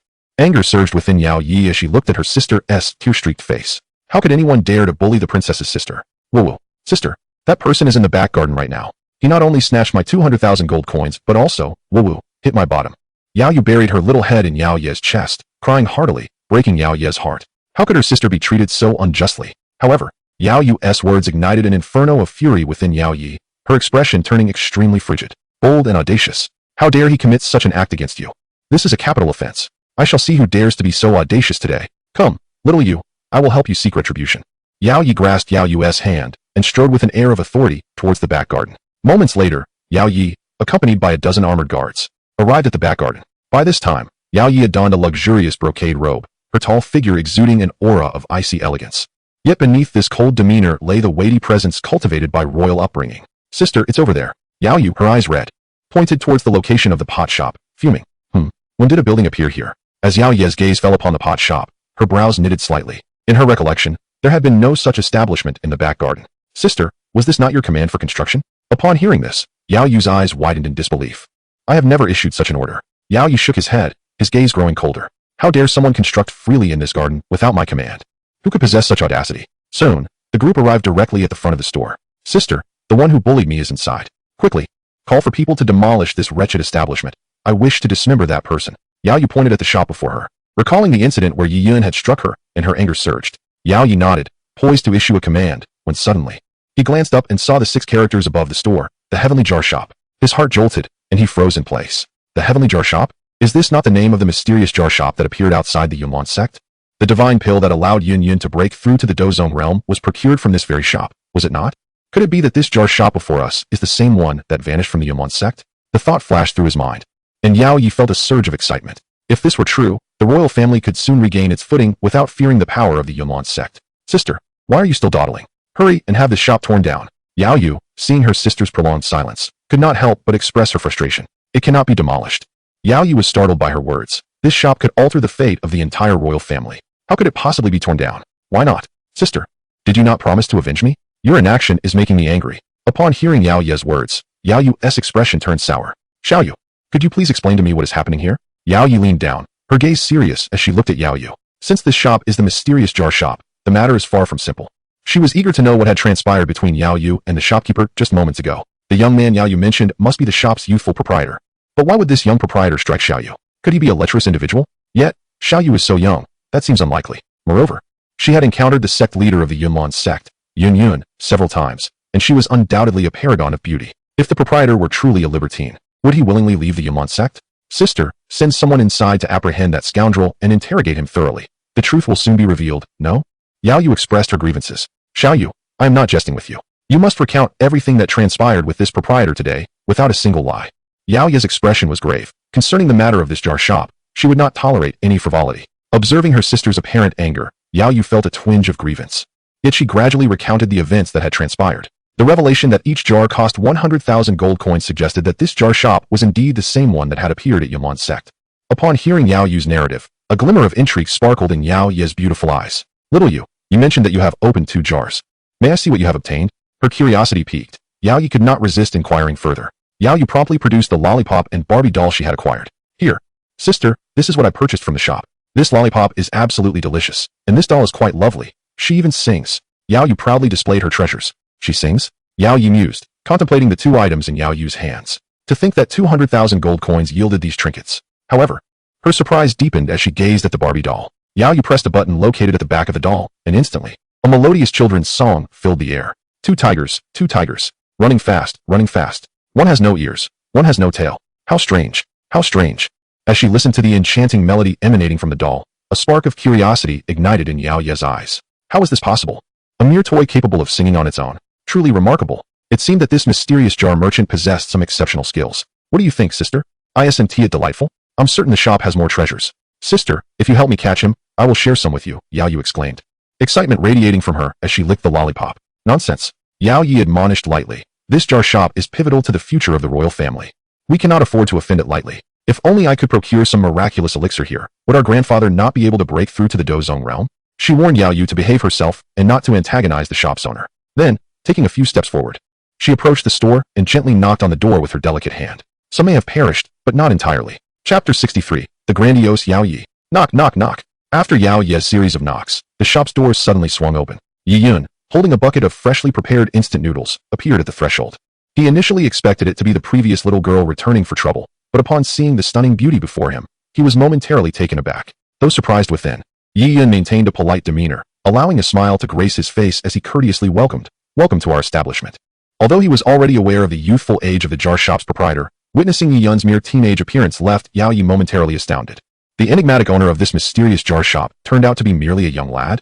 Humph, sister. It is this villain who struck me and stole 20,000 gold coins.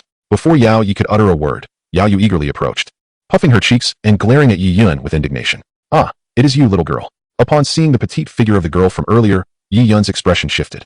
He glanced at Yao Yi and coldly remarked, "So this is the all-powerful sister you speak of. I am eager to see how you intend to reprimand me." With that, Yi Yun cast a dismissive glance at Yao Yi, his earlier warmth evaporating as he returned to the counter to indulge in instant noodles. "Xiao Yu, if you dare utter another word, do not blame me for being impolite." Observing Yi Yun's apparent irritation, Yao Yi felt a tightening in her chest.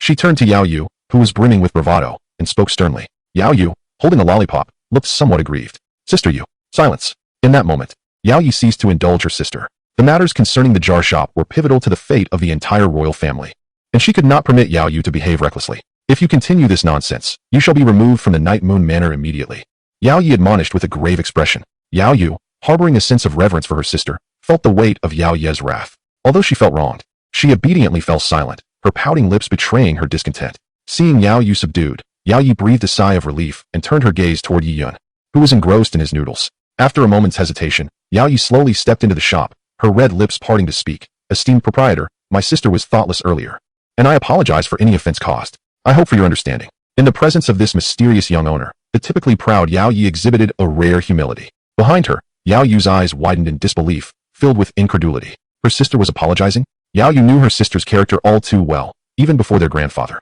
She would not display such subservience. Yet now, she was apologizing to the very person who had bullied her? Yao Yu was utterly perplexed, unable to comprehend her sister's motivations.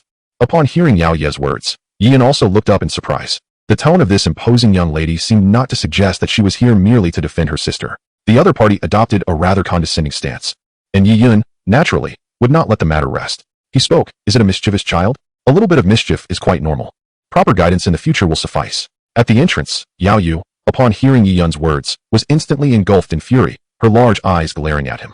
How dare he insult her highness as a mischievous child? This was utterly outrageous. Just as she was about to erupt in anger, she caught sight of Yao Ye's threatening gaze directed her way. Observing the intensity of Yao Ye's furious eyes, Yao Yu bit her lip, ultimately suppressing her ire and lowering her head in dejection. After preventing Yao Yu from causing a scene, Yao Yu finally turned his attention back to Yi Yun, his eyes shimmering with a hint of nobility. "This is the back garden of my Yue mansion. I wonder what brings the esteemed proprietor here." Yue mansion? Back garden? Yi Yun was momentarily taken aback. This peculiar system indeed refreshes in the most extraordinary locations. It was one thing to have last refreshed outside the gates of Yunwan's sect, but now he found himself in someone else's back garden. Subsequently, a faint smile graced Yi Yun's face as he earnestly introduced himself. "I am Yi Yun, the proprietor of the multiverse store. Rest assured, I shall remain in your back garden for just 3 days. After that, I will take my store and depart." Upon hearing this, Yao Yi pondered the name Yi Yun, yet found no information pertaining to it. Staying 3 days at the gates of Yunwan's sect was merely a coincidence.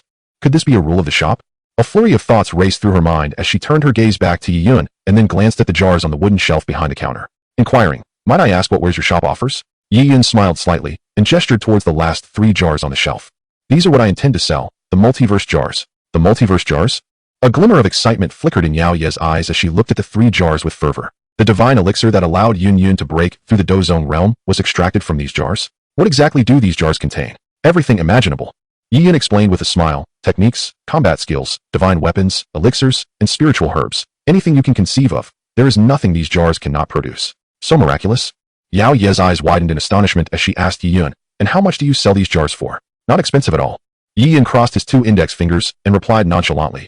"Each jar is merely 100,000 gold coins." 100,000 gold coins, not expensive? Although she had already been informed of the price, hearing it aloud still left Yao Yi somewhat taken aback. However, if it truly could yield the divine elixir for breaking through the Dozong realm, The jars, priced at 100,000 gold coins each, appeared remarkably inexpensive to Yao Yi. In her eyes, such divine elixirs were treasures beyond measure. She would willingly purchase them even for 1,000,000 or even 2,000,000 gold coins. Subsequently, without further inquiries, Yao Yi decisively placed 300,000 gold coins upon the counter. "Boss, I shall acquire the remaining 3 jars." Taken aback by the extraordinary presence of this affluent lady, Yi Yun swiftly accepted the 300,000 gold coins.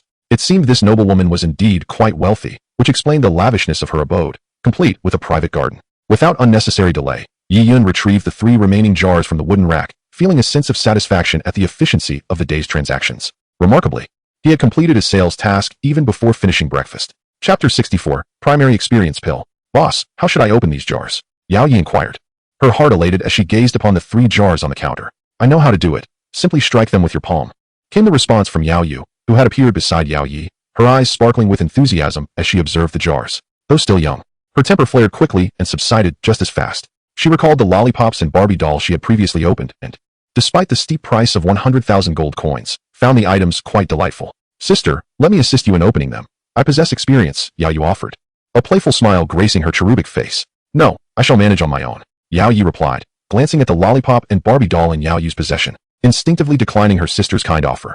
Then, Yao Yi selected a jar with precision and extended her delicate hand, striking it forcefully, with a crisp sound of shattering. The jar splintered into countless pieces. In an instant, dazzling rays of light erupted, captivating Yao Yi's gaze. Witnessing this miraculous spectacle left her somewhat astounded. She glanced at Yi Yun, who remained unfazed, engrossed in his instant noodles, further solidifying her belief that this enigmatic young proprietor possessed unfathomable strength. Such a feat made her ponder how he had accomplished it. As the radiant light faded, Yao Yi finally discerned what she had unveiled.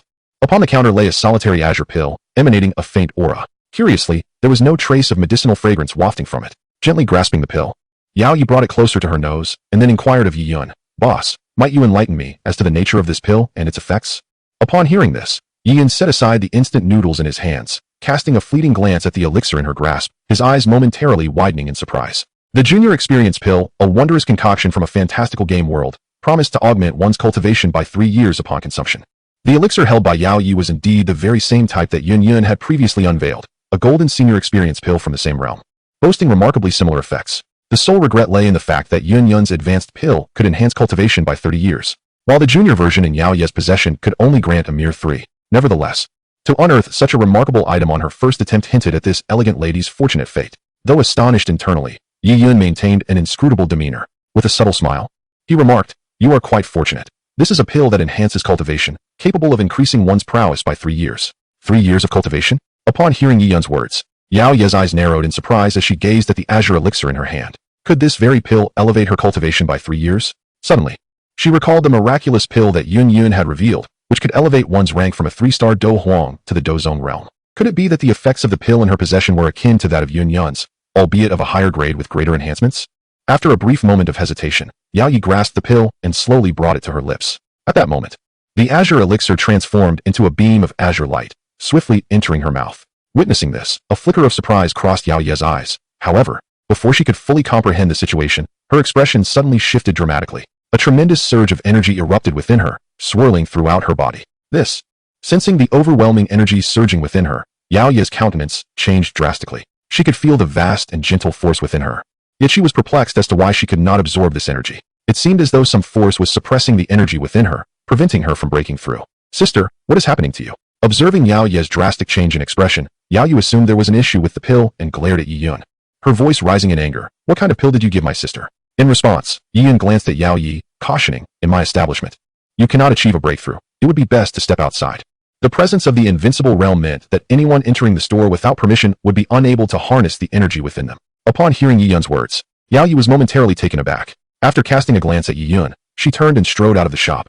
Yao Yi shot Yi Yun a fierce glare before eagerly following suit. Just as Yao Yi stepped 3 meters outside the shop, her delicate face suddenly changed, and a flicker of astonishment appeared in her beautiful eyes. She distinctly felt that the energy within her body, which had previously been unassimilable, began to surge actively through her limbs and bones. Bang! At that moment, a muffled sound resonated from within Yao Yi. Subsequently, her aura surged dramatically. She was momentarily stunned, her eyes reflecting incredulity. She had actually broken through, from a 1-star great fighter to a 2-star great fighter.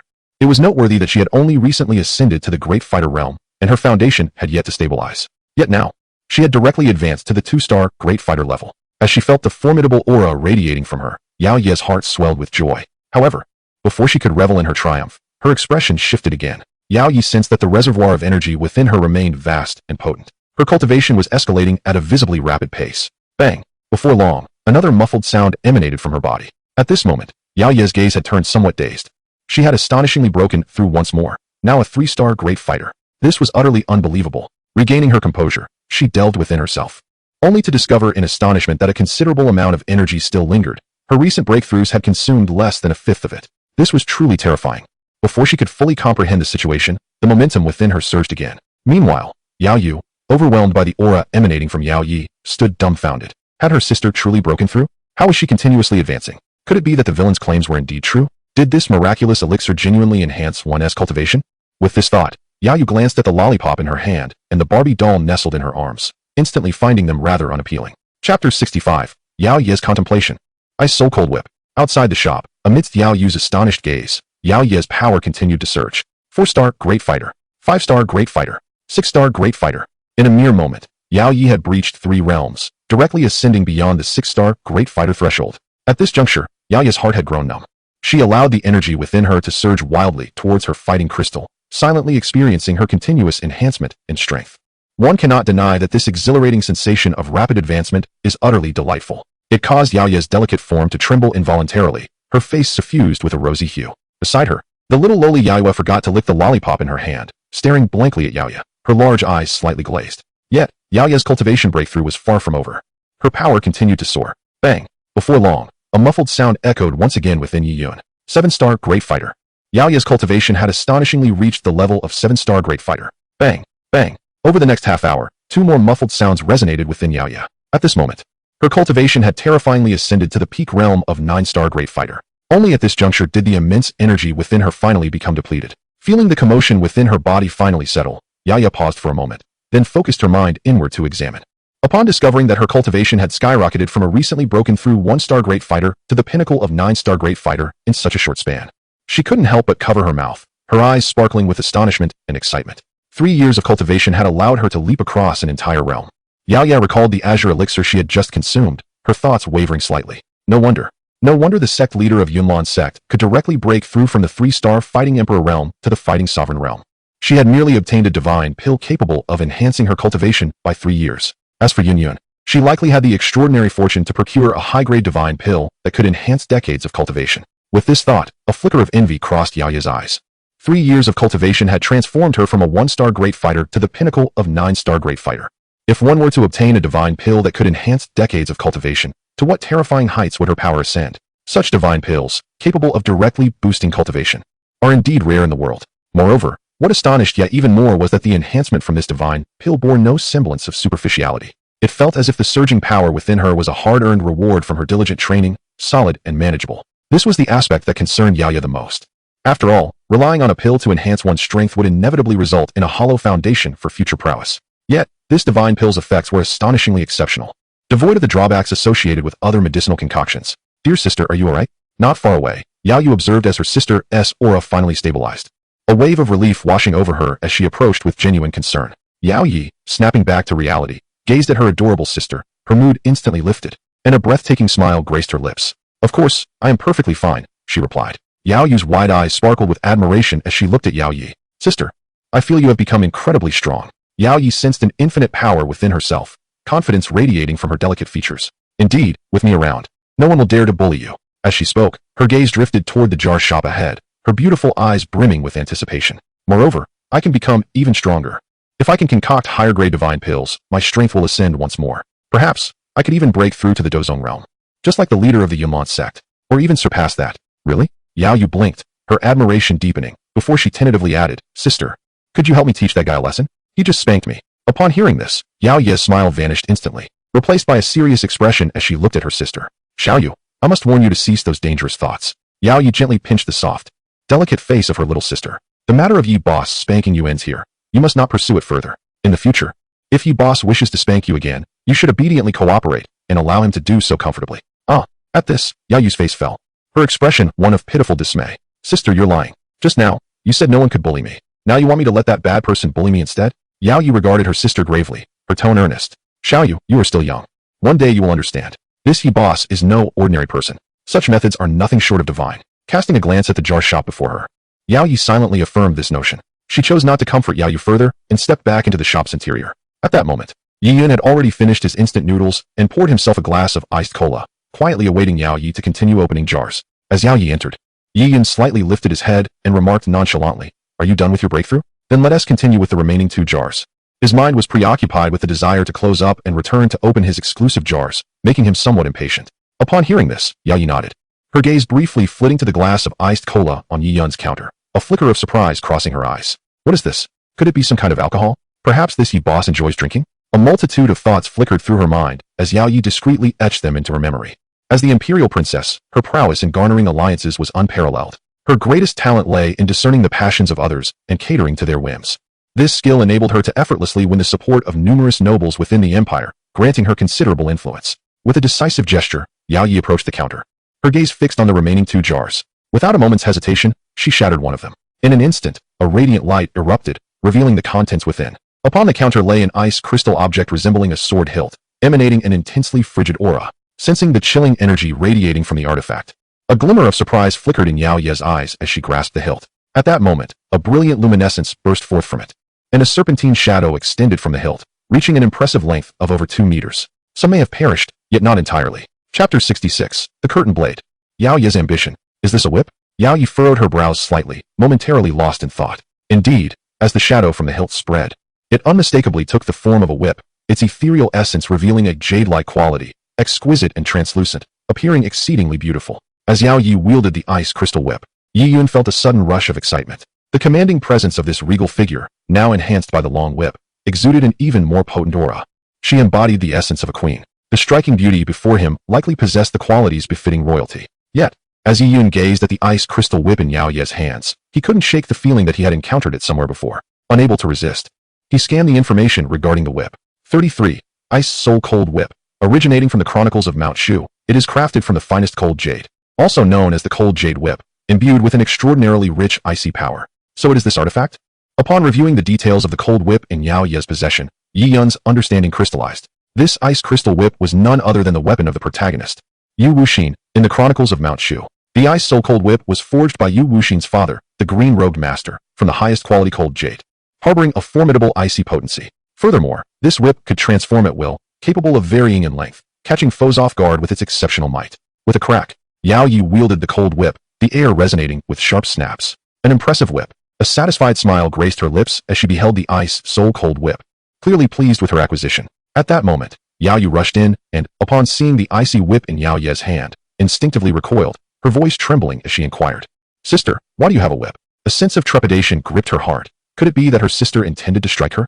In response, Yao Yi cast a mischievous glance at Yao Yu, a smirk playing at the corners of her lips. "Little Yu, if you misbehave in the future, I shall utilize this whip to discipline you thoroughly." Upon hearing this, Yao Yu took several fearful steps back, her delicate face revealing a hint of grievance as her small head shook vigorously like a rattle drum. No, sister, I promise I will behave from now on. Please, do not hit me." As Yao Yu appeared on the verge of tears, Yao Ye's heart softened, and she promptly stored away the icy whip. "All right, as long as you are good henceforth, I shall not strike you," she assured. Yao Yu nodded fervently. "Sister, I promise I will always listen to you." Yao Yu nodded in acknowledgement before turning her gaze to the last jar on the counter. Without a moment's hesitation, she struck it with her palm. Crack! With a sharp sound of shattering, the jar splintered into pieces, transforming into radiant wisps of light that vanished into thin air. Thereupon, a blood-red blade revealed itself atop the counter. This blade bore several grooves and was exceptionally sharp, emanating a chilling glow. Enveloped in a faint mist of blood, it exuded an aura of extreme ferocity. A mere glance invoked a sense of foreboding, suggesting that this was a weapon of unparalleled lethality.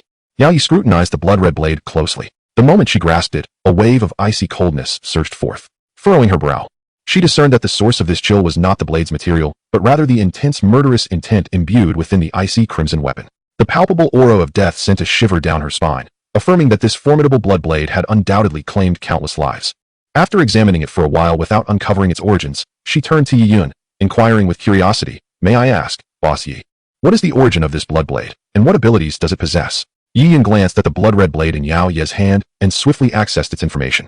Drakthar's Shadow Carver, a mythical item from the world of League of Legends. Ability, Nightstalker. When attacking an enemy champion, it inflicts additional damage. If the wielder is a melee champion, this attack will also slow the target by 99 for 0. 25 seconds. If an enemy you have harmed is slain, the cooldown resets, granting the wielder a 3-second period of invisibility. After perusing the information on the blood blade, a glimmer of astonishment flickered in Yi Yun's eyes. It is indeed the Shadow Carver. The blood red blade in Yao Ye's hand originated from a game she cherished in her past life, titled League of Legends. The blade, known as Mu Run, is a shorthand for Drax's Twilight Blade. Within the realm of the game, Mu Run is considered an essential artifact for assassin heroes. It possesses the ability to penetrate armor, enhance damage, and even grants a fleeting invisibility after a kill, powers that every assassin yearns for. With a Mu Run in hand, an assassin can strike from the shadows and retreat unscathed, making it a truly formidable weapon. Upon hearing Yao Ye's inquiry, Yi Yun cast a profound glance at her. This refined lady was indeed fortunate to have obtained such a lethal instrument. It was a weapon of death, replete with myriad capabilities. After a moment's hesitation, Yi Yun began to elucidate the attributes of Mu Ren to Yao Yi: armor penetration, increased attack power, and the ability to gain temporary invisibility after slaying an opponent. Upon concluding Yi Yun's explanation, Yao Ye's pupils dilated, her delicate face betraying a look of astonishment. She gazed incredulously at the blood-red blade in her grasp.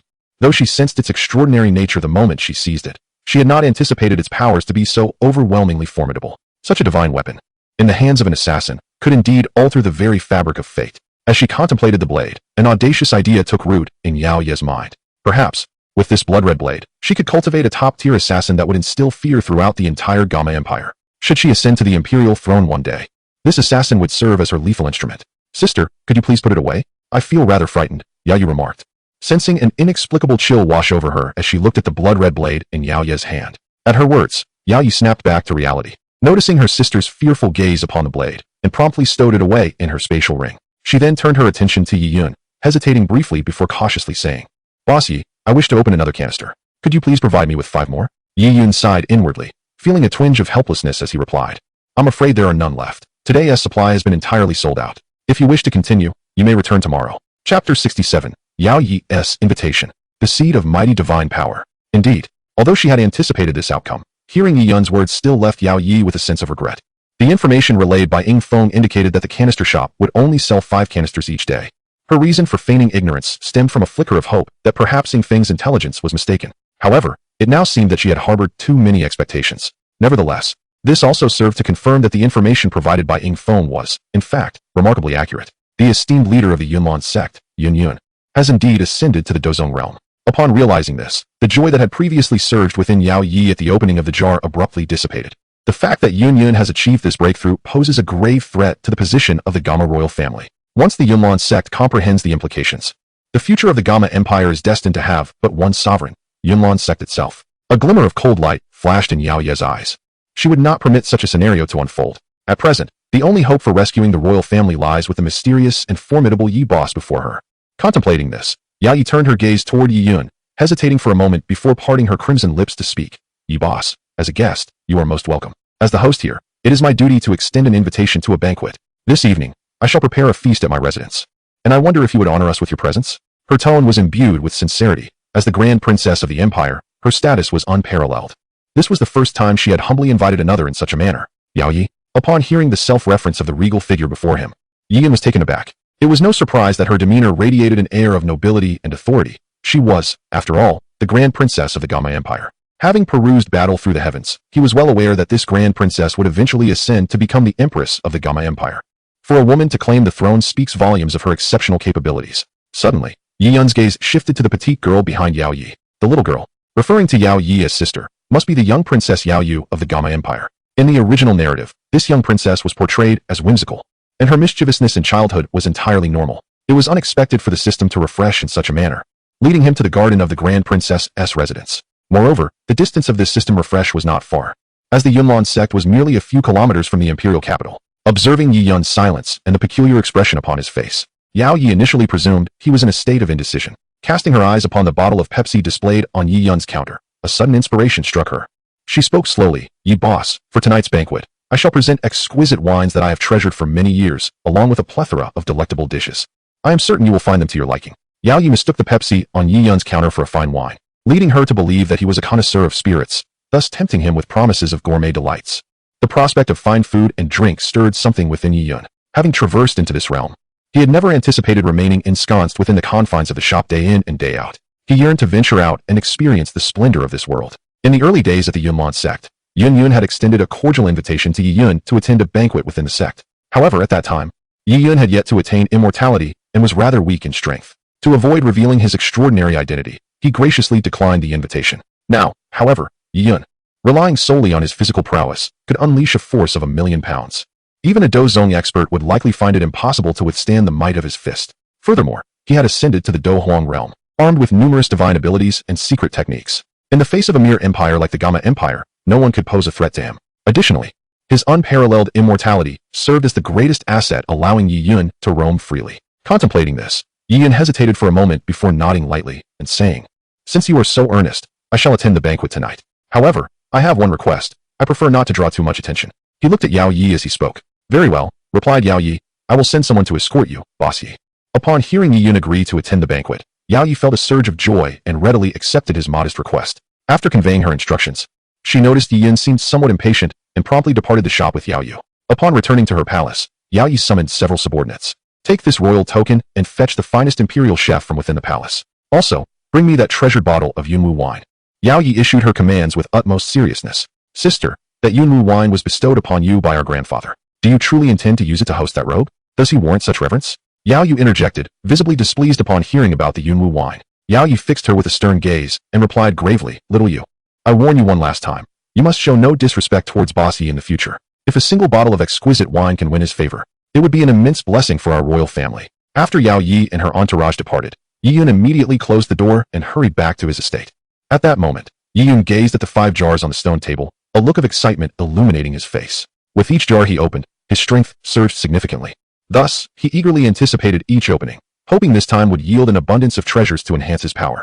Such an increase would surely bolster his arsenal for future ventures into that otherworldly realm. Curiosity gnawed at him, as he yearned to understand what kind of world lay beyond the void transmission gate. Recalling how he had been frightened into retreat during his last visit, Yi Yun silently vowed to uncover the true nature of that world this time. With a decisive clap, he prepared for the task ahead. Subsequently, Yi Yun struck a jar with a decisive pong. Accompanied by a crisp sound, the jar shattered into countless fragments, dissipating like dazzling rays of light. Moments later, as the brilliance faded, a solitary golden stone remained upon the stone table. What could this be? Yi Yun picked up the stone, feeling its remarkable hardness, impervious even to his immense strength. A sense of astonishment washed over him as his gaze swept across its surface, revealing the complete information about the golden stone. Giant Force Divine Seed. Originating from the world of Calabash Brothers, this divine seed encapsulates the essence of the first brother, granting the consumer immense strength and the ability to grow in size. Some may have perished, yet they are not entirely lost. Chapter 68. The Physical Divine Ability, the Law of Heaven and Earth. Could it truly be a treasure from the Calabash Brothers realm? This golden seed, a distillation of the first brother's essence? Upon reading the information about the golden stone, a look of surprise graced Yi Yun's face. Naturally, he had watched the animated series during his childhood. The first brother possessed extraordinary strength, capable of lifting mountains and transforming in size. Such ferocity was truly formidable. This golden seed encapsulated the essence of the first brother, and consuming it would bestow upon him the divine abilities of that character.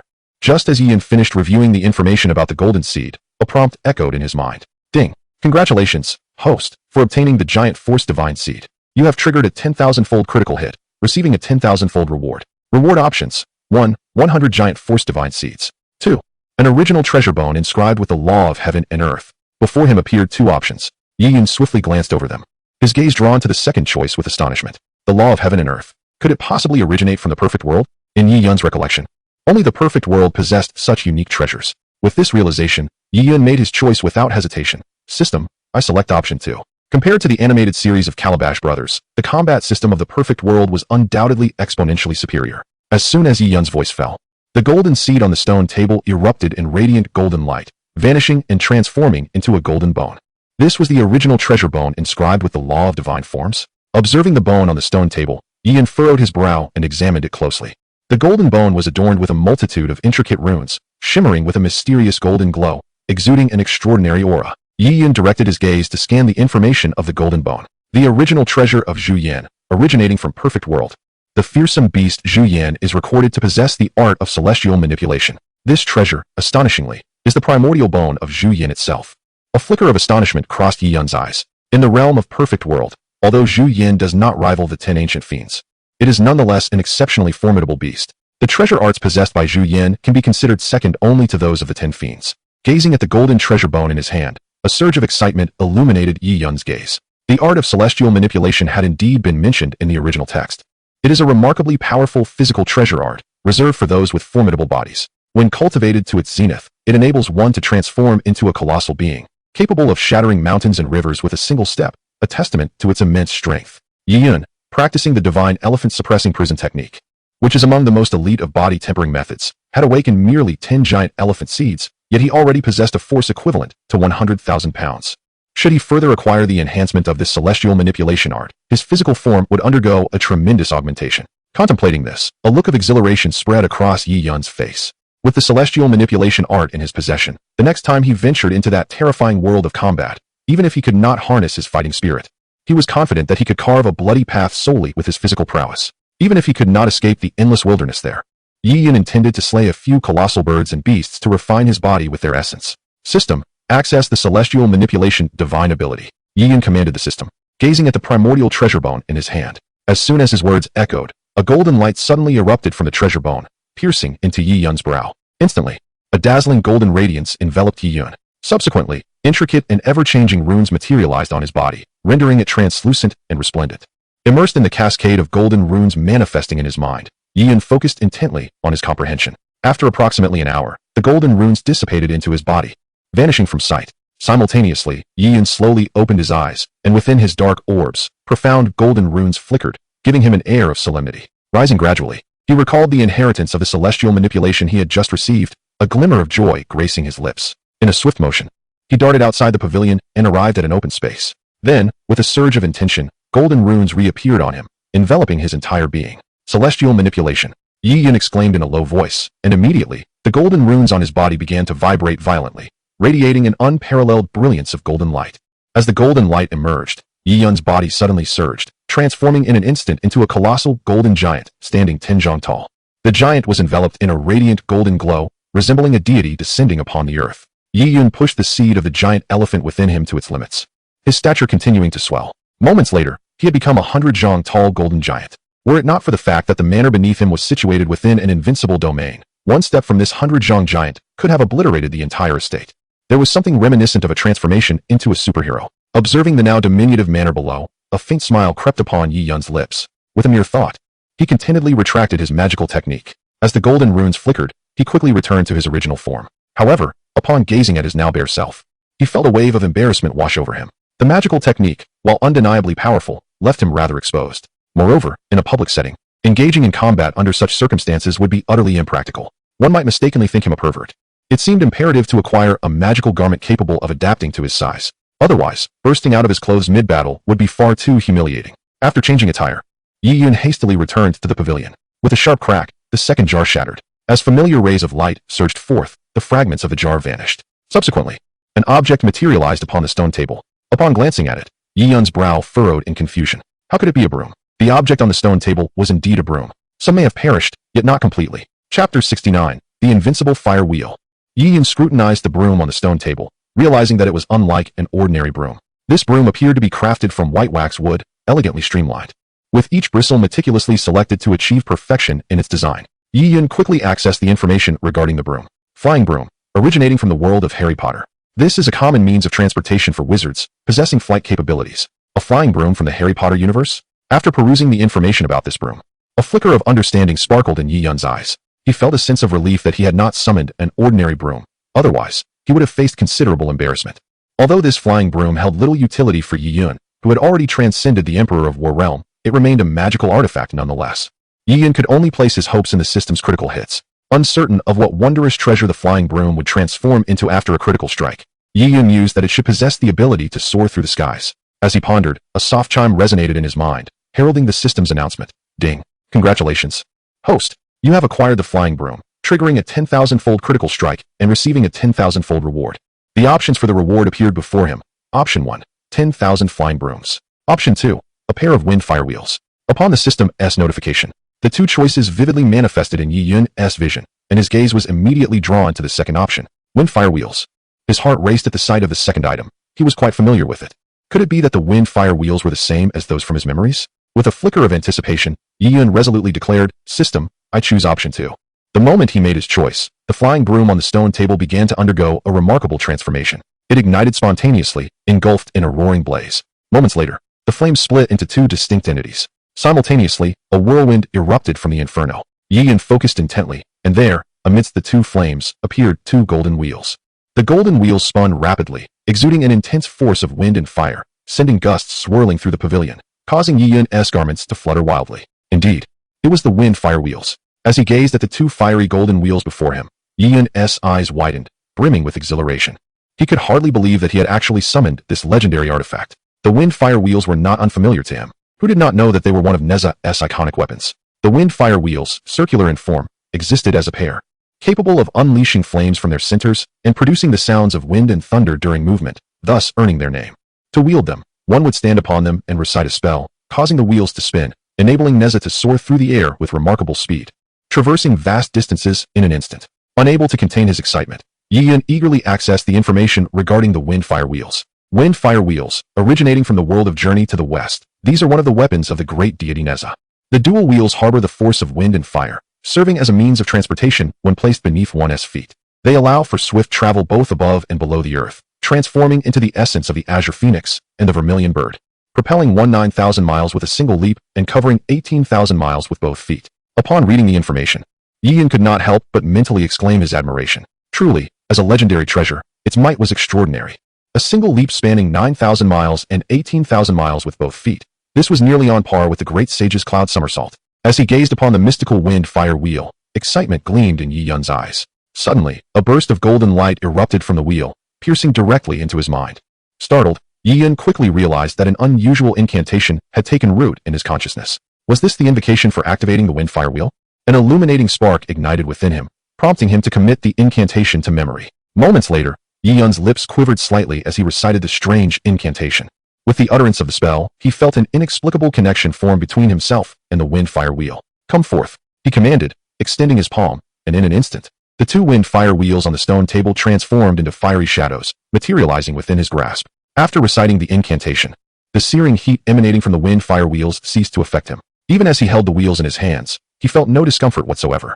Eagerly eyeing the wind-fire wheels resting in his palm, Yi Yun felt a surge of anticipation. In the next moment, with a mere thought, he summoned his battle aura to sprout wings, ascending into the void. "Go," he intoned, activating the wind-fire wheel, which promptly morphed into two blazing shadows beneath his feet. Standing upon the wind-fire wheels, he retracted his battle wings, floating effortlessly in the air. Onward, he continued to chant, and the rotation of the wind-fire wheels accelerated dramatically, unleashing a tremendous force of wind and fire. Under this powerful impetus, the wheels propelled Yi Yun through the void. The speed of the wind-fire wheels was astonishing. Within the expanse, one could only catch a fleeting glimpse of a fiery silhouette darting through the air. While Neza could traverse vast distances with his wind-fire wheels, Yi Yun lacked such formidable strength.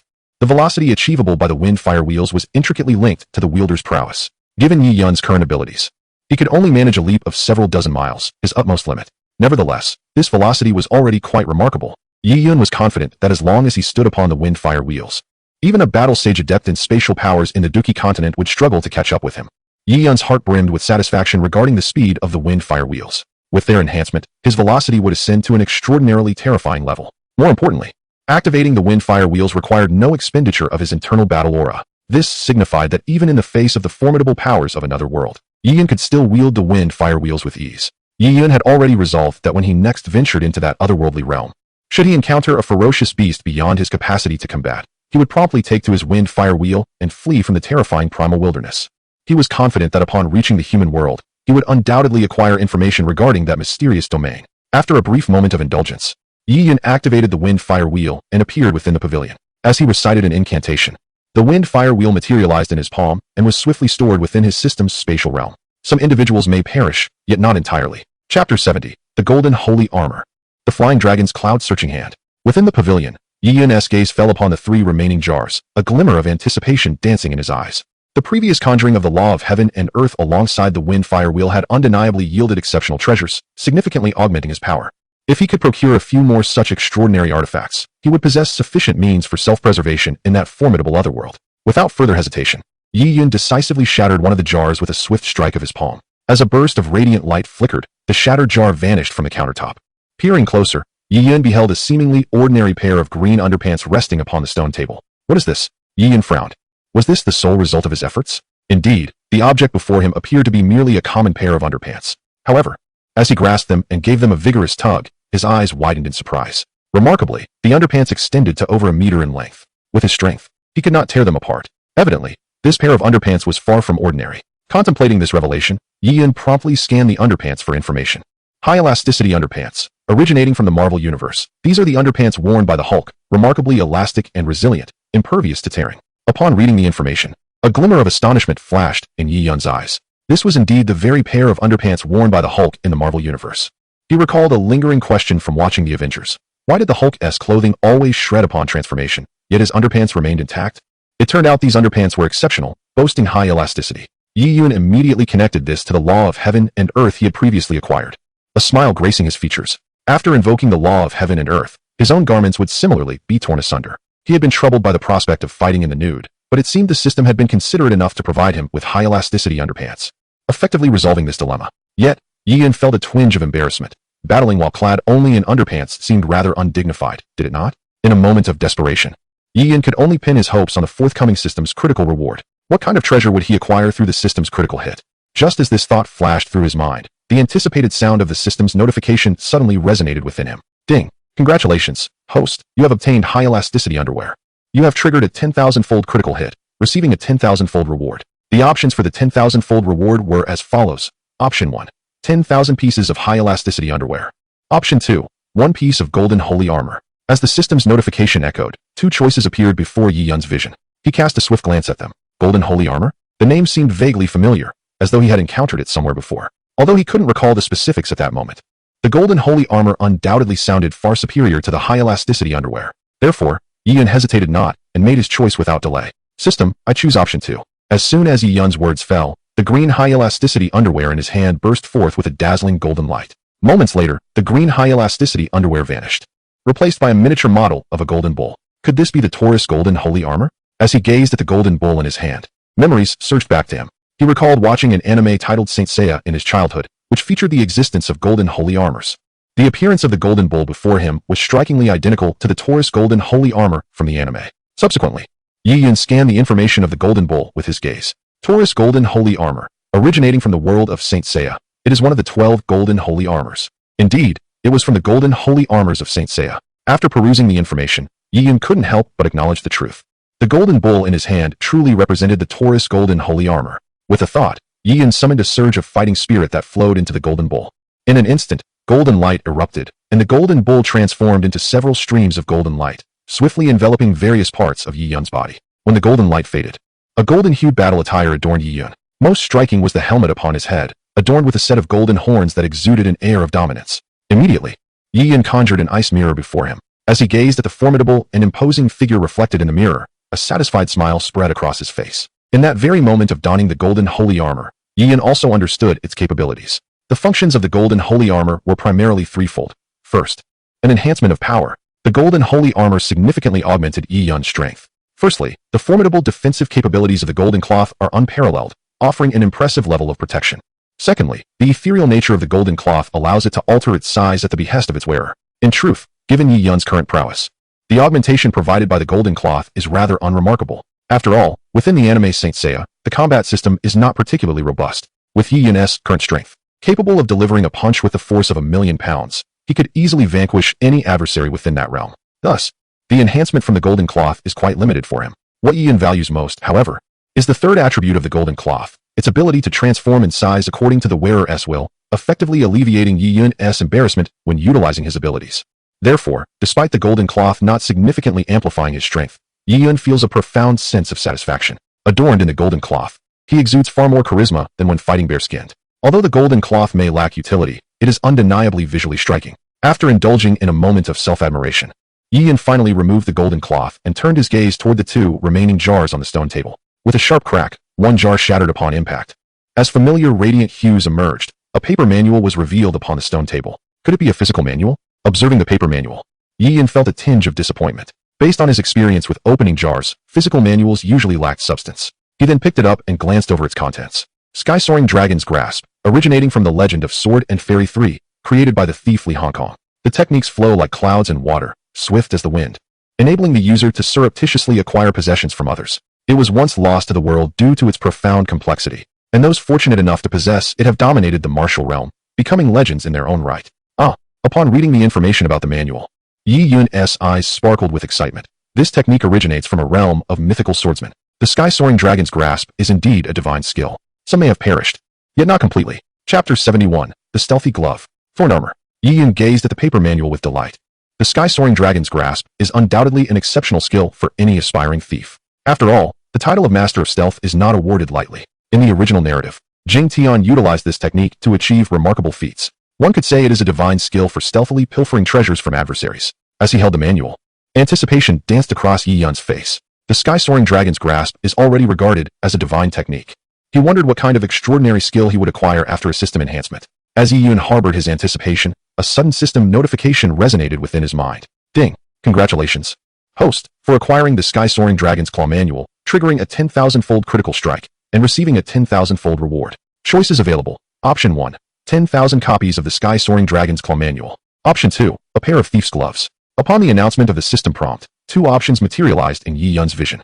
His gaze skimmed across them before settling on the latter. Thief's gloves? Do such gloves truly exist? Their name is quite straightforward, seemingly tailored for thieves. Contemplating for a moment, Yi Yun found no information regarding these thief's gloves. However, given that this treasure stemmed from a 10,000-fold critical reward, it must surely surpass the sky-soaring dragon's claw. Thus, without further deliberation, Yi Yun made his choice. System, I choose option 2, he declared. Immediately upon his words, the paper manual in his hand spontaneously ignited, turning to ash in an instant.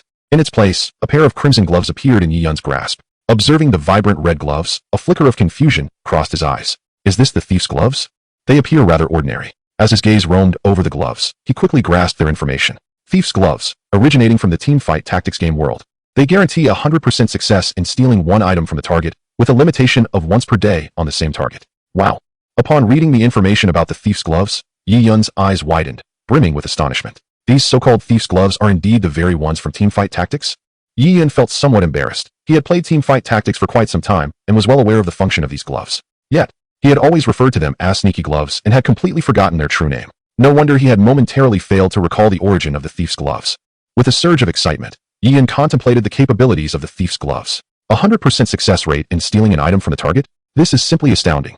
However, he couldn't help but admire the gloves in his hands, a grin of exhilaration spreading across his face. With these thief's gloves, would he ever lack treasures in the future? This was utterly delightful. With the thief's gloves in his possession, he could rightfully claim the title of the supreme thief. Yi Yun held the thief's gloves in his hands, his face alight with eagerness. Yet, as he scanned his surroundings, he found no suitable targets to employ the gloves upon. A tinge of regret crossed his countenance. Possessing such a remarkable treasure, yet unable to wield it, left him somewhat disheartened. It seemed that only upon entering that otherworldly realm would the true potential of his thief's gloves be realized. After gathering his spirits, Yi Yun's gaze settled upon the last jar upon the stone table. With a swift motion, he struck the jar, shattering it with a resounding crack.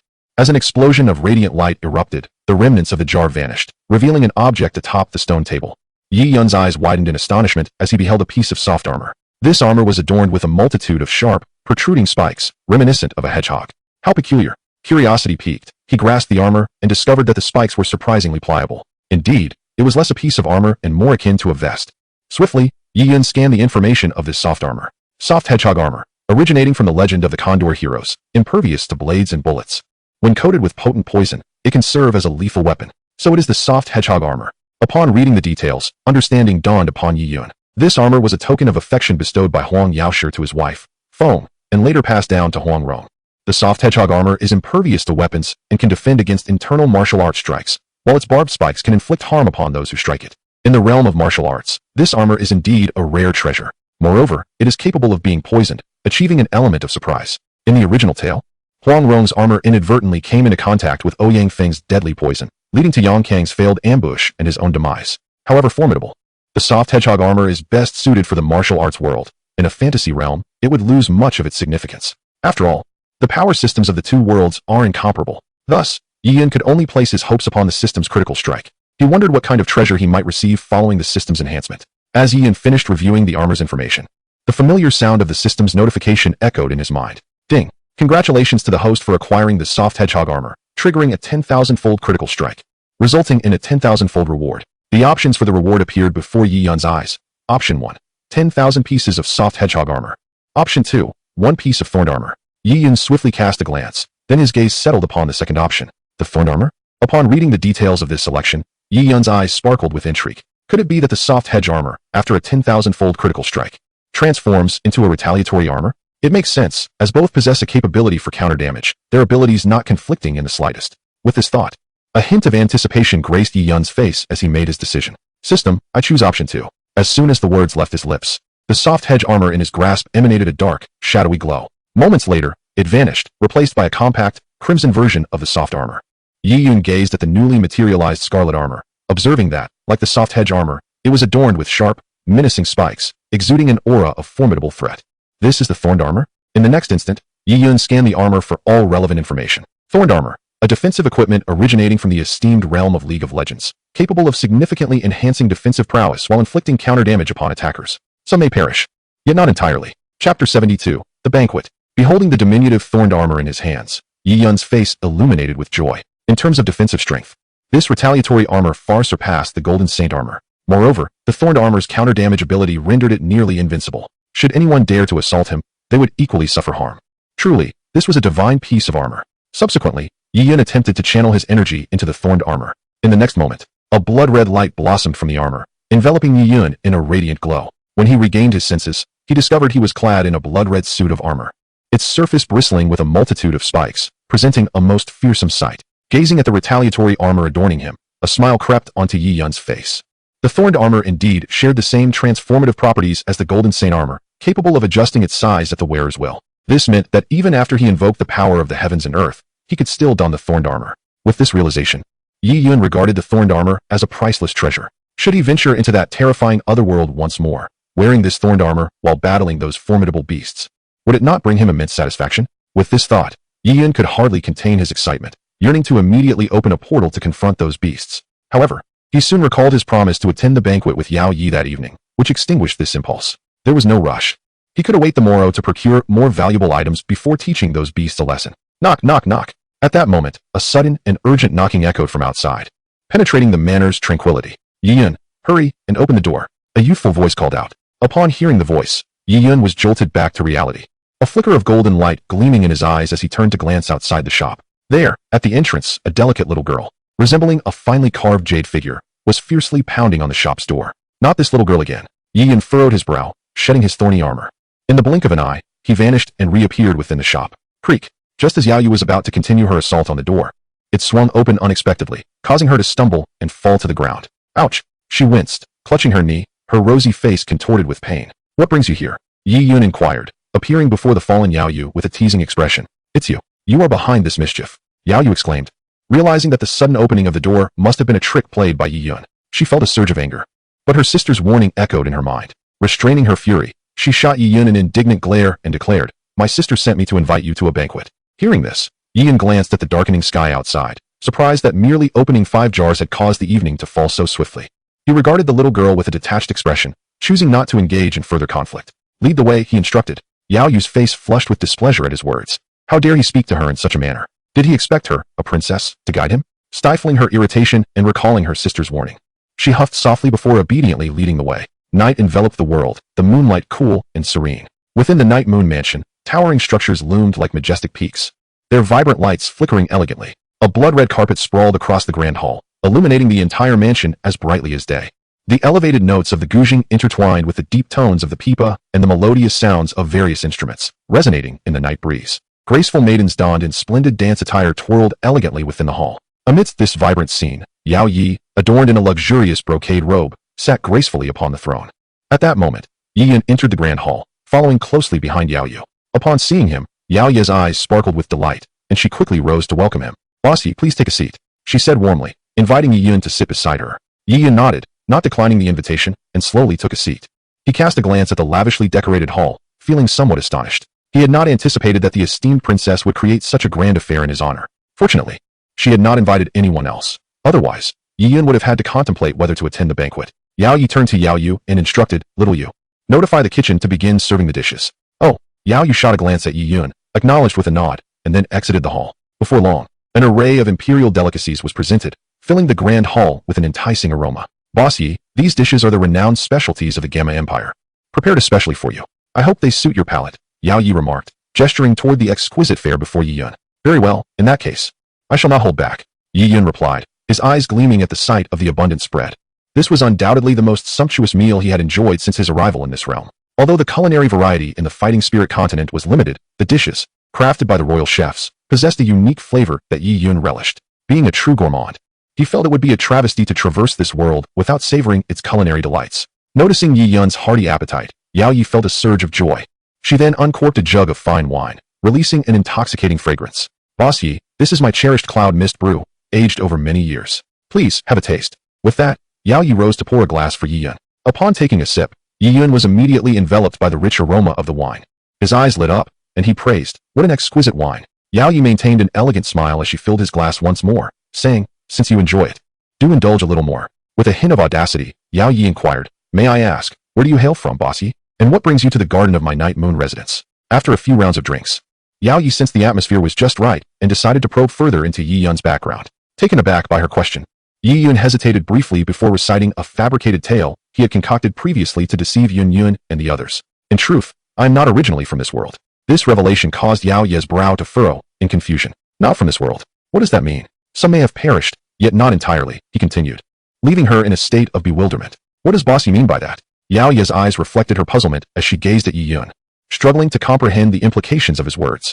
Yao Yu, beside her, listened intently, her large eyes brimming with curiosity. If he is not from this world, then where else could he possibly be from? With limited experience, Yao Yu's understanding could not possibly rival that of Yun Shan. Lifting his wine cup, Yi Yun downed its contents in one go. Noticing the puzzled expressions on Yao Yi and Yao Yu's faces, he promptly clarified. "What I mean is that I hail from a realm beyond the Dochi continent, and I am not one of its inhabitants." "From beyond the Dochi continent?" Upon hearing Yi Yun's words, Yao Ye's beautiful eyes widened in confusion, but suddenly, a spark of realization ignited in her mind as she recalled an ancient tome she had once perused in the royal palace's library. The text detailed that during the primordial era, whenever a Do emperor emerged, they would choose to shatter the void and journey to the upper realm. The upper realm. At this thought, Yao Ye's heart raced. Could it be that this esteemed Yi Yun was from the upper realm? "Yi boss, could you possibly be a Do emperor?" she asked incredulously, gazing at him. To her, only legendary Do emperors possessed the power to traverse the void. If Yi Yun truly came from the upper realm, then he must indeed wield the strength of a Do emperor. She stared at him in disbelief, for it had been millennia since a Do emperor had appeared on the Dochi continent. If this young boss were a Do emperor, it would be utterly astonishing. Yi Yun, taken aback by her sudden leap to conclusions about Do emperors, shook his head and smiled. "I am not a Do emperor." Hearing this, Yao Yi felt a wave of relief wash over her. A Do emperor so young would indeed be terrifying. "Then what did you mean, you boss? Since you do not belong to the Dochi continent, you must be from the upper realm." Then, she pressed on. Yi Yun shook his head once more. "I am not from the upper realm of the Dochi continent." Observing Yao Ye's puzzled expression, he decided to be forthright. "Do you know how many worlds exist akin to the Dochi continent?" Yao Yi shook her head, indicating her ignorance. "Countless," Yi Yun declared. "Worlds like the Dochi continent are as numerous as the stars in the sky, beyond enumeration." "How is that possible?" Yao Ye's face was etched with disbelief. In her eyes, the Dochi continent was so vast that she doubted she could traverse its entirety in a lifetime. Yet Yi Yun claimed it was merely a small world, with countless others like it. This notion was entirely foreign to her, and she found it hard to accept. Yi Yun continued, "Surely you understand that when a Do emperor shatters the void, they ascend to what you refer to as the upper realm. This upper realm is also known as the Great Thousand Worlds. To be precise, the Dopa continent is but a fragment of the Great Thousand Worlds. Each Great Thousand World encompasses 3,000 smaller worlds, and the Dochi continent is merely a small world beneath one of those Great Thousand Worlds. In the vast expanse of the universe, the Doki continent proves to be merely a small world." After hearing Yi Yun's revelations, both Yao Yi and Yao Yu found their worldviews utterly shattered, their expressions reflecting a profound bewilderment. The concepts articulated by Yi Yun were so alien to them that they fundamentally overturned their previous understanding, leaving them momentarily speechless. After a considerable pause, Yao Yi regained her composure and turned her gaze toward Yao Yu, her beautiful eyes shimmering with curiosity as she inquired, "So, are you from the great world, Boss Yi?" To Yao Yi, Yi Yun's mysterious origins led her to believe that such an extraordinary individual could not possibly emerge from a mere small world. "No," Yi Yun replied, shaking his head, continuing his earnest yet fanciful discourse. "In truth, beyond the great worlds lies an expansive and boundless universe, within which we all reside. Above this universe exist innumerable great worlds, and I hail from one of those realms. The universe, within it are countless great worlds. Beneath each great world lie 3,000 small worlds, and the Doki continent is but one of those small worlds."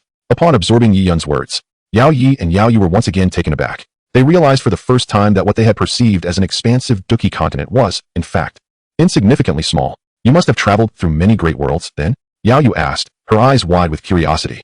She assumed that someone so knowledgeable must have experienced other great worlds. Yi Yun nodded slightly. "Indeed, I am a merchant traversing the cosmos. seldom lingering in one world for too long. The jars I sell contain treasures sourced from various great and small worlds. Perhaps before long, I shall depart from the Dookie continent to explore other small worlds, he stated with earnest conviction. Upon hearing Yi Yun's words, the Yao sisters were filled with even greater astonishment. They surmised that his ability to traverse the worlds with such ease indicated a power that far surpassed their imagination.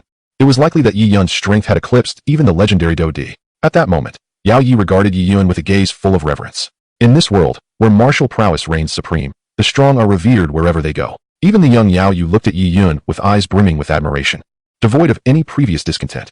Well, I am satiated, Yi Yun declared as he set down his wine cup, addressing the two of them. Thank you for your generous hospitality this evening. Should the opportunity arise in the future, I would be delighted to welcome you to my home, where you may also savor the specialties I have brought from my homeland. In the spirit of reciprocity, Yi Yun felt compelled to express his gratitude for the sumptuous dinner they had provided. Upon hearing the words, Yao Yu's large eyes instantly gleamed with excitement. Bossy, do you have an abundance of delicious food at home? Yi Yun smiled and nodded, then promptly rose from the grand hall and departed. Sister, do you think Boss Yi truly hails from another world? Yao Yu could not help but inquire of Yao Yi once Yi Yun had left. What? Do you doubt Boss Yi's words? Yao Yi looked at Yao Yu in surprise. Yao Yu shook her head. It's not that. I simply find everything he said rather hard to believe. Yao Yi cautioned. Little Yu, regardless of whether Boss Yi is genuine or not, you must not act disrespectfully towards him in the future. Understood, sister. This time, Yao Yu readily agreed. Although Yi Yun's words left her somewhat incredulous, her attitude towards him had undergone a profound transformation. Some may pass away, yet not entirely depart. Chapter 74. Yao Yi opens the jar again. The water of life. Boss Yi, it's time to rise. The next morning, while Yi Yun was still lost in a delightful dream, the cheerful voice of the little girl Yao Yu echoed from outside. Hearing the commotion, Yi Yun reluctantly opened his eyes. This little girl truly lacked proper upbringing. He recalled how, back at the Yunlan sect, everyone patiently waited outside until he awoke to open the door. However, here, with Yao Yu's unrefined demeanor, it seemed that a good night's sleep was a distant dream. After a brief wash, Yi Yun grabbed a bucket of instant noodles and appeared inside the shop. With a thought, the shop's door creaked open. This time, the little girl seemed to have taken precautions and did not tumble to the ground. As the door opened, Yao Yi and Yao Yu stood waiting at the entrance. Good morning. Yi Yun greeted them casually, then proceeded to open the packaging and prepare his noodles. Yao Yi, leading Yao Yu into the shop, expressed a hint of apology. I'm sorry, Boss Yi, for interrupting you so early. With that, Yao Yi shot a disapproving glance at Yao Yu. Initially, Yao Yi had intended to come later, but upon learning that Yao Yu had rushed to the back garden at dawn, fearing she might do something foolish to offend Boss Yi, Yao Yi hastily made her way over, only to find Yao Yu knocking vigorously on the shop's door. In a moment of frustration, Yao Yu was about to intervene when the shop door suddenly swung open on its own. Not to worry, since you're here, let's begin opening the jars. Yi Yun felt no significant displeasure, finishing up early mint and early into the day, which posed no loss to him. With that thought, he conjured boiling water out of thin air and poured it into the noodles, commencing the preparation. Yao Yu gazed at Yi Yun's actions, her large eyes brimming with curiosity. Upon hearing her, Yao Yu promptly produced 500,000 gold coins and placed them upon the counter, stating nonchalantly, Boss Yi, I would like to purchase all 5 jars. Yi Yun nodded in acknowledgement, swiftly collecting the entire sum of gold, internally marveling at the imperial princess's wealth, as she effortlessly offered such a substantial amount without a flicker of hesitation. Subsequently, with another wave of his hand, Yi Yun summoned the 5 newly refreshed jars from the wooden shelf to the counter. As Yao Yi beheld the jars, a glimmer of anticipation flickered in her beautiful eyes. She wondered what treasure she might unveil today. After a silent prayer, she selected a jar with precision and struck it with her palm. With a crisp sound of shattering, the jar splintered into countless pieces, dissolving into a radiant mist. In its place appeared a transparent jade vial, containing a vibrant green liquid. What could this be? Yao Yi mused, lifting the vial to examine the verdant contents. She speculated, could this be some sort of potion? Yi Yun raised his gaze and immediately scanned the information of the green liquid within the jade vial. Water of life, originating from the magical world.